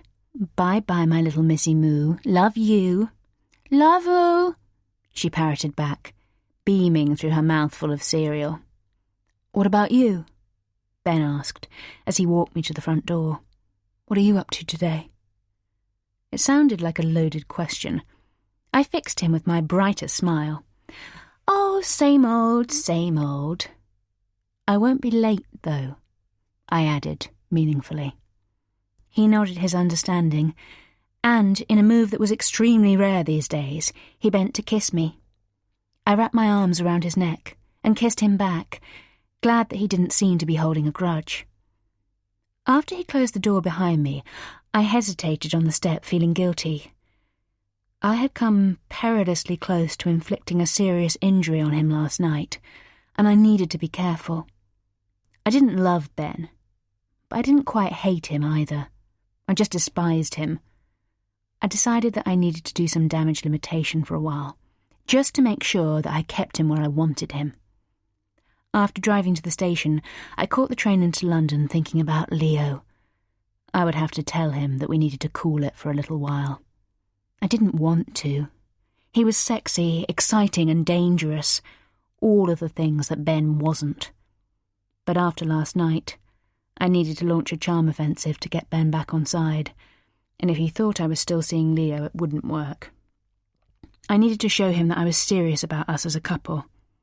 In the past, I had always been able to work my magic, but I somehow felt that the seriousness of last night's fight could be harder to put behind us, not to mention the text from Leo. I rang Leo as I was walking from the station to the office. "I hope you're calling to tell me that we should meet at lunchtime to make up for last night," he purred. "Don't bother wearing knickers." Just the sound of his deep, husky voice made my legs go weak. The thought of a lunchtime session at his flat was desperately appealing. "Sadly not. I've got a little, problem at home. We might need to stop meeting for a while." There was a long, ominous pause. "I'm sure it's nothing you can't charm your way out of." "Not easily. He saw your messages on my phone last night." There was another pause. "Ah, I see. So what did you do?" "I told him the truth. There wasn't much else I could do, seeing as I was caught quite literally with my pants down." Leo gave a mirthless laugh. "No, I suppose not. But there's no need for us to stop seeing each other. We'll just be more careful to make sure he doesn't find out next time. Even if he does, what's he going to do? Kick you out? Leaving him with a baby that isn't even his?" I stopped walking, aware of tuts from other commuters as they had to swerve to avoid me. A shudder of alarm passed through me. I had told Leo the truth about Elodie's paternity one drunken evening when we were in bed together.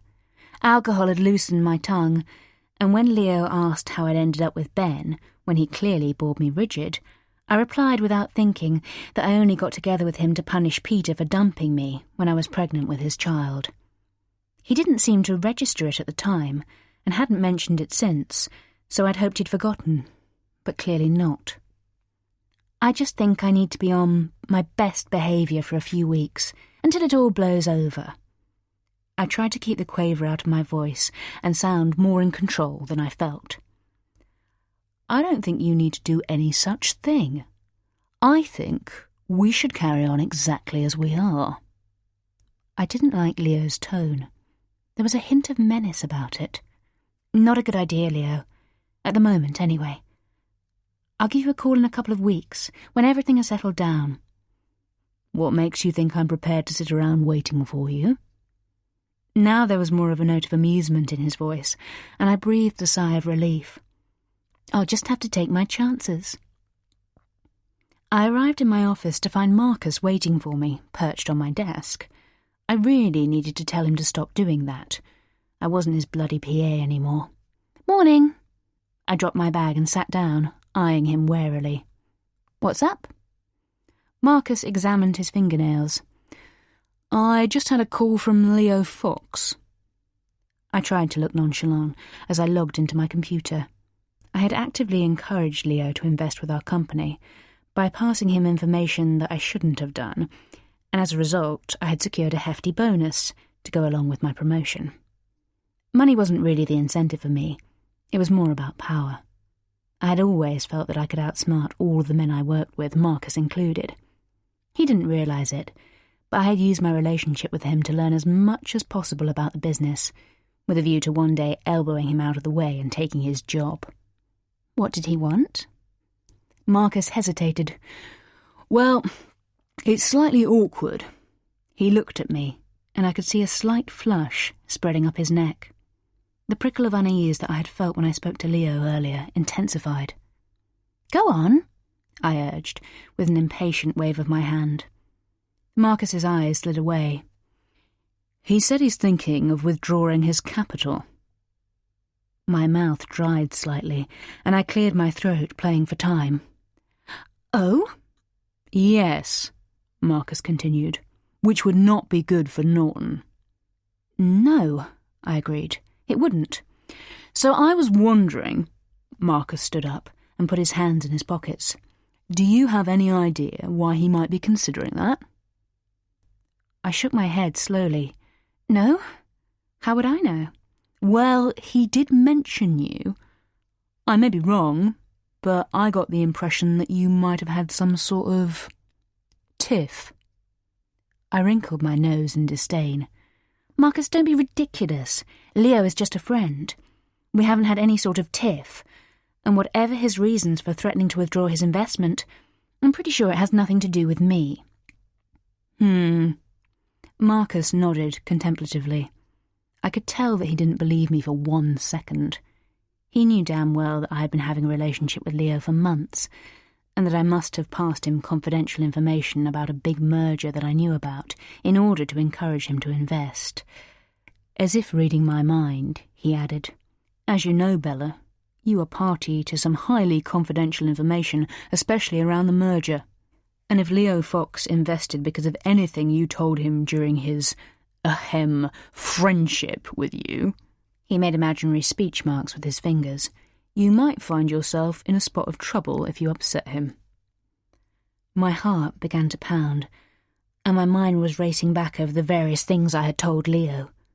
There was absolutely no doubt that I had persuaded Leo to invest by passing him details about the forthcoming merger, which would be considered insider dealing and was highly illegal. I might have looked panicked because Marcus flashed me a reassuring smile. Don't worry. I'm sure it's not going to be a problem. All you have to do is keep him sweet. I nodded, his meaning all too clear. Leo Fox was not a man used to being sidelined, and he clearly had no intention of letting me go that easily. I looked up at Marcus and nodded confidently. It'll be fine, I said with a confident smile. I'll sort it. Marcus grinned back wolfishly. Good girl. Chapter 32. Charlotte pulled up across the road from the address Joe had given her and turned off the engine. It was only a 10-minute drive from the slightly scruffy terraced house she shared, but it seemed like a world away. She looked up at the grand white facade, set back behind ornate black iron gates. It was a hell of a house for a small family of 3, especially in this part of Surrey, which was known for its expensive properties. There were 2 cars parked on the luxuriously paved driveway, a pale blue Mercedes sports car and a large Jaguar SUV. Charlotte pictured the scene inside the house as they sat around the table eating breakfast together. Were they a happy little family unit, laughing and chatting as they ate? She somehow doubted it, having seen the 3 of them together at the funeral. Bella definitely didn't seem like a laughing or chatting kind of person. As she watched, the heavy black front door opened. Instinctively she ducked down, even though they couldn't possibly have seen her from where they were. Bella emerged first, looking glamorous and beautiful in a designer grey skirt suit. Then, behind her, Ben appeared. Charlotte's heart skipped at the sight of him. He had lost a lot of weight, and his cheekbones were far more chiselled than she remembered. From a distance she couldn't see his eyes properly, but she could certainly see the dark circles beneath them. Bella turned to say something to him, and he bent down to kiss her. Charlotte's stomach churned as she watched Bella wrap her arms around his neck and kiss him back, before closing the door and, after a brief hesitation, striding over to the blue sports car and climbing in. As Bella pulled out through the electric gates and headed down the road, Charlotte sat up in her seat again. She hadn't been expecting the scene that she had just witnessed, and it had thrown her. They looked pretty happy together, and if that was how Bella kissed him goodbye each morning, there couldn't be too much wrong with their relationship. It had clearly been a waste of time coming here. Charlotte knew that Jo was genuine in her concern for Ben, but she also knew that she might also be looking for a reason why he had cut her out of his life that didn't involve him simply deciding that he didn't want to see her. It was desperately unfair, but Ben seemed to have made his choice, and there wasn't much anyone could do about it. She sat for a while, thinking about how to break the news to Joe before she started up her car again. She was about to drive off when the front door opened once more and Ben emerged, this time leading Elodie by the hand towards the SUV. Charlotte smiled at the sight of them together. They seemed to be locked in their own happy little bubble, and Ben was obviously a devoted father, just as she had always known he would be.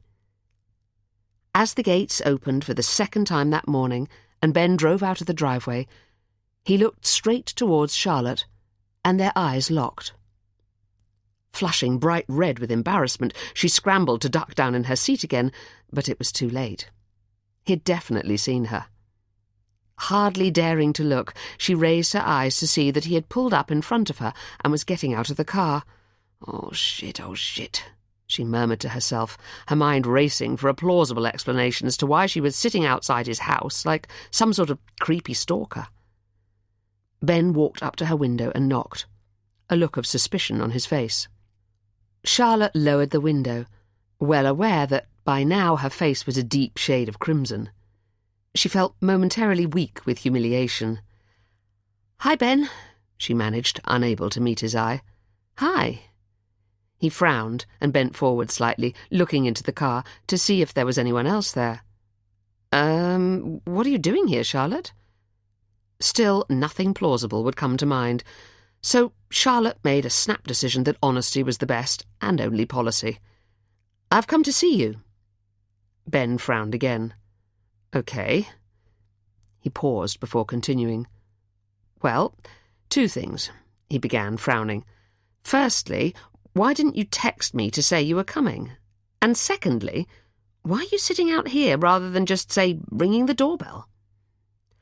There was a slight flicker of amusement in his eyes, and Charlotte couldn't help smiling.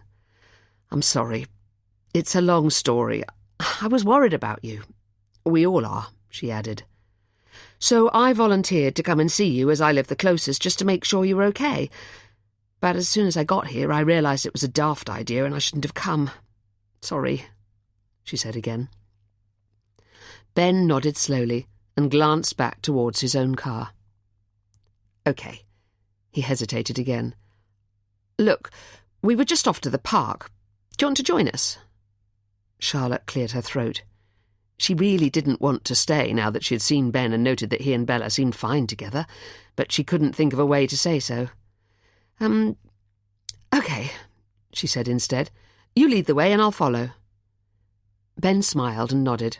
"It's not far, only a few minutes' drive, so I guess I'll see you there?" Charlotte nodded, still hot with shame. "See you there." By the time she got out of the car at the deserted park, Elodie was already on a little rocking horse, laughing and chattering to no one in particular as she rocked backwards and forwards. Ben was standing beside her, looking on proudly. "Looks like you might have a little jockey in the making there," Charlotte said as she joined him. It was a bright but chilly day, and she stamped her feet a couple of times to try to kick-start some body heat. "She loves this little horse. I'm just dreading the day she finally gets on the real thing. Then the proper worry starts." Ben gazed at Elodie as he spoke, his love for her coming off him in waves. "Yes, I bet." Charlotte smiled at Elodie. She was an adorable little girl, with her mother's huge brown eyes and silky black hair.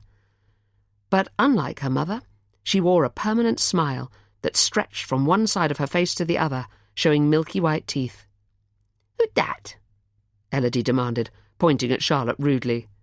Ben laughed. "It's Charlie." Elodie gaped at Charlotte with the unembarrassed stare that only toddlers are capable of. "Charlie," she said at last, seemingly delighted to have got her tongue around the word before she resumed her rocking with renewed vigour, both Charlie and Ben apparently dismissed. "Shall we sit down?" Ben motioned to a bench next to them. Charlotte nodded, and they both sat down. They watched Elodie in silence until Ben finally spoke. "So, how are things, Charlie? You look well." Charlotte smiled up at him, and their eyes met, causing her heart to skip. "I'm fine. More to the point, how are you?" Up close, she could see that he didn't look good at all. Joe was right that he had a haunted air about him, and he seemed almost to have caved in on himself. There was none of the old Ben twinkle that she used to love so much. "I'm fine." Ben's eyes slid away from hers and returned to watching Elodie. But not before she'd seen the threat of tears lurking. "I don't know why they sent you to check up on me." Charlotte bit her lip, wondering whether to say what she had come here to say. "Nobody sent me, Ben. Not really. I volunteered. We're all worried about you. No one ever sees you anymore, and they all miss you, especially your mum." Ben flinched slightly at her words. "When did you see her?" He stared into the distance as he spoke. "Last weekend. I went to stay with her, along with Matt, Freya, and baby Bertie." Ben gave a sad smile, filled with longing. Charlotte could tell he was wishing he had been there too. "How old is he?" Charlotte felt a spike of irritation. "He's 3 months old, Ben. How could you not know that? Matt is your oldest friend." Ben recoiled slightly at the harshness of her words and wrapped his arms around himself in a gesture that could either have been defensiveness or just to keep warm. Whatever it was, Charlotte's antennae prickled. Why was he being so edgy? He gave a deep sigh. "It's difficult to keep in contact." "Is it?" Charlotte shot back. "Why? All it takes is a phone call, or even a bloody text would do." Again, Ben recoiled physically at her words. He seemed so fearful and jumpy, which wasn't like him at all. Something flickered at the edge of Charlotte's brain. She had seen a man like this before, in this heightened state of alert, terrified in case he said or did the wrong thing. "Don't you miss them?" Charlotte prompted, adopting a more gentle tone. "You and Matt were inseparable. What's changed?" She already knew the answer, but wanted to see if he would acknowledge Bella's influence.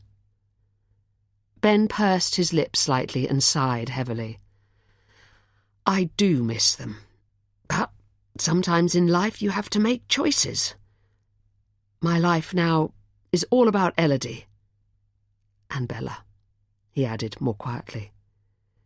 "I get that Elodie is a priority, of course she is, but, Ben, what about your mum? She's so lonely without your dad, and now she's lost you too." "She hasn't lost me," he cut in fiercely. "I still speak to her." Charlotte knew she had to tread carefully. She didn't want to get into a row with him and make things even worse than before. "Okay, well, that's good, obviously, but speaking on the phone is no substitute for actually spending time with her, is it? For her being able to hug Elodie? Why don't you ever visit?" Ben hesitated. "It's complicated. Bella's job is quite busy." He tailed off, and Charlotte could see that even he knew it was a lame excuse. "My job's busy, Ben. Your job was busy, but we still found time to visit your parents, and we didn't even have the added incentive of a baby in tow." She glanced towards Elodie, thinking how much Joe would love spending time with her. "If Bella's job is too demanding, maybe you could take Elodie and go on your own." She thought, but didn't add, that Joe would much prefer it that way. Ben sighed again, looking exhausted and defeated. "Maybe. I'll see what Bella thinks." Charlotte shook her head. She had spent 12 years with this man, and yet she felt like she didn't recognise him at all. He'd always been so funny and outgoing. Now he seemed cowed and beaten. He loved his friends and he loved his family, yet he never saw any of them anymore. It was inconceivable that he could have lost touch with everyone from his old life, but somehow he had. "Can I ask you something?" Charlotte had a desperate urge to reach out and take his hand, but he still had his arms firmly wrapped around his body. Ben gave a small shrug by way of reply. "Are you happy?" "Of course." The reply was as quick as it was automatic, but it didn't ring true. His face gave him away. "It's just—" Charlotte hesitated, unsure whether or not to continue. "You seem so different to how you used to be. Do you remember, Ben? Do you remember how you used to be? You were the life and soul of every party. We couldn't shut you up." Ben smiled and picked at an imaginary piece of fluff on his jeans before wrapping his arms around his body again. "Ah, it was a nightmare," he murmured, shaking his head. "I don't know how you put up with me for so long." Charlotte frowned. "No, Ben. You weren't a nightmare at all. You were great." Ben sighed before looking up and meeting her eye. "I wasn't great enough for you to stay, though, was I?" His words cut through Charlotte like a knife. "There was never anything wrong with you, Ben. It was me. I just went a bit loopy after Dad died. It made me question everything, including our relationship. I can't explain it, but I can promise you that it was nothing you did wrong." Ben nodded slowly. "Good to know, I guess." "So, why do you think you've changed so much?" Charlotte prompted, wanting to keep him talking, sensing that he desperately needed to talk to someone. "I don't think I've changed that much," Ben said, frowning to himself. "And even if I have, it's probably due to having a child, having a wife. It changes you. You can't just carry on as you were. You have to adapt to your different circumstances." "Matt and Freya don't seem any different since Bertie came along," Charlotte countered. "Don't they?" Ben's tone was wistful, full of longing and regret. "No, they're just the same, with the addition of another little person. The only difference is that they miss you, particularly Matt. I miss them too." The words came out automatically, and Ben instinctively put a finger to his lips as if to silence himself. "You don't have to miss them, Ben. All you have to do is pick up the phone and they'll be there, just like they always were." Ben gave a wan smile. "It's not that simple." "It is," Charlotte shot back. "It's as simple as you want to make it." Ben didn't reply, and Charlotte could tell that his thoughts were rampaging through his head. Bella's control and influence over him were clearly stronger than he had ever imagined, and Charlotte knew from experience that you didn't manage to exert that kind of control over another person without using something stronger than just words. They sat in silence for a while longer, listening to the rustle of the autumn breeze blowing through the trees, dislodging reddened leaves that floated down and carpeted the damp grass. There wasn't much more she could do, other than reassure him that she would be there for him if he ever needed her. She started to get up, and Ben's hand flew to her arm. "Are you going?" His eyes widened in panic. "Yes, I think I probably should." Charlotte stood up and put her cold hands deep into her pockets. She fixed Ben with a sympathetic look. "But please, will you promise to call me if you ever need to talk? You've got my number, and I will always, always take your call. And text me so that I've got your new number too, eh?" Ben's face creased, and she thought for a moment that he might cry. "What? What's the matter, Ben? Talk to me." She sat back down beside him, and this time she took his hand in hers. She could feel him trembling. Ben shook his head, looking into his lap. "Nothing. I'm fine. Sorry." Charlotte rubbed his hand, the hand that had been so familiar to her for all those years. "Ben, is Bella... does she ever hurt you? Physically, I mean." Immediately, Ben tensed, but he didn't reply. He wouldn't meet Charlotte's eye, and he had reddened slightly. "Remember that I've seen it before, Ben, at work. I've done stories on it in the past, and you remind me of a man I once interviewed who was in that situation. You don't seem right, Ben. You seem unhappy. Worse, you seem scared." The fact that Ben didn't immediately respond told Charlotte everything she needed to know. "I'm okay," he muttered. Charlotte took a deep breath. "You have nothing to be embarrassed about, Ben. This is not your fault. But you don't have to stay in this situation either. You can leave. Ben gave a sad smile. No, actually, I can't. And that's the reason why. He motioned towards Elodie, who was finally beginning to tire. She drew to a stop and slid off the horse before running to Ben, who scooped her up onto his lap, where she snuggled into him, her thumb sliding into her mouth. Charlotte nodded her understanding. Leaving wasn't an easy option, if it meant being parted from his child. And Bella was definitely the type to use the child as a weapon. "Okay," she sighed, once more standing up. "But Ben, will you promise to call me any time you feel unsafe? I'm only 10 minutes away, and I will be there for you whenever you need me." Ben nodded, but Charlotte noticed that he didn't promise anything. "And could you try to visit your mum one day? Even if it was just while Bella was at work? Maybe she doesn't even have to know. It would mean the world to Joe, and I think it would mean the world to you too, wouldn't it?" Ben kissed the top of Elodie's head and looked up at Charlotte with a tired smile. "I'll try." Charlotte knew he wouldn't do it, but at least she had given it her best shot. "Well, as I said, call me any time, day or night." "Thanks." Ben leaned in and whispered something into Elodie's ear. "Bye-bye," Elodie shouted, waving frantically at Charlotte. Charlotte waved back as she walked away, wishing she could scoop the two of them up and take them home with her. "Bye-bye, Elodie. Goodbye, Ben." Chapter 33. I picked up my bag from under my desk and walked out of my office just as Marcus was emerging from his.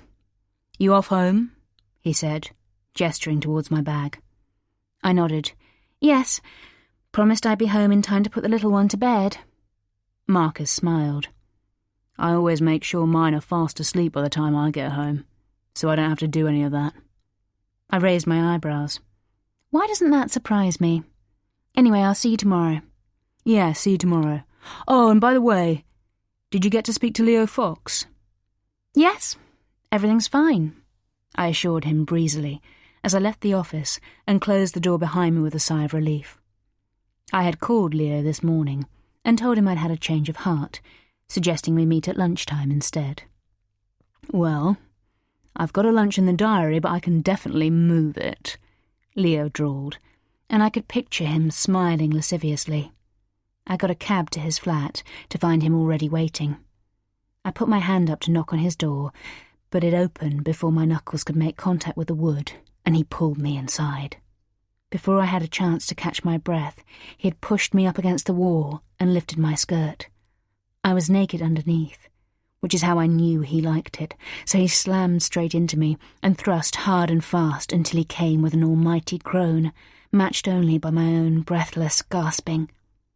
Feeling stunned, and with a growing knot in my stomach, I pulled down my skirt and exhaled as I looked up at him. My legs were shaking, but for once with Leo, it had nothing to do with his sexual prowess. Leo smiled and ran his finger down the side of my face, with the air of a lion contemplating its prey. "You see, you don't want to give this up, do you?" "No," I admitted truthfully.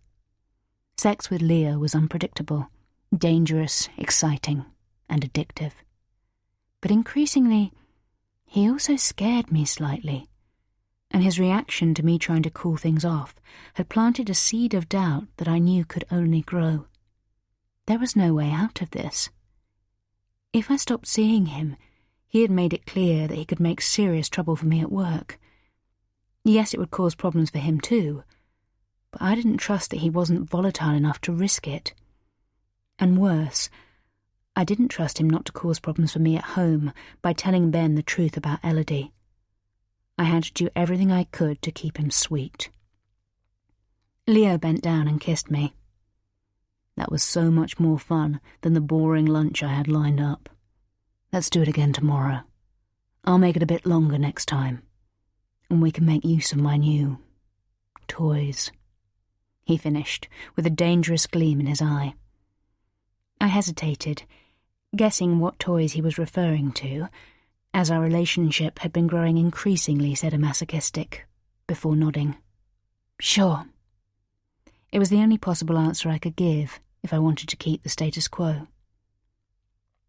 As I caught the train home to Surrey, I gazed unseeingly out of the window at the wild rolling countryside, wondering how I had managed to get myself into this mess.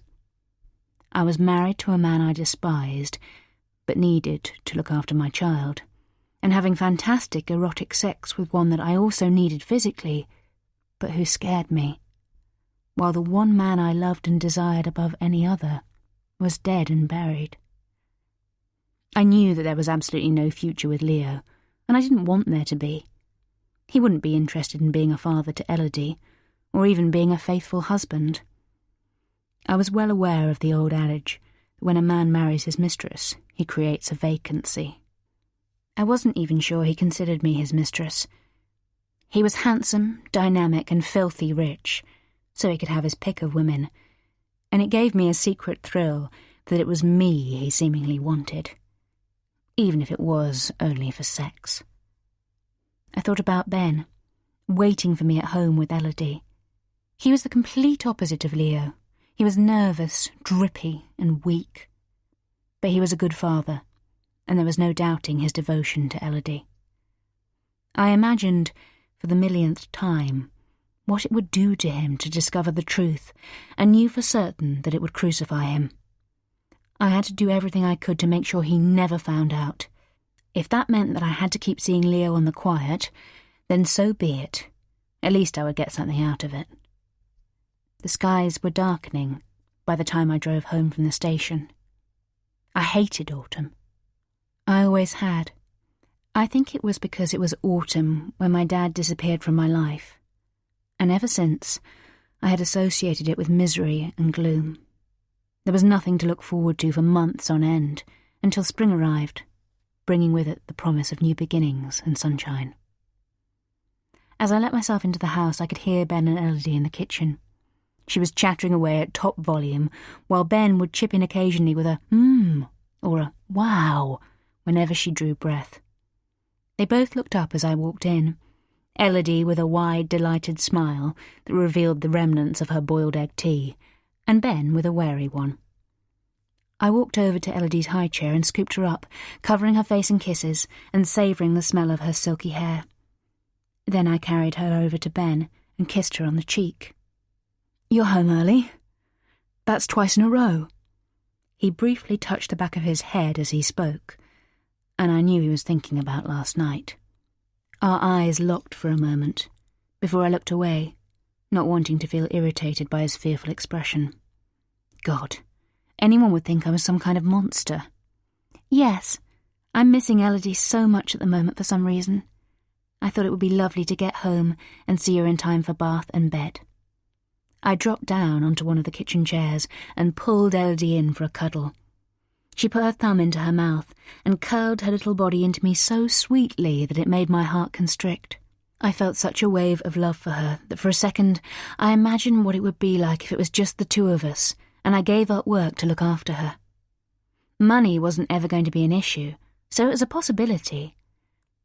But at the same time, as the thought passed through my head, I also considered how bored I'd be, with my only job trying to keep a child permanently entertained, with no Leo to break up the monotony. No, that wasn't ever going to happen, however much I adored her. "How was your day, then?" I looked up at Ben, who was starting to prepare dinner. "You weren't in when I called?" I had tried calling several times, but there had been no answer on the home phone. It always annoyed me hugely when I called and they weren't in, and we had rowed about it many times in the past. I saw Ben's shoulder tense. "Oh, no, we were out. Sorry about that. We went to the park, then into town to get a few bits of shopping." "Was the park fun?" I asked Elodie, who was starting to fidget on my lap. She nodded vigorously. "Horsey!" Ah, yes, I remembered now. There were loads of great rides in that park, but the only one she liked was a boring little rocking horse. Once she was on it, it was almost impossible to get her off. Any thoughts of me staying home full-time to look after her evaporated instantly. Charlie! Elodie added, looking up at me as if I would know what she was talking about. Charlie, I replied, already losing interest. Is that the name of your little horse? Elodie frowned dramatically and shook her head. No, she cried. Silly Mummy. I wouldn't have thought anything of her words if I hadn't seen Ben's head shoot up out of the corner of my eye. I glanced up at him curiously. He seemed to be holding his breath, and his whole body was frozen. Who's Charlie, then? I asked Elodie as casually as I could. She slid off my lap onto the floor and walked over to Ben, wrapping her arms around his leg and leaning against him nonchalantly as he remained stock still. Daddy friend Charlie.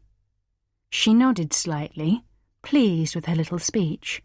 She was a brilliant talker for her age. She said her first words at just 8 months and hadn't stopped gabbling since. There was a long, tense silence as I waited for Ben to correct her or clarify what she had said. But he didn't. He just stood with his back to me, staring out of the kitchen window. I could see his reflection in the dusky light, and he looked eerily pale. Is Charlie a regular visitor? I asked eventually, trying to keep the quiver of anger out of my voice. I couldn't believe that she had been here, in my house, that he had kept it a secret from me. Ben took a deep, shuddery breath before turning reluctantly to face me. No, it was the first time. I didn't know she was coming. There was a whiny, pleading tone to his voice that seemed to ignite the spark of fury within me again. Don't fucking lie to me, Ben. What sort of an idiot do you take me for? Ben's eyes widened, and he automatically reached down to touch Elodie, who was scowling at me crossly. Don't shout, Mummy, she ordered, with a stern wag of her finger. I hesitated. Elodie had never seen us fight before. I was usually very careful to protect her from it, but it was as if a red mist had descended, and I couldn't do anything to control it. Shut up, I snapped. If I want to shout, I will. Come on, Elodie, let's get you bathed before dinner, and then Daddy and I can finish our conversation. I threw him a meaningful look before taking Elodie's hand and pulling her towards the door. Daddy bath me, she whined, twisting back towards Ben and trying to pull her hand away from mine. No. I bent down and scooped her up into my arms, where she wriggled and writhed. I tightened my grip to stop her moving and to get a firmer hold. Ow! She wailed, bursting into tears. I looked up at Ben, who was gaping back at me in horror. I'll bath her, he said quietly, reaching out his arms. No, I insisted. I've come home early especially to bath her, so that's what I'm going to bloody well do. I stomped out of the room with Elodie in my arms, by now almost hysterical. I managed to get her up the stairs to the bedroom, where I half threw her onto the bed. Now come on, darling, I soothed, wiping away a sheen of sweat from my forehead. Mummy's sorry for shouting. I'm just very, very tired. I sat down on the bed and stroked her hair. Gradually her sobs subsided, leaving her hiccuping as she looked up at me warily, sucking furiously on her thumb. It's okay, sweetie. Come on, let's get you into that lovely bath. Do you know how to run it? Because I've forgotten. Immediately Elodie's face melted into a smile, and she nodded drowsily. I do it, she murmured sweetly, her tears seemingly forgotten. Once she was bathed, I took her into her room, where I dressed her in her pyjamas and lay her gently into bed. She gazed up at me with an expression of such innocence and pure love that my eyes filled. I reached down and stroked my thumb from the bridge of her nose to the tip, like I used to do when she was a tiny baby. Immediately her eyes began to droop shut. I smiled to myself, pleased that my little trick still worked. I love you, I whispered, before tiptoeing out of the room. At the top of the stairs I paused. needing to regain my composure before confronting Ben. From somewhere in the distance, possibly the garden, I could hear Ben's voice. My antennae crackled. He was speaking too quietly to hear what was being said, but it didn't take much to figure out who he was on the phone to. I crept down the stairs and into the kitchen. By now it was completely dark outside, but the kitchen door was swinging open, and I could see Ben talking into his mobile while pacing up and down the patio. I walked to the window and looked out at him pointedly, my arms folded and my lips pursed.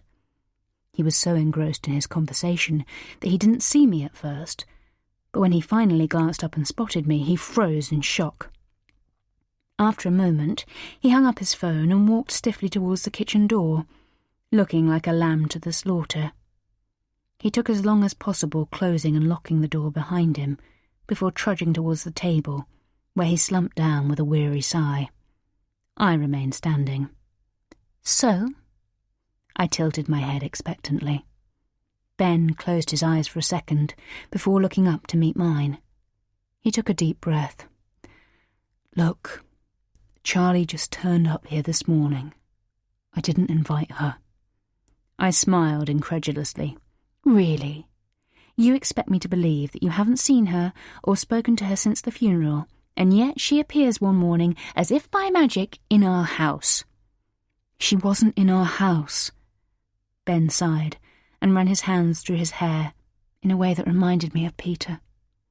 "She was waiting in her car outside, and I spotted her as we went to the park." "So she's stalking you? God, what a pathetic cow." I couldn't keep the disbelief out of my voice. I was tempted to tell him that she was welcome to him, if I wasn't so reliant on him myself. Ben flushed, and I saw a flash of anger in his eyes. "No, she'd been asked by my mum." He paused and dropped his eyes briefly before looking up again. "And Matt and Freya." I tutted and screwed up my face in disgust. Why couldn't they just back off and let us get on with our lives? Ben swallowed. "To make sure that I was okay. They were worried about me, apparently." "Jesus! You're not 4 years old. Why can't they just mind their own bloody business and leave us alone?" Ben half nodded. "Well, I told her I was fine and she left. I don't think she'll be visiting again any time soon." I frowned. "But Elodie saw her, so she must have come to the park with you." "Yes, but I figured you'd probably prefer that to me inviting her in here." "You could have told her to fuck off home. I'd have preferred that most of all." Ben shook his head. "Yes, because that would have gone down well with my mum, wouldn't it?" "Who cares what your mum thinks? I certainly don't." Ben's eyes filled with tears, making me grit my teeth with annoyance. "Actually, I care, Bella. I miss her. I'd like to see her and take Elodie to visit her." I could tell that he was summoning up all the courage he could muster, and he was becoming more emboldened with each word. "No." I fixed him with what I hoped was my sternest expression. "We don't need anyone else, Ben. It's better when it's just the 3 of us." He gave a small, mirthless laugh. "It's not just the 3 of us, though, is it? There's 4 of us if you include your lover." I couldn't believe that he was being so insolent. "Don't even try that one, Ben. Anyway, I've told him I can't see him anymore." Practiced though I was at lying, I could feel myself reddening as I spoke. "Until the next time, anyway," Ben muttered under his breath. I didn't want to do it. I had vowed to myself not to hurt him again, but I just felt such an inexplicable rage boil up inside me that I couldn't help it. I lurched forward and grabbed a handful of his hair, pulling and twisting as hard as I could, so that he was forced onto his knees on the floor. "Bella," he cried, trying to squirm his way out of my grasp. "You're hurting me. Stop it, please." He looked so pathetic, kneeling on the floor and begging me to let go, that all my anger drained away at once. I released the clump of hair I was holding, slightly shocked by how much hair remained in my hand. Then I stepped back and looked down at him with my lip curled. "Don't ever question me, Ben, okay?" He didn't reply, so I stretched out my leg and tilted his chin up with my foot. I said, "Okay." Ben nodded, holding his breath. His eyes were glassy with tears. I dropped my foot and put my hand on my hips. "Who were you on the phone to?" He blinked several times before replying. "Charlie." His voice was barely audible. "I thought so. What were you saying?" Again, he blinked quickly, as if trying to think of an answer. "She called me." "Liar," I spat. "I'm not lying, really, I'm not." He got up off the floor and sat back on his chair. "She just wanted to let me know that she had told my mum everything was fine, but asked if I could go to see her sometime. She said she's very lonely, and she's desperate to see Elodie." Well, I don't want you having anything to do with your ex-girlfriend. If she calls again, tell her to fuck off." "Okay, fine, I will, but—" Ben paused again, then looked up with that annoying, pleading expression of his. "What about going to see Mum? I really think I should." I didn't want him to, and I certainly didn't want Elodie to. But I had already broken my vow to myself that I wouldn't hurt him again, so I was feeling generous. "Okay, but you're going alone. I'm not coming with you, and only for one night." I thought I saw a wave of relief pass over his face, but decided to ignore it. Ben nodded. "Great. Thank you, Bella." I scowled at his overly gushy tone, making me sound like some kind of tyrannical bitch. "But no more furtive calls with your Sado ex-girlfriend, okay? She needs to leave you alone and move on with her own life." Ben nodded his agreement eagerly. Yes, of course." God, he was like a puppy, grateful for not being kicked again. Actually, now I thought about it, the idea of a night by myself was quite appealing. I could stay over with Leo for a change, instead of always having to run off home or back to work. "And don't be making up any stories about what a big bad wolf I am either." Ben bit his lip. "Because I'll find out if you do," I added, adopting my most menacing tone, "and I won't be very happy." "Don't worry." He attempted to smile. "I won't tell her anything." "Good, because there's nothing to tell, is there?" "No." "Right. Well, you'd better get on and finish making my dinner," I said, heading out of the kitchen. "I'm going to have a bath. Let me know when it's ready." Ben leaped up, already so much more energized. I pressed Leo's number as I walked up the stairs. Chapter 34. Ben waited until she had safely left for work before he packed. He didn't want her to criticize or comment on what he was taking. "Remember what I said? Don't be telling any lies about me," she threw over her shoulder as she walked out of the door. Ben exhaled with relief as he watched her car pulling out of the drive, still not quite daring to believe that she was actually letting him go. He sensed that she might have an ulterior motive that involved Leo, but right now he didn't care. If that was the price he had to pay for seeing his mum, then so be it. He shook his head, remembering her instruction to him not to tell any lies about her. He'd be doing nothing but telling lies for the next 24 hours. He'd be making out that he was fulfilled and happy, and that his life wasn't an absolute misery. He'd be hiding the fact that he was married to a woman who thought nothing of punching him, kicking him, or, her current favourite, pulling his hair, if he committed any sort of minor transgression that provoked her fury. Sometimes she just seemed to be in the mood for a fight, so she would pick an argument just to provide her with an excuse for lashing out. Yes, he thought, as he loaded Elodie and their bags into the car, it was telling the truth that he needed to avoid. "See, Granny!" Elodie chirped excitedly from the back seat. Ben looked at her in the rear-view mirror and smiled. "Yes, you are, sweetheart. And about time, too," he muttered under his breath. "'Bout time, too," she parroted, and Ben made a mental note to be careful what he said and did in front of her, now that she was able to repeat any conversations that she overheard. The 2-hour journey seemed to take an eternity. Now that they were finally going, Ben was physically aching to get there as quickly as possible, and every traffic hold-up had him clenching his teeth with anxiety. Finally, they pulled onto the old, familiar gravel driveway.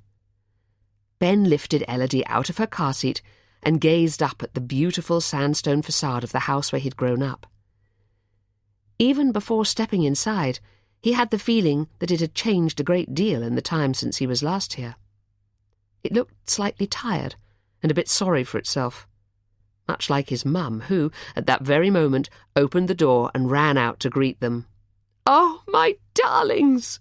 she cried, her cheeks already damp with tears. "It's so good to see you."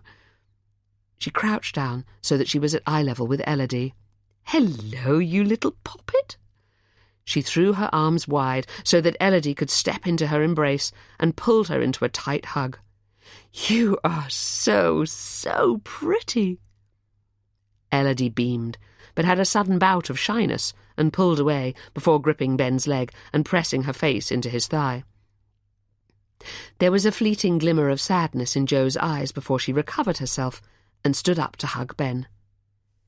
She held him tightly for several seconds, and Ben was momentarily overcome by the familiar, soapy smell of her hair and the light, citrusy scent that she had worn for as long as he could remember. "Hello, my darling boy," she murmured before pulling away and holding him at arm's length, where she looked at him appraisingly. "You look thin." Ben smiled ruefully. "So do you, Mum." It was true. Although Jo had always been slim, she had still had a curvy figure and cute apple cheeks. Now the curves were gone, and her cheekbones were razor-sharp. It aged her. Jo smiled, and Ben was struck by the fact that her eyes no longer shone the way they used to. It was like a light had gone out. "Well, it's a good job I've bought enough food to fatten a family of 10 then, isn't it? We can both work on putting on some weight while you're here. Come on in." Ben took Elodie's hand and led her up the steps and through the front door. As soon as they stepped over the threshold, Ben stopped abruptly, as a wall of grief, triggered by a lifetime of memories, threatened to overwhelm him. Jo, who was walking ahead of them along the hallway, turned and looked at him in concern. "What's the matter, Ben? Are you okay?" Ben shook his head. The urge to cry was unstoppable, but he didn't want to alarm Elodie. Jo seemed to understand and reached out a hand. "Hey, Elodie, do you want to see what sweeties I've got especially for you?"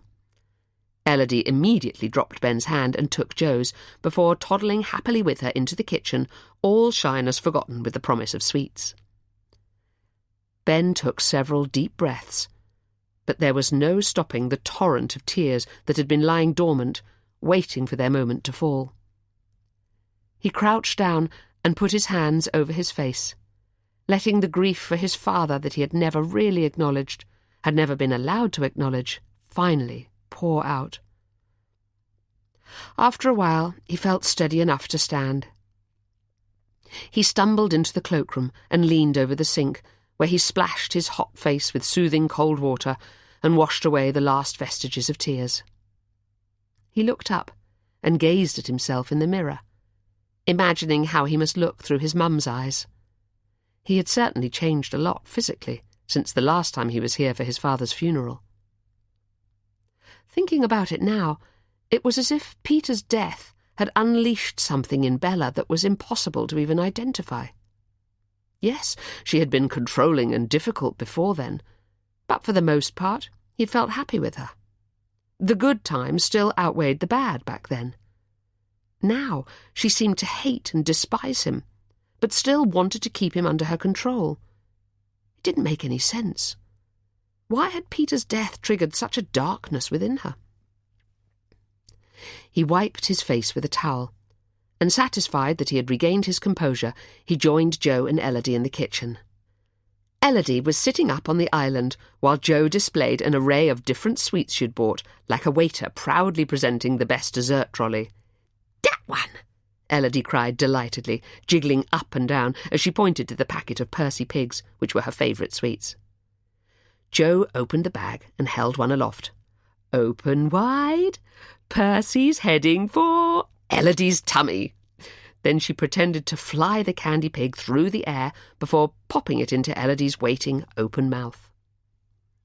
Ben smiled and walked over to join them.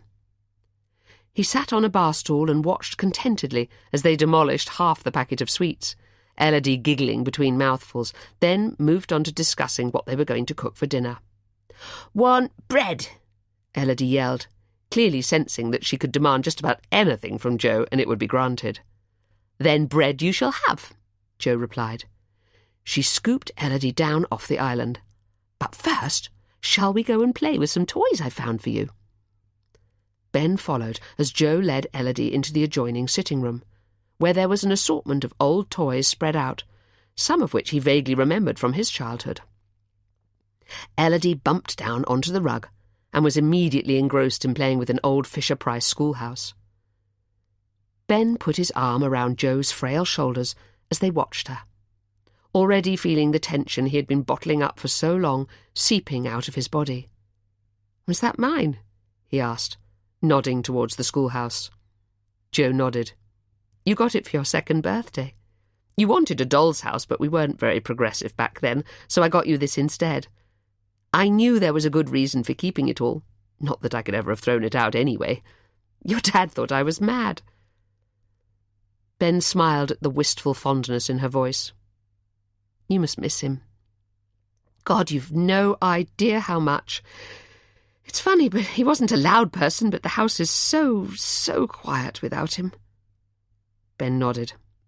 "I bet. That's why it's such a tonic to have you here, Ben."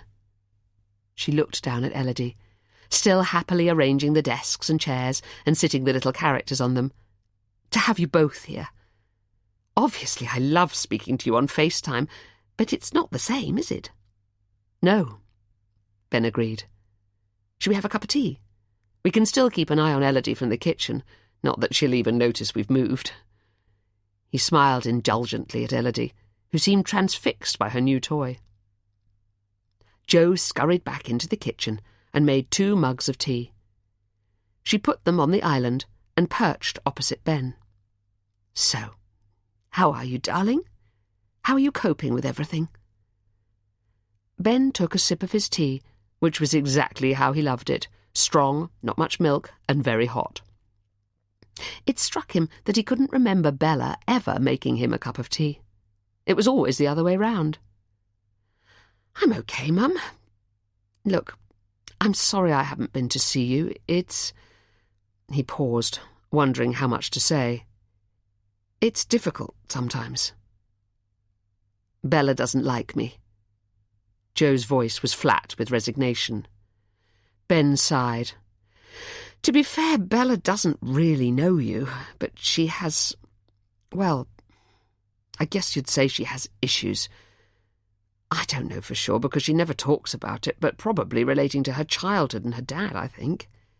She needs to feel in control, and when other people are in the picture, it makes her feel unsettled and insecure. She just wants the 3 of us to be in our own little cocoon, I suppose." He thought back to the night when he had suggested that there were 4 of them in that cocoon, if you included Bella's lover, and the rage it had provoked in her. The memory made him shudder. "And what about you? Is that what you want?" There was a deep frown line between Joe's eyebrows as she gazed at him intently. Ben chewed the inside of his cheek as he thought about what to say. "I want Elodie to feel secure, to have 2 parents in her life." He took a sip of tea to buy him some thinking time. He was struggling to answer the question without giving away that he had absolutely no choice in the matter. What he wanted was irrelevant. Bella had always made that perfectly clear. "So, in order to maintain the status quo, I've learnt that it's probably best to go along with what Bella wants, rather than causing an argument. It's just not worth the hassle that follows." Hassle was such an inappropriately lightweight word to describe what happened when he put a foot out of line. For a moment, he imagined the delicious relief of telling Joe everything, but it would cause her unimaginable worry, and he couldn't bear to hurt her any more. The pain of not seeing them very often wasn't a fraction of what she'd feel if she knew the reality of his day-to-day life. Jo dropped her gaze and looked into her mug. Ben could see that her lip was quivering. "I can cope with not seeing you," she began, choosing her words carefully, "but only if I think you're happy." She looked back up and met Ben's eye. "Are you happy, Ben?" Ben's eyes filled with tears, which he blinked away in frustration. Why were his emotions on such a hair-trigger all the time? Bella was right. He had become so incredibly wet, even to himself. "I think you've just answered my question." Jo watched him sadly, shaking her head with a helpless expression. "No!" Ben cut in quickly. "No! I'm just feeling a bit emotional being back here for the first time since Dad... well, since the funeral." He couldn't bring himself to use the word died. "Honestly, for the most part, Mum, I am happy. I mean, no one's happy all the time, are they?" As he spoke, he wondered when he had last truly felt happy.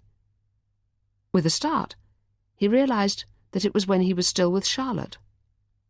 Even on what should have been the happiest days with Bella, such as Elodie's birth, there was always an undercurrent of tension that meant he was constantly treading on eggshells in case he stepped onto the invisible tripwire that would set her off. "Charlie doesn't think you're happy." Jo's voice cut through his thoughts. "She's really worried about you, Ben. We all are. Matt, Freya, Emma." Ben looked up at Jo again. "I wasn't happy the day that Charlie paid us a visit. She laid it on pretty thick about you being so lonely, and it made me feel terrible to think that you'd all been discussing me behind my back." Jo smiled wryly. "We'd have discussed you to your face if we'd had the chance, Ben." Ben laughed softly. "Fair enough, I suppose. Anyway, it wasn't a great day, and she caught me at a bad moment." "Look." Jo reached out to take Ben's hand. "I'm sorry if you were caught off guard. We just didn't know what else to do. We all miss you so much, and if you can't come to us, the only other option was for one of us to come to you. We just needed to see for ourselves that you were okay. And for my part, I'm glad she came to see you, or I don't think we'd be sitting here now, would we?" "Maybe not," Ben agreed. "I suppose I'm glad she came too. It was nice to see her." In truth, seeing Charlie had been incredibly painful. It had reignited feelings that he thought were long buried.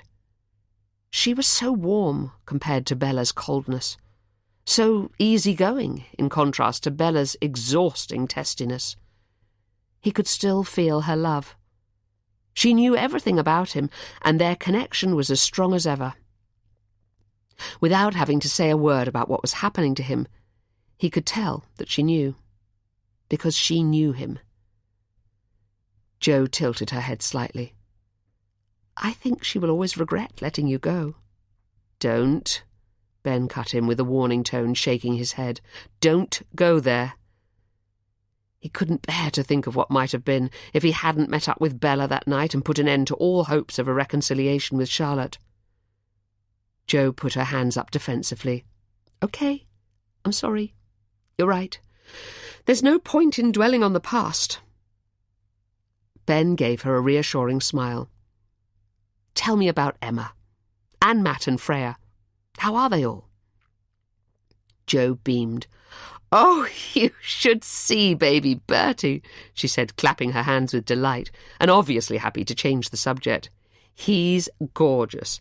Absolutely enormous, too. Honestly, God knows what they're feeding him, but—" Ben listened with a smile as Jo regaled him with stories about the lives that had carried on without him while he was out of the picture. Emma was still travelling far too much, in Jo's opinion, but the good news was that she had met someone in Singapore, a fellow lawyer, and they seemed very happy. Apparently, she was bringing him home to meet Jo at Christmas, and Jo was hopeful that an engagement might be on the cards. Matt and Freya were both besotted with their little boy, and Freya had decided that she wouldn't go back to nursing after her maternity leave, as Matt was doing so well at work that she was lucky enough to have the choice to stay at home. As he listened, Ben felt more and more disconnected from the world.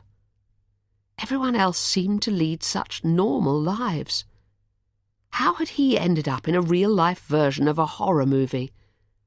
Actually, he thought, the plot of his movie was so far-fetched that there was no way it would ever get made. How many other men found themselves cowering on their knees in terror while their slim, beautiful, charming wife twisted clumps of hair from their head and cracked their jaw by kneeing them under the chin? After an early dinner, bread for Elodie, coq au vin for them, Joe and Ben put Elodie to bed together in the white-painted little nursery that had been waiting for her since the day she was born, but had never been used. Ben watched Joe delightedly showing Elodie all the books and toys she had lovingly collected for her, in the hope of being able to use them one day, and had to swallow down the sour taste of shame that was in his throat. It must have killed Joe to have no contact with her first grandchild, when she would have been willing and able to offer her so much love. For the millionth time, he cursed himself for not being strong enough to stand up to Bella. As Joe finished reading her a fourth story, Elodie's eyelids began to droop shut. She looked so sweet and snug, sitting on Joe's lap on the large wooden rocking chair, sucking lazily on her thumb, that Ben leaped up. "What's wrong?" Joe asked in alarm. "Where are you going?" "To get my phone. I need to get a picture of this." Joe jogged down the stairs 2 at a time like he always used to, feeling lighter and happier than he had done for years. It had been good for both him and Joe to spend time together with Elodie, and he vowed that he was going to make it a regular occurrence from now on. It was ridiculous to have let so much time pass without a visit. His phone lay on the granite-topped island in the middle of the kitchen, and even before he reached it, he could see it buzzing angrily with messages. All the newfound happiness drained out of him in an instant, and his mouth dried. He picked it up with a shaking hand and steeled himself to unlock the screen and read what was there. "Why haven't you answered your phone? Where are you? Please answer your phone." The red circle beside the phone symbol told him he had 47 missed calls. Ben shook his head in disbelief. How had she managed to make so many calls in the time he had been upstairs? He was about to call her back with profuse apologies when he remembered that his mum was expecting him back upstairs to take a photo of her and Elodie. The damage was already done, he decided. Missing another few calls wouldn't make any difference. She could wait. He climbed back up the stairs, his mood dampened by Bella's messages. He walked back into the darkened nursery and forced a smile back on his face. "Sorry, couldn't find my phone. Right, let's take some lovely pictures, shall we?" Elodie was already dropping off to sleep in Joe's arms, and the sight of the two of them looking so sweet together made his heart clench with love. He clicked away as Joe gently lifted her and placed her carefully into the cot bed, as if she was handling the most delicate package in the world. When she had tucked her in, Joe leaned over and kissed her on the cheek, then ran her hand down the side of her tiny face, gazing at her in awe. "She's perfect," she told Ben, as they crept out of the room and pulled the door behind them. "I think so," Ben agreed, smiling proudly, despite the gnawing worry about the messages that were waiting on his phone like an unexploded bomb. As they reached the bottom of the stairs, his phone began to vibrate, and he looked at Joe apologetically. "You answer it. I'll make us some tea," she said, already heading for the kitchen. Ben pressed the accept button and raised the phone to his ear. "Hi, Bella," he began in what he hoped was a steady voice. "Where are you? Why didn't you answer your phone? I've been trying to call you." Bella sounded tearful and slightly panicked, but she also sounded muffled, as if she was in a bathroom or toilet. "What do you mean, where am I? You know where I am. I'm at my mum's." He He glanced towards the kitchen, where Jo was busy clattering cups and plates about before heading into the dining room and closing the door behind him, preparing for the onslaught. "Why didn't you answer your phone? I was trying to get hold of you." Ben could picture her narrowing her eyes with suspicion as she spoke. "Because I was upstairs with Mum putting Elodie to bed, and my phone was on silent downstairs. I didn't hear it, that's all." He tried to make his tone as non-confrontational as possible, to try to diffuse the situation. He couldn't cope with a full-on row while his mum was in the next room. There was a moment of hesitation. "Sorry, I was just worried. Ben, listen, I desperately need you to come home now." "What?" "I need you to come home. I'm feeling so ill, Ben." There was a vulnerable, pleading tone to her voice. She sounded like a completely different person to the woman he had come to know and fear over the past year, and it threw him. "Well, what sort of ill?" "I've got terrible pains in my stomach and—" There was a slight pause. "I've started bleeding." She paused again to let out a groan of agony. "I wonder if I might be having a miscarriage. Please, Ben, please, could you come home? I wouldn't ask it if I didn't really, really need you." Ben reeled backwards, suddenly light-headed. "A miscarriage?" His mind whirred, trying to make sense of her words. How could she possibly be pregnant? But he already knew the answer, remembering now how every time she lost it with him, she would follow it up by seducing him, messing with his mind a tiny bit more every time. "I know," she whispered. "Oh, Ben, I just need you here with me as soon as possible. I'm so worried." Ben leaned heavily against the wall, blindsided by her sudden show of vulnerability. "But I can't come home," he managed. "We've just put Elodie to bed." Bella started to cry pitifully. "I'm sorry, Ben. I know it's bad of me to ask, but please, would you just get her up and put her in her car seat? She won't even wake up. You know what she's like. Please, Ben?" Her tone had changed completely, from the aggressive and mean one he was so used to pleading, tearful and vulnerable. He couldn't remember the last time she had sounded so helpless. His mind raced. He didn't want to leave Jo, but he didn't feel that he had any other choice, especially if Bella could be having a miscarriage. He needed to be with her. "Maybe you should call an ambulance," he suggested, stalling for time. Bella groaned in pain again on the other end of the line. "Yes, maybe, but I want you to be with me. I don't want to go on my own. Please, Ben," she prompted. "I really need you here to help me. I can't manage without you." Again, she dissolved into tears. That decided him.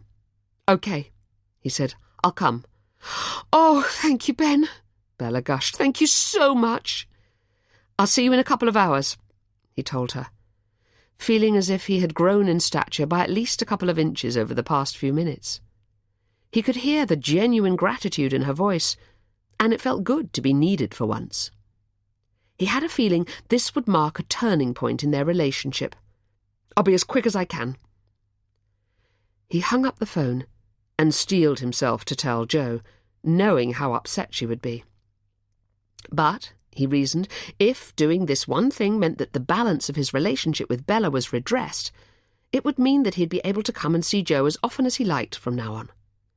He was already determined to insist on it, and judging by Bella's grateful tone, he didn't think she'd be arguing in future. Jo was in the kitchen, sitting at the island with 2 mugs of tea in front of her. The smile died on her lips as soon as she looked up and saw Ben's face. "What's happened?" she asked, in a voice that was heavy with dread. Ben ran his hands through his hair. "That was Bella on the phone." "I gathered," Jo cut in, her face rigid. Ben swallowed. "Well, she's got terrible pains in her stomach, and she's feeling really unwell. She thinks she may be having a miscarriage." A wave of different emotions passed over Jo's face. Shock, followed by fear, followed by horror. "She's pregnant," she whispered, her eyes wide. Ben swallowed hard, still hardly able to comprehend it himself, let alone digest how he felt about it. "Well, we don't know for sure. We don't know," he corrected himself. "But she thinks she could be having a miscarriage, and she's begged me to come home." He tailed off apologetically. Joe looked aghast. "What now?" Ben nodded. "I'm afraid so. I'm so sorry, Mum, but she did sound like she's in a bad way, and I can't not be with her if she's losing our baby." He didn't want Joe to argue with him. Now that he had agreed to go home, he just wanted to get in his car and get there as quickly as possible. "But Elodie's in bed asleep. You can't wake her up and cart her off. It's not fair." Joe's expression was a mixture of anger and confusion, as if she had been disturbed in the middle of the night and was trying to comprehend what was happening through the deep fog of sleep. "She won't wake up. I'll transfer her to her car seat and she won't know any different. She always sleeps like a log in the car." Joe's face crumpled. "Oh, Ben," she cried piteously, "please don't go. It took so long to get you here, and I feel like if you leave, you'll never come back." She put her hands over her face as the tears began to flow. Ben's resolve immediately wavered, torn between hurting his mum and racing to the aid of his sick wife. He walked over to Joe and put his arms around her heaving shoulders. "Mum, look at me." He put one hand under her chin and forced her to look up at him as the tears poured down her cheeks. "I promise you that I will be back for another visit within the month. I'm never letting this situation happen again. Seeing how amazing you are with Elodie has shown me how ridiculous it was to leave it so long. I'm going to make sure we visit regularly from now on." "But Bella—" Joe shook her head helplessly. "She won't let you. She hates me and she doesn't want you to have anything to do with me." She broke down, sobbing again. Ben's insides twisted in anguish. "Please don't get upset, Mum. I'm going to sort things out with Bella and tell her in no uncertain terms that even if she doesn't come with us, Elodie and I are going to be seeing you once a month from now on. It's non-negotiable." He gave her shoulders a reassuring squeeze. "Okay?" Joe stopped crying and attempted a watery smile. "Really?" Ben nodded, feeling stronger and more confident than he had done in years. "Really?" "But how? I know what Bella's like." Joe was shaking her head again. "She won't let you." Ben tried to pull himself up to his full height. "I honestly think that me going home tonight to be with her will help to get us back on an even keel, Mum. I admit things haven't been great before now, but I'm going to put that right. From now on, things will be different. Better. Okay?" Ben tilted his head, waiting for Joe's confirmation. Joe held his gaze for a few seconds before she nodded, apparently convinced. "Okay." Together they made their way upstairs and into the nursery, where Elodie was sleeping soundly. Ben packed her things into her little pink suitcase and gave it to Joe to carry. Then they both peered into the cot, watching her sleep. "It seems so awful to wake her," Joe whispered. Ben smiled. "She won't wake up, watch this." With that, he leaned into the cot and untucked her bedding before scooping her up into the crook of his arm in one fluid movement. She squirmed slightly and emitted a loud sigh, but, as Ben had predicted, she barely stirred. He carried her downstairs and allowed Joe to open the front door and the car door so that he could gently deposit her into her car seat and strap her in. Still, she didn't wake. Ben turned to take her suitcase from Joe. "See? Takes a lot to wake her once she's asleep." Joe smiled and peered hungrily into the back seat while Ben loaded their things into the boot. When he was ready to go, he bent down and hugged Joe as tightly as he could. "I'm so sorry about this, but we will be back really, really soon." He felt Joe nod into his chest. "And you'll let me know what happens? Whether she's lost the baby?" "Of course I will." Promise?" Joe said in a muffled voice. Ben released his grip and held her at arm's length.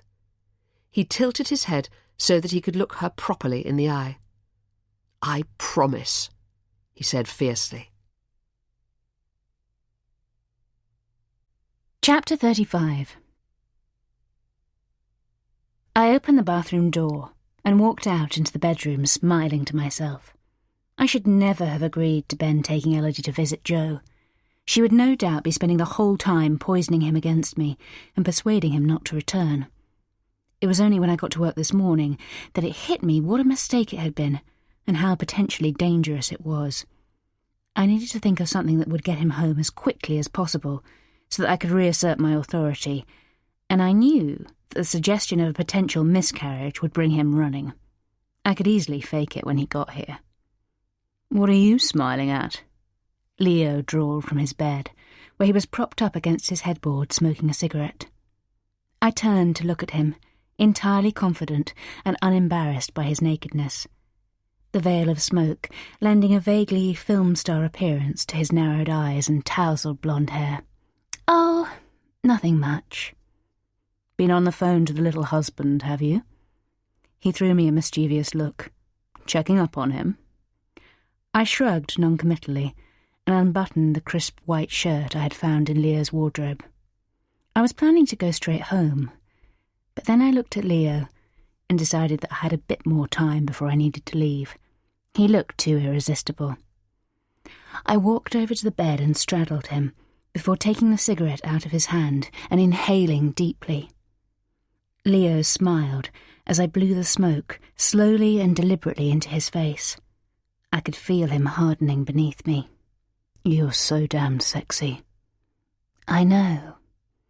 I eased him into me and moved rhythmically back and forth, watching his eyes glaze over with lust. Then I leaned down and placed the burning tip of the cigarette next to the side of his torso, holding it just long enough to create a sizzling sound, as it made brief contact with his skin. Leo held his breath, watching me with a half-smile, half-grimace.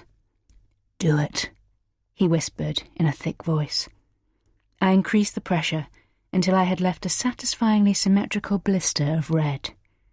Leo exhaled with an agonized groan and gripped me tightly, his fingers digging into my flesh, before flipping me off him and rolling on top of me. He pinned my hands to the bed and thrust hard until he came with an almighty shudder. We lay in silence for a few minutes, until Leo lifted his head and looked at me with a gleam in his eye. "You are a bad, bad girl, Bella." I pushed him off me and shuffled to sit up. "I know. That's why you like me so much." "It is," Leo agreed, also sitting up. He lit another cigarette, gazing at it for a second, clearly thinking about what had just happened. "So what have you told him? About where you are tonight?" "He thinks I'm at home. He's gone to visit his bitch of a mother, so he doesn't know I'm not there. Or at least he didn't, until I called a few minutes ago and told him I needed him to come home as soon as possible because I was ill." Leo looked at me with a combination of horror and admiration. "Jesus, you're such a bitch." "I know. I surprise myself sometimes." I paused. "But he shouldn't have gone to see her in the first place, and he certainly shouldn't have taken my daughter with him." "Ah, yes, the daughter that isn't his." He tilted his head and looked at me with one eyebrow raised. "So that means the mother isn't related to her at all, then?" I shifted uncomfortably. I had always felt nervous about Leo knowing the truth, and wished for the 100th time that I hadn't drunkenly blurted it out that night. But I had been missing Peter and feeling maudlin, so the alcohol had loosened my tongue along with my inhibitions. No. I could see the cogs of Leo's brain whirring, and wished I could shake the sense of unease that I felt, knowing that if I put a foot wrong or tried to end it with him, he was armed with some dangerous information that could destroy me. I stood up and headed for the bathroom, feeling Leo's eyes on me. "Are you going home, then? I thought you were staying the night." I turned to face him. I was. But now that he's coming home, I need to be there to make it plausible, You're not upset with me, are you? I fixed him with a wide-eyed stare. Leo thought about it for a few seconds before he shrugged. Not really, no. You've worn me out anyway, he added with a wolfish grin. Good. Now be a good boy and call me a cab while I remove all traces of my outrageous behaviour tonight. I heard Leo laughing as I closed the bathroom door behind me. I looked at the time on my phone. It was just gone 8. Ben would have left his mother's house around 7:45, so I had about an hour and a half to shower and get home before he did.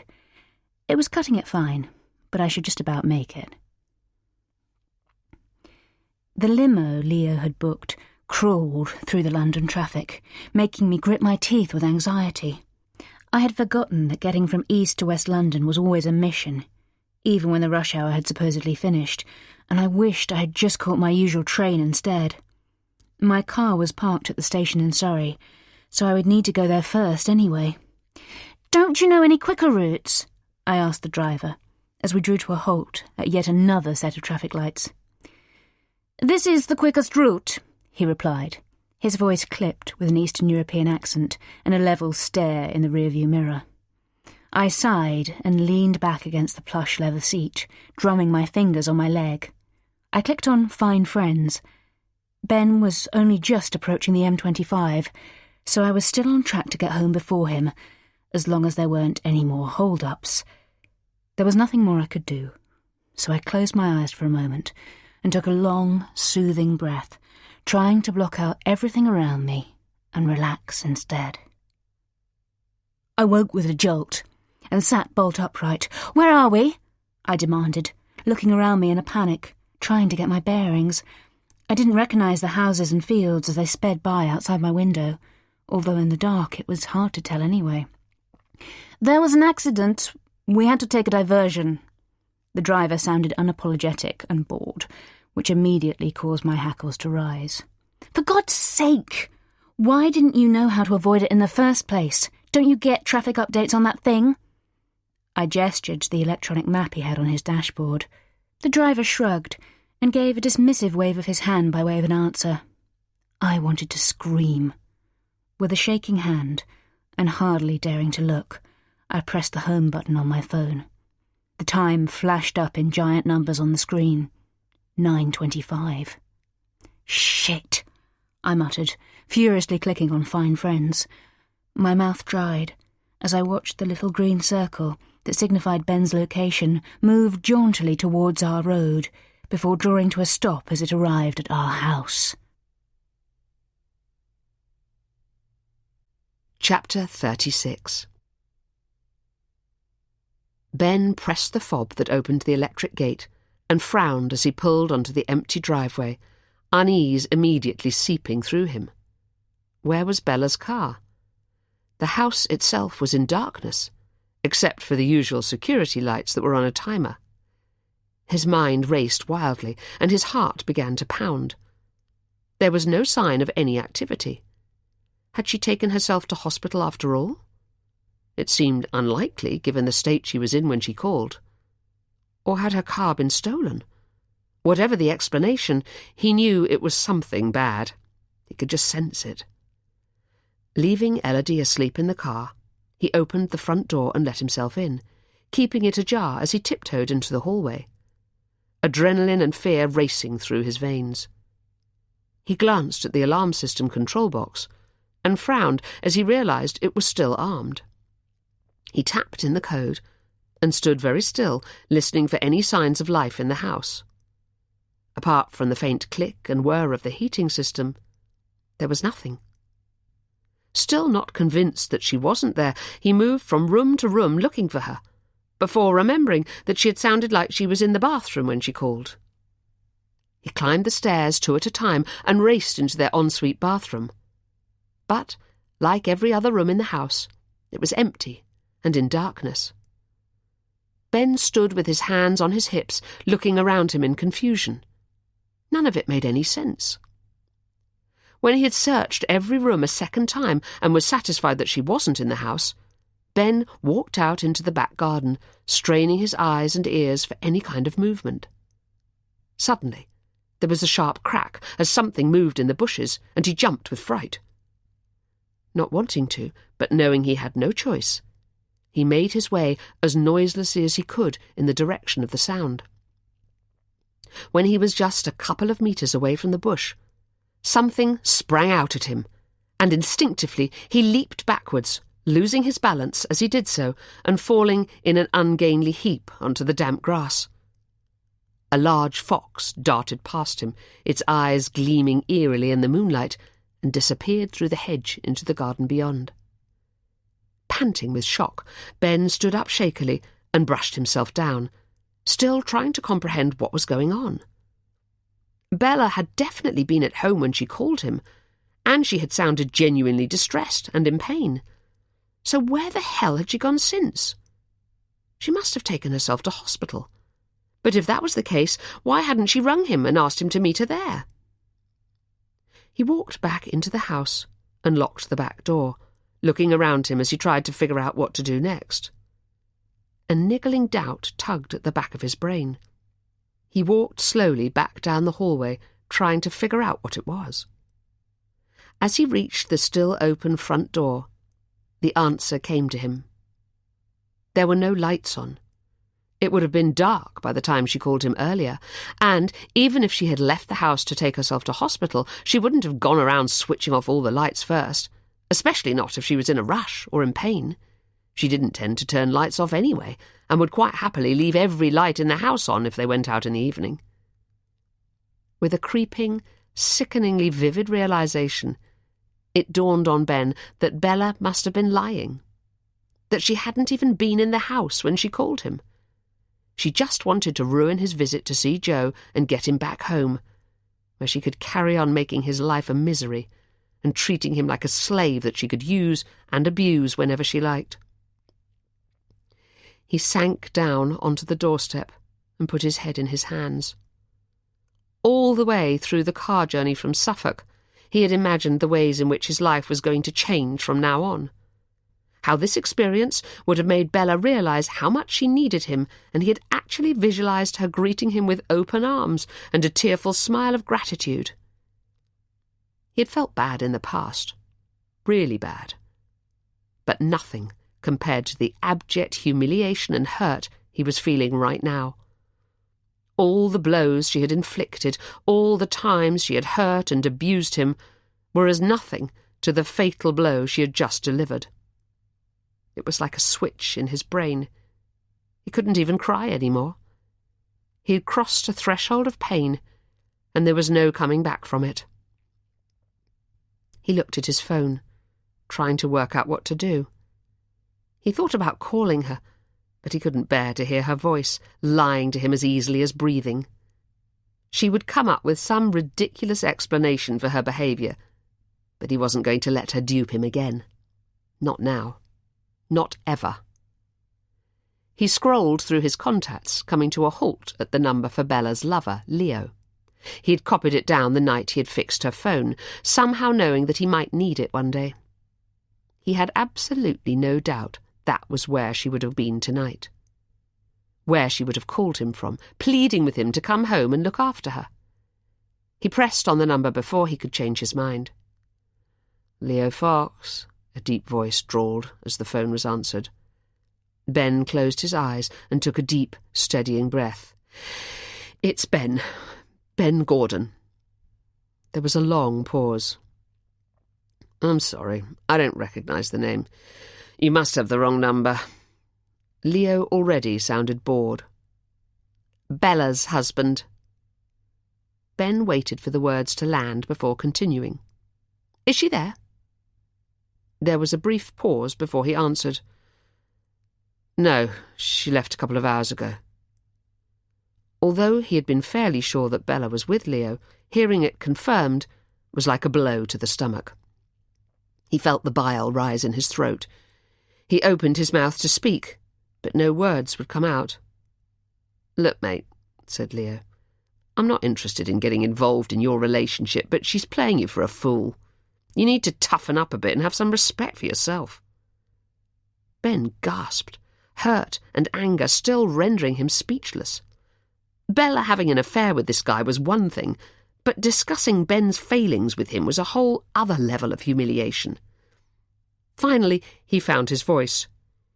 "You don't know anything about me, so don't you dare tell me what I should and shouldn't do." A deeply buried, boiling rage was bubbling up inside him, and he was glad that Leo wasn't standing within reach, or he would have been in serious danger.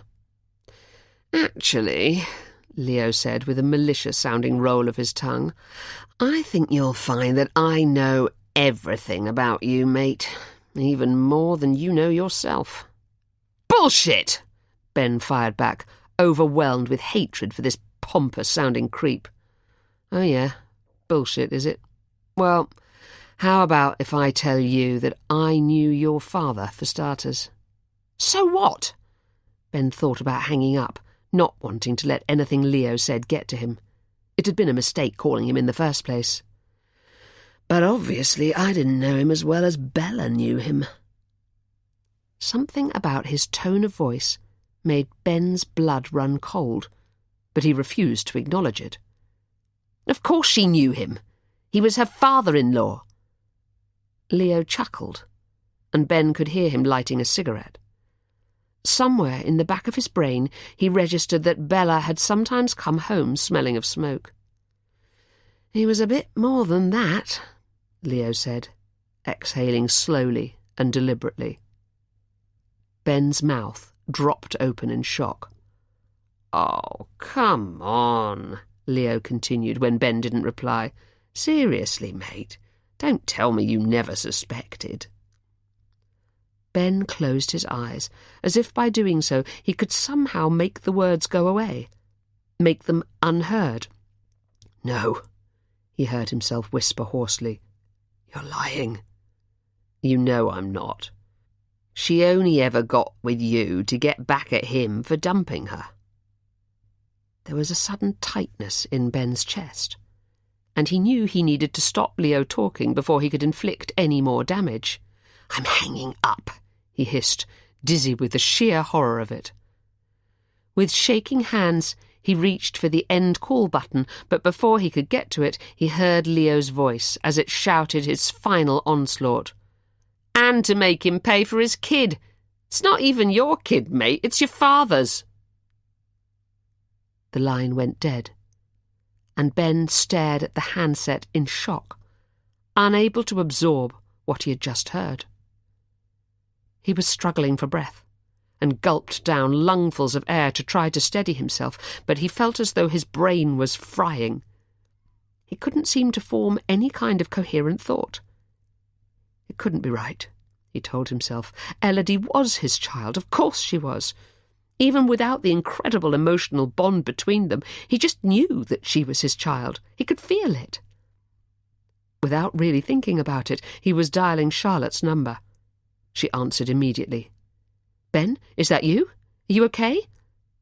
"No, Charlie, I'm not okay." He could hardly get his breath to speak. He felt winded and sick. "What's wrong? What's happened? Are you still at your mum's?" Ben tried to speak, but he couldn't manage to get any words out. "It's okay, Ben," Charlotte coaxed him. "Take a couple of deep breaths and try to tell me what's happened." Ben did as she said before speaking. "Bella tricked me into coming home," he managed at last. "She said she thought she was having a miscarriage. She needed me to come home immediately." "Oh, no, Ben. And you did?" Ben nodded, sick with humiliation. "She was so convincing. I thought maybe it would be a turning point for us if I came to her aid when she needed me most. Oh, I'm such an idiot. I should have known." "So she wasn't having a miscarriage?" Charlotte's tone was now one of disbelief. "No, she wasn't even here. She was in London." Charlotte gasped. "Jesus, what a vile thing to do! Of all the things to lie about! I'm not surprised you're so upset." "That's not why I'm upset. It's so much worse than that." "What? How could it be worse?" Ben swallowed back the tears that were thick in his throat. He didn't know if he'd be able to say the words. "When I got back and she wasn't here, I knew where she'd be, so I called the guy. There was silence on the end of the line, and Ben could tell that Charlotte was holding her breath. He was so horrible. He said that Peter, he corrected himself, somehow feeling that the word Dad no longer fitted. He said that Peter is Elodie's real father. Ben's face crumpled as he spoke, and he couldn't hold back the tears any longer. Charlotte gasped. What? But that's ridiculous! It's not possible! Ben wished more than anything that she was right. But not only was it possible, it made sense. It explained so many things. He's making it up, Ben! Don't fall for it! Charlotte sounded anguished and outraged on his behalf. Ben's heart leaped momentarily. Could she be right? Could he have been making it up? But almost immediately the doubt started to crawl back into his brain. No, it was just something about the way he said it, Charlie. He was enjoying it too much. And he sounded so sure of himself. Oh, he's probably a great liar, Ben. How do you even know this guy? Who is he? Ben hesitated. He's Bella's lover. There was a sharp intake of breath from Charlotte before she spoke. Oh, Ben, I'm so sorry. Ben bit his lip and closed his eyes, trying to stop the tears. It was the kindness in her voice that did it. That, and the pity. I don't even care about that. It's been going on for ages anyway. But it's what he said that's killing me. He couldn't possibly make up something like that, Charlie. It's not like it's an obvious scenario that he could invent. As his thinking became clearer, memories began to float to the front of his mind. How uncharacteristically flustered Peter had seemed on the day he had first brought Bella home. How they had both disappeared for a suspiciously long time while he was supposedly showing her to the bathroom. How he had been so insistent about buying them a house. And, most of all, the darkness his death had unleashed in her. "It's true," Ben said, his voice muffled by the tears that were streaming down his face. "I know it's true, Charlie. It all makes sense now." There was a long pause as Charlotte absorbed what he had said. "Right. I'm going to come and get you. Are you at home?" She was instantly practical, but her voice was kind and tender, making Ben cry even harder. "I'm at home," Ben sobbed. "I need you to take Elodie for me." There was a pause. "Take her where, Ben?" Charlotte sounded scared. A plan was forming in Ben's head, but he still wasn't entirely sure what it was. He just knew that he needed to get Elodie as far away from Bella as possible. "I'll explain when you get here. Just come, Charlie. I really need you to come." Okay, I'm coming. Give me 10 minutes. Oh, and Ben?" Ben wiped his face with the back of his hand, wanting to get off the phone as quickly as possible. "Yes? Please don't do anything until I get there." Chapter 37. I drove like a maniac from the station towards home, breaking every speed limit and cursing the ignorant limo driver, who I was convinced had deliberately taken a longer route than necessary. The palms of my hands were sweating and slid on the steering wheel as I careered at breakneck speed around a sharp bend, almost colliding head-on with a car coming in the opposite direction. As the furious beeping of the oncoming driver's horn receded into the distance, I took a deep, shaky breath and pressed my foot on the brake to slow down. Ben was already home, so there was no point in rushing now, I told myself sternly. I just needed to concentrate on coming up with a plausible explanation as to where I'd been. Although I had always insisted that Ben was on Fine Friends, so that I could follow his movements at all times, I was grateful now that I had made sure he wasn't able to track me in the same way, so he wouldn't have known that I was at Leo's flat when I called him earlier. At that moment I passed a petrol station, and an idea flashed into my mind. I turned the car around and parked on the forecourt before heading into the shop. I could pretend that I went out to buy Ben something to thank him for coming home to look after me. Scanning the shelves, I picked up a packet of sweets for Elodie, and a bottle of champagne for Ben. He didn't really like champagne, but there was nothing else suitable, so it would have to do. Feeling more confident, I drove the final 5 minutes of the journey towards home, rehearsing what I was going to say when I arrived. By the time I pulled into the driveway, I was feeling calm and prepared. I parked beside Ben's car and got out, reaching back into the passenger seat for the champagne and sweets. The house seemed to be in darkness as I approached the front door, and I frowned as a prickle of unease caused me to stop in my tracks. Why would he have turned all the lights out? "Hello, Bella," said a voice behind me, making me yelp in shock and drop the champagne. The bottle smashed, and the fizzy liquid pooled out over the block paving. I swung round to find Ben staring at me with a strange, slightly crazed look in his eye. "Ben!" I cried, clutching my hand to my chest. "You scared the shit out of me!" Ben didn't answer. He was standing very still, and his face was rigid. "Thank you so much for coming home, darling," I gushed, recovering my composure and approaching him with a grateful smile. "I felt so ill, but I took some paracetamol and had a sleep and felt a bit better, so I went to the petrol station to get you something." I motioned to the remains of the champagne bottle strewn across the drive behind me. "Sorry I dropped it." "Shut up," he hissed, his eyes narrowing. I could see a faint sheen of sweat on his upper lip. I stopped and frowned. "Ben, come on. Don't be like this, you're being ridiculous." I moved a bit closer to him, starting to feel more irritated than alarmed. He was acting like some kind of big-time gangster, instead of the pathetic wimp I knew he was. "Don't come any closer." Ben had one hand hidden behind his back, and I somehow knew what he was going to do before he did it. With a fluid movement, he pulled his arm forward, and the blade of the kitchen knife he was holding glinted as the moonlight caught it. I stopped dead, my eyes fixed on the knife. Gradually I began to step backwards with my hands up in a gesture of surrender. "Okay, Ben. Calm down. Don't do anything stupid." I knew damn well that he didn't have the guts to use it and was just trying to freak me out, but I thought I would play along to keep him calm. Ben looked at me incredulously. "Don't do anything stupid." "I've already done the stupidest thing I could ever have done, which is to let you into my life."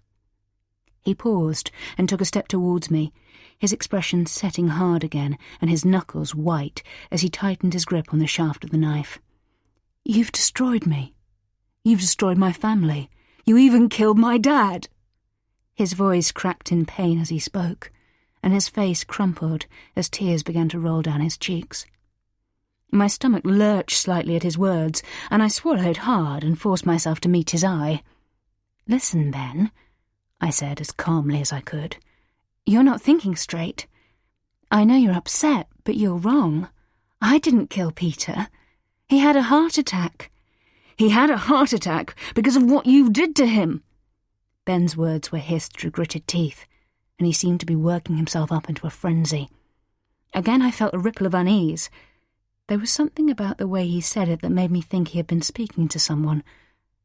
But who? No one knew the truth except Leo, and I was fairly sure he wouldn't have been speaking to him. He would have no way of contacting him. I took another step backwards and felt the crunch of glass under my shoe as I stepped onto one of the shards from the broken champagne bottle. "You've taken everything away from me," Ben continued, now weeping openly. "I left my mum in pieces tonight to come racing back here for you because I stupidly thought it might make you appreciate me for once, even after everything you've done. All the lies, the cheating, the violence."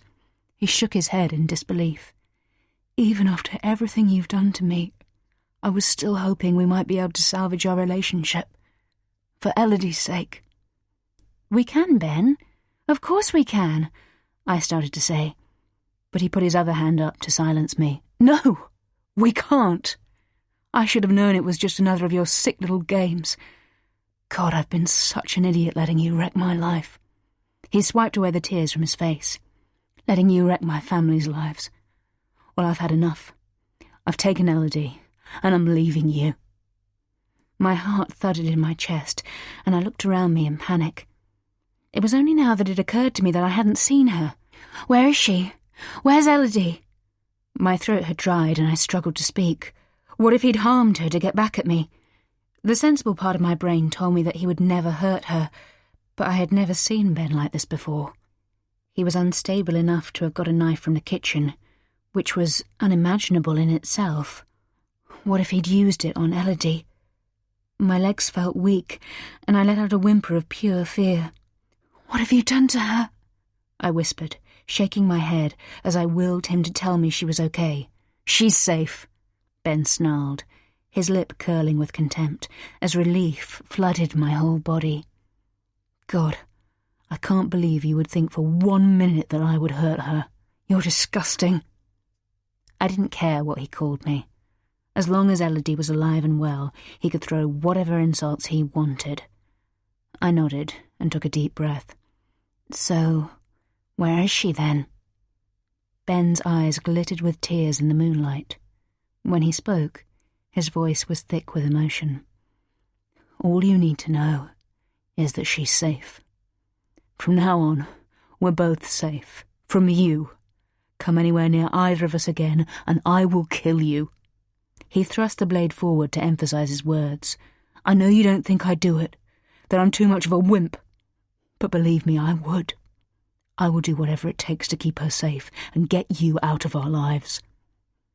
A mixture of shock and relief had once again turned my legs to jelly, and I briefly thought I might faint. But I took another deep, calming breath and tried to think clearly. "Ben, tell me where Elodie is. Please, Ben, I need to see Elodie." Ben's face contorted into a look of contempt. "You need to see Elodie?" He gave a half laugh and rolled his eyes. "Well, that's strange, because you didn't seem to need to see her earlier tonight when you were in your lover's bed." My mouth dropped open in disbelief. How could he possibly know about Leo? In the few seconds I had to collect my thoughts, I decided that he couldn't know for sure, and it was just a lucky guess. I needed to brazen it out. "I wasn't! Stop fucking lying!" Ben yelled. "I know you were with him because I called Leo." He rolled his tongue around the word to emphasize the name. "And Leo told me that you'd left nearly 2 hours ago." I opened my mouth to reply, but no words would come out. I was frantically trying to assimilate my thoughts, but they were tumbling over each other and I couldn't seem to hold on to anything concrete. He knew. He knew everything. Ben took a step closer to me and squeezed hard on the shaft of the knife. A muscle pulsed furiously in his cheek, and beads of sweat trickled down the side of his face, mixing with the trail of tears. He had a crazed look in his eye that I had never seen before. "You promised me that you'd stop seeing him, but you were lying, like you lie about everything." "How?" I managed to gasp. "How did you call him?" "Really? That's what you're most concerned about? How I got Leo's number?" I didn't reply, fear rendering me mute. The terrifying look in Ben's eyes was even scarier than the knife he was holding. Ben shook his head in disbelief. "Okay," he began in a sing-song voice. "So remember that night, when I saw the messages on your phone between you and him?"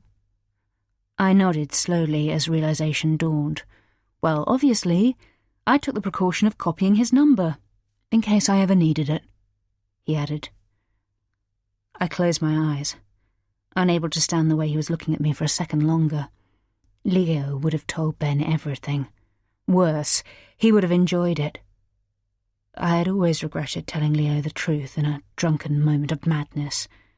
I somehow always knew that it would come out eventually. As if reading my mind, Ben continued, "We had quite a long chat in the end. Me and Leo." I opened my eyes to see Ben looking at me with an expression of pure hatred, before his face crumpled and fresh tears began to pour down his cheeks again. He wiped them away furiously with his free hand and gave an anguished howl. "And the one word that keeps going round and round in my brain is why? Why did you have to wreck our lives, Bella? Why couldn't you just have stayed away from us and got on with your own life instead of stealing ours?" A volcanic wave of rage exploded within me. "To make your fucking father pay for what he did!" I screamed, all control now lost. "He thought he could dump me like a sack of rubbish, like I meant nothing. When he knew I was pregnant with his child, he thought he could pay me off like some kind of prostitute, and I'd just take the money and run, that I'd kill our baby." Ben visibly recoiled at my words. Well, I wasn't going to just go away. I wasn't going to make it easy for him. I decided that the best way to make him pay for what he'd done was for him to be forced to have me in his life forever. Ben's eyes narrowed, as if steeling himself as I delivered the killer blow. "And you were just the convenient idiot to make that happen."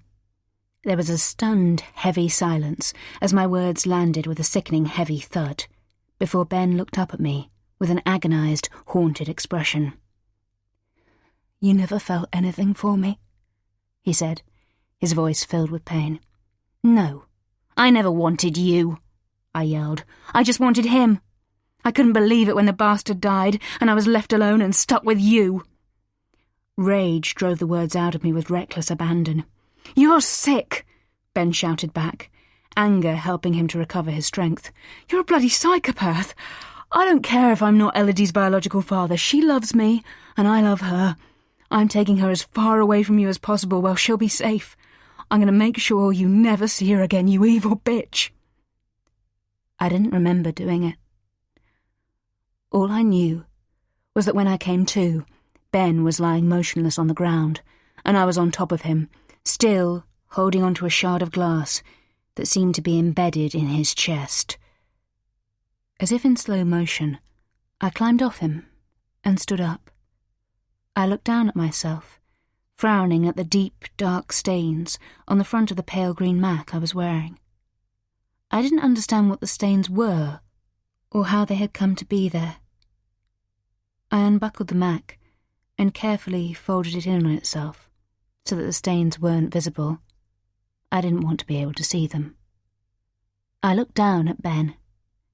His eyes were closed, and he seemed as if he was sleeping peacefully.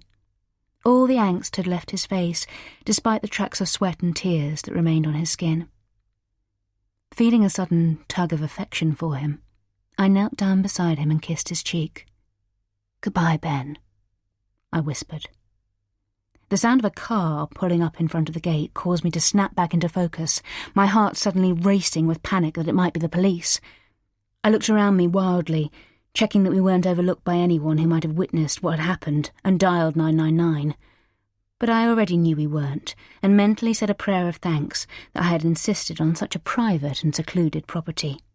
"Stay calm," I told myself. He had a knife. It was self-defense.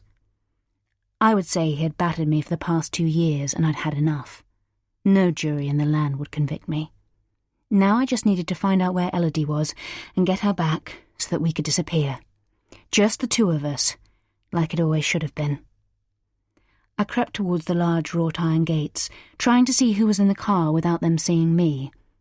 Although it was dark, and I didn't recognise the small Volkswagen hatchback from the brightness of the streetlights, I could just about make out the silhouette of a woman sitting at the wheel. I could see that she had shoulder-length straight hair, but as she was facing slightly away from me, I couldn't see her face. Just as I was starting to get a better look, she reached up and switched on the internal light, revealing that it was Ben's ex-girlfriend. I jumped in shock, which was quickly replaced by blind rage as she turned to hand something to a child sitting in a car seat in the back. It was Elodie. What the hell was she doing with my child? Instinctively, I grabbed the knife that Ben had dropped when he fell and pressed the release button to open the gates. I waited impatiently for them to glide open before striding through them towards the car. The smile died on Charlotte's lips as she caught sight of me, and she reached for the lock button, her eyes wide with panic, but I was too quick for her. I wrenched open the passenger door and leaned in. "Get out!" I screamed, pointing the knife in her direction. "Mummy!" Elodie cried in alarm from the back seat. Charlotte's eyes flickered towards the knife, before looking up at me defiantly, as if she was weighing up her odds. "No," she said, her voice quiet but fierce. "Where's Ben?" Get out of this car now, or I will kill you.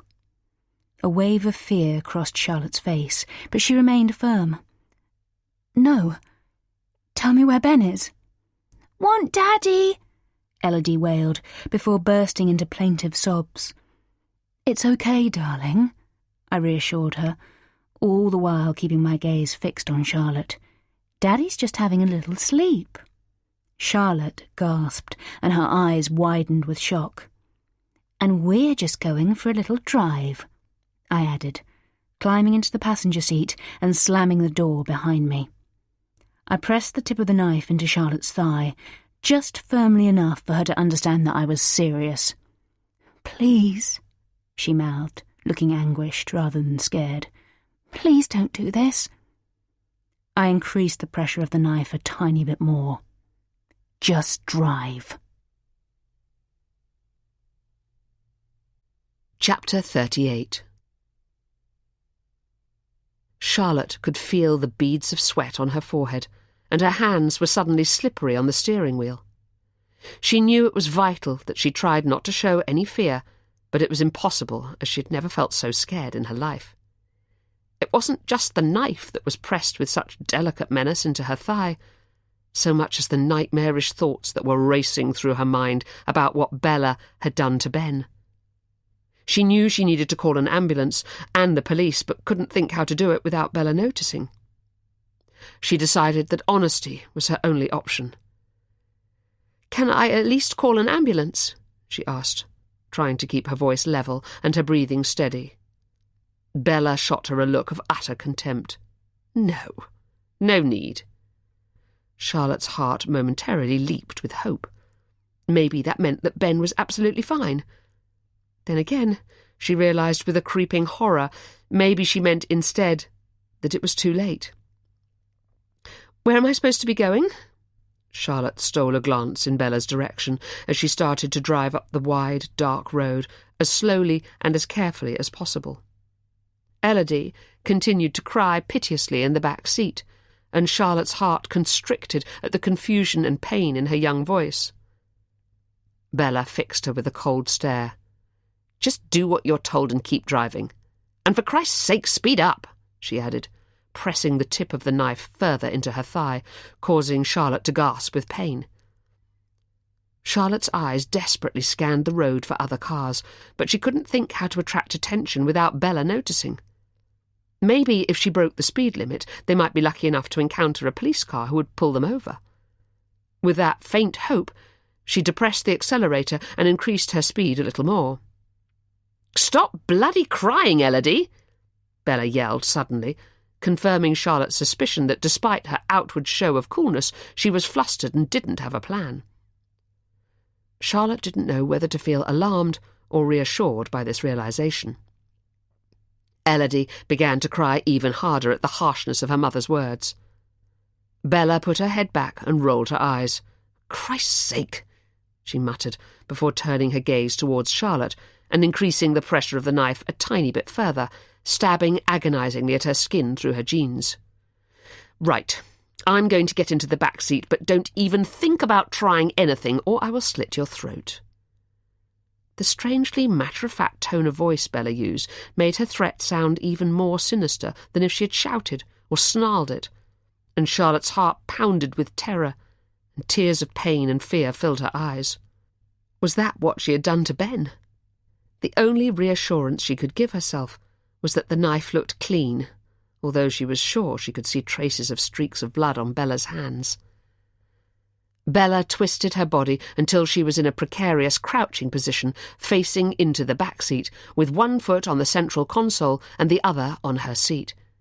The knife was in her left hand, still pointed in Charlotte's direction, but less forcefully than before, as she also had to hold onto the backrests with both hands in order to manoeuvre herself into the back of the car. Up ahead, Charlotte could see a set of traffic lights on green. But as the car approached at speed, the green light turned to amber, and instinctively Charlotte pressed the brake to slow down. Immediately, Bella gripped the knife more firmly and thrust it dangerously close to Charlotte's cheek. "Do not slow down!" she yelled, glancing over her shoulder at the lights. "Go through!" Charlotte's heart lurched with fear. "But it's on red!" she screamed back, her foot hovering over the brake. Charlotte jabbed the knife into Charlotte's cheek, and she immediately felt the warmth of her own blood as it oozed down the side of her face. "I said keep fucking going!" Bella roared. Charlotte whimpered with fear and said a mental prayer that there had been nothing coming from the other direction. She sped through the red light, but clearly no one was listening to her prayers, as a white van smashed into them from the front, left-hand side, and the car spun and spun and spun.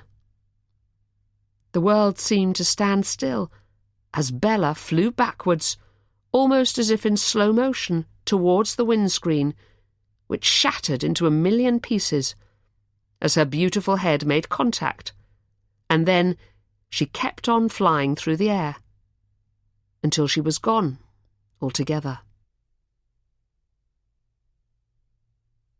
Part 4. Chapter 39. 3 years later.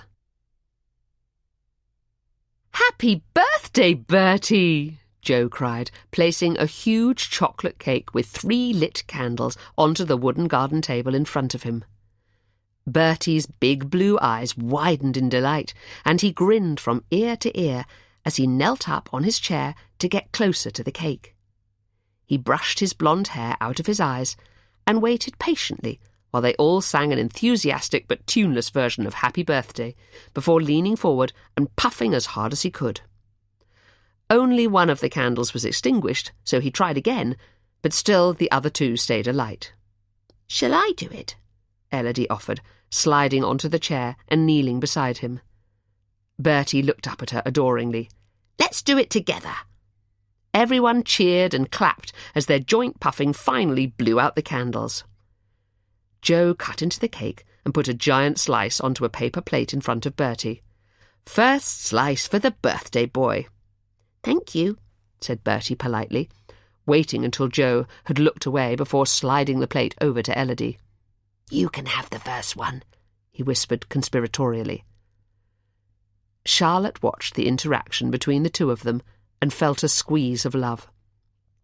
The bond they shared was so lovely to see, and having Bertie in her life had helped Elodie enormously after the difficulties of the past few years.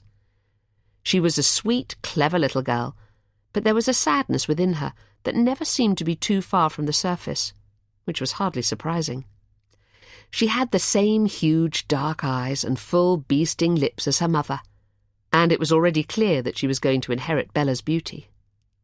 Whether she had also inherited the darker side of her character remained to be seen, but the signs were hopeful that she hadn't. "Do you want some cake, Charlie?" Elodie broke through Charlotte's thoughts. "You can have some of mine if you want." Charlotte walked over and dropped a kiss onto the top of Elodie's head. "No thanks, sweetie. My tummy's big enough already."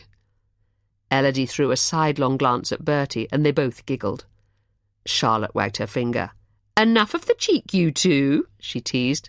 "Now, who wants another drink?" "Me!" shouted Bertie and Elodie in unison. "Me!" shouted Matt, putting up his hand and pretending to bounce up and down in his seat as everyone laughed. "You should be making Charlie one, not the other way round," Freya chided him. She put her feet up onto the chair next to her and tilted her face towards the sun, dropping her sunglasses as she did so. "But if you're making one, Charlie, I wouldn't say no." Charlotte laughed and followed Joe, who was heading back into the kitchen. It was a relief to get out of the hot sun and into the cool, calm shade of the house. "You sit down," Joe told her bossily. "I'll make the drinks." Charlotte thought about arguing, but her body was protesting too loudly, and she was happy to do as she was told. "How are you feeling, darling?" Joe threw over her shoulder as she bustled about, preparing a fresh round of drinks for everyone, while simultaneously slotting trays into the Aga and preparing different plates of salad. Charlotte watched her in awe, feeling exhausted by her energy. It was good to see Joe looking so happy and in her element, compared to the husk of a person that she became during that awful, awful time. She would never be completely back to her old self. How could she be after what happened? But she was certainly 1,000,000 times better than before.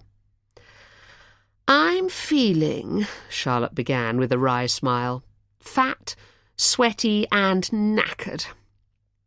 Jo stopped her bustling and turned to look at Charlotte. "Well, I can honestly say that I've never seen you look more beautiful. And there's not long to go now, hopefully." "No, thank God," Charlotte agreed, cradling her enormous bump.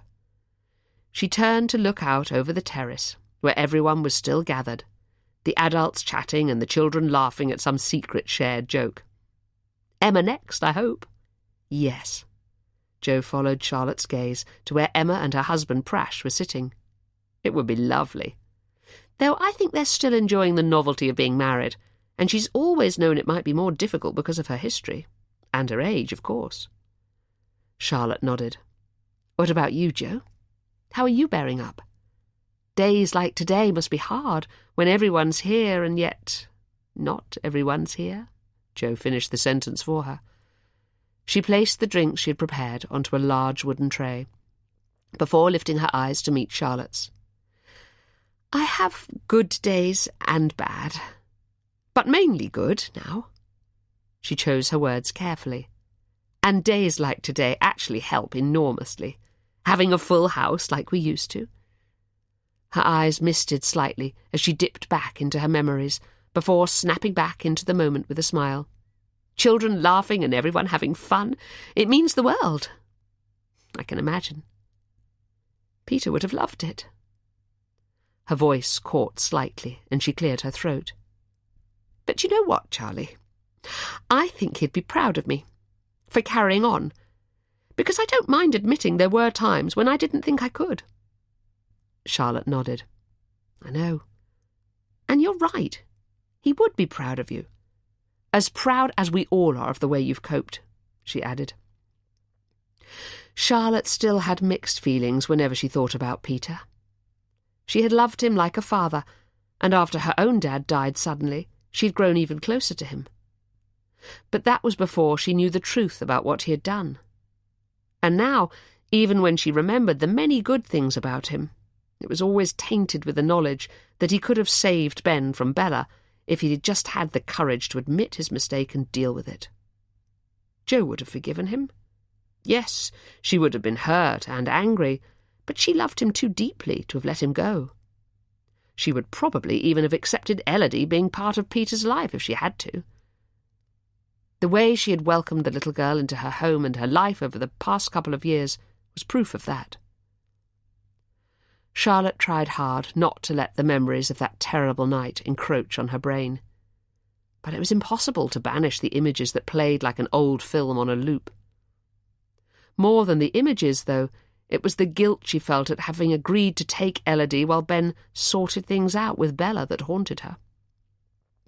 If she had refused, as every bit of her instinct told her to do, if she had insisted that Ben leave with her and Elodie, none of it would have happened.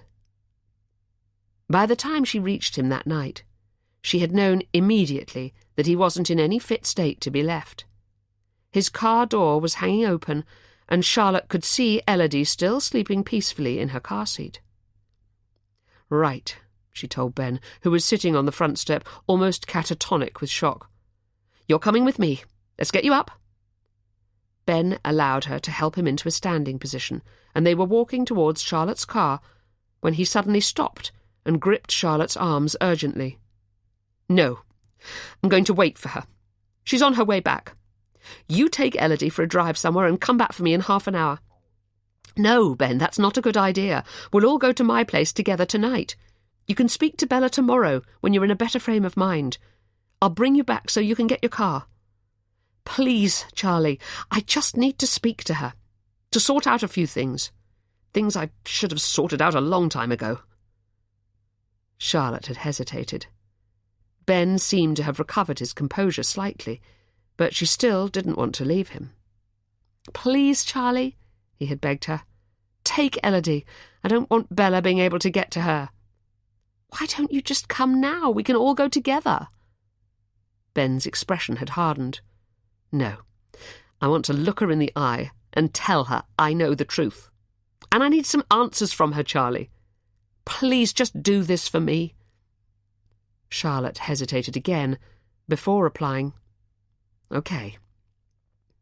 Looking back, it was that one small word that she regretted the most. But if she had learned one lesson from everything that had happened, it was that no amount of wishing would change the past. It was only the future that you had some control over. The mistakes you made in the past were done. There was nothing you could do about them. But what you could do was make sure you never repeated those mistakes in the future. And although it was a cliché, time was a great healer. The pain didn't ever really leave you, but you did learn how to live with it, how to cope with it. Joe had been the greatest example of that. "Are you coming back out?" Joe asked her now, carefully balancing the tray of drinks as she headed towards the door. Charlotte shook her head. "Not yet. I think I might need to go and have a nap. I'm so tired all the time." "Good idea," Joe said, before walking out onto the terrace. Charlotte sighed happily. It had been an almost perfect day. "What are you smiling at?" said a voice. Charlotte turned to see Ben coming in from the garden, holding the toy computer console they'd bought Bertie for his birthday. "Oh, I was just thinking that this is almost the perfect day." Ben put the toy on the island and wrapped his arms around Charlotte, nuzzling his face into her neck and kissing her cheek, as always careful to avoid her scar. "Only almost." He looked up at her with his lovely brown eyes, now back to their twinkling best. "Well, it's just that there'll always be one person missing from these occasions, won't there? Your dad. Whatever happened in the past, it will always be hard on your mum. She loved him so much." Ben stood up straight and stroked her bare arms contemplatively. It had taken him a long time and a lot of therapy, but he had long since forgiven Peter, reasoning that his dad had paid one hell of a price for his mistakes. "Well, maybe there is one way we could honour his memory and make sure there's always a little part of him with us. And I think Mum would like it." Charlotte gazed up at Ben, thinking how much he looked like his dad. "Okay, what do you have in mind?" Ben took a deep breath, looking nervous. "We could call our son Peter. Although," he added hastily, "I would understand if you didn't want to." Charlotte thought for a minute. "Even after everything that happened? You'd still do that?" Charlotte narrowed her eyes, trying to see into the deepest recesses of Ben's mind. They had taken the decision not to tell Joe the truth about Peter, not wanting to taint her memories, and reasoning that what she didn't know couldn't hurt her. But it had come at a price for Ben, who had struggled to carry the knowledge around like a dead weight around his neck. Ben smiled, but there was sadness in his expression. "I think it would help me. It's my way of showing that I forgave him. That I understand now that everything he did out of love for me." Charlotte nodded, feeling like the luckiest woman in the world. She had come so close to losing everything, and now she had it all. "How can I deny you anything after all that you've been through? Okay, my darling husband, Peter it is." Ben smiled, and Charlotte could see that the years of pain had all but vanished. "You're perfect," he said, stroking her face tenderly. "The perfect girl for me." Epilogue. Jo hoisted herself off the loft ladder and stood upright, dusting herself down as she did so. The loft was a vast, low-ceilinged space that spanned the footprint of the entire house. She had never come up here when Peter was alive. She said it gave her the creeps with all the cobwebs and dusty corners, hiding goodness knows what kind of creepy crawlies. But with Peter gone, there was no choice. She needed to find some documents relating to the money that Peter had given Ben and Bella to buy a house just before his death. Unsurprisingly, Ben had wanted to sell the house in Surrey, and for reasons that Jo didn't quite understand, he was insistent that Peter's money should be repaid to Jo, despite her protestations that she didn't want it. Ben and Elodie had moved in with Joe after Bella died in the car crash that night. So she figured that she could spend the money on them anyway and make sure they wanted for nothing. If it made Ben feel better, then she was happy to go along with it. She had thought that once Ben and Charlotte got married and had baby Peter to complete their little family, they would want to move out into a place of their own. But neither of them wanted to.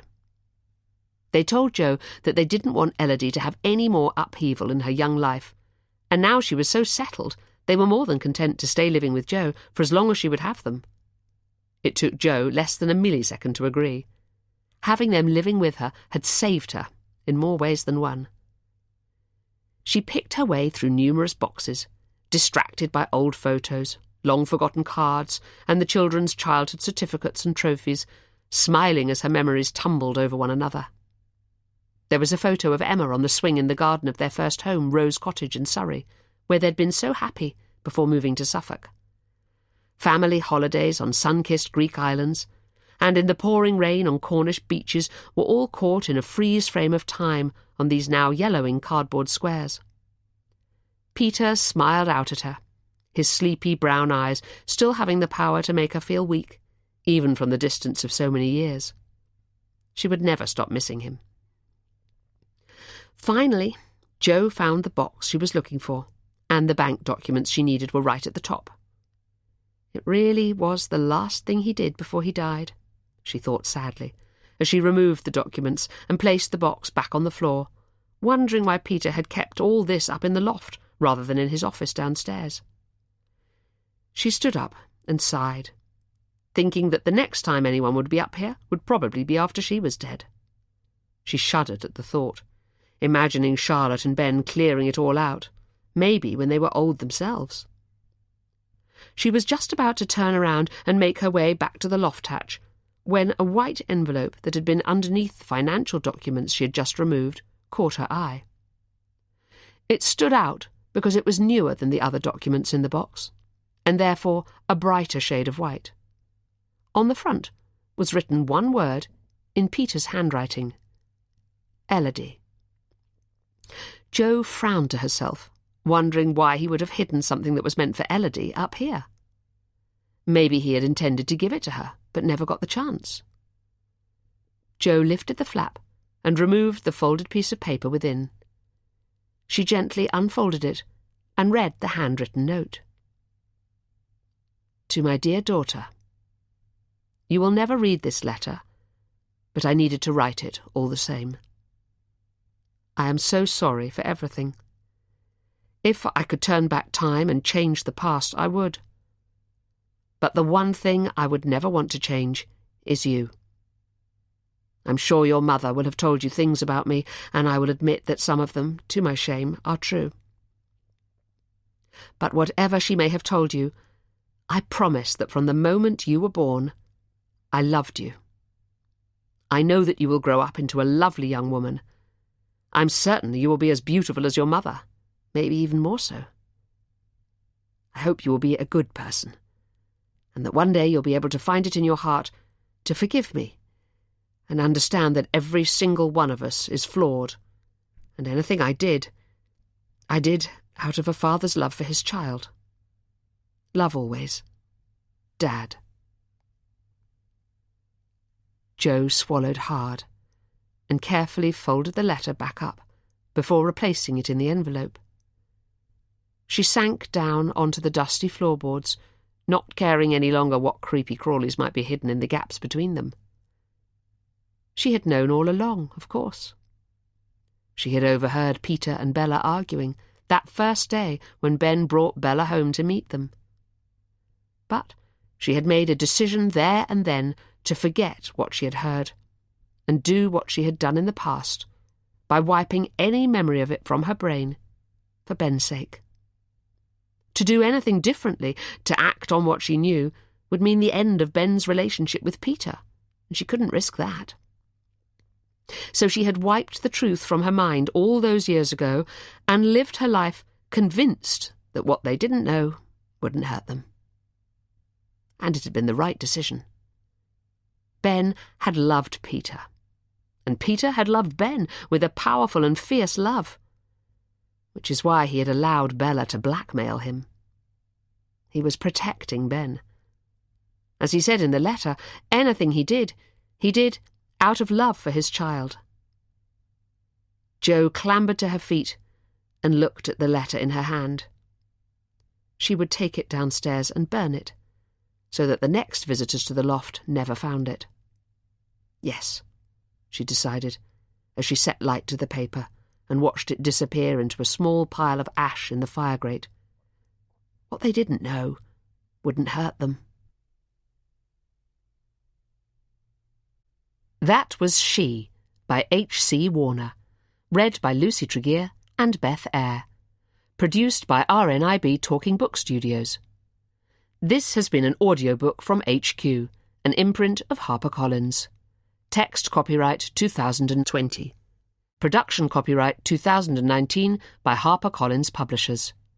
All rights reserved. H.C. Warner asserts the moral right to be identified as the author of this work. Thank you for listening.